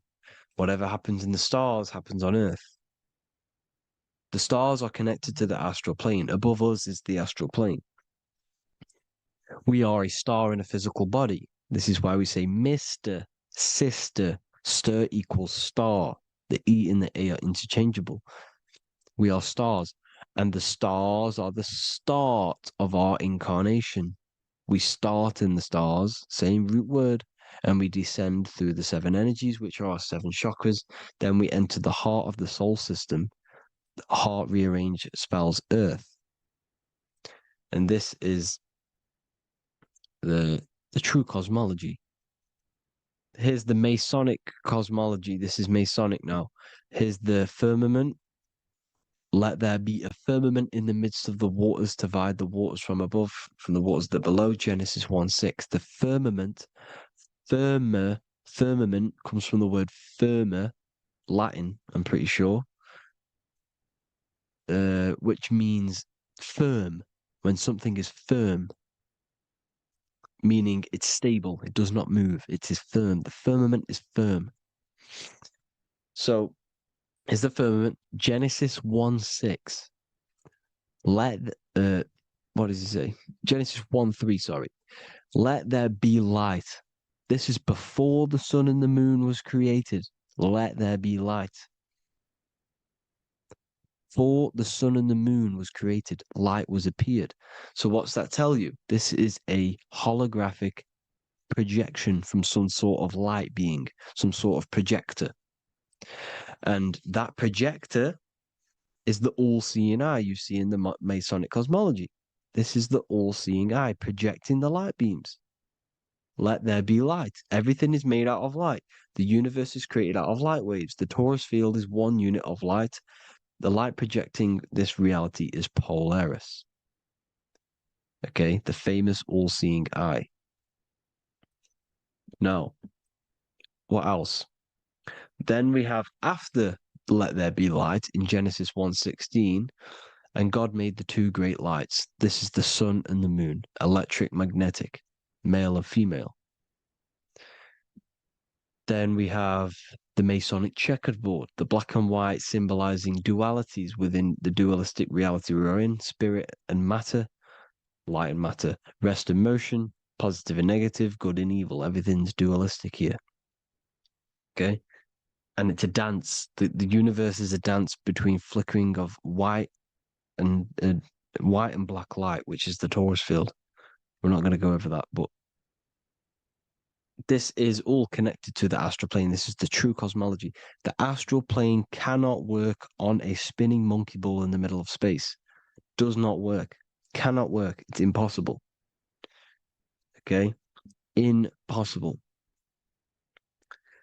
So, even in the Quran, it says, Allah has made the earth for you as a carpet, flat. Quran 15:19. And the earth we have spread out like a carpet, set there on mountains, firm and immovable. It is immovable. In the Quran, it also says 65:12, it is Allah who has created the 7 heavens of the earth. The 7 heavens, meaning the 7 layers of heaven, the 7 planets. And Psalms 104:5, he set the earth on its foundations and it can never be moved. Never. So here you see in Isaiah 40:22, he sits enthroned above the circle of the earth and its people are like grasshoppers. He stretches out the heavens like a canopy and spreads them out like a tent to live in. We live in a tent. This is the tent. The projection of light. Here you see an ancient picture here. Here you see the ethereal barrier, meaning the firmament, the etheric barrier, and here you see his head popping out. Why is his head popping out? Because your head is heaven, your heel is hell. Your head has access to the astral plane. This is why your head is heaven. The pineal gland, when stimulated, has access to project itself, project consciousness into the astral plane. Here you see another ancient picture here with the Masonic Royal Arch, with the zodiac here, the zodiac on the top, arching, because there's a firmament above us. Here's God in the brain. Consciousness is God. Here you see the Masonic Royal Arch, symbolizing the firmament. George Washington above the Masonic Royal Arch. These are the stars. This is Polaris projecting reality. Here's ancient churches with the dome. Polaris projecting reality with Jesus. Disney World is under the dome. The seven layers of heaven, ancient paintings, all depict if you go and look at the ancient paintings, they'll all depict the firmament, the arch above us. This is where we get interesting. The Masonic Royal Arch has the 6-9, which is Cancer. The constellation Cancer, which is 6-9 is associated with portals, because CERN is the 6-9. Okay, CERN is opening portals. They're trying to create a portal to the other side. Cancer has the word CERN within it, so there is a link between Cancer and the opening, the firmament opening above us, to ascension. Here you see the Masonic art with the Royal Arch and the light and the opening. Here you see the light and the opening. This is the opening of the firmament. Here's the Hebrew cosmology with Sheol, the underworld, and the opening. So Cancer is definitely some sort of portal in and out of this reality. I'm just connecting dots here. Now, we're going to go change a bit now. These celebrities that you are seeing they have not sold their soul to Satan, okay? They have not sold their soul to Satan. Satan is a demonic, low vibrational energy that has been summoned over the thousands and thousands and thousands of years of evil occult arts.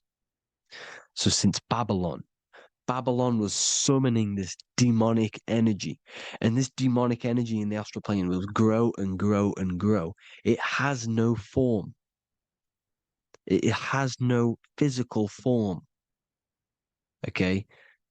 But you can see it in the rappers. If your third eye is open, you can see clearly that these people are demonic. You can sense the energy that they're manifesting.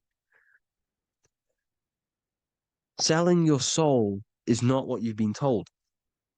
It is gaining, because your soul is pure love, okay? Your soul does not want to do anything bad. So when you sell your soul, you're gaining physical gain. You're gaining physical wealth, for example. Like for these rappers, they will be given millions of pounds because the people in control of the music industry, which is the dark occultists trying to brainwash the masses, the people in charge, they're dark occultists. They understand Satan and the energy.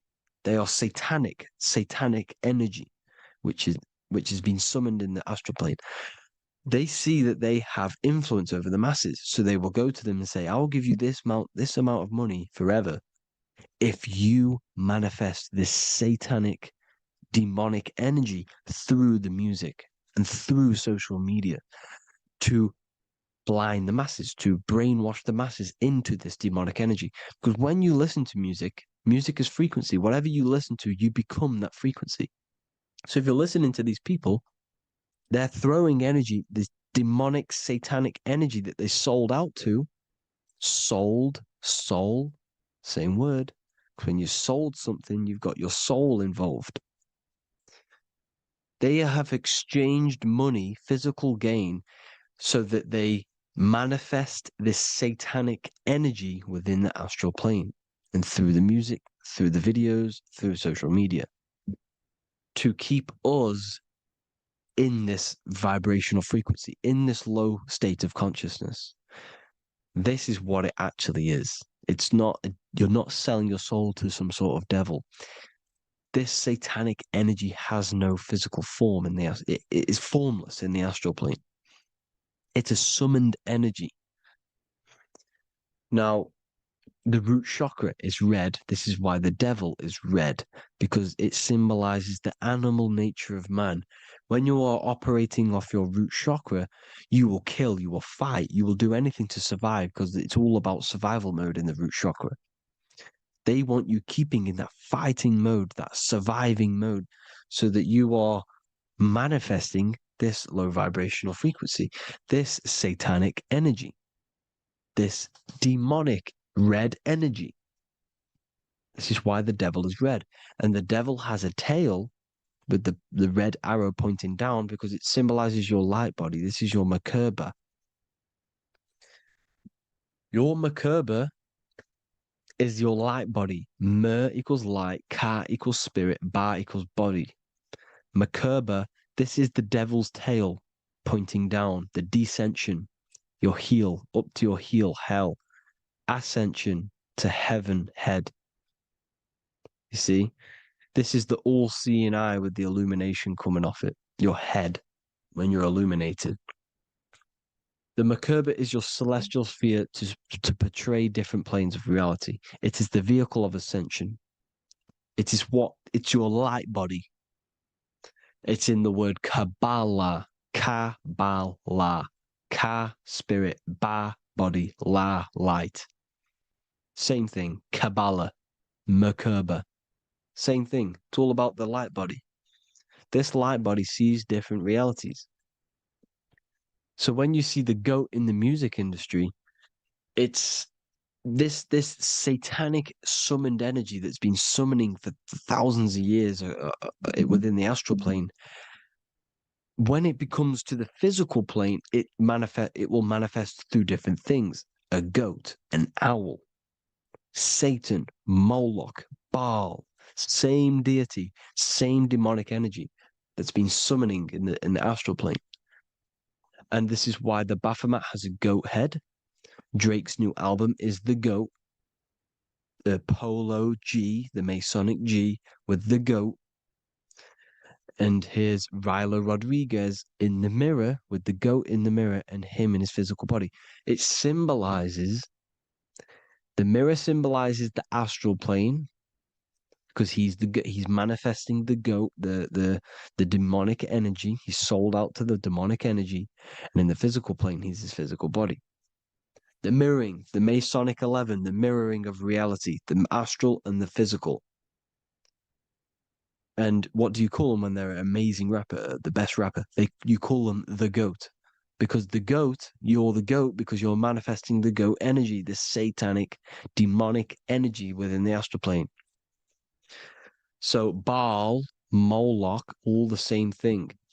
Because in the astral plane, if you want to gain spirits to come to you and communicate you in the physical world, if you want to communicate with spirits, you have to gain their attention. You can either gain their attention or come together and agree to create some sort of being, which is Satan. Okay. You can, like I said earlier, you can create these beings, you can summon them or attract them. One way to attract them is sacrificing. In order for you to become God, man, to turn to God, you have to sacrifice your life. You have to sacrifice, not drinking, not doing things, not doing anything demonic, not doing anything bad, not eating meat. You have to sacrifice yourself to become the light. However, if you want quick, instant gains in the physical world, you can sacrifice something else to communicate with these spirits because these demonic energies feed off demonic energy, your demonic energy. So these dark occultists will give away babies, they will sacrifice, torture babies so that they gain, so that they can communicate with these spirits for physical exchange. Yes, you can do this. These powerful spirits, these powerful demons can give you powers. They can give you certain things. And this is what they are doing. They're summoning and attracting these demonic energy. This is why, trafficking is one of the most, Balenciaga. Baal is the demonic energy in the astral plane, which requires child sacrifice for his presence. Balenciaga, and they were trafficking children. They were trafficking, killing them, and offering them to the spirits. This is what they are doing. Balenciaga. It's in the name. Here you see, you can see here a stick man with two horns. The goat, obviously, it's all the same deity. Baal, the goat. Moloch, Moloch, the owl, the Egyptian owl, because it comes from the owl of Moloch, which is Baal, which is Satan, all the same demonic energy. And it's on the dollar bill, a tiny dollar bill, on the $1 bill. All the same thing. Bohemian Grove, they worship the big owl, Moloch. It's all the same thing. It's all one big demonic energy which has been summoning in the astral plane. And it's trying to take over Earth, the physical plane. That's what it's doing. So I hope you all gained a deeper understanding of the astral plane and what's actually going on in the world. Please leave a comment if you can to help the algorithm. Drop a like if you like this content. And hope you all learned something today. And God bless you all. Thank you all.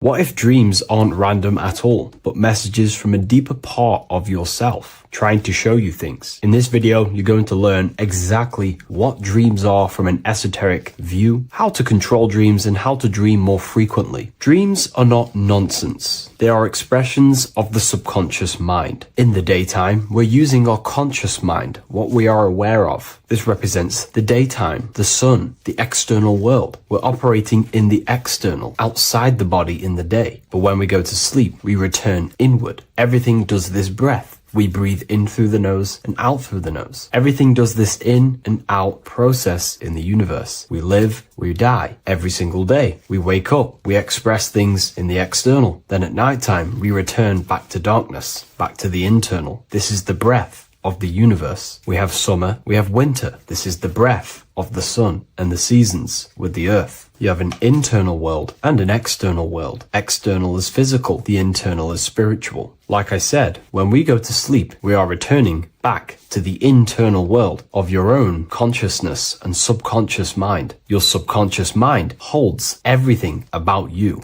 your memories, your traumas, everything you've ever learnt, your language, your name, your job, everything you identify with is stored within this vast network of the subconscious mind. It is your own personal consciousness. Therefore, when we dream, we return back to the subconscious mind, and we are in fact thinking, but in a subconscious way. The subconscious does not speak the same language as the conscious mind. The conscious mind uses language, thoughts, and all things that are very logical and very easy to understand. The subconscious is the complete opposite. It is very indirect, metaphorical, and symbolic. The subconscious communicates and works in symbols. Ultimately, symbolism is the language of consciousness. This is why in occultism and esotericism, it is filled with occult symbols, because symbols are used to communicate directly with the consciousness within, the subconscious mind. And the subconscious mind is ultimately connected to the collective consciousness. We are all connected and tapping into the mental plane, where we receive thoughts, ideas, depending on what we attune our mind to. That's why we call it a mindset. But getting back on topic, the subconscious mind is your own personal network. It is like a net, an interconnected web of your thoughts, memories, traumas, emotional blockages, and all the things you identify with and have experienced in your life is stored within this network. It can be seen as a web One example of the subconscious mind using symbolism is this next story I can tell you. Let's say I was in a very traumatic car crash as a young child. I experienced a lot of emotional trauma in that car, and that deeply impressed my subconscious mind with that trauma of emotion that I felt. Therefore, every time I see a car in my external world, that car is now a symbol that represents the state of consciousness I was feeling in that particular time of the traumatic car crash. The car is a symbol for a state of consciousness within my subconscious mind. Just like when you see a word, that word triggers what you believe that word to be in your subconscious mind. Symbols are the language of the subconsciousness. Therefore, when we dream, we are basically seeing symbols of our own personal subconscious mind. Our higher mind, which is basically our subconscious, the higher version of you that exists beyond your human thinking mind, communicates using symbolism. The higher mind does not speak human thoughts, human language. It speaks the language of symbolism. Therefore, when we dream, every event, every person, everything that happens, and everything you see is your own personal subconscious mind materializing within the plane of the astral plane. This is a dimension that sits just above the physical world that everything is pulled out of. For example, look around you. Everything you see around you was thought, then imagined. Imagination is the astral plane, and this astral plane sits above the physical world. As above, so below.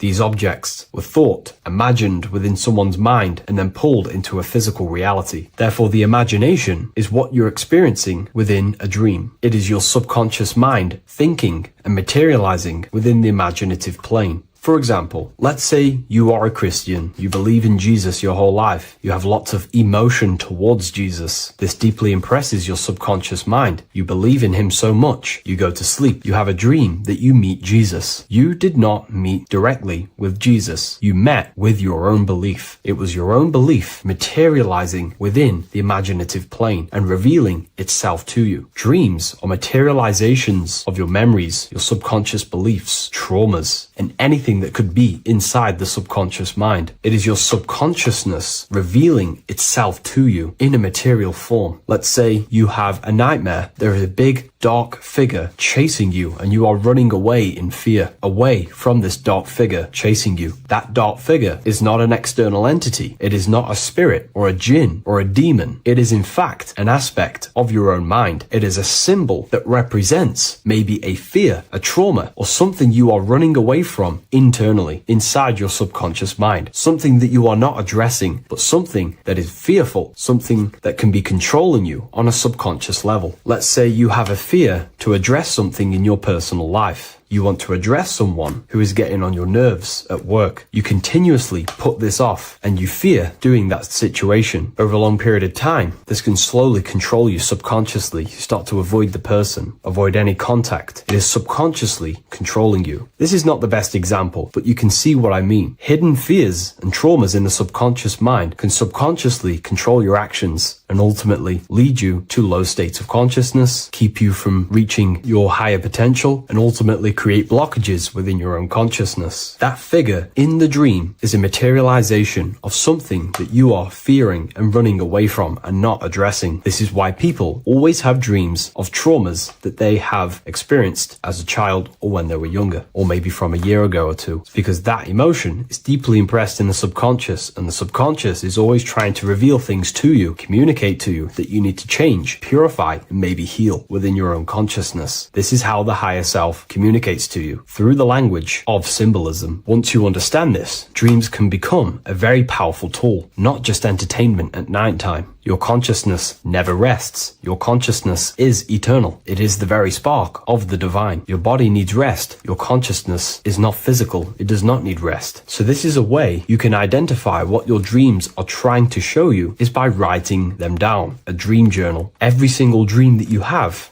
a book placed near your bed. Every time you wake up, first thing you should do is pick up the book and write every single detail that you can remember about the dream. The people that you met are all symbols details or aspects of yourself. Maybe it is a friend you saw in your dream. That friend represents a state of consciousness that is within you and is trying to reveal something to you. It's about making the subconscious into the conscious, to become conscious of the unknown. Write down every detail, everything you saw, every event that played out, even the details of the clothes that they were wearing. Everything is symbolic within dreams. Write everything down and then analyze the dream. Don't analyze it from a logical mind. Analyze it with the right hemisphere of the brain, which allows you to see metaphors, read between the line. Try and gain the message that it's trying to show you. What does this overall mean to you? And what could this reveal about aspects of yourself that you need to heal or maybe take action in your life and world? Because your higher self is always guiding you towards awakening and fulfilling your mission in the manifested physical world. Dreams speak in symbols, not logic. Ask about your dreams. What is this trying to tell me? Don't take things literally. Look for an emotional tone and symbolic resonance. With practice, you'll begin to understand the personal language of your subconscious mind. Now that you understand that, again, please leave a like or a comment on this video. This is now a technique for lucid dreaming and dreaming more often. This is not going to happen overnight. This is not an easy method. It simply takes practice and dedication. Every morning, choose 3 time slots. For me, I choose 4:30, 5 a.m. and 6 a.m. 3 alarms that are going to go off at these 3 times, half an hour apart from each other. Each time you wake up, stay awake for 5 to 10 minutes. Turn off the alarm. Try and keep your conscious mind awake, but drift back into sleep. There's no other better way for me to explain that. It's very difficult, but try and keep the mind awake, but the body falling back asleep. More than likely, you will drift off back to sleep. Then the next alarm will go off half an hour after. This will wake you up again. Guaranteed. You will probably drift back to sleep by repeating this process. After the 3 alarms go off, each one of them times, you're either going to have a dream or a lucid dream, but definitely you will have a dream. And if it doesn't work one time, keep trying it. I've been using this method for a very long time, and I can tell you 70-80% of the time it triggers a dream, and a very vivid dream. And it's ideal for lucid dreaming because keeping the conscious mind awake while letting the body fall asleep, you can become conscious within these subconscious realms of your mind. But when you are conscious inside the dream world, you can do what you want, but you also want to let the dream naturally unfold. If you try and take too much control, then you will wake back up. If you feel any fear in your dream, you will wake back up into the material world. Another tip to dream more often is to meditate before bed. Simply close your eyes and think about nothing for 5 to 30 minutes. Detach from everything outside you, your name, your job, work, thoughts. Mentally detach from the world and the physical pleasures and become pure awareness before you try and go to sleep. This will help you become conscious while being within the self. If you wish to learn more about consciousness, yourself, the Book of Wisdom Volume 2 can definitely help you. I'll leave a link in the description. Thank you for watching this video, and I'll see you in the next one.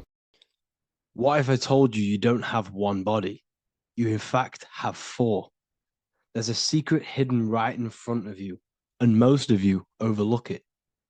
And by learning these teachings today, this will change your perspective on life, on yourself, and completely change the conception of yourself. This is the key to your highest potential. If you stay with me today, you will find secrets about yourself that will change your life.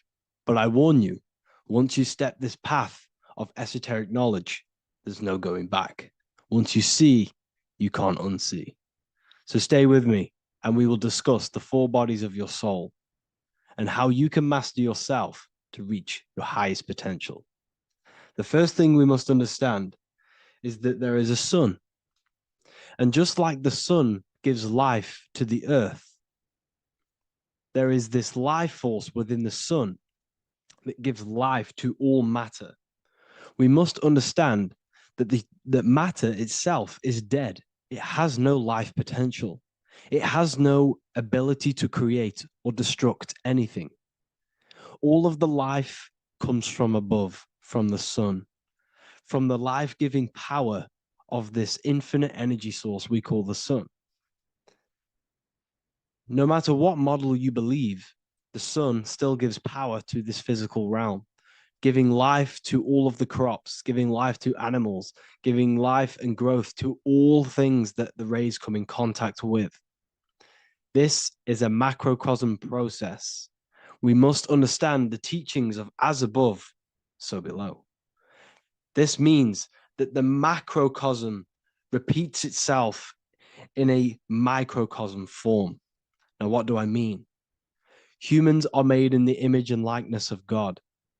You are a miniature version of God, a spark of the divine consciousness made in human form, in physical form. Just like the sun gives life to all physical matter and growth to all crops on the earth, your soul is a miniature sun, and your soul is giving life to the body. Your body is a miniature earth, which also goes through the cycles of the 4 seasons of the sun.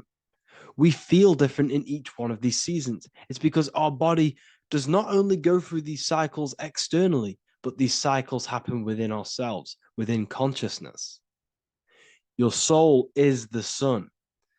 The sun you see in the sky is an externalization of your soul. Your soul is the life force. You are the soul, not the body. And like the sun gives power to the earth, the soul gives power to your body.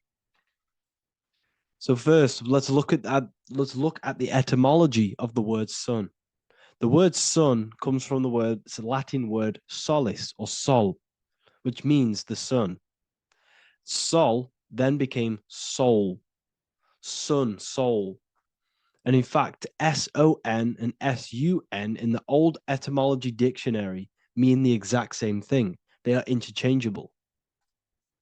So when we look at the symbol of the sun, we look at a circle and a cross, which represent the 4 aspects of the sun, the 4 seasons of the sun: summer, winter, spring, and autumn.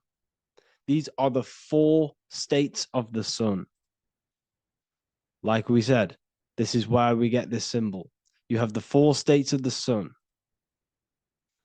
which represent the 4 bodies of the soul. Now, this is where we get deep. Like I said, the sun you see in the sky is a macrocosm of your soul, an externalization of your soul. Just like your sun has 4 seasons, the 4 seasons within us are the 4 bodies. Our soul is incarnated and split into 4 sections. We have a mind, we have a physical body, emotions, and spirit. These are all interchangeable and they are all linked. In ancient alchemy, we have the exact same symbolism of the 4 stages of alchemy. But in this case, they're symbolized as the 4 elements: earth, water, air, fire. In this ancient alchemical symbol, we have the pentagram with the top one representing the soul, ether. Our soul then has the 4 bodies with the human here. We have the man, the eagle, the bull, and the lion. We see this on the tarot card, the Wheel of Fortune. The man, the eagle, the bull, the lion. We see this in Matthew, Mark, Luke, and John. The lion, the bull, the man, and the eagle. We see this with depictions of Jesus. Jesus, the man, the bull, the lion, and the eagle. These represent the 4 fixed signs of the zodiac: Taurus, the bull; Scorpio, the eagle. Scorpio was symbolized as an eagle. It's an ancient symbol. Now it's been changed to a scorpion, of course. Leo, the lion; Aquarius, the man. These represent the 4 fixed signs, which are 4 different elements. Taurus is an earth sign. Scorpio, a water sign. Leo, a fire sign. Aquarius, an air sign. Taurus is the earth. As above, so below. The earth is the physical body. Leo is fire. Fire is the spirit. Scorpio is water, which is the emotions. Aquarius is the mind, which is an air symbol. Air is the mind. That's why we call people airheads. Okay? So what we're actually looking at here are the 4 aspects of our soul. We have the sun in the middle and the 4 bodies of the soul. This is what Jesus is symbolizing. Jesus represents you. God made flesh with the 4 aspects of the soul, the 4 gospels are all depicting Jesus in 4 different ways according to the different body of consciousness.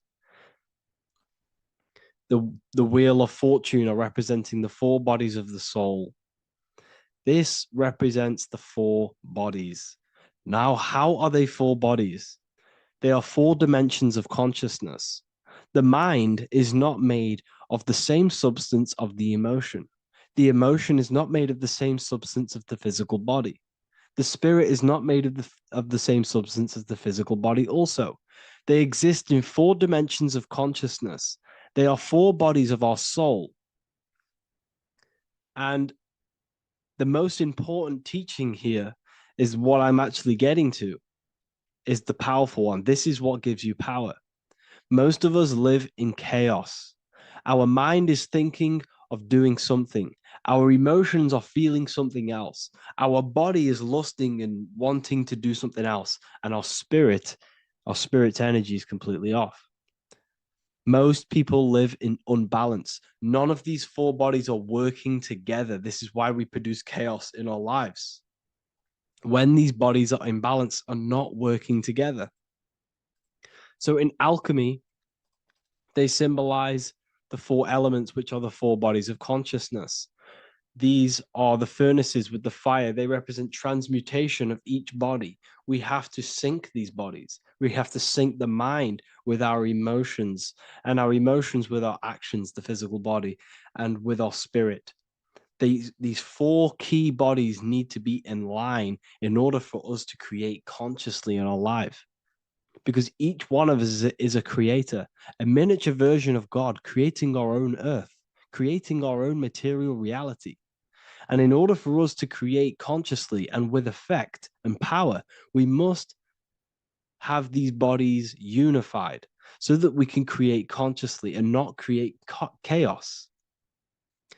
So this is very, very important. And this is a secret teaching found in all ancient societies. But this is what the hidden symbolism of astrology actually is. The sun is our soul, and the 12 zodiacs are 12 aspects of our soul. And we have the 4 aspects of the 4 main bodies. This is what we're looking at. We're not looking at the sky. We're actually looking at aspects of ourselves, aspects of our soul that we must master and transmute in order to become our highest potential. So I hope this makes sense. And it may take a while for you to fully understand this, but the key knowledge in order for you to understand any of these teachings that I've gone through today is the major teaching of as above, so below. What is above is below. What is within is without. Your inner reality projects the outer reality. What is inside of you is outside of you in some form or way. Whatever trees, whatever roots that go down will always shoot up. When you throw a bouncing ball, you shoot it down, it will go up. As above, so below. As within, so without. God did not make a creation separate from himself. We are all extensions of the divine made in physical form. And we are incarnated into 4 sections. Our soul is separated into 4 sections. These are the 4 corners of reality. These are the 4 pillars of reality that we must control. So in order to access our soul in meditation, we must turn off these 4 things. Turn off the mind, the emotion, the spirit, and the body. And then we access the soul. So I hope this video helps today. And you can learn all about this in the Book of Wisdom, Volume 2. This book is a revolution in consciousness. I do not recommend everyone reads this book. This book is only for people who are serious and want to transform their lives. This book is a book that will change the scope you see reality. It will change your perspective on yourself because you will resonate with this. This book does not just give you information. It gives you a sense of well-being. It gives you truth, and you will find your power from this information. This information is not just information, it's a key to your path of enlightenment and transformation. So you can find this book in the description of this video. And if you are part of the university, I will see you on the live calls. Thank you, everyone. Please leave a like, subscribe, and a comment, and let me know whatever videos you want me to make next. Anything that you fail to understand or have any confusion with, I can make a video on it. So let me know in the comment section any reviews or anything I should do. Thank you all, people. Have a great day. Welcome to Revival of Wisdom. Welcome people, we're back with another video, and this video is about Freemasonry and their connection to the Illuminati. Please, as always, to make sure to hit that like and the subscribe button and turn on the notifications to never miss a video. On May the 1st, 1776, the founder of the Illuminati, Adam Weishaupt, founded this secret organization, and this date can be found in Roman numerals underneath the all-seeing eye pyramid on the $1 bill. This $1 bill also says Anu Coptus Novus Ordo Secularum. This is Latin for announcing the birth of the New World Order. This New World Order will be headed by Lucifer, the all-seeing eye, and followed by the 13 layers of bricks for the 13 elite bloodlines. So your Orsini's, Rockefellers, Rothschilds, Soroses, and the other 9 elite families. So when Adam Weishaupt created the Illuminati, he made it consisting of high-level degree Masons, French and Latin philosophers, and many more powerful people to all become one society. So this is why you see Masons using this same symbol of the all-seeing eye inside the pyramid. But not all Freemasons are part of this Illuminati secret society. As the 33rd degree Freemason Manly P. Hall said in his book The Secret Teachings of All Ages, Freemasonry is a fraternity within a fraternity, an outer organization concealing an inner brotherhood of the elect. So what he's saying here is that Freemasons have to go up the degrees of Freemasonry, and once they hit the top, they either get elected or not into these secret societies like the Illuminati, Skull and Bones, and Knights Templar. So when you see celebrities doing this one-eye symbolism, either covering one eye, doing the triangle, or doing 666 over one eye, this is showing and reflecting the symbolism of Freemasonry. They have taken the oath to never speak on anything they learn about Freemasonry. Duncan's Ritual of Freemasonry book states the oath they have to take. Quote, I ... of my own free will and accord, that I will hail, ever conceal, or never reveal any of the secrets, arts, points of Master Mason's degree to any person whomsoever. All this most solemnly, sincerely promise and swear. Now, this is what happens when they break the oath, stated in this book, quote, myself severed in two, my bowels taken from thence, and burnt to ashes. So this states that Freemasonry comes first, before any law of the land. It has the right to kill you if you break your oath. This is the hand gesture they have to do every time they enter the ritual room inside the Masonic lodge. This is the cutthroat symbol, showing you and reminding you of the oath and what will happen if you break it. Now in this book, Richardson's Monitor of Freemasonry, it states, if you break your oath, binding myself under no less penalty than to have my throat cut across, my tongue torn out by the roots, and my body buried in the rough sands of the sea. If they do not decide to kill you, This book states this by pointing him out to the world as an unworthy vagabond, by opposing his interest, by dearranging his business. In other words, they have the power to frame you and destroy your reputation to the world and destroy your business if you break this oath. So yes, they do kill to keep this truth hidden, because this truth of this reality is what keeps them in power. They have the ability to manipulate people because people do not know what manipulates them. This is why they call themselves the government. They govern the ment, which is the mentality, because the mind is the root cause of reality. They control what you perceive to control what you manifest. By knowing the truth, you are set free, and you no longer need no controller above you. So this is why they are willing to kill and do whatever it takes to keep the truth concealed within these high-level degrees of masonry and these secret societies. However, going back to Manly P. Hall's book, it states, part of the symbols are displayed here to the initiate, but he is intentionally misled by false interpretations. So this is saying even Freemasons are intentionally misled and told lies to conceal the truth, to make sure the truth is hidden in the high degrees of Masonry. So that's it for this video, guys. Thank you all for tapping in. Please leave a like and a subscribe. God bless.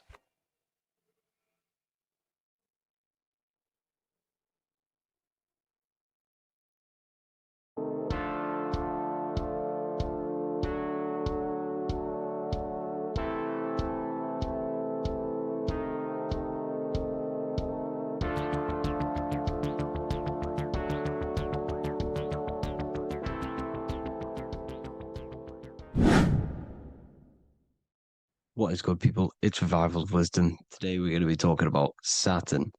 I've done this video in the past. However, this video is going to contain a lot more in-depth explanation of Saturn. So the 33rd degree Mason, Manly P. Hall, said, Saturn is the key to crystallization, physical matter. Light is matter, matter is light. They are interchangeable. Low vibrating light turns into matter, high vibrating matter turns into light. And Saturn is the god of this world, this physical world. He crystallizes light into matter.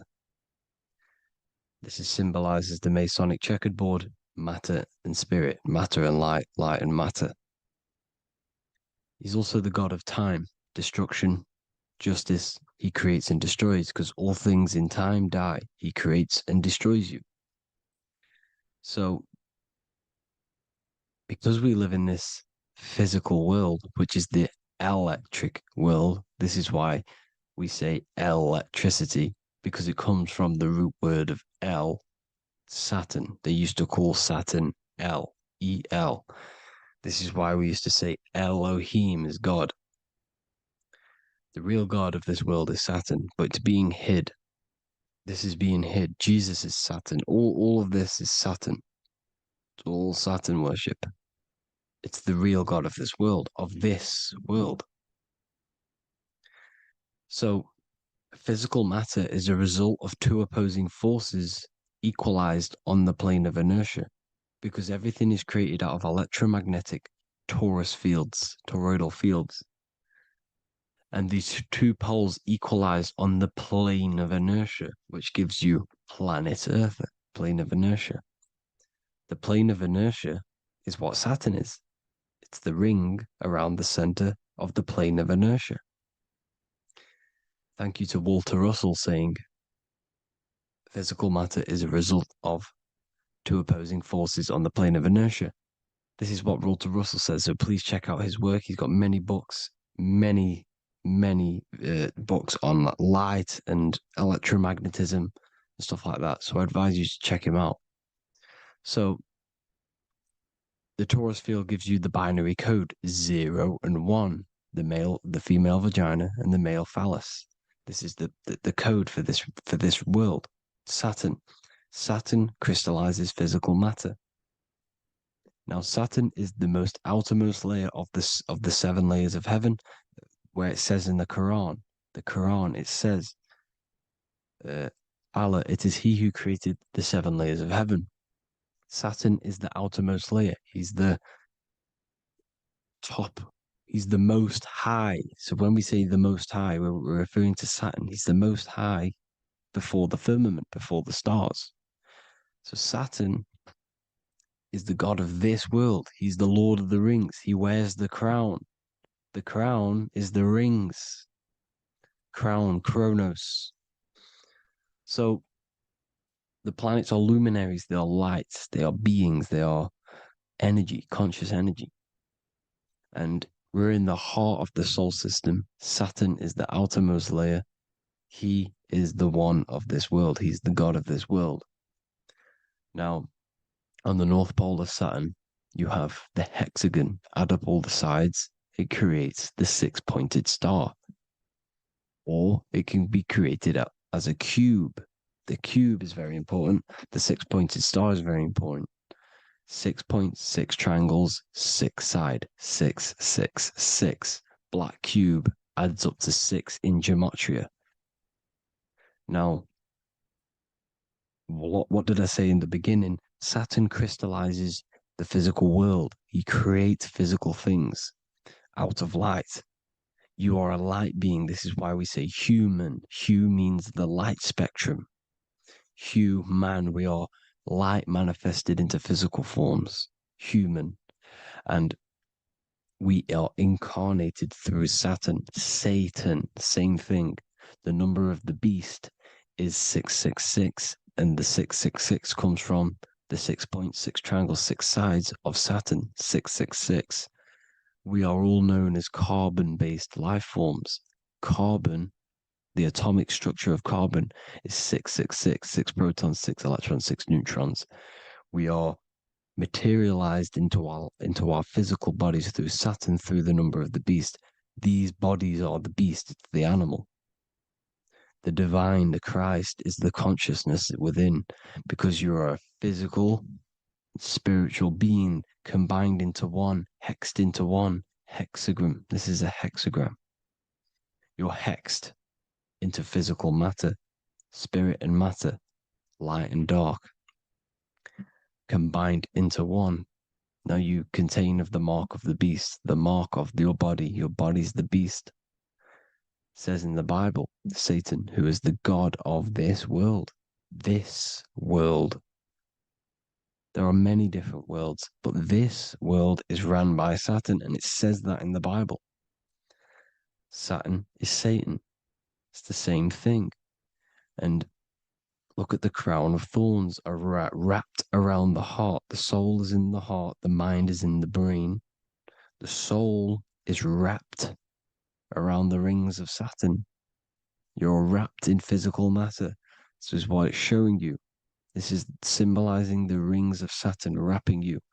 And the cross on top is the cross of the cube. The cube, the black cube of Saturn, unfolds into a cross. So Satan, who is the god of this world, Corinthians 4:4 in the Bible, Satan, who is the god of this world, has blinded the minds of those who don't believe. Saturn blinds your mind because the god of this world materializes you, and he blinds your mind when you incarnate into physical matter. When you enter this soul system, not the solar system, you hit Saturn first. He materializes you. And look at the symbol for Saturn. This is the symbol for Saturn. All of the planet symbols are created out of the Holy Trinity. The earth, moon, and sun. Body, mind, and soul. The sun is your soul, the moon is your mind, the earth is your body. Your body's made out of the 5 elements. The sun is your soul because the sun is life force, gives life to everything. Your sun is a soul. Your soul is the sun of your body. The moon is the mind. The moon is the moon of your body, the mind of your body. Intelligence. So all of the symbol of the planets are created out of these. The Saturn symbol is created out of the Earth cross, matter, and the moon crescent, moon, mind, matter over mind. This is why Satan, who is the god of this world, has blinded the minds of those who don't believe. He blinds your mind. Look at the symbol, it's showing you. The Saturn symbol is matter over mind when it should be mind over matter. So we descend into a soul system, into our 666 Saturn carbon suit bodies, and we are matter over mind. Then we have to move up the spine to go back up to spirit, to mind over matter, where you manipulate your own reality. Now look at this. It creates the number 5. 5 is the number of change. You're moving from this side of the number sequence over to the right side. You're moving from the spiritual into the physical world. You're incarnating into the 5 elements, the 5 senses. So the cube, the black cube of Saturn, is another major symbol. Very important symbol. Here you see the cube, and the color black is associated with Saturn because Saturn's associated with death. He creates and destroys, light and dark. Death is associated with black, spirit, because you can't see spirit, which is blackness. So the black cube is black because Saturn rules the nighttime, which is dark, blackness, and he rules the winter, which is death, blackness. So Saturn is the black cube. Cubes have 6 sides: up, down, right, left, back, and forward. Cubes are 6-sided. Everything is 6-sided inside of this creation because you're incarnating, you're materializing, crystallizing into the cube, the world of the cube. Everything's a cube. Everything's got 6 sides. Here's Leonardo da Vinci showing you that you're in the cube. Leonardo da Vinci did this famous painting. You're in the cube, you're hexed into physical matter, or you're incarnated into the 3rd dimension, the 3-dimensional world, which is a cube, 3D. And black cube adds up to 6 sides of the black cube. The Kabbalah means cube god in Arabic. And look at what they do. They worship the cube, the black cube, and they stand in rings like the rings of Saturn. Australia, Denmark, Manhattan, Santana all have these black cubes. You go to New York, you will see the black cube there as well. These black cubes are everywhere because it is the real God of this world, So look at the cross. The cross unfolds into the cube. Xbox, Nintendo GameCube, Sega Saturn, anything to do with a simulated gaming reality, they put Saturn in it because we're in the simulation of Saturn. This is a simulation. And this is why they reflect this through the Xbox, GameCube, Sega Saturn, anything to do with gaming, simulations, is all Saturn. Because we're in the cube of Saturn, the black cube. We're in the GameCube, the Xbox, the Sega Saturn. As above, so below. So they reflect it through the simulations that they create inside of this simulation. Cubes have 8 points for the 8 points of time and space. 8 is the number of time. Everything's cycling, infinity. So look at the cube. The cube is symbolized as in Judaism. The Judays have the black cube. They wrap themselves in a black band and they cover their eyes into blackness. The black cube for the black cube of Saturn. They use the star of Saturn and they worship their god on Saturn Day because it's all Saturn worship. And look how the Saturn god is wrapped around with these thorns or leaves, just like Jesus is wrapped around his heart. And Jesus on the cross is us on the cross. We are in the cross. We are in the cube. The cross is the cube. And the cross is even in the Saturn symbol. This is another symbol for Saturn. There's 2 symbols. You got this one, the one I've just broke down. Then there's this one. This is the cross of Saturn, the cube god, the simulation, the game cube. Now, Chronos is another word for Saturn. Chronos means time.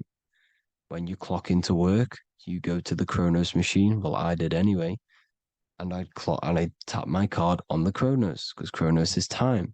Anything to do with time is Saturn. He creates and destroys. Look at the artwork of Saturn with the sand, the time. Look at this, how he's cutting off the baby's wings. He's crystallizing the spirit into matter. He's cutting off your wings. Satan, in the Bible, he falls from heaven into earth and he loses his wings. He becomes a serpent. You see that's it's all symbolic for us. We are the fallen angels, fallen angles of light. We're fallen angles of light. We are light beings. Now we're fallen into physical matter. Saturn's chopped off our wings. He's chopped off our spirit wings because when you astral project, you can fly. You will fly around. He's got the Reaper staff here, always depicted with the Reaper staff. Now look at the clock. Saturn day is the 6th day. The number of the beast, 666. Look at the clock. 6 take away 12. 12 take away 6 equals 6. 7 take away 1 equals 6. 8 take away 2 equals 6. 60 seconds in a minute. 60 minutes in an hour. 24 hours in a day. 2 plus 4 equals 6. That's 666. Everything's 666 because it's time. Saturn. All goes to Saturn. He's the god of time. We're in time now. We're in time. We're in the time, which is God, the god of this world, the god of time. Now look at this. The Reaper is also depicted as the Reaper with the staff, the black cloak, black symbolizing death, spirit. Judges wear black because Saturn is the law. He's the god of this world. He's the law. This is why they wear black cloaks. When you graduate from university, you wear a black cloak and a black cube on your head. You've been hexed. Funerals, you wear black because it's all to do with Saturn, Father Time, Father Crystallization. Now, Saturn, here's another one of him cutting off the wings of a child. Because he cuts off the wings. He creates and destroys your body. We're in the electrical world. Everything that is electrical vibrates. All vibrations have to come back to a standstill point, which is death. This is why your body dies. Your atoms stop vibrating. Corona. Look at the crown. The crown is the corona. Corona means crown. And look at this is an alcohol brand for beer. You can see the staff of Saturn in the symbol with the moon crescent. Corona, which is the crown, Saturn, the crown on Saturn, the rings. And then you've got the staff. It's all Saturn worship.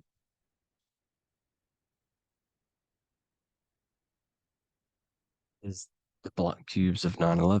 2 black cubes. This was a ritual for Saturn. It's all ritualistic.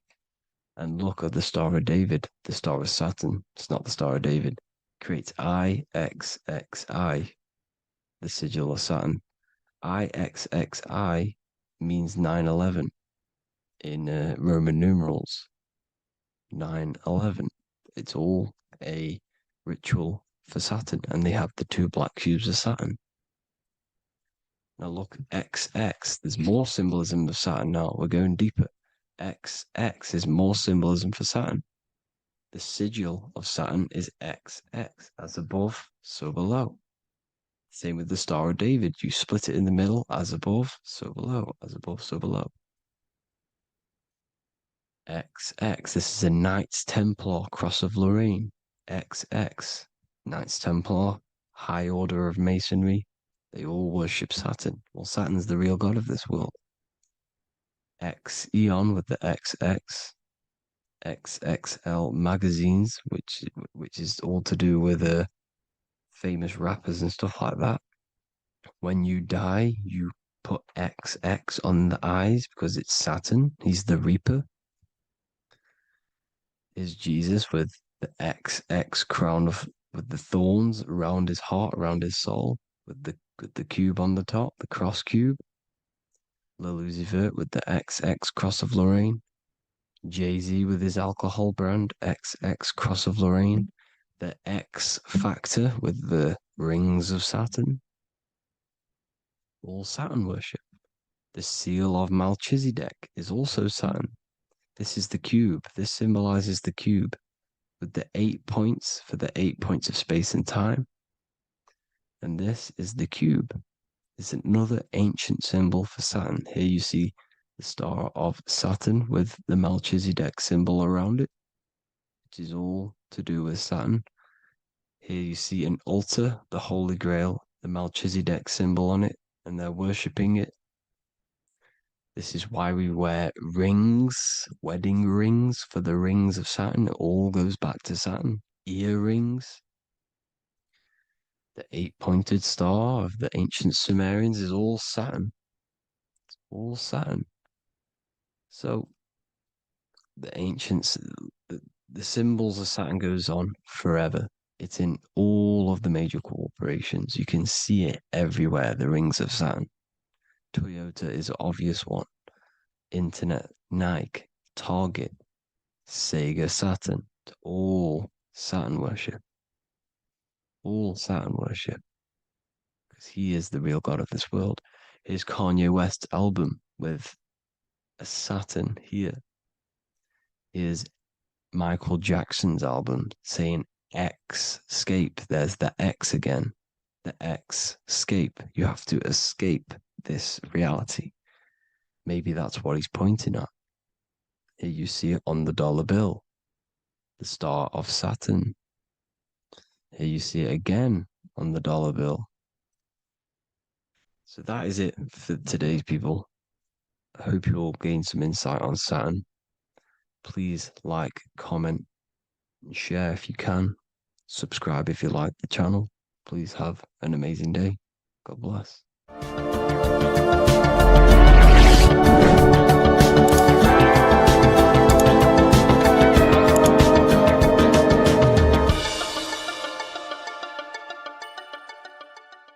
What if I told you the devil is closer than you think, and it's not actually a real person, force, or spiritual entity outside of you, but a being and an aspect of your own mind and psyche? In this video, you will learn exactly what the devil is and the true esoteric meaning of the devil. The first thing we need to understand is that the universe is a mental universe. Look around you. Every action, every building, everything you see around you was begun first as thought in the mind, then manifested. We use the mind to build and shape our reality. The universe, the world, only exists inside of our mind. Therefore, God and the devil exist inside of our own psyche. So first of all, the devil is not a literal being, but a symbol of the lower self. It represents the unmastered, ego-driven part of the human mind, a symbol of destructive thoughts, emotions, behaviors, lives in realms of chaos, fear, hatred, lust, and ignorance. This is why we see the devil as red, because red is the lowest vibrational color on the color spectrum. It also corresponds with the root chakra, which is all to do with survival instincts. Red represents chaotic and intense emotions like hatred and anger. When we are angry, our face turns red. The devil represents our animalistic fundamental needs, our instinctual needs, our survival state of consciousness. We have a survival state of consciousness and a godly state of consciousness. Our godly state of consciousness is creating, not just experiencing in the animal state, but consciously creating reality. This is why we see the devil with a goat head, an animalistic head, and the head is where the brain is. The animal head represents living off instinct, the part of our mind that lives on urges, impulses, and instincts, eating, sex, power, ego-driven actions, and ego-driven thoughts. Animals are only aware of themselves. Animals live on instinct. They have no ability to consciously create like humans. This is our lower desires for the material world. That's not to say the material world is evil. However, when our consciousness is only seeking material things, this leads us down a path of self-destruction, because nothing material can ever satisfy our soul. Everything material is temporary. Therefore, the devil represents the part of us that seeks only material desires, only material fulfillment, the ways of thinking where we only think about ourselves and ego-driven thoughts. It also represents the unchecked, unconscious self, where we have no mastery over our thoughts, over our emotional impulses, and no mastery over our actions. We're living in instinct and impulsive states, which causes chaos, selflessness, destruction, and keeps us bound to our lower material 3D state of consciousness. It's important to recognize that the word devil was never present in the earliest Gospels. Instead, what was mentioned was a spirit of evil. This distinction is crucial because it underscores that the idea of the devil, as popularly conceived, does not actually exist as an independent entity. Rather, it is a personification of the lower aspects of the human mind, a facet of our own consciousness. The term spirit of evil was not meant to denote a specific deity or being, but rather any force of negativity, whether it manifests as a destructive thought, emotion, or action. A spirit is a force, an energy, and we have three forces that create our reality: thoughts, emotions, and actions. We have full control over these three aspects which transform and mold reality. A destructive thought, a destructive emotion, a destructive action is a spirit of evil, and it originates from the darker aspects of the human psyche. So now, because we're on the topic of the devil, we have to look at the pentagram, which is obviously connected to the devil heavily. The upright pentagram represents spirit, air, water, earth, fire. Upright, which represents spirit, the most important element on top of the earthly elements, showing spiritual principles over material principles. As spiritual beings as we are, we have to put our spirit first, our higher self first, and material things second. Why? Because material things never satisfy us long term. Seeking material fulfillment will leave us feeling unfulfilled in the long run and very unhappy, and we can lose ourselves in illusions. We have to put our spiritual principles first. Seeking wisdom, knowledge, connection to the divine, and connection to our higher self is what gives us true fulfillment in our hearts and souls. But when we see this pentagram inverted, we now have spirit on the very bottom, which now represents earthly principles on top of the spiritual principles. We're putting our earthly elements on top of our spiritual element, which this inverted pentagram represents no longer caring about spirit, no longer caring about our invisible internal world, and only caring about this external body, food, sex, material things, cars, money, and all the things outside of us, the world outside of our mind. This is what true Satanism is. Satanism is not worshipping an external deity, but it is worshipping the self, only fulfilling the ego's desires. This is what true Satanism is, and we have all been conditioned to live in this state. Satanists want us to believe that there is an external deity called Satan or the devil, and the reason they do this is because they trick us, making us believe that we are not Satanists, while they are actually conditioning us to be self-seeking, ego-driven people, where we only care about sex, food, material things, and money, which is actually conditioning us to be Satanists. 80% of the population today are unknowingly involving themselves in Satanism, which is ego-driven thoughts, actions, and emotions, dwelling and living in this state where we only care about ourselves. When we are spiritual, we realize we are all one. We are all one consciousness family, and we need to do things that help and contribute towards our collective experience, helping others instead of seeking to serve only the self. The angel is depicted with wings, which represents elevation, higher self. The devil is represented with an animal horns, which is on the ground. A goat is on the ground, which represents the lower self. This is the elevated mind and the lower material mind. Horus, the bird, higher self. Set, the ground animal, lower self. Jesus and Satan. These are two forces, two characters that exist within the human psyche, not real entities. They are forces of our minds, and there is a battle between our higher self and lower self all the time within our own minds. There's always a part of us that's telling to do one thing and another thing, to do something bad and to do something good. There is this battle inside of our own consciousness. Here we have the human spinal column. The human spinal column is showing you the higher and the lower self. The higher self represents the head. The head is where the mind is. This is the creative essence of the universe. This is where all material things begin as a thought in the mind. We create with the skull, with the brain. This is our higher self, the heavens, connected to the heavens, the sky. And the lower end of the spinal column is where our reproductive organs are, where our gut is. Our reproductive organs and our gut is all to do with survival. The lower end of the spinal column, lower instinctual 3D based consciousness. The lower end of the spinal column is where our lower self dwells. Eating, consumption, power, and sex, lust. These are all emotional forces and instinctual based organs that are not inherently evil, but when we dwell and live off this lower end of the spinal cord, it keeps us in low states of consciousness. Our goal to raise to our higher mind is to balance this, not to overeat, not to abuse power, not to abuse sex and lust, but to master these organs and gain the ability to say no to these organs so that we can raise to our creative side of consciousness. Instead of dwelling in our instinctual nature, we can turn to our creative nature and consciously become a builder and constructor of reality. This is the true way of raising consciousness. This is the stairway to heaven, out of the animal consciousness to the higher consciousness. To wrap all of this up, it's all about gaining control over our instinctual lower nature and allowing our spirit to rule over our body and not our body ruling over our spirit or mind. The moment you let a thought become instantly an action is the moment you are an impulsive person. We are all trained to be this way. It is okay if you are in this state. The moment you let a thought turn straight into an action without questioning, that is the mind controlling you and you not controlling the mind. We need to gain control over the mind, and we do this through many different ways, through meditations,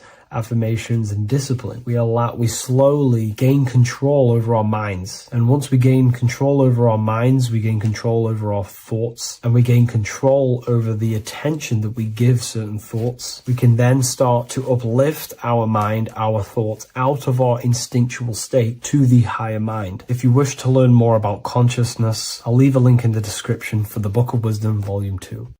The Freemasonic square and compass is not just a symbol that represents Freemasonry, a lodge, or a secret society. It is a symbol of gaining your own personal power. Now, in this video, I'm going to be breaking down this symbol in the most detail I can possibly go into. Most people live in a state of illusion. They live their life impulsively, acting based on their five senses, tasting.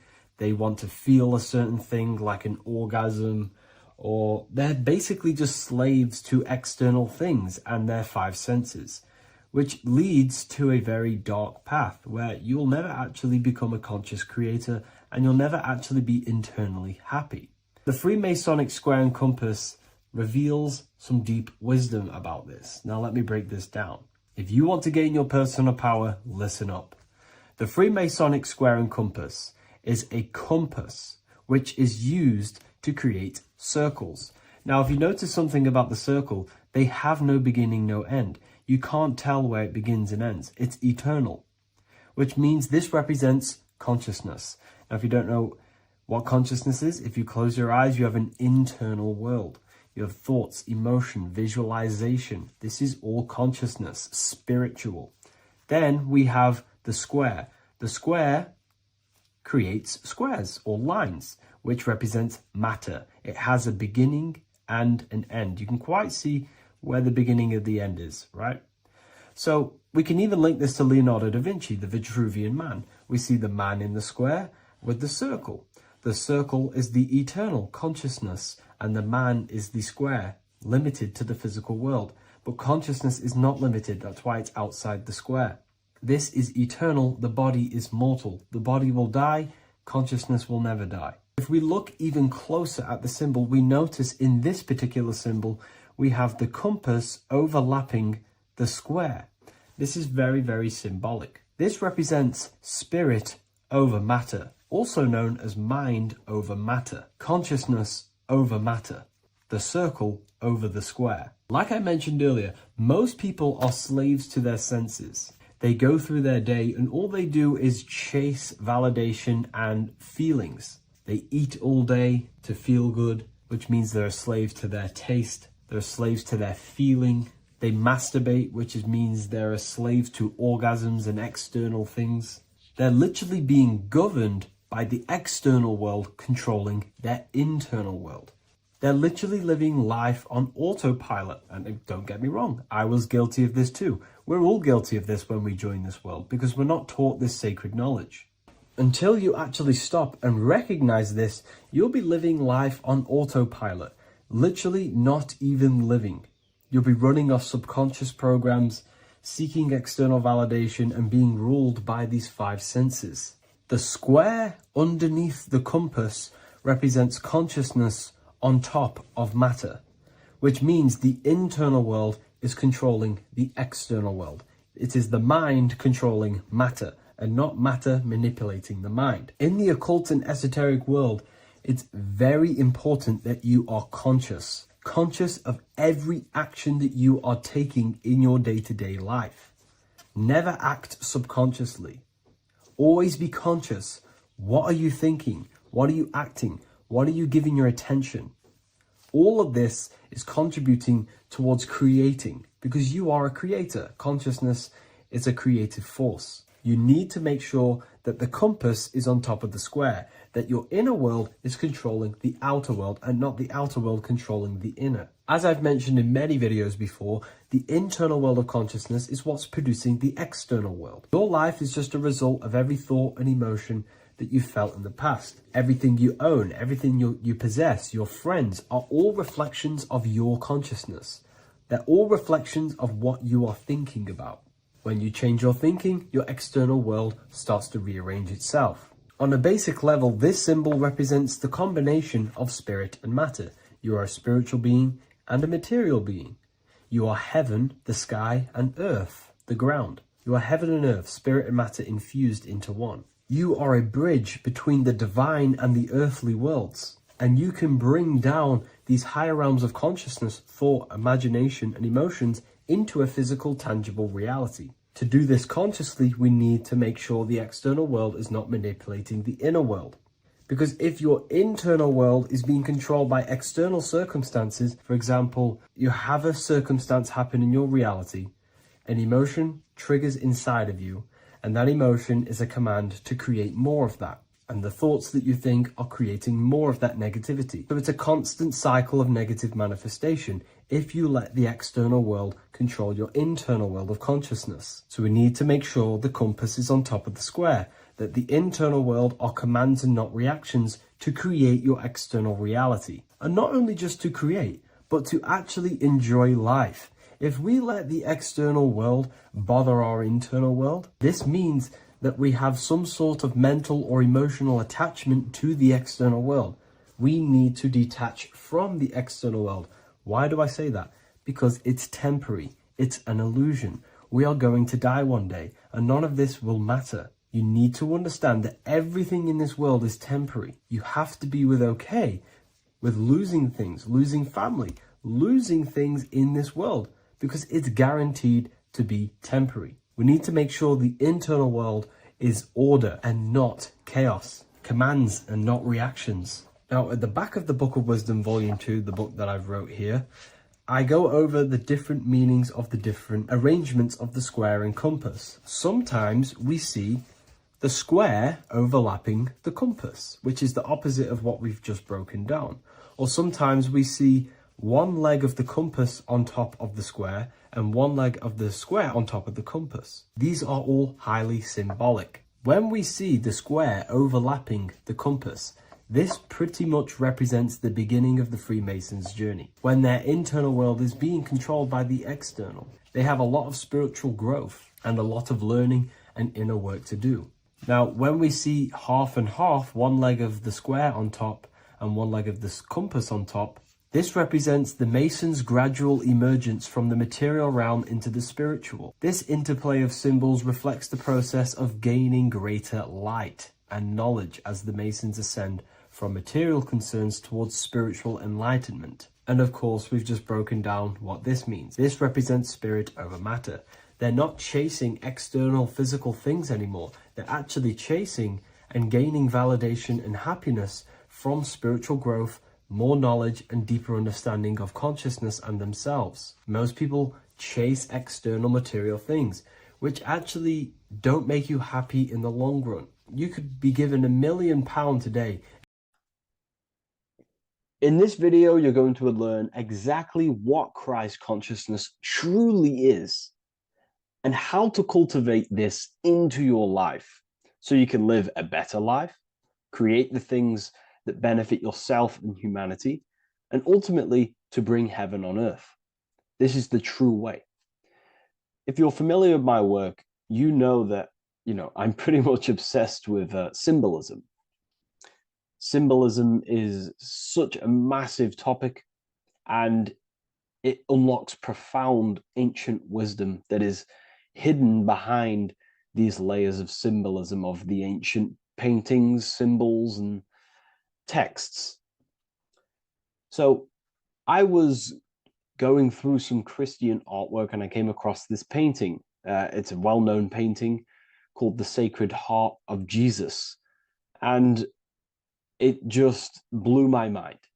What this is revealing about human consciousness and Christ consciousness, which is what Jesus represents. If you're not familiar with Christ consciousness, you should definitely do a bit of research on that. But I'm going to explain it today in detail. So when we look at this painting, we are looking at symbolism. We're looking at consciousness, a state of being, a state of living, a way of thinking, a way of feeling, and a way of acting in the world. As I've said this many times, we're all creators. We all create and generate reality. And you don't just have your personal reality, you have a collective reality. Your reality is affected by the collective consciousness. Depending on the collective consciousness's understanding of reality will also affect your life. We have a collective life and a collective experience. So Jesus in this depiction here is in a way showing us instructions to reach Christ consciousness, whether you see it yet or not. But I'm going to decode this for you. And your mind might be blown after watching this. Okay, so so what is the meaning of Christ consciousness? What's the whole purpose of this? Very simple. Like I mentioned before, we have a collective experience on this world. And Christ consciousness is the natural consciousness that we all need to be functioning on to generate peace, love, and unity on the earth in this experience we call life. That's what Christ consciousness truly is. It's a state of being that we need to cultivate within our own self, within myself, others, and everyone in this life and experience, so that we can all live in peace and heaven on earth, what they like to call it, so that we can generate the best experience possible together on this thing we call earth, on this material world, this material dimension. The material dimension is simply just a physical dimension of thought. It's a physical outcome of thought, but that's a whole of a lecture. So please leave a like, leave a comment if you have any topics to talk about that you wish for me to cover, and definitely leave a subscribe if you like my content and channel. So to go deeper into this, right, we've explained what Christ consciousness is and what it actually, will do to the earth and what it will do to reality and our collective experience. And it's also representing a profound understanding of self, a deep understanding of the true nature of self, the true source of self, what the self is, pure consciousness, pure God. We are all Jesus. Jesus is you, a physical manifestation of the divine made manifested physically. A physical manifestation of consciousness, okay, of spirit descended into matter. However, Jesus is a symbol that should not be worshipped, but something that we need to cultivate, maybe look up to, and cultivate within our own mind and hearts and actions. So he is someone that we should embody into our own very own being. We need to reach a level of intellect, the mind, a level of emotional understanding, and ultimately this creates Christ consciousness. Okay, and now I know that was very, very vague what I just said, but I'm going to explain it a bit more. I don't want to give it fully away yet because you need some more information, more keys. So let's observe the top end of this painting. Jesus with this circular light emanating around his head is symbolic of the mind, of the our thinking aspects of consciousness, the way we generate thoughts, ideas. The mind is also good at also ruling communication. It also rules what we give attention to. Okay, so this is symbolizing the mind of every human being. The mind is a very powerful center of consciousness located in the head, of course. This is why Jesus is the head at the top with the circle around it, representing the mind. Now, to reach Christ consciousness, we need to purify our minds. Purification of the subconscious mind. The subconscious mind is the hidden aspect of our mind with all of our memories, belief systems, and everything we've ever experienced is stored within there.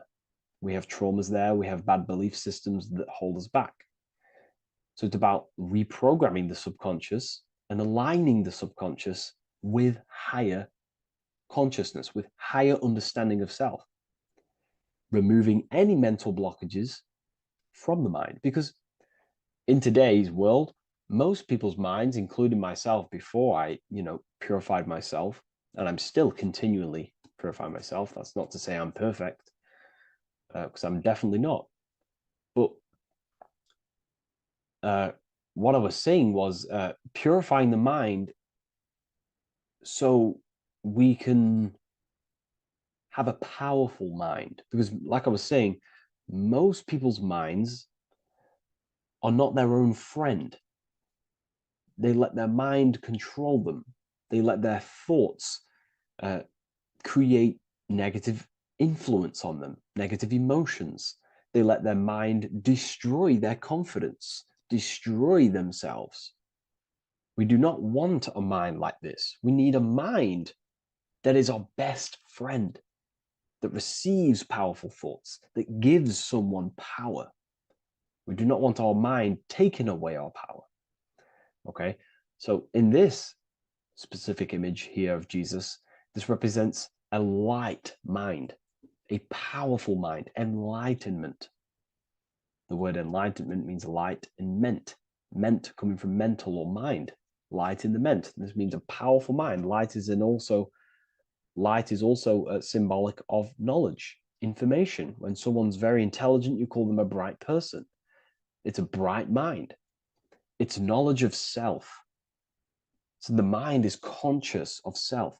That's another thing. We need to be conscious. A lot of people are not conscious, including myself before I did this, before I woke up. Most people are not conscious of their actions. They're not conscious when they're actually awake in the day. They do things unknowingly. Are we conscious of our thoughts, emotions, and actions, what we're giving attention to in our mind? Because ultimately this shapes our experience. There's a great quote, I think it's Julius Caesar or one of the Roman emperors, who says the quality of your life is dependent on the quality of your thoughts. Something along them lines. I don't know if I'm 100% correct there, but it's very true. Our thoughts dictate our happiness. So to cultivate Christ consciousness, we need to be conscious of our actions, conscious of our thoughts that we're giving attention to. There is a level of mastery that we can achieve within ourselves where we become conscious of every single thought that enters our mind. That sounds easy, but it's definitely not. But that's a high level of mastery that we can achieve and cultivate within ourselves. So we're looking at a powerful mind here from Jesus, a powerful mind, a purified mind. And we purify the mind through, affirmations, meditations, ritual work.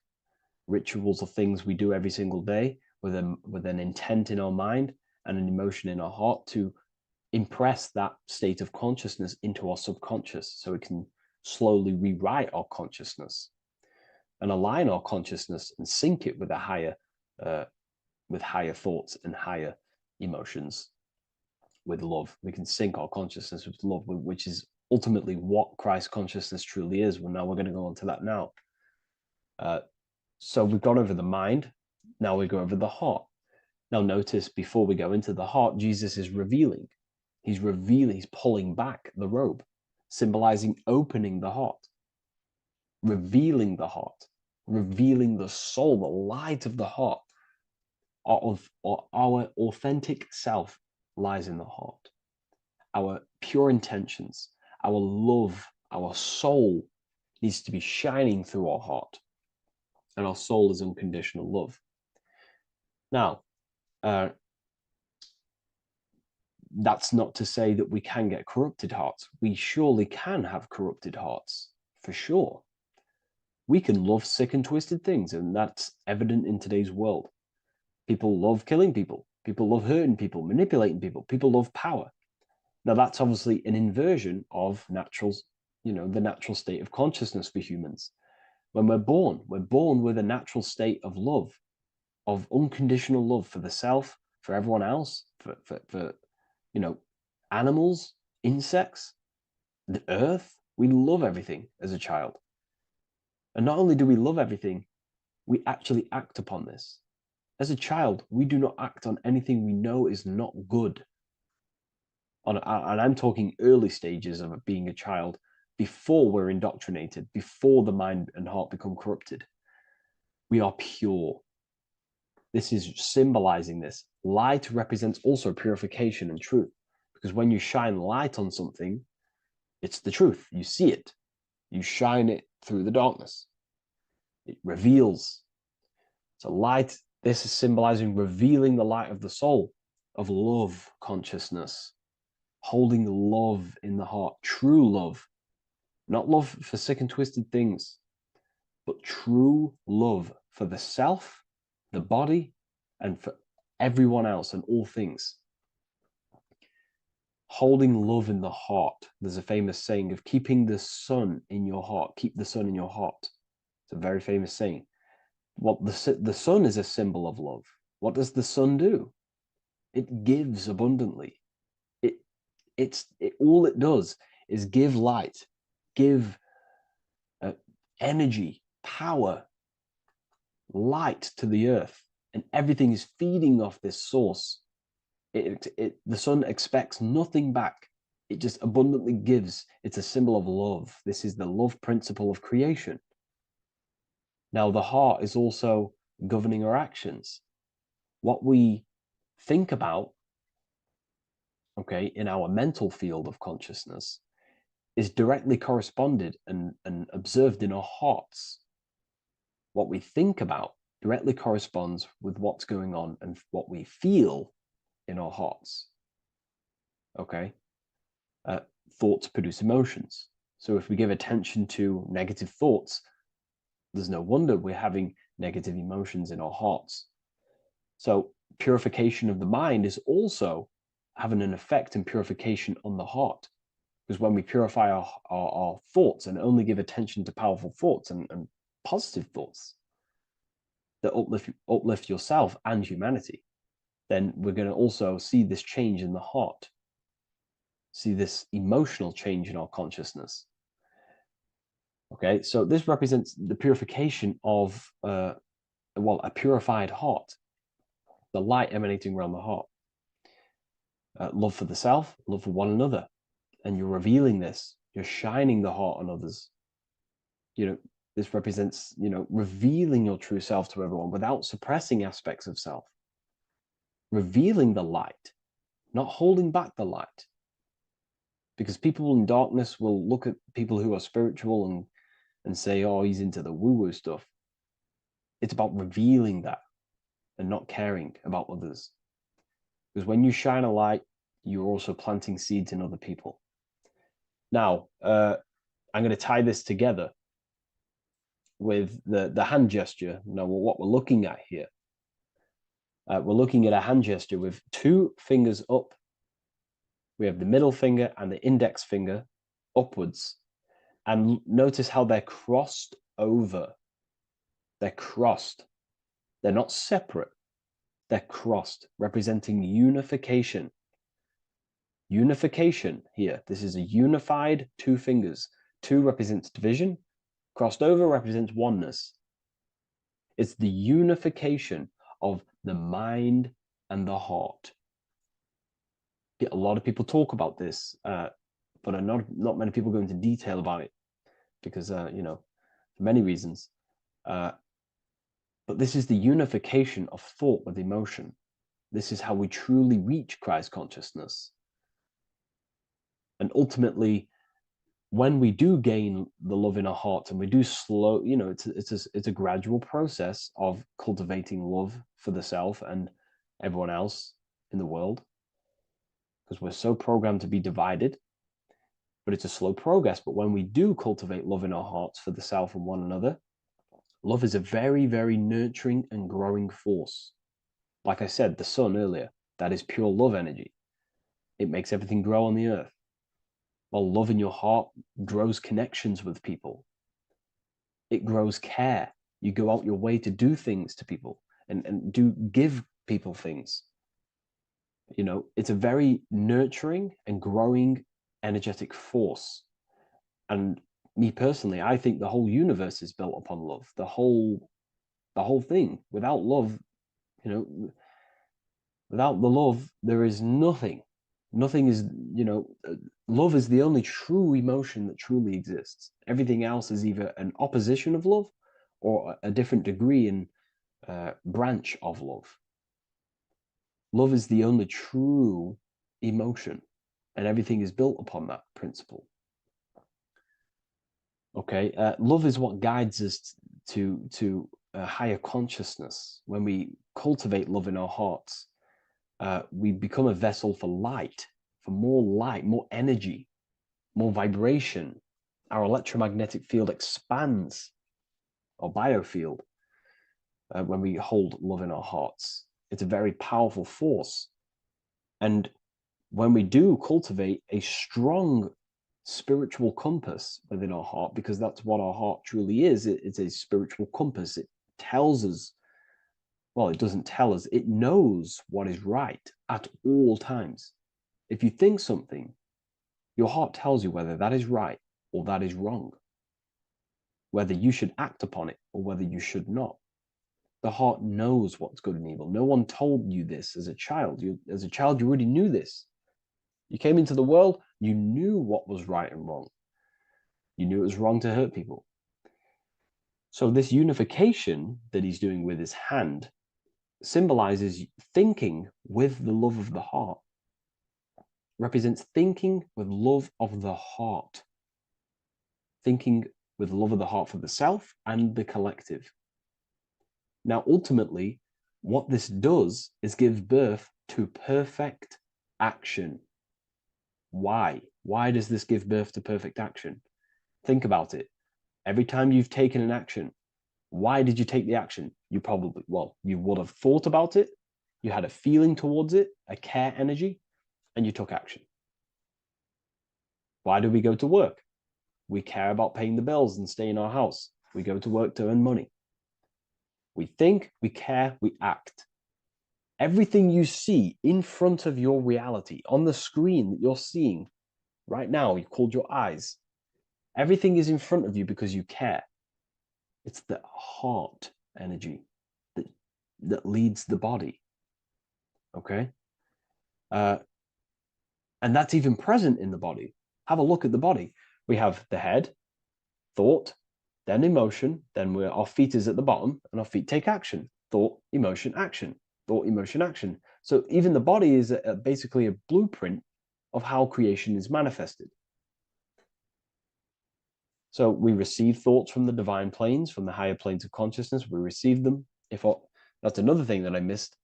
If we purify our minds, we're basically attuning our mind to a higher part of the mental plane, and we will receive higher thoughts. We will receive thoughts that are more genius, what we like to call today, or better quality thoughts. We receive good ideas when we attune our mind to a higher consciousness. Okay, so we are like a radio. We receive thoughts based on what our mind is set to. That's why we call it a mindset. So, like I was saying, we receive thoughts through the head. We feel the emotion, then our feet take action. Thought, emotion, action. So the body's a blueprint of creation. It's beautiful when you really notice this. So this unification is about thinking with the love of the heart, which gives birth to perfect action in the world. And this is the state that we need to cultivate within myself and everyone in the world so we can give birth to heaven on earth through action. Because ultimately the world is molded through action, physical action. And them actions are molded from thoughts and emotions. Now,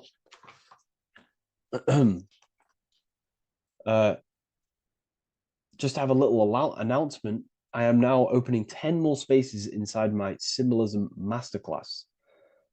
We have 10 more spaces. You're going to learn about a lot more about symbolism. It's very affordable. I'll leave the link in the description if you wish, if you care about gaining more information and learning the ability to read symbols.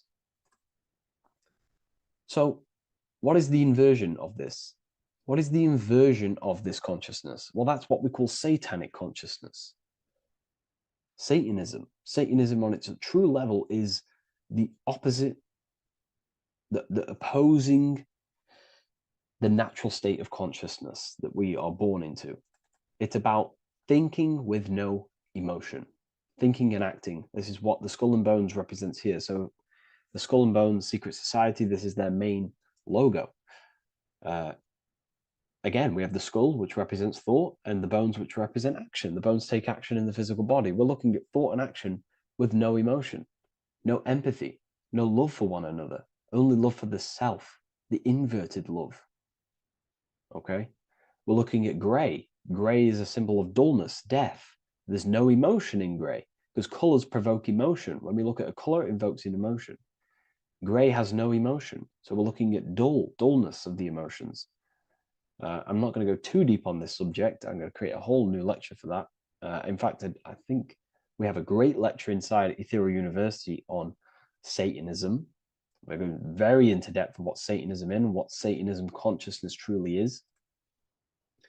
And again, it's just the cross inverted. Satanism is just it's the invertation of, I don't know if that's a word, but it's the inverse of natural law, natural consciousness, of love consciousness that we are born into. Okay, so ultimately the message in this video was to create love in our minds, love in our hearts, think with the love of the heart, think with the care for one another, and that gives birth to perfect action. And when we align, when we do truly act out what our heart is telling us, and I know this from first-hand experience. I know this from first-hand experience. This is what happened to me. I woke up. I started to follow my inner guidance. I always took action on it. I was saying yes to it every single time. And it led me, this is, I'm getting goosebumps actually saying this. It led me to where I am. Like it that action, me saying yes to my heart, to that knowingness of goodness within me, was like a domino effect. And that domino effect, every time I did it, it was just opening more and more doors, not physically, but mentally. I was receiving more information. I was receiving more opportunity physically. My work started to explode on social media. Like, when you follow your heart and truly take action on what you know is good, it's like a domino effect that leads you step by step to where you're meant to be. And it's so profound and it's so, beautiful. And I'm telling you this from firsthand experience. This is ultimately how you kind of unlock your purpose in this physical world as well. So not only is it going to create a better world, it's also unlocking your true soul form and soul purpose while you're here. It's very beautiful. So I thank you, everyone. Please leave a like, comment, and share, and subscribe to the channel. And I'll see you all inside Ethereum University if you decide to take your studies to the next level. Take care. In this video, we're going to be talking about the evolution of consciousness. You are born human, however, you possess consciousness, which is the awareness behind your being, the awareness behind your thoughts, the experiencer behind your five senses, the experiencer, the observer behind your thought, emotions, and senses. You are an eye, an invisible consciousness looking through a lens, which is your body. Your body produces this physical world that you experience. Your brain produces this world. Your brain and body is a technological computer. However, you are an infinite, ever-expanding consciousness behind this physical body. And there is an evolution of consciousness, a cosmic journey of expansion. And this is why we see so much pyramid symbolism in the occult and esoteric world, and especially within Freemasonry. Because the pyramid represents climbing, an evolution, a raising state of consciousness, a journey. Steps symbolize a journey upwards. This is the raising and the evolution of consciousness, our inner world. The transmutation of our inner selves, of our souls and consciousness and our minds. So when we see this pyramid, we're seeing a evolution, a way up to source consciousness. And the eye in the pyramid represents your source consciousness. It represents illumination. It represents divine guidance through this evolution of consciousness. This is why we see the ladder. Consciousness is ever expanding on an infinite journey of evolution.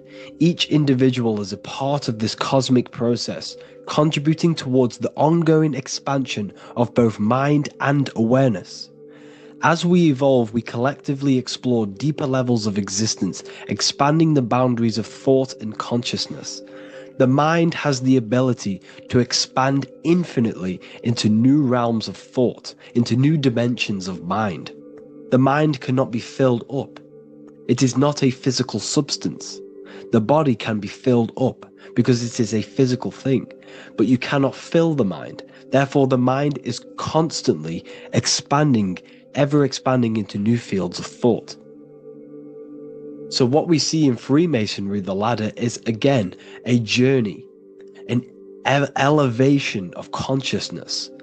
When we are born with an infant consciousness, and as we gain older, we gain an adult consciousness. Our inner world, our inner mind, and our emotional intellect changes and evolves. We are significantly different from when we were very young as an infant. It's because our consciousness evolutes, it changes, it alters like water. So just like this evolution of your own consciousness as growing up, there is consciousness of beings existing in cycles beyond our own. And their consciousness is unimaginably different from ours. They operate on a higher level of understanding and knowing, experiencing reality in ways that transcend our current comprehension. Our minds right now cannot comprehend the highest states of consciousness. There are entities, there are beings beyond our own, existing in higher dimensions of consciousness that we cannot comprehend because they have expanded. They are on a further way up the ladder of consciousness. However, we are all on the same journey. None of us can take the same journey. There is one ultimate goal, reaching source consciousness. However, this is always ever expanding. However, we are all on a different journey. There is one truth, one source, one goal. However, there are billions in different ways of reaching it, and we are all on these different paths to source consciousness, to this ladder, this evolution of universal evolution. Okay? Their awareness is attuned to new dimensions of existence, reflecting a more advanced stage in the cosmic journey of consciousness evolution. So when you take DMT, you are shot into these higher realms of consciousness where you meet these beings who look similar to these images. They are not speaking to you physically. They don't speak to you three-dimensionally through vibration and words. They speak to you mentally. If you have done DMT, then you know this. And if you have met these beings, then you know this. You might have even met some of these types of beings on mushrooms or any psychedelic drugs. Because ultimately, when you take these mind-altering substances, it's altering your consciousness. It's merging your consciousness with the spirit of that substance. And you are essentially attuning your mind to higher dimensions of consciousness. That's why we say we're getting high when we take these substances. Therefore, when you meet these beings on DMT, you are essentially meeting beings who are attuned to higher dimensions of consciousness, and they speak to you mentally. They speak to you telepathically through thought, because the universe is mental. Everything exists within the mind. The way you are now, your physical existence, is a state of mind. Mind, thought creates matter. Spirit and matter are two opposing ways of thinking. If we have a very spiritual mind, we have an expanded mind, we are a spiritual person through the mind. However, if we have a very low state of consciousness where we think about food, sex, lust, and all physical things, then we have a physical consciousness.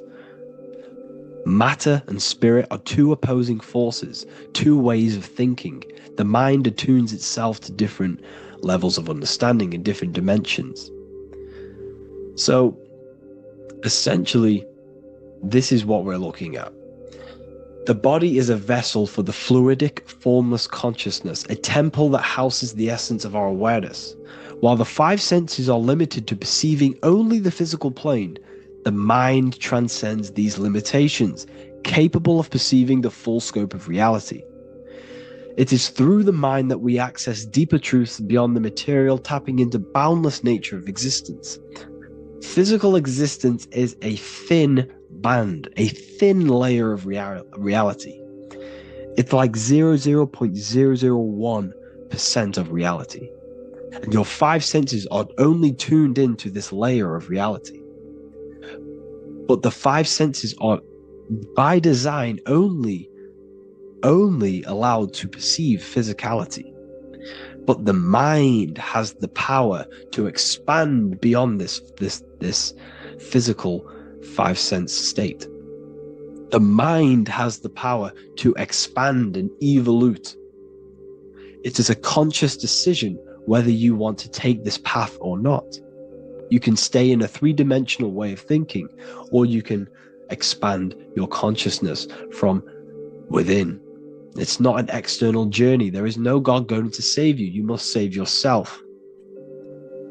Therefore, behind every single one of these eyes is the same source consciousness. However, we are all different cells in a different journey.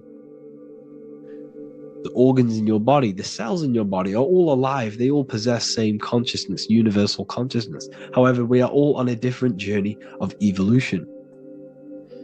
As above, so below. As the baby is in the mother's womb, when the baby becomes conscious, there is a world outside of its mother. What does it do? It presses and seeks a way out to be born in the other world outside of its mother. It is the same with your consciousness, your mind. When your mind becomes aware that there is realities beyond the immediate surroundings, it seeks a way out. And this is exactly what I'm doing to you now. I am now expanding your mind and telling you there is other ways of reality. There is other dimensions of consciousness which you can access through inner transmutation, through different ways of thinking, spiritualism, and meditating and connecting with yourself and detaching from external things. We can upgrade our consciousness. Your body is a womb. Why Jesus says you must be born again to see the kingdom of God, because you are born physically and then you must be born again spiritually, awakening your inner consciousness. So like I said, as the baby is in the womb, it's the same principle. As above, so below. You were a baby, you were in your mother's womb, and you figured out there is a world outside of your mother, so you seek to way out your mother to be born in another world. It's the same now. You must do this now. This is your spiritual evolution. This is the evolution of consciousness. It's ever expanding. When you die, this is a transition. You must learn to not fear death. This is another part of your spiritual journey. You must master death.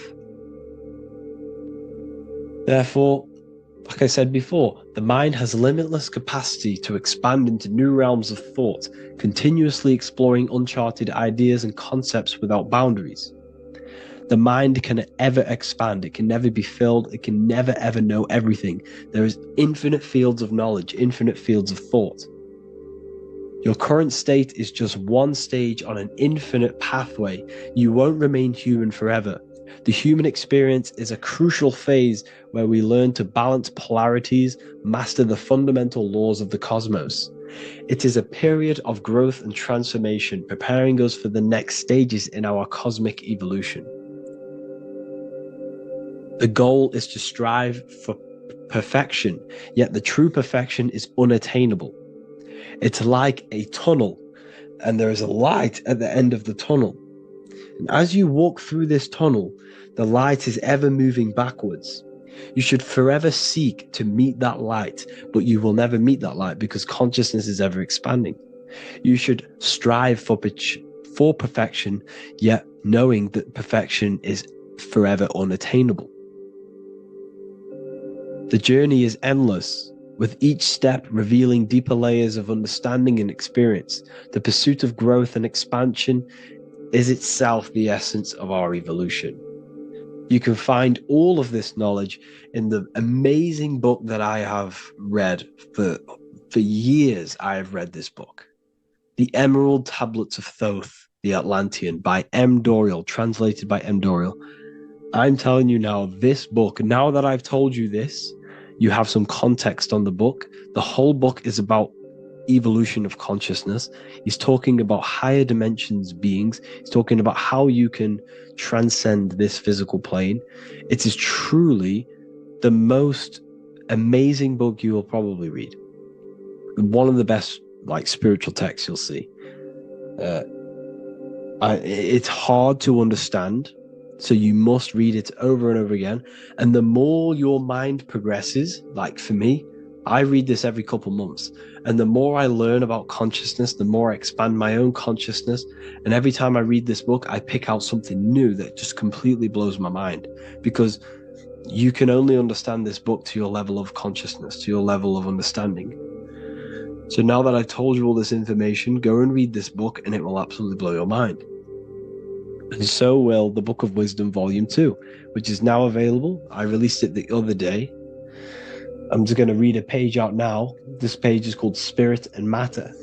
The Earth is not merely a dense, lifeless rock drifting through space. It possesses spirit, a living essence that animates its form. But what do we mean by spirit? Spirit in esoteric terms refers to the energy, the life force, animating the principles infused in matter. So essentially, what this page is talking about is how everything has spirit, consciousness within it. You are the middle, you are spirit and matter. You have the ability to expand your mind to the God self and raise above our animal instinct, our material self, and know the divine and expand. Animals cannot do this. Animals are not self-aware. Humans possess self-awareness. We can observe our consciousness. We can say, why do I exist? We can look in the mirror and know that we need growth. And this is what Anunnaki means. Anu means above. Anu was the supreme god of the sky, which is a metaphor. He represents spirit above, heaven. Anu came down to earth and married Ki, the goddess of the earth, which represents matter. It's a myth, it's an allegory. Anu married Ki and gave birth to the Anunnaki. Spirit came down and infused with matter and gave birth to the human, which is you. You are spirit infused in matter, Anu and Ki, Anunnaki. You are the Anunnaki. And this is just one of the teachings in my book. Honestly, this book is absolutely amazing. If you truly, truly want to expand your consciousness, give this book a read. And obviously, if you're inside the university, I give you this book for free. A paperback version. If you join the university, follow the steps inside of the general chat, you'll be able to download this book. Sorry, not download it. Order a paperback for free. All you have to do is pay for the shipping. You'll also gain amazing knowledge inside of my library, where your mind will just be overblown with the amount of esoteric books. There's over 45 rare occult books, plus you get a PDF of the Volume 1 and Human Health Guide. You get reoccurring updates where I expand on symbolism, occultism, where you will just feel absolutely amazing once you understand esotericism in yourself. You'll also learn how to create the dream reality that you want with the Manifestation Mastery course, where I teach you how your consciousness creates reality. You'll have a real lectures where I post lectures on symbolism, occultism, esotericism. There's a conscious community and live calls and Q&A where you can ask me questions and I'll answer your questions. I just want to say thank you to everyone who has joined the university. Thank you for even liking and watching this video. Any support I just appreciate every single one of you. Please, if you can, leave a comment and a like on this video and let me know any videos you want me to make in the future. And I will start uploading a lot more to the YouTube. So yeah, thank you all for tuning in today. Have an amazing day.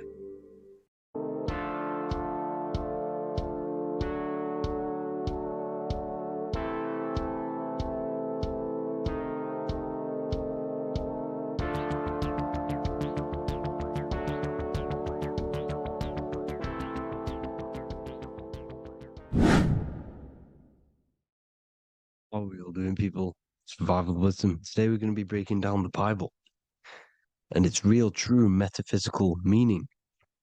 All of these slides within this video is taken from my book, The Book of Wisdom.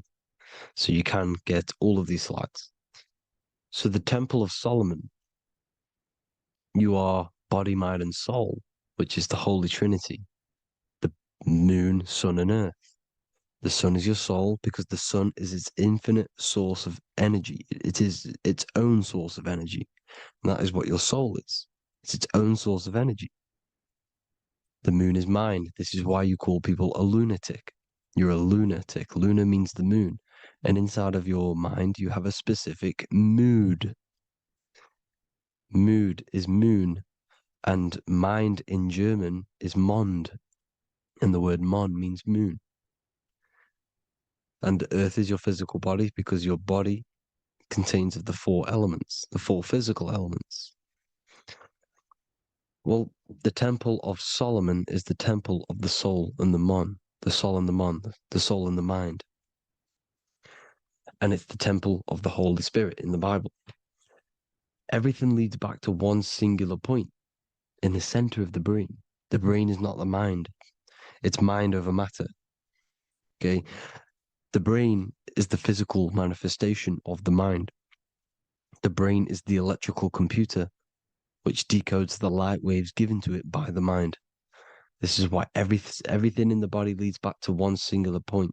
And we'll go over this in a minute. But this is controlling the physical body. This is the within.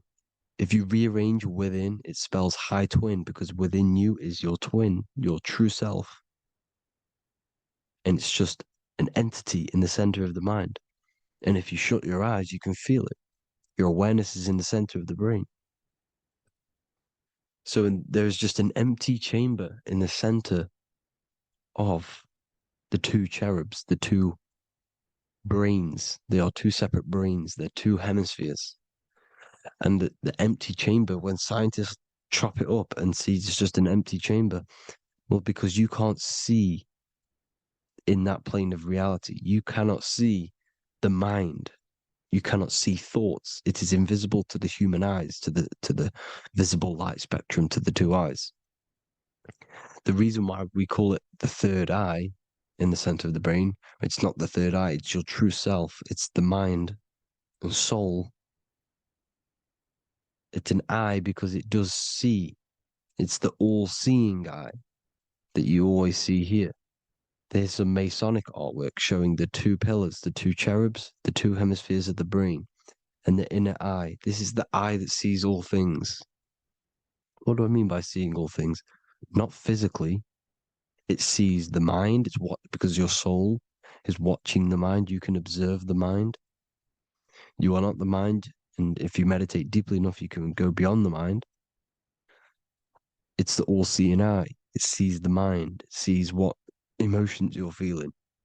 It sees what you're thinking. It sees what you're seeing with the two eyes. It's the all-seeing eye. It sees all things. It's omnipresent. It's everywhere. Because the mind can be anywhere. The mind can switch itself into any place it wants. There is no limitations with the mind. So there is two hemispheres in the brain.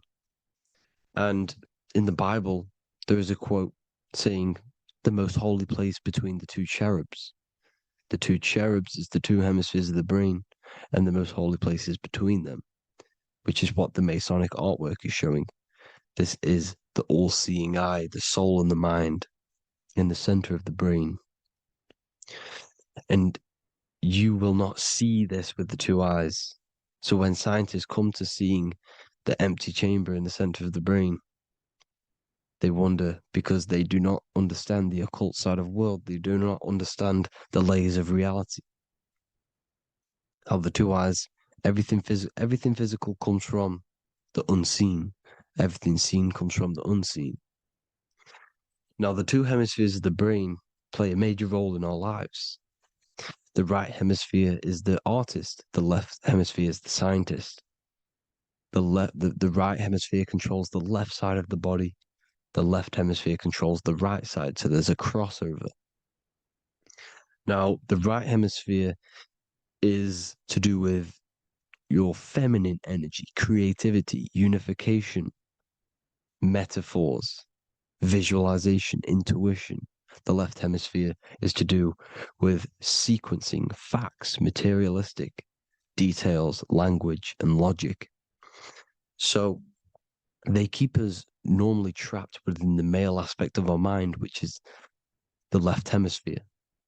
You know, if you listen to Spotify, Apple Music, and radio, they're all tuned to 440 hertz, which shuts down the right side of the brain, makes you left brain dominant. And we learn, well, 90% of people learn to write with their right hand. They're taught to learn with their right hand, which is to do with the left brain. You see, so we are being trapped within this left side of the brain, which is all to do with logic, thinking logical, not creative. You know, very analytic. But the right side of the brain is to do with your creativity.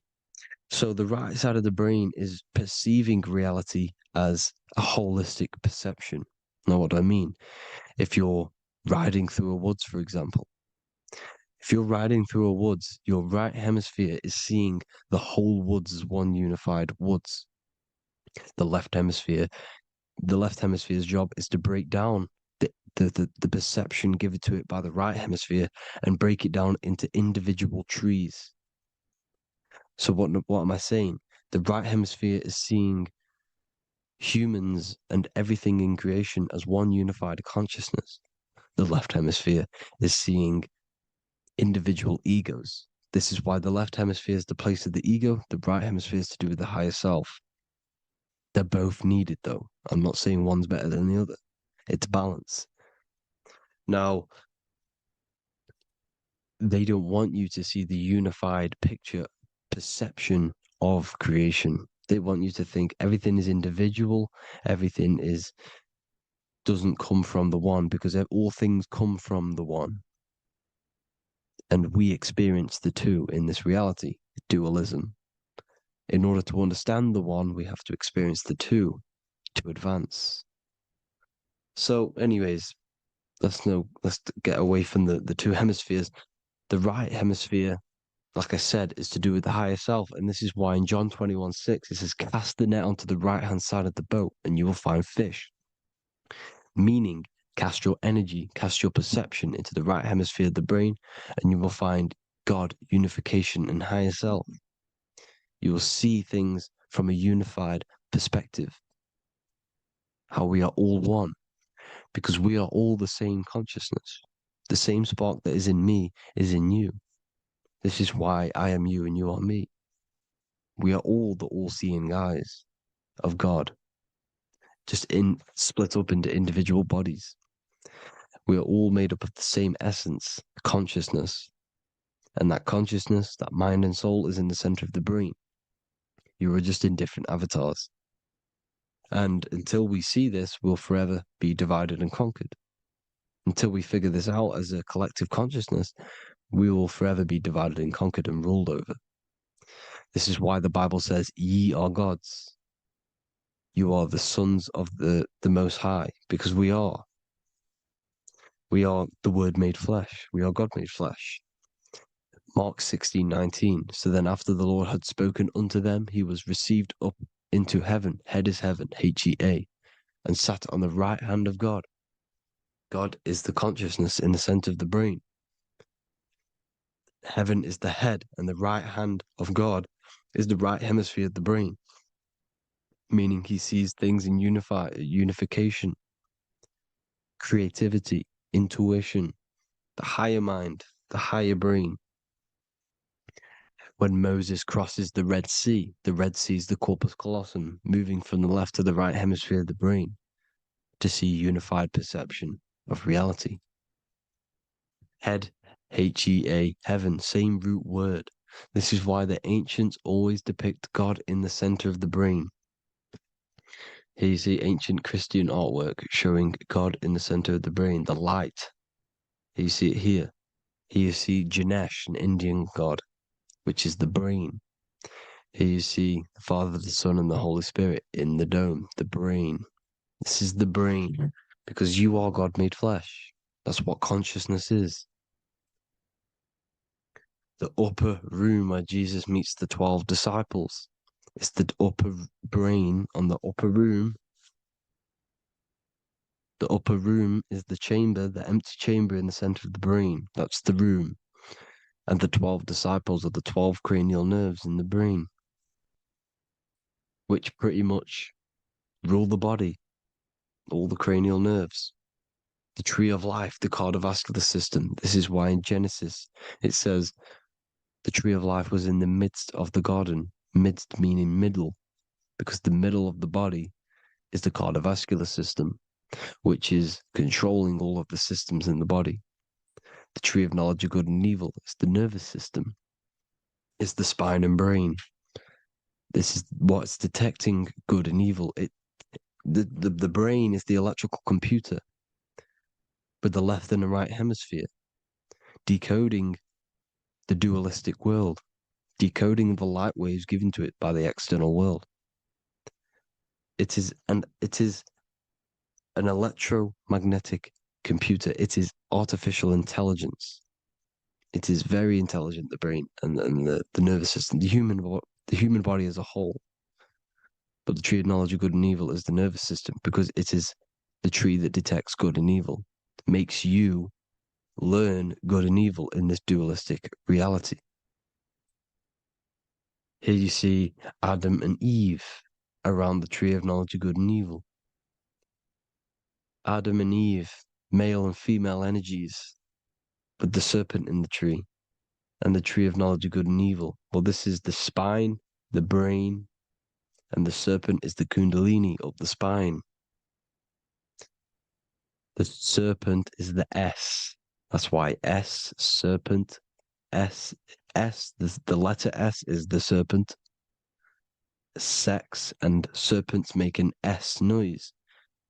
You know, the Bible cursed the serpent. So we don't figure out the true religion. The true religion is raising the kundalini and becoming God-man and reaching our higher states, our true God self. Because once the kundalini is saved and hits the pineal gland, it activates 100% of the brain when we're only using around 20 to 10% as of right now without the kundalini awakening.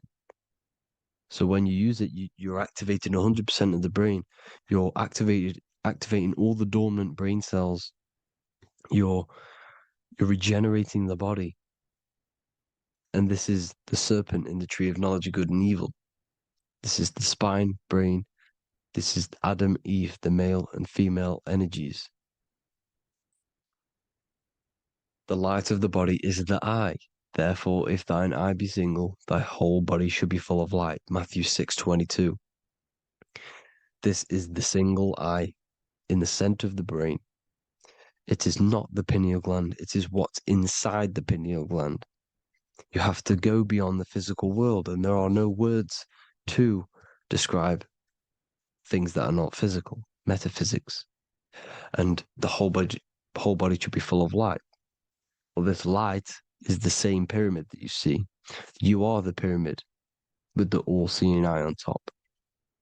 This is why the ancients built the pyramids with the stairs in the middle symbolizing the spine, because once you open all the chakras and balance them and raise the kundalini, you activate all of the brain, which gives enlightenment. The word enlight in ment. Ment means mind, light in the mind. Enlighten the mind. And this is enlightenment. We are the temple. And Jacob called the name of the place Peniel, for I have seen God face to face. Within spells high twin. Within you is the God self, which you need to manifest into the external world.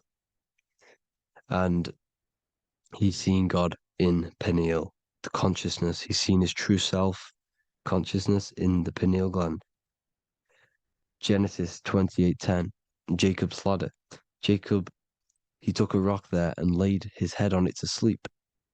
Jacob had a dream. He dreamed there was a ladder that was on the ground and reached up into heaven. Head is heaven. The rock he fell asleep on is the sacrum bone, because he's symbolizing the oil that comes down the spine, hits the sacrum bone and rests there, falls asleep, and it looks up and it sees the ladder to heaven. Because when you raise this oil, you become God-man. You become God in heaven. You can leave the body at will. Do you not know that your body is the temple, that your body is the temple of the Holy Spirit? Corinthians 16:19-20. Or do you not know that your body is the temple of the Holy Spirit within you? Your body is the temple of the Holy Spirit, the soul and the mind within the center of the brain, the temple of Solomon, temple of the soul and the mind. Romans 8:10. Christ is in you. It's not external. When you give where attention goes, energy flows. When you give your energy to external things, your attention, your worship to external things, you're giving energy, meaning it's draining you. and you're feeding something within the astral plane, a mental thought within the astral plane. So with you realizing that the Christ is in you, that you don't have to worship anything outside of you, this means that you're internalizing your energy. You're not giving your energy, because where attention goes, energy flows, which means you become more present. You become healthier because you're not giving off all of your special electromagnetic energy that's charging you. This is why the religions ran by the Vatican is all external. They're exoteric. Exoteric means external teachings. The esoteric is the internal, the hidden teachings. In Psalms 82, I have said, ye are gods, and all of you are children of the Most High, because we are the Most High, split up into individual bodies. That's what consciousness is. Consciousness is the Most High, and we have to raise ourselves to the Most High. Brahma, Vishnu, Shiva, the Father, the Son, and the Holy Spirit. Why is it always a trio? It's a trio because it symbolizes us, the soul, mind, and body. The mind is the bridge for the soul to be in the body. What is the soul? It's the life force. It's the watcher. It's the all-seeing eye. The soul sees into different realities, and it gives life to the body of every reality it goes in. This is why you always see light around the all-seeing eye, because it is the energy, the life force, the light, life, L-I. Life is light. And it's the eye because it sees into the different realities. It sees into the dream world. When you're going to sleep at night and you dream, it's not a dream. It's another reality. You're a multi-dimensional creature. We live in a multiverse. There's infinite amount of views. And there is a version of you which is the highest self in a reality somewhere. And this eye has the ability to switch realities, which is exactly what astral travel is.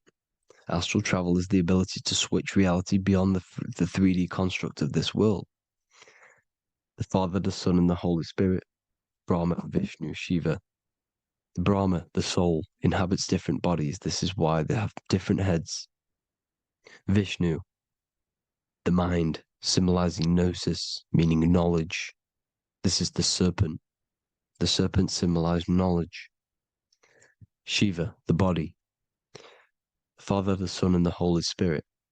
The bird, the soul, because the bird symbolizes the soul. This is why you have here the Egyptians showing you the soul leaving the body. Here you see here with the twin head, the same head, and it's a bird. This is the soul self. This is the ego self. The Egyptians knew this. They knew all of this. Of course they did. Now, the whole story of Jesus is all metaphorical for the process which goes on within your body.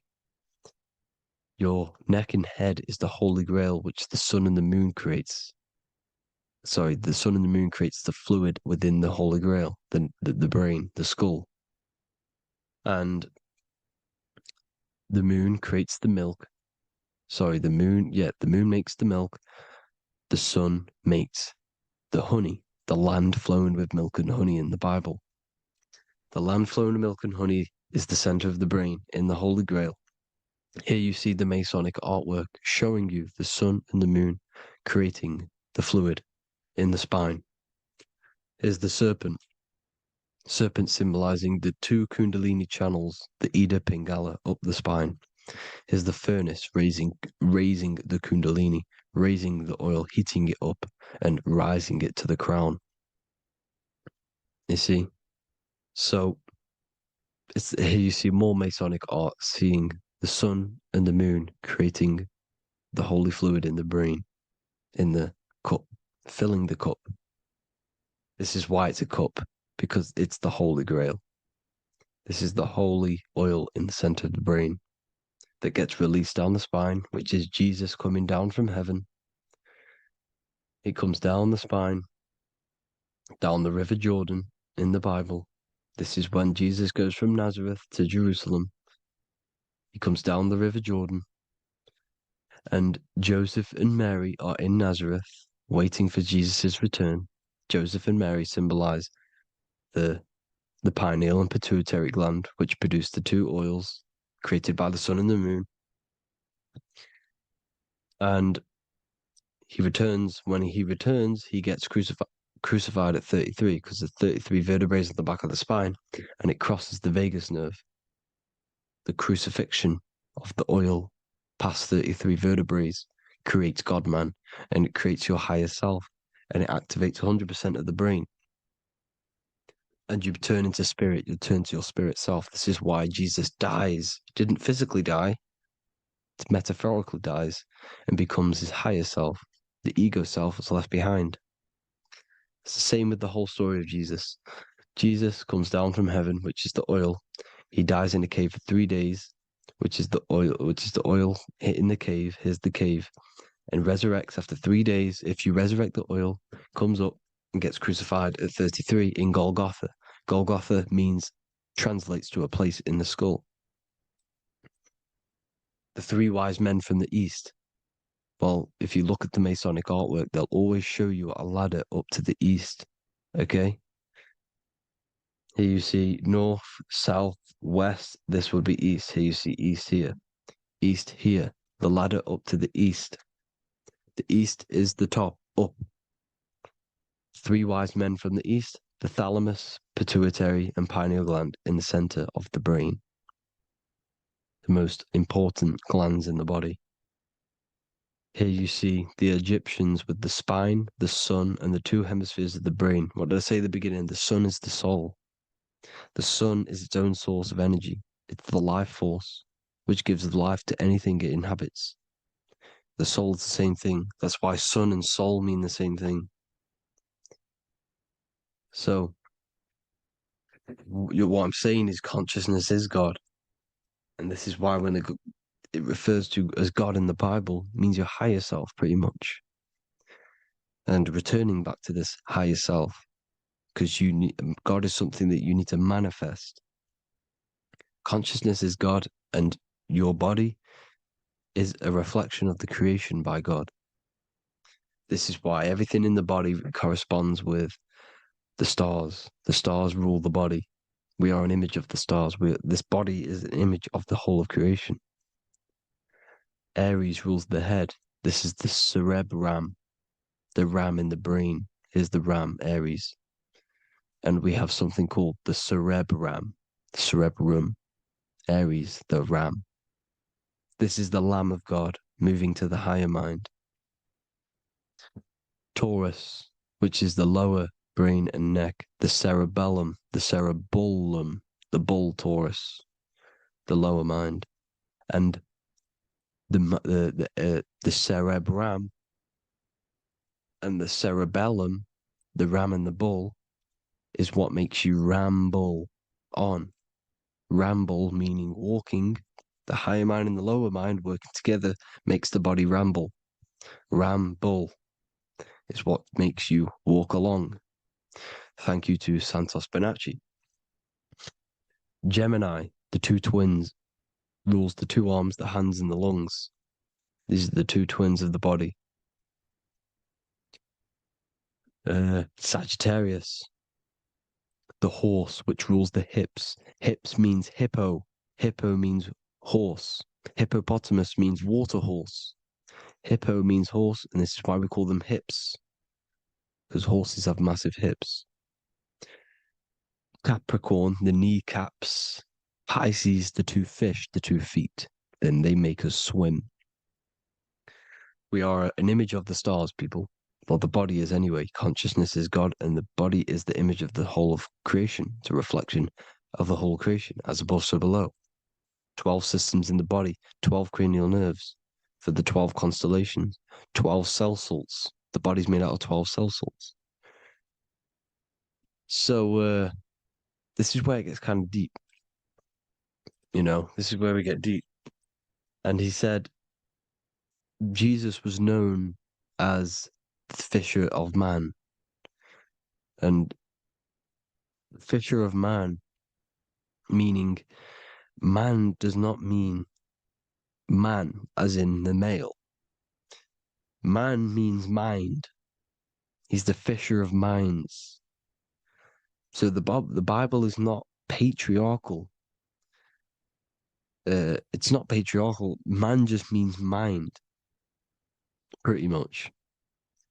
So the fisher of mind, man, because he was fishing minds out of this reality into the higher realities. He was teaching people how to leave the body when he walks on water. Walking on water is the physical, etheric, astral, and mental. These are the different planes of reality. The ether is the either, because the ether is the substance that's on either side, astral and physical. It's the fifth element, is ether. And the fifth element is the water. The same water at the beginning of the Bible when it says, let the firmament divide from the waters above from below. The water symbolizes the ether. It's the base of all physical matter. And the ether is known as the water. So when you're walking on water, you're walking on the ether, meaning you're leaving the physical body. So when Jesus walks on water and he's teaching Paul to walk on water, Paul becomes scared and falls back into the water. Well, when you astral travel and you become scared when you're projecting, you'll fall back into your body. So he's pretty much saying walking on water is leaving the body, and walking on the ether, because the ether is the veil between the astral, and that's what devil means. Devil has the word veil in it, because the devil is trapping you between one veil, which is this world. They're trapping you in this world, this thin layer of reality. Your dreams are different veils. The ether, the astral, the mental are different veils. Devil is deveil. Deveil. You need to escape being stuck in one reality and live in between realities.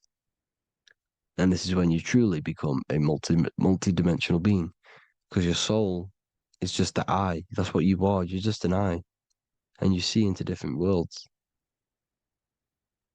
And it also, when Jesus means the fisher of man, the fisher of minds, he is.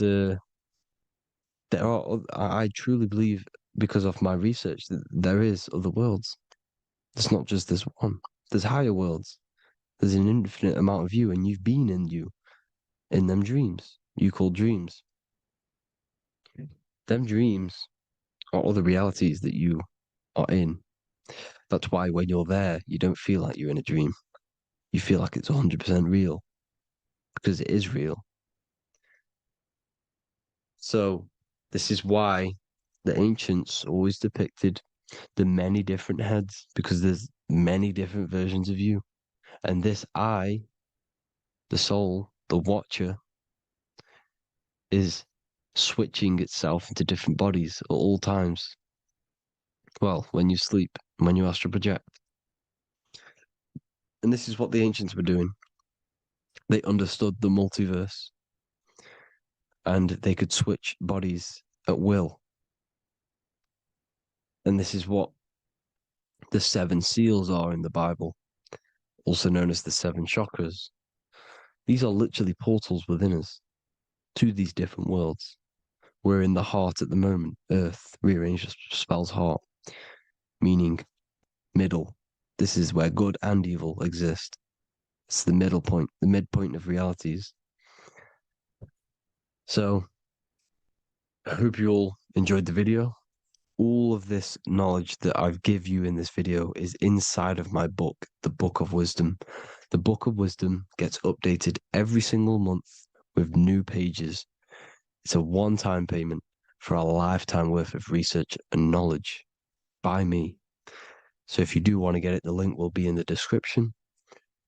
But I hope you will gain some amazing insight. Please like, comment, and share to help the algorithm, and drop a subscription. And for more lectures, every 2 days, I drop lectures and knowledge within the Patreon. If you want to support the channel, join the Patreon. Everything's in the description because we are not monetized on YouTube. Thank you all. Have an amazing day.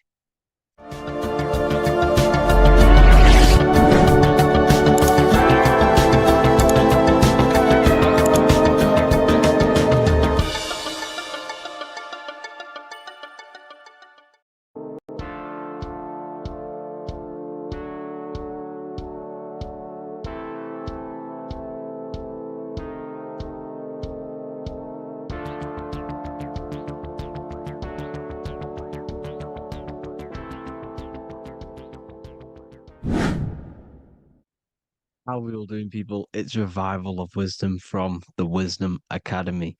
Today we're going to be breaking down God, consciousness, and the higher and the lower self, and how to overcome the lower self. Now, the first thing you need to understand is that you are the invisible intelligence within the brain, within the body. This invisible intelligence is known as the mind. But you are not the mind. You are the observer of the mind, which is the soul, the invisible entity. The mind is your intellect, your intelligence. Now, the mind is, it's hard to put this in words, but the mind is something that gives you the ability to explore the universe. And this inner self is the I am. It's the quiet, the inner self, the voice you see in you hear in your head. This is why within spells high twin, inside, internal. The I is also the number one, which is one line. Because the one and only, is the inner self, which is the I am. This is why you say, my name is Harry. You are not Harry, you are the I, the inner self, the intelligence. Okay, this is why Jesus in French is I am. You look with the two eyes and you see with the inner eye. I and I, the same thing.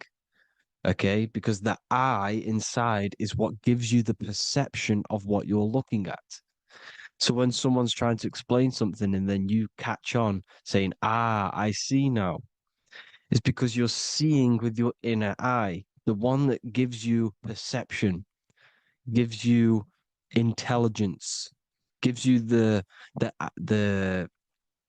ability to understand things. This is the internal I, the invisible self, which the physical body is nowhere near as complicated as this inner self. It's in infinite potential, infinite potential. God, God, generator, operator, destroyer, soul, mind, and body. Brahma, Vishnu, Shiva, the Father, the Holy Spirit, and the Son. They're all the reason why you see God is always a triad is because it represents yourself. Your invisible intelligence is God. Me and you are the same invisible intelligence.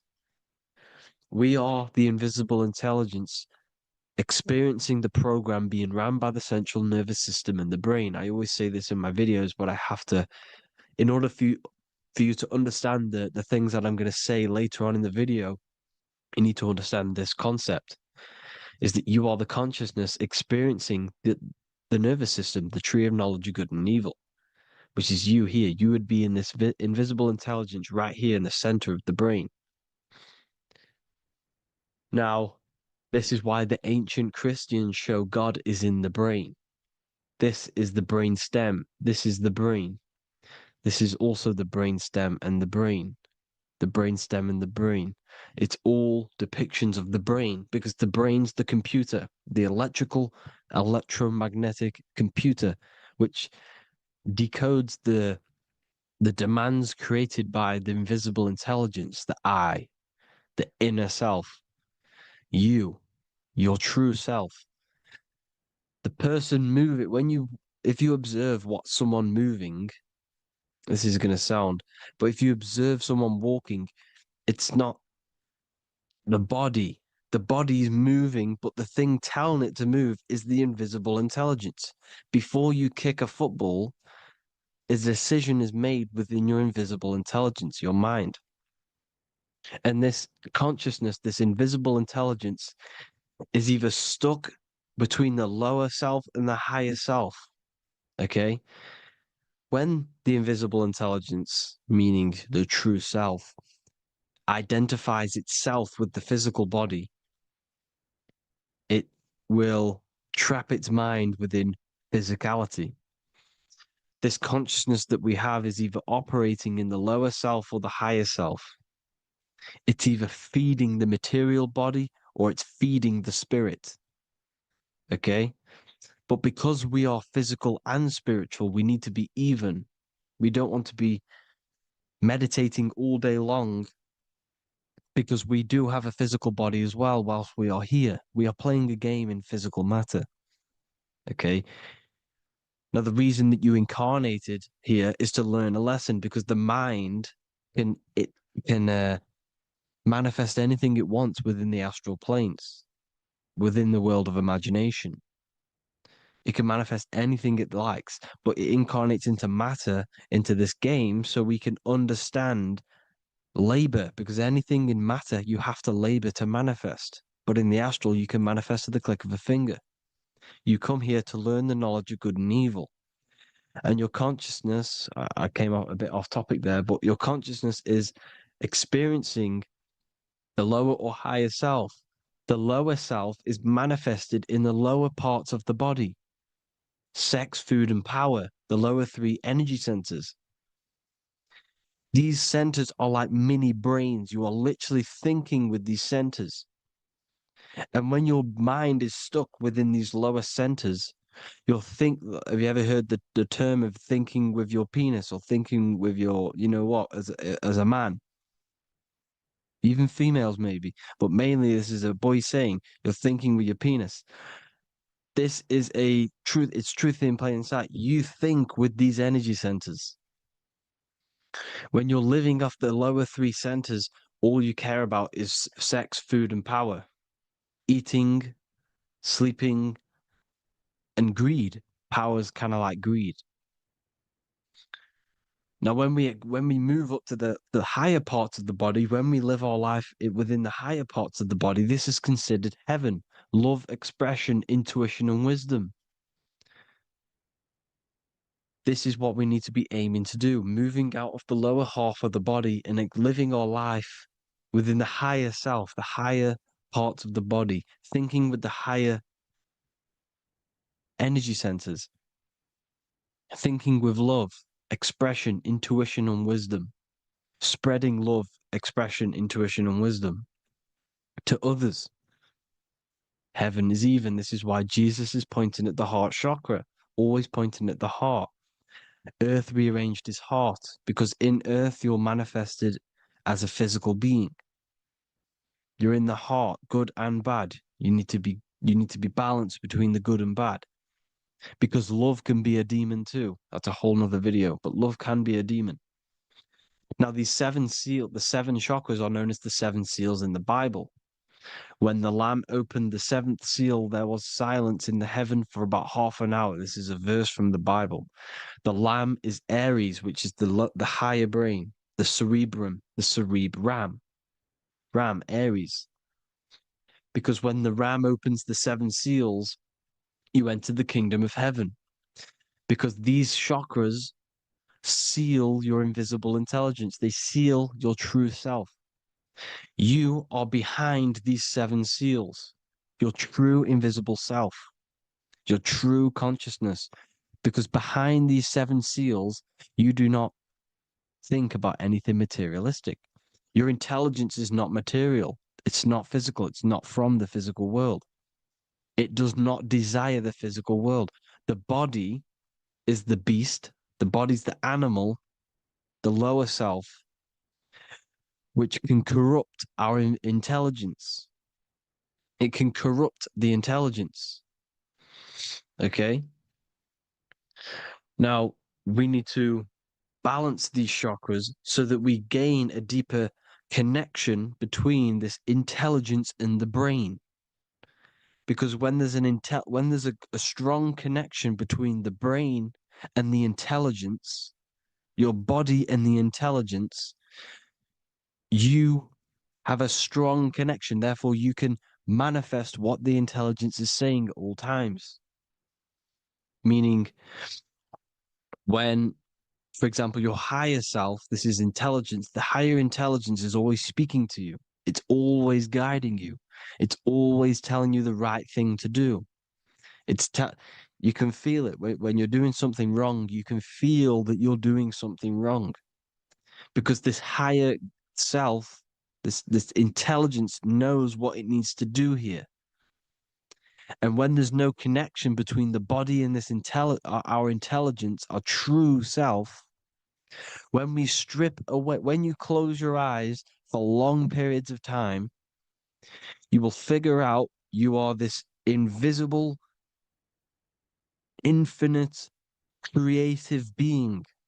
There's no words that I can't describe what it is, but it's the voice inside of your head that you can feel when you close your eyes. You are this being inside of the heaven, because this is heaven, this intelligence.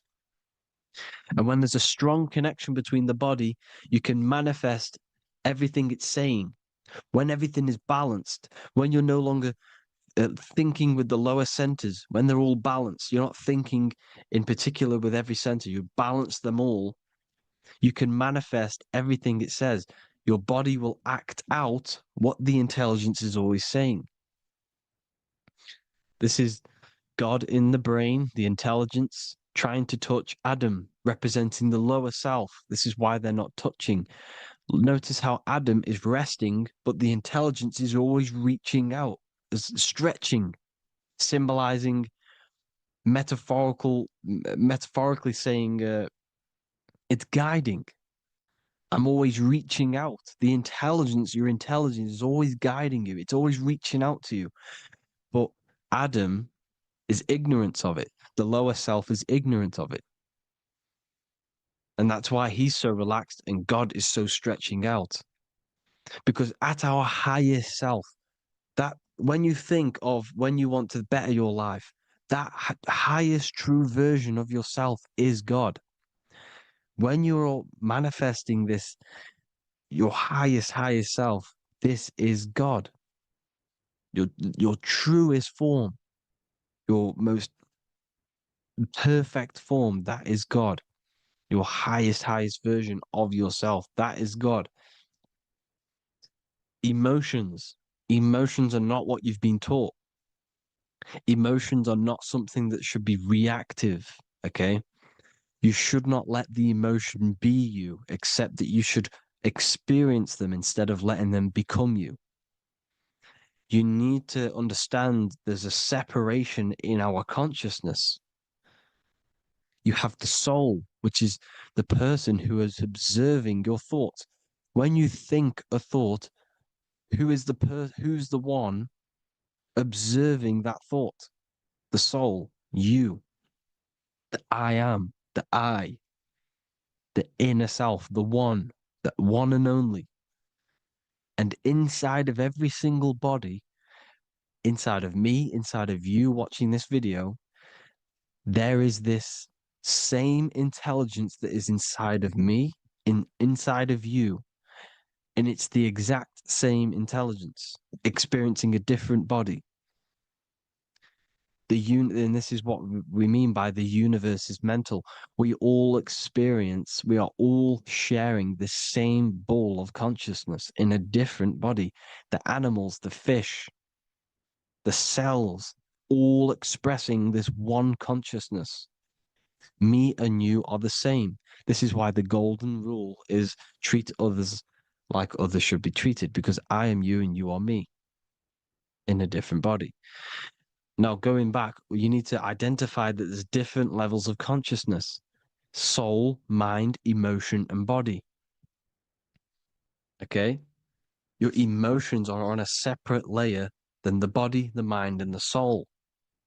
So when you identify there's a difference between all of these, you do not let them become you. You do not let your mind rule you, because your mind can be corrupted. Your soul is the one that is pure good, pure love, but your mind can be corrupted. Okay? Your emotions can be corrupted. The body can be corrupted, but the soul can never be corrupted, only layered on top. You can only throw piles of programs within the subconscious, layering the soul down, but deep, deep down inside of every single one of you, there is a loving being.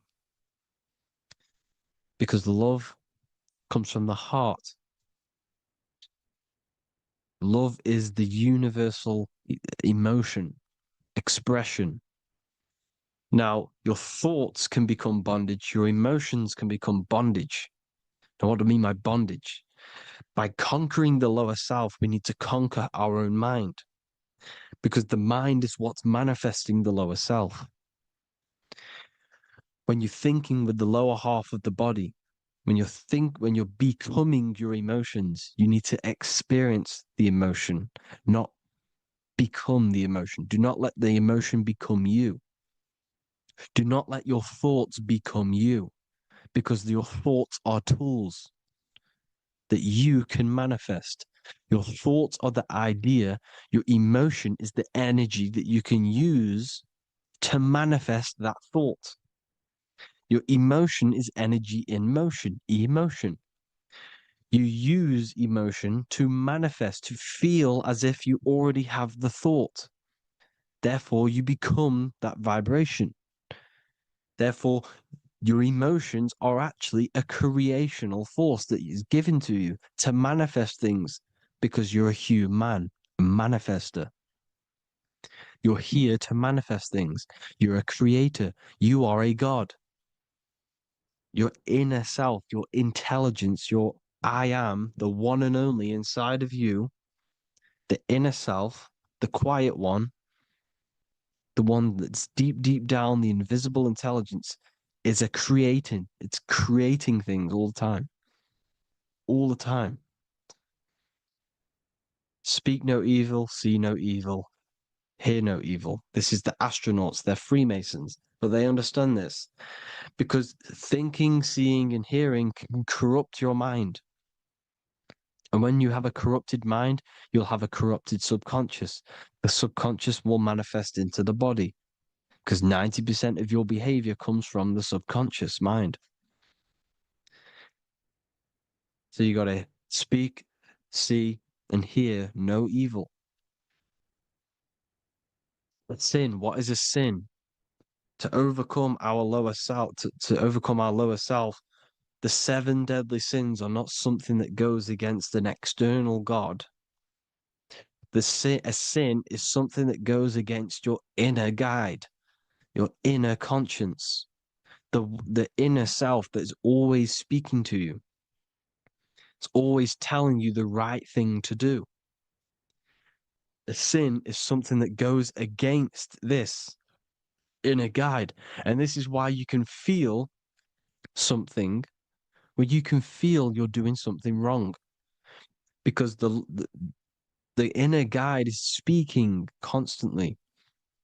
And when you commit these 7 deadly sins, which are 7 internal states which keep your invisible intelligence bound to your physical body. Because evil, right? Evil love bondage. This is why they stay in this realm and they control this realm, because they love the bondage of the body. They like matter. They want to stay in matter for eternal life. They don't want to ascend back into the heavenly realms where you do not have a physical body. You can explore the universe within the astral planes. They stay bounded to the body, bounded to the 3D construct of the physical world. They have greed, lust, envy, gluttony, wrath, sloth, pride. They want all of this. And if you want that, that's okay. But deep, deep down, you don't want that because your soul is always telling you the right thing to do. Your soul knows what to do to get out of here. It needs to detach from the external world, detach from all of these 7 internal states which bound you to your lower self, your lower centers. That's what a sin is. You know, you have a left and right brain. The left brain is always analytic. The right brain is metaphorical. So the right brain is producing a holistic view of reality. Now, what do I mean? And not view, perception. When you see, because your eyes are parts of the brain, so when you look at something and you look, that image is produced in the back of the brain in the visual cortex. And then the right brain produces a perception, a holistic, it breaks down what you're seeing into a holistic image, a holistic perception. So, for example, if you're in a woods, the right brain sees the whole woods as one big woods. The left brain is breaking that perception down into individual trees, branches, and leaves. So the left brain's to do with duality, the right brain's to do with wholeness, unified. The left brain's dualistic, analytic. This is necessary so that we can pick things up and manipulate them and break things down. We need the left brain, we need the right brain. I'm not saying any of them's bad, but the left brain, sinister in Latin, means left. Because when you're left-brained, you see everything in dualistic. You see everything is dual, when everything's actually one. We need to be focusing and strengthening our right hemisphere. I'm not saying sit in the right hemisphere all the time, but we need to be strengthening our right hemisphere. And this is why left is sin and right is right. Because when you focus on the right hemisphere, you see the holistic perception of creation. The right hemisphere sees humanity as one unified consciousness. The left hemisphere sees everyone as individual persons and egos. Because the left hemisphere is dualistic. And this is why the Bible says, cast the net onto the right side of the ship and ye shall find. John 21:6. What does that mean? Cast your energy, cast your perception into the right hemisphere of the brain, and ye shall find unified consciousness. You shall find your higher self, the one and only. If then you have been raised with Christ, seek the things that are above, where Christ is seated at the right hand of God. Wow. Powerful. What does this mean? Seek the things that are above, where the Christ is seated at the right hand of God. God is your consciousness, your invisible intelligence between the 2 hemispheres. The right hand of God is the right hemisphere. Seek the things that are above the heart. Love, intuition, expression, and wisdom. Seek the things that are above the heart, the higher self, the higher part of the body. Because when you seek the things of love, expression, intuition, and wisdom, you create a strong aura. You attract the same frequency. And this frequency is heaven, God. This is the Sumerian artwork showing the lamb. This is a step symbolizing stepping upwards, raising up. He's stepping over the lamb up to the bird. His hand is going to the bird. The lamb symbolizes the lower self. Okay? The bird with the wings is in the sky. It represents the higher self. This is why angels always have wings, because it represents the higher self in the sky. The lamb is a ground animal, symbolizing the lower self. He's stepping over the lamb to the bird, his higher self, his invisible intelligence. Horus and Set, Jesus and Satan. Look, Horus has an evil brother, Set, just like Jesus and Satan. Horus is a bird, higher self.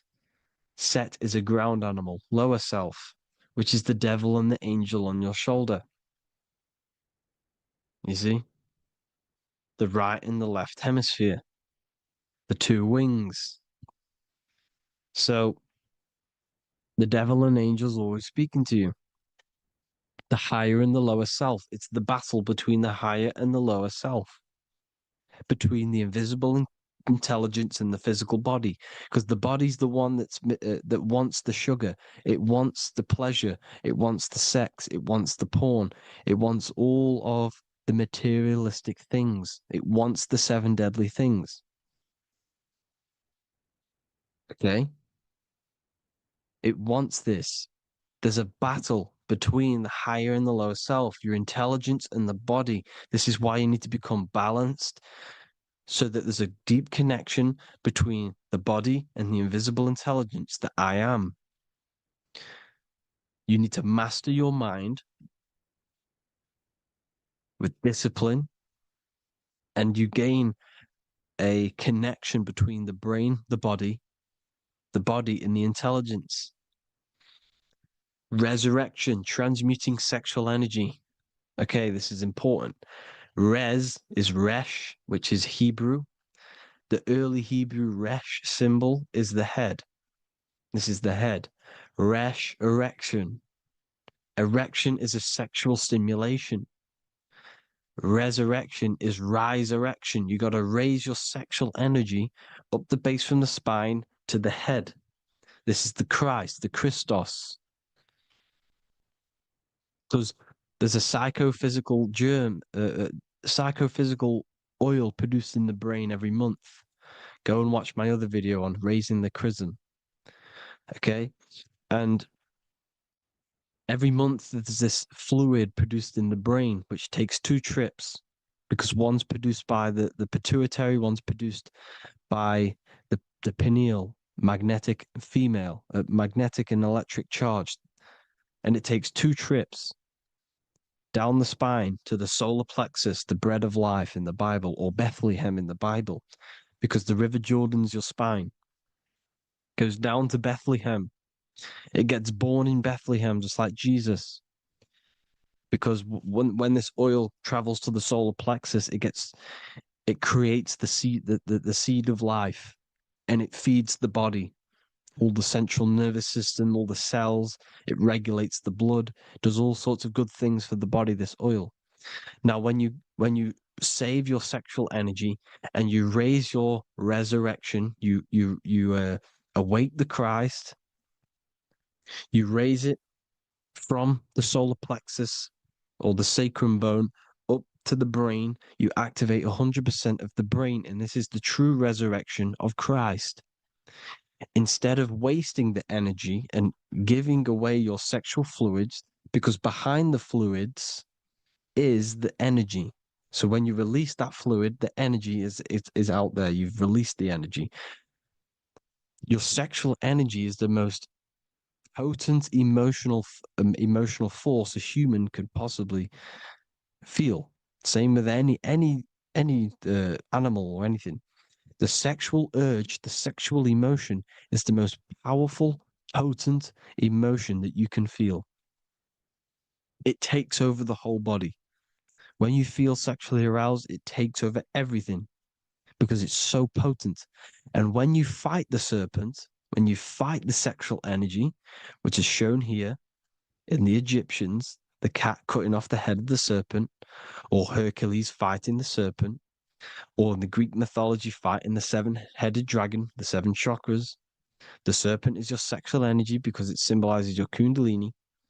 When you fight it and you transmute this energy, instead of releasing it, instead of acting sexually on it, you can transmute the energy, transfer it from the solar plexus up to the brain.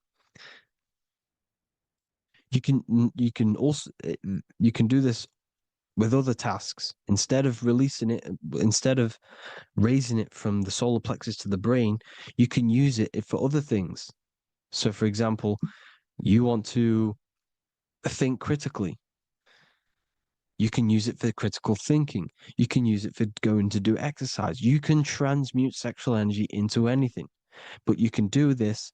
You can raise the sexual energy, and you can use this energy to push the cerebrospinal fluid from the solar plexus up through the spine, up the 33 vertebrae to the brain, and it'll activate 100% of the brain. And this is the resurrection of Christ. Jesus was never dead. Jesus was never rose from the dead. It symbolizes the Christ, Jesus Christ. Christ is Christos, which means oil in Greek. The resurrection of the Christ, the Christos, the oil. And when it activates 100% of the brain when it's raised, and it can regulate all the systems, it can regulate all the blood, it can regenerate the body. And this is the true antichrist. They don't want us doing this process. The antichrist is not against Jesus, it's against the fluid in our body that makes us live hundreds and hundreds of years and makes us live as gods. This is the true resurrection. And when you fight the serpent, you fight your sexual urges, your sexual emotion, the most strong emotion that you could ever feel. You can do this process. And this is the true secret of transmuting sexual energy. Because when you transmute the sexual energy, you can become a god. And this is why Hercules is fighting the serpent. Notice how the serpent is low. He's reaching down to it. It represents the lower self. Because the lower self wants the lust. It desires sex. The body desires sex. There's a fight between the higher and the lower self. But when there's balance, there's even. Heaven is even. When there's evenness between these, this is the kingdom of heaven. This is when heaven is on earth. So at our highest levels of ourselves, the highest level of our intelligence, this is God. God is something that we manifest. We need to achieve Christ consciousness by battling the body. There is no battle outside of the physical body. It's an internal battle. Jesus and Satan have been externalized. Nothing exists outside of you, because I explained in the beginning how you are the consciousness experiencing the central nervous system. Therefore, there is nothing outside of you. It's all internal. Jesus and Satan have been externalized. Why? Because it's business. The church is a business. It's all a business. They've created these figures to be historical when they're not historical. The Bible's not historical. It's all externalized. It's called exoteric, when the truth is esoteric, internal teachings. So anyways, people, balance the chakras, balance the two hemispheres of the brain, balance the conscious and the subconscious. Balance is perfect, the yin and yang. You are spiritual and physical. You live in day and night. You need to be balanced. Oneness. Seek oneness. And this is the true kingdom of heaven. And when we all realize that we are all the same intelligence, the same consciousness expressed in different bodies, when we all realize this, we all realize we're all one. Doesn't matter what race you are. It doesn't matter what race you are, where you're from, your nationality, because none of you are actually from here. None of you are from the physical world. You're manipulating the physical world through the physical body. You are the I am. We all have a soul. Every single one of you has a soul. We all have souls. The reason why they say some people don't have souls is because they're trying to suppress your mind. They don't want you to know that you have a mind. That sounds crazy, I know. But a lot of people haven't realized that they have an infinite intelligence called a mind. And behind that mind, if you can observe your thoughts, the person who is observing the thoughts, you have a soul. Everyone has a soul. Don't listen to all these people saying some people don't have a soul, some people do. We all have a soul. Every single one of us. So anyway, you need to break the lower nature of yourself At our highest levels, we are gods. Our intelligence, our universal intelligence, the I am, the intelligence that's inside of the brain, is God. Our minds are being corrupted within believing that you are the body,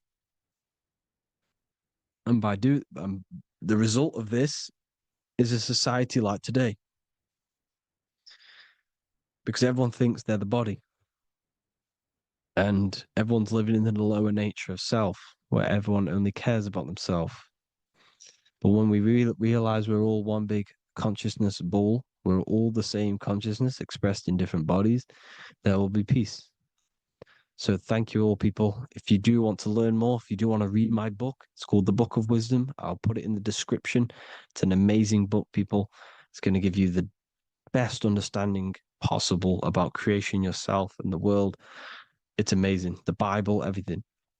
I have just launched a new cymatic library.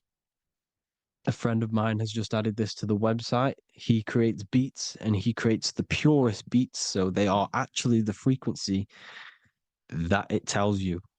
Most of the stuff on YouTube and Spotify and Apple Music it says it's a certain frequency, but we know these major platforms are all playing with the frequencies of the app. So if you want a real binaural beats, solfeggio scale frequencies to meditate on or listen to throughout the day, join the Occult Library. You can get a 2-day free trial.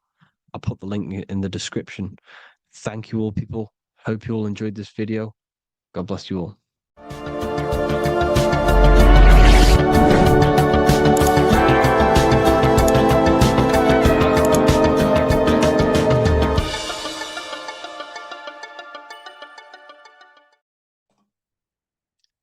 So this is known as the bag of the gods. This symbolism is widely known, but no one knows what it truly symbolizes. We see this in ancient Sumerian artwork. We see this in the Mayans' artwork. We always see this bag with the gods. What does this actually represent? Okay, so the bag itself represents carrying. Carrying what? It represents information, represents knowledge. Your mind is the carrier of the information. So this is why in his left hand, he carries the bag, and the right hand has the pine cone. This represents carrying of information. Why is it a bag? A bag can be passed on to someone else. The information can be taught to someone else. This is the information of activation of the pineal gland or higher consciousness of humans. Because as humans, we all possess an animal nature, the nature that tells us to eat, to steal, to gain material wealth, to survive, to hate. This is our animal self. This is our animal behavior. But we also have a divine nature of consciousness, which we have access to, the higher planes of consciousness, the planes that manipulate this material world and create all things in this material world. The human mind has access to. The animal does not. The animal has no idea he exists. The animal has no inner dialogue, but humans have the inner dialogue. Humans can create infinitely. We can expand our minds infinitely into new realms of thought. So we have this higher divine nature and a lower nature. This bag of the gods is basically just representing the knowledge they possess of higher consciousness, of the higher aspect of life. Okay? Which is the activation of the pineal. The pine cone. The pine cone is in his right hand. The right represents wisdom. The left represents intellect, knowledge. Knowledge and wisdom are two separate things. Wisdom is applied knowledge. It's a feminine aspect. Knowledge is just gained information that you know, which is masculine. So in his right hand, he holds the pine cone, The pine cone can be opened and shut. The shut pine cone represents the asleep human being, the human being that exists in his lower nature, that just basically survives, lives on eating, consumption, material lust, living in chaos with his emotions, living in a place of hell. This is the animal nature. Then we have the awakened human, the one who has consciousness of himself, the one who looks within himself, the one who knows there is more to him when he looks in the mirror. He is far more than just the physical body. He is a divine spiritual being, a divine being who has limitless potential of creation into the material plane. So this represents the awakened. This represents the asleep. This is why he carries the pine cone in his right hand. It represents applied knowledge. This is the information. This is the intellect he possesses. And this is the applied knowledge of the awakening, of activation of the pineal gland. Because remember, the pineal gland is not your consciousness. The pineals, the same root word. Pine cones were always symbolizing the state of consciousness one was living in, whether he was asleep or awake. We see this at the Vatican. We see the pine cone over the two pillars. This is the two pillars of Freemasonry, and the dome. This is the Royal Arch of Freemasonry. This represents your head. This is the two pillars, the two hemispheres, and the pine cone in the middle, which is the pineal gland. What is the pineal gland? The pineal gland is not your consciousness. It is not the third eye, and it is not the mind. It's not the mind's eye. The pineal gland is a radio receiver. This is your body. Your body is an antenna. Most people think they are this body. This body is nothing but a receiver and a downloader of consciousness. Your brain does not produce consciousness. You are not this brain in your head. This brain is a downloader of consciousness. Consciousness comes from a way higher divine plane, which is what this image is showing here with the clouds. The mind is light. Consciousness is light.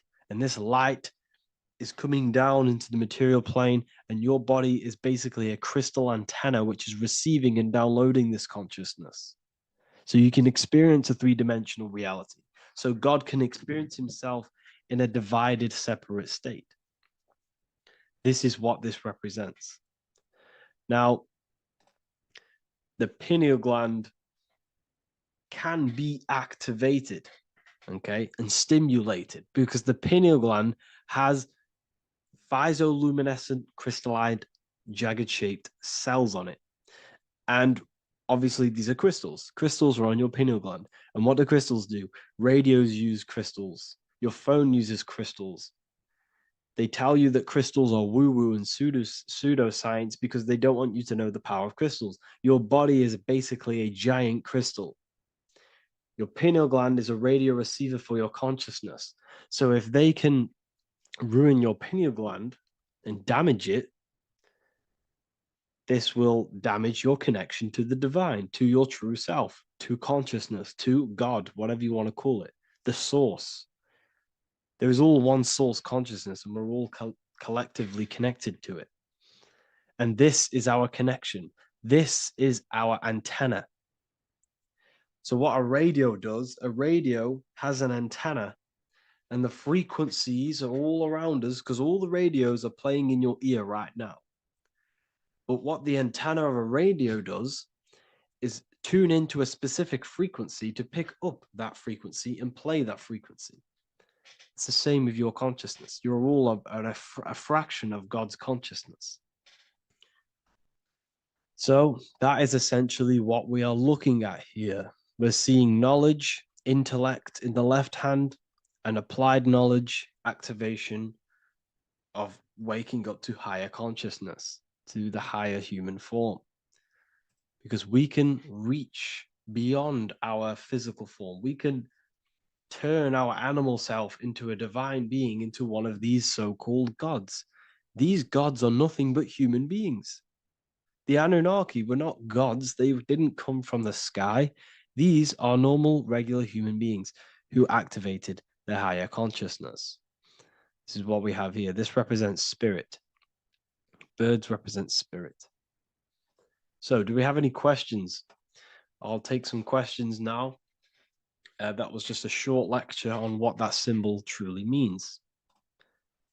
Okay. So, if we have any questions, feel free to go ahead and ask some questions. Anything that you don't understand, anything that you want to know. Okay.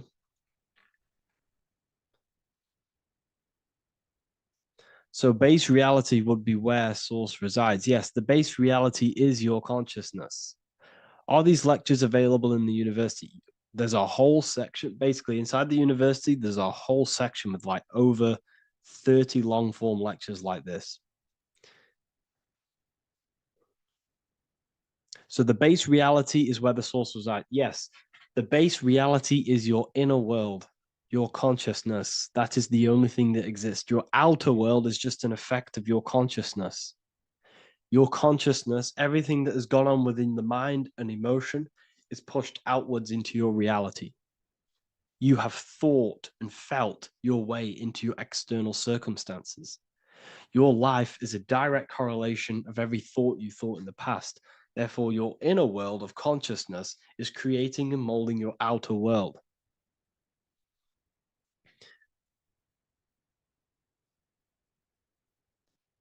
The best way to keep connection consistent, the best way to keep your connection to the divine or the higher planes of consciousness is through meditation and through imagination. Imagination is the fourth dimension. It is the astral plane. That screen that you have in your mind is not a physical screen. That is the divine plane of the astral. And this is essentially where all objects of this material world comes from. The phone that you are holding, the laptop you're watching this on, whatever you're doing, every single object you see in your room that you are in right now began inside of the plane of imagination. This is not a physical plane. This is a metaphysical plane that you have access to. And you have the ability to bring down this plane into physical form. That's what we call manifestation. That's what the ancients called magic.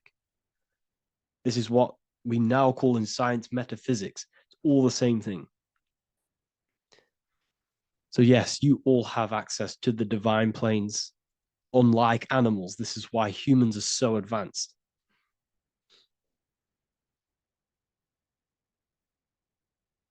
Okay. Is the pineal able to constantly activated, or is it just a temporary experience? I don't fully understand that question, unfortunately. Maybe you could word it in a different way. The real meditations on the university, legit, y'all, yes.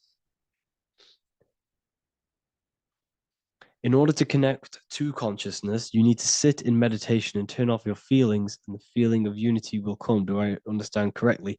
Yes, that is correct. So when you sit in silence and in stillness, I highlight the word stillness because stillness, when you are still, no information from your nervous system is being decoded by the brain. So when your body is still and does not move, your nervous system starts to relax and comes to a balanced state. Your brain starts to relax, it comes to a balanced state. The left and the right brain stop working, the nervous system stops working. Then, once the body, the material body is shut down, you then have access to consciousness. You can't access consciousness if the body's in such a busy state. If electricity is being fired every 2 seconds, your whole body's electrical. When you move your foot, that's electricity being fired from the brain to the foot instantly through the nervous system. Your brain, your whole body is a technological machine. So you must shut down the technological machine to access the divine that exists beyond the technological machine. Do you understand that? Did we create ourselves from the higher plane? When you say yes, you created yourself. You manifested yourself in this material form for a reason in this specific time and place. Wisdom books, are these available inside the university? Yes, they are. So anyone who joins the university, they all gain 50% off the store. So you can get anything you want inside the store for 50% off. Plus, you get the Book of Wisdom Volume 1 PDF for free. You get the Human Health Guide. Plus, you get all of the library books. There's a loads of different books on occultism, symbolism, esotericism. Do you need to place your attention somewhere specific during meditation? You can do. Okay, you can do. So if you struggle, when you first start to meditate and you struggle to turn off the thoughts, think of the back of the brain, the back of your head. Don't think of it, place your attention on it. Okay, so when you place your attention on the back of the brain, this now shuts off thought because the back of the brain doesn't have any activation to do with thought. The front brain does, the neocortex. That's all to do with activation of thinking. So place your attention on either the back of the brain or your breath. What's more important, creating yourself or finding yourself? It's a balance of both. So in order for you to create fully, you must have awareness of self and awareness of thought and control over the mental dialogue, the inner voice inside of you. Okay? When you control that inner voice, that is when you gain power. That inner voice is what brings commands into physical reality. Before you kick a football, there is a change in consciousness. There's a decision made in consciousness before the body takes to action. Therefore, every physical manifestation is a change of inner consciousness before it's a physical reality. You can have the reality you want through consciousness before physically having it. That's the secret to creating.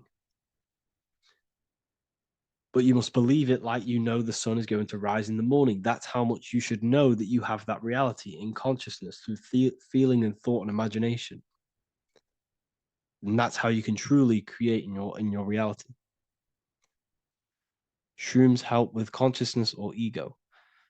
I can't really talk about that because I'm maybe uploading this to YouTube, unfortunately. But we need to clean our pineal gland first from calcification. Yes, definitely. You should go on a detox the body. Because you can't really connect with consciousness if your body is in such a dirty state. Because the brain is, your nervous system is in a state of fight or flight, trying to fight off all these toxins. So when you meditate, you're probably going to be having thoughts all the time because your brain's firing, your nervous system's being attacked through toxins. So you must detox to have a true connection with the divine. Your diet plays a big role in your spirituality and mentality. What is the most optimal food for pure consciousness? Fruits and vegetables. They possess consciousness. So when you place them inside of you, they're syncing with your consciousness. How to check the cleanliness of your body, your skin, your teeth, your tongue, your mouth. If your skin has spots, different colors on it, you're not clean because your skin is a reflection of your inner organs. Coffee's not the best for you. Coffee gives you fake energy. Okay. So what coffee does, that buzz you get off coffee is actually the toxic effect of the chemicals reacting with your body. If I'm inside the university and wanted to buy your book, you said it would be 50% off because we are your student. Is that automatic or we need to have a code? You will have a code. Yes, I'm going to releasing a code for all the students after this. Caffeine equals neurotoxin. Yes, it fries your brain, it fries your nervous system, it fries your dopamine receptors. Will the Q&A last week about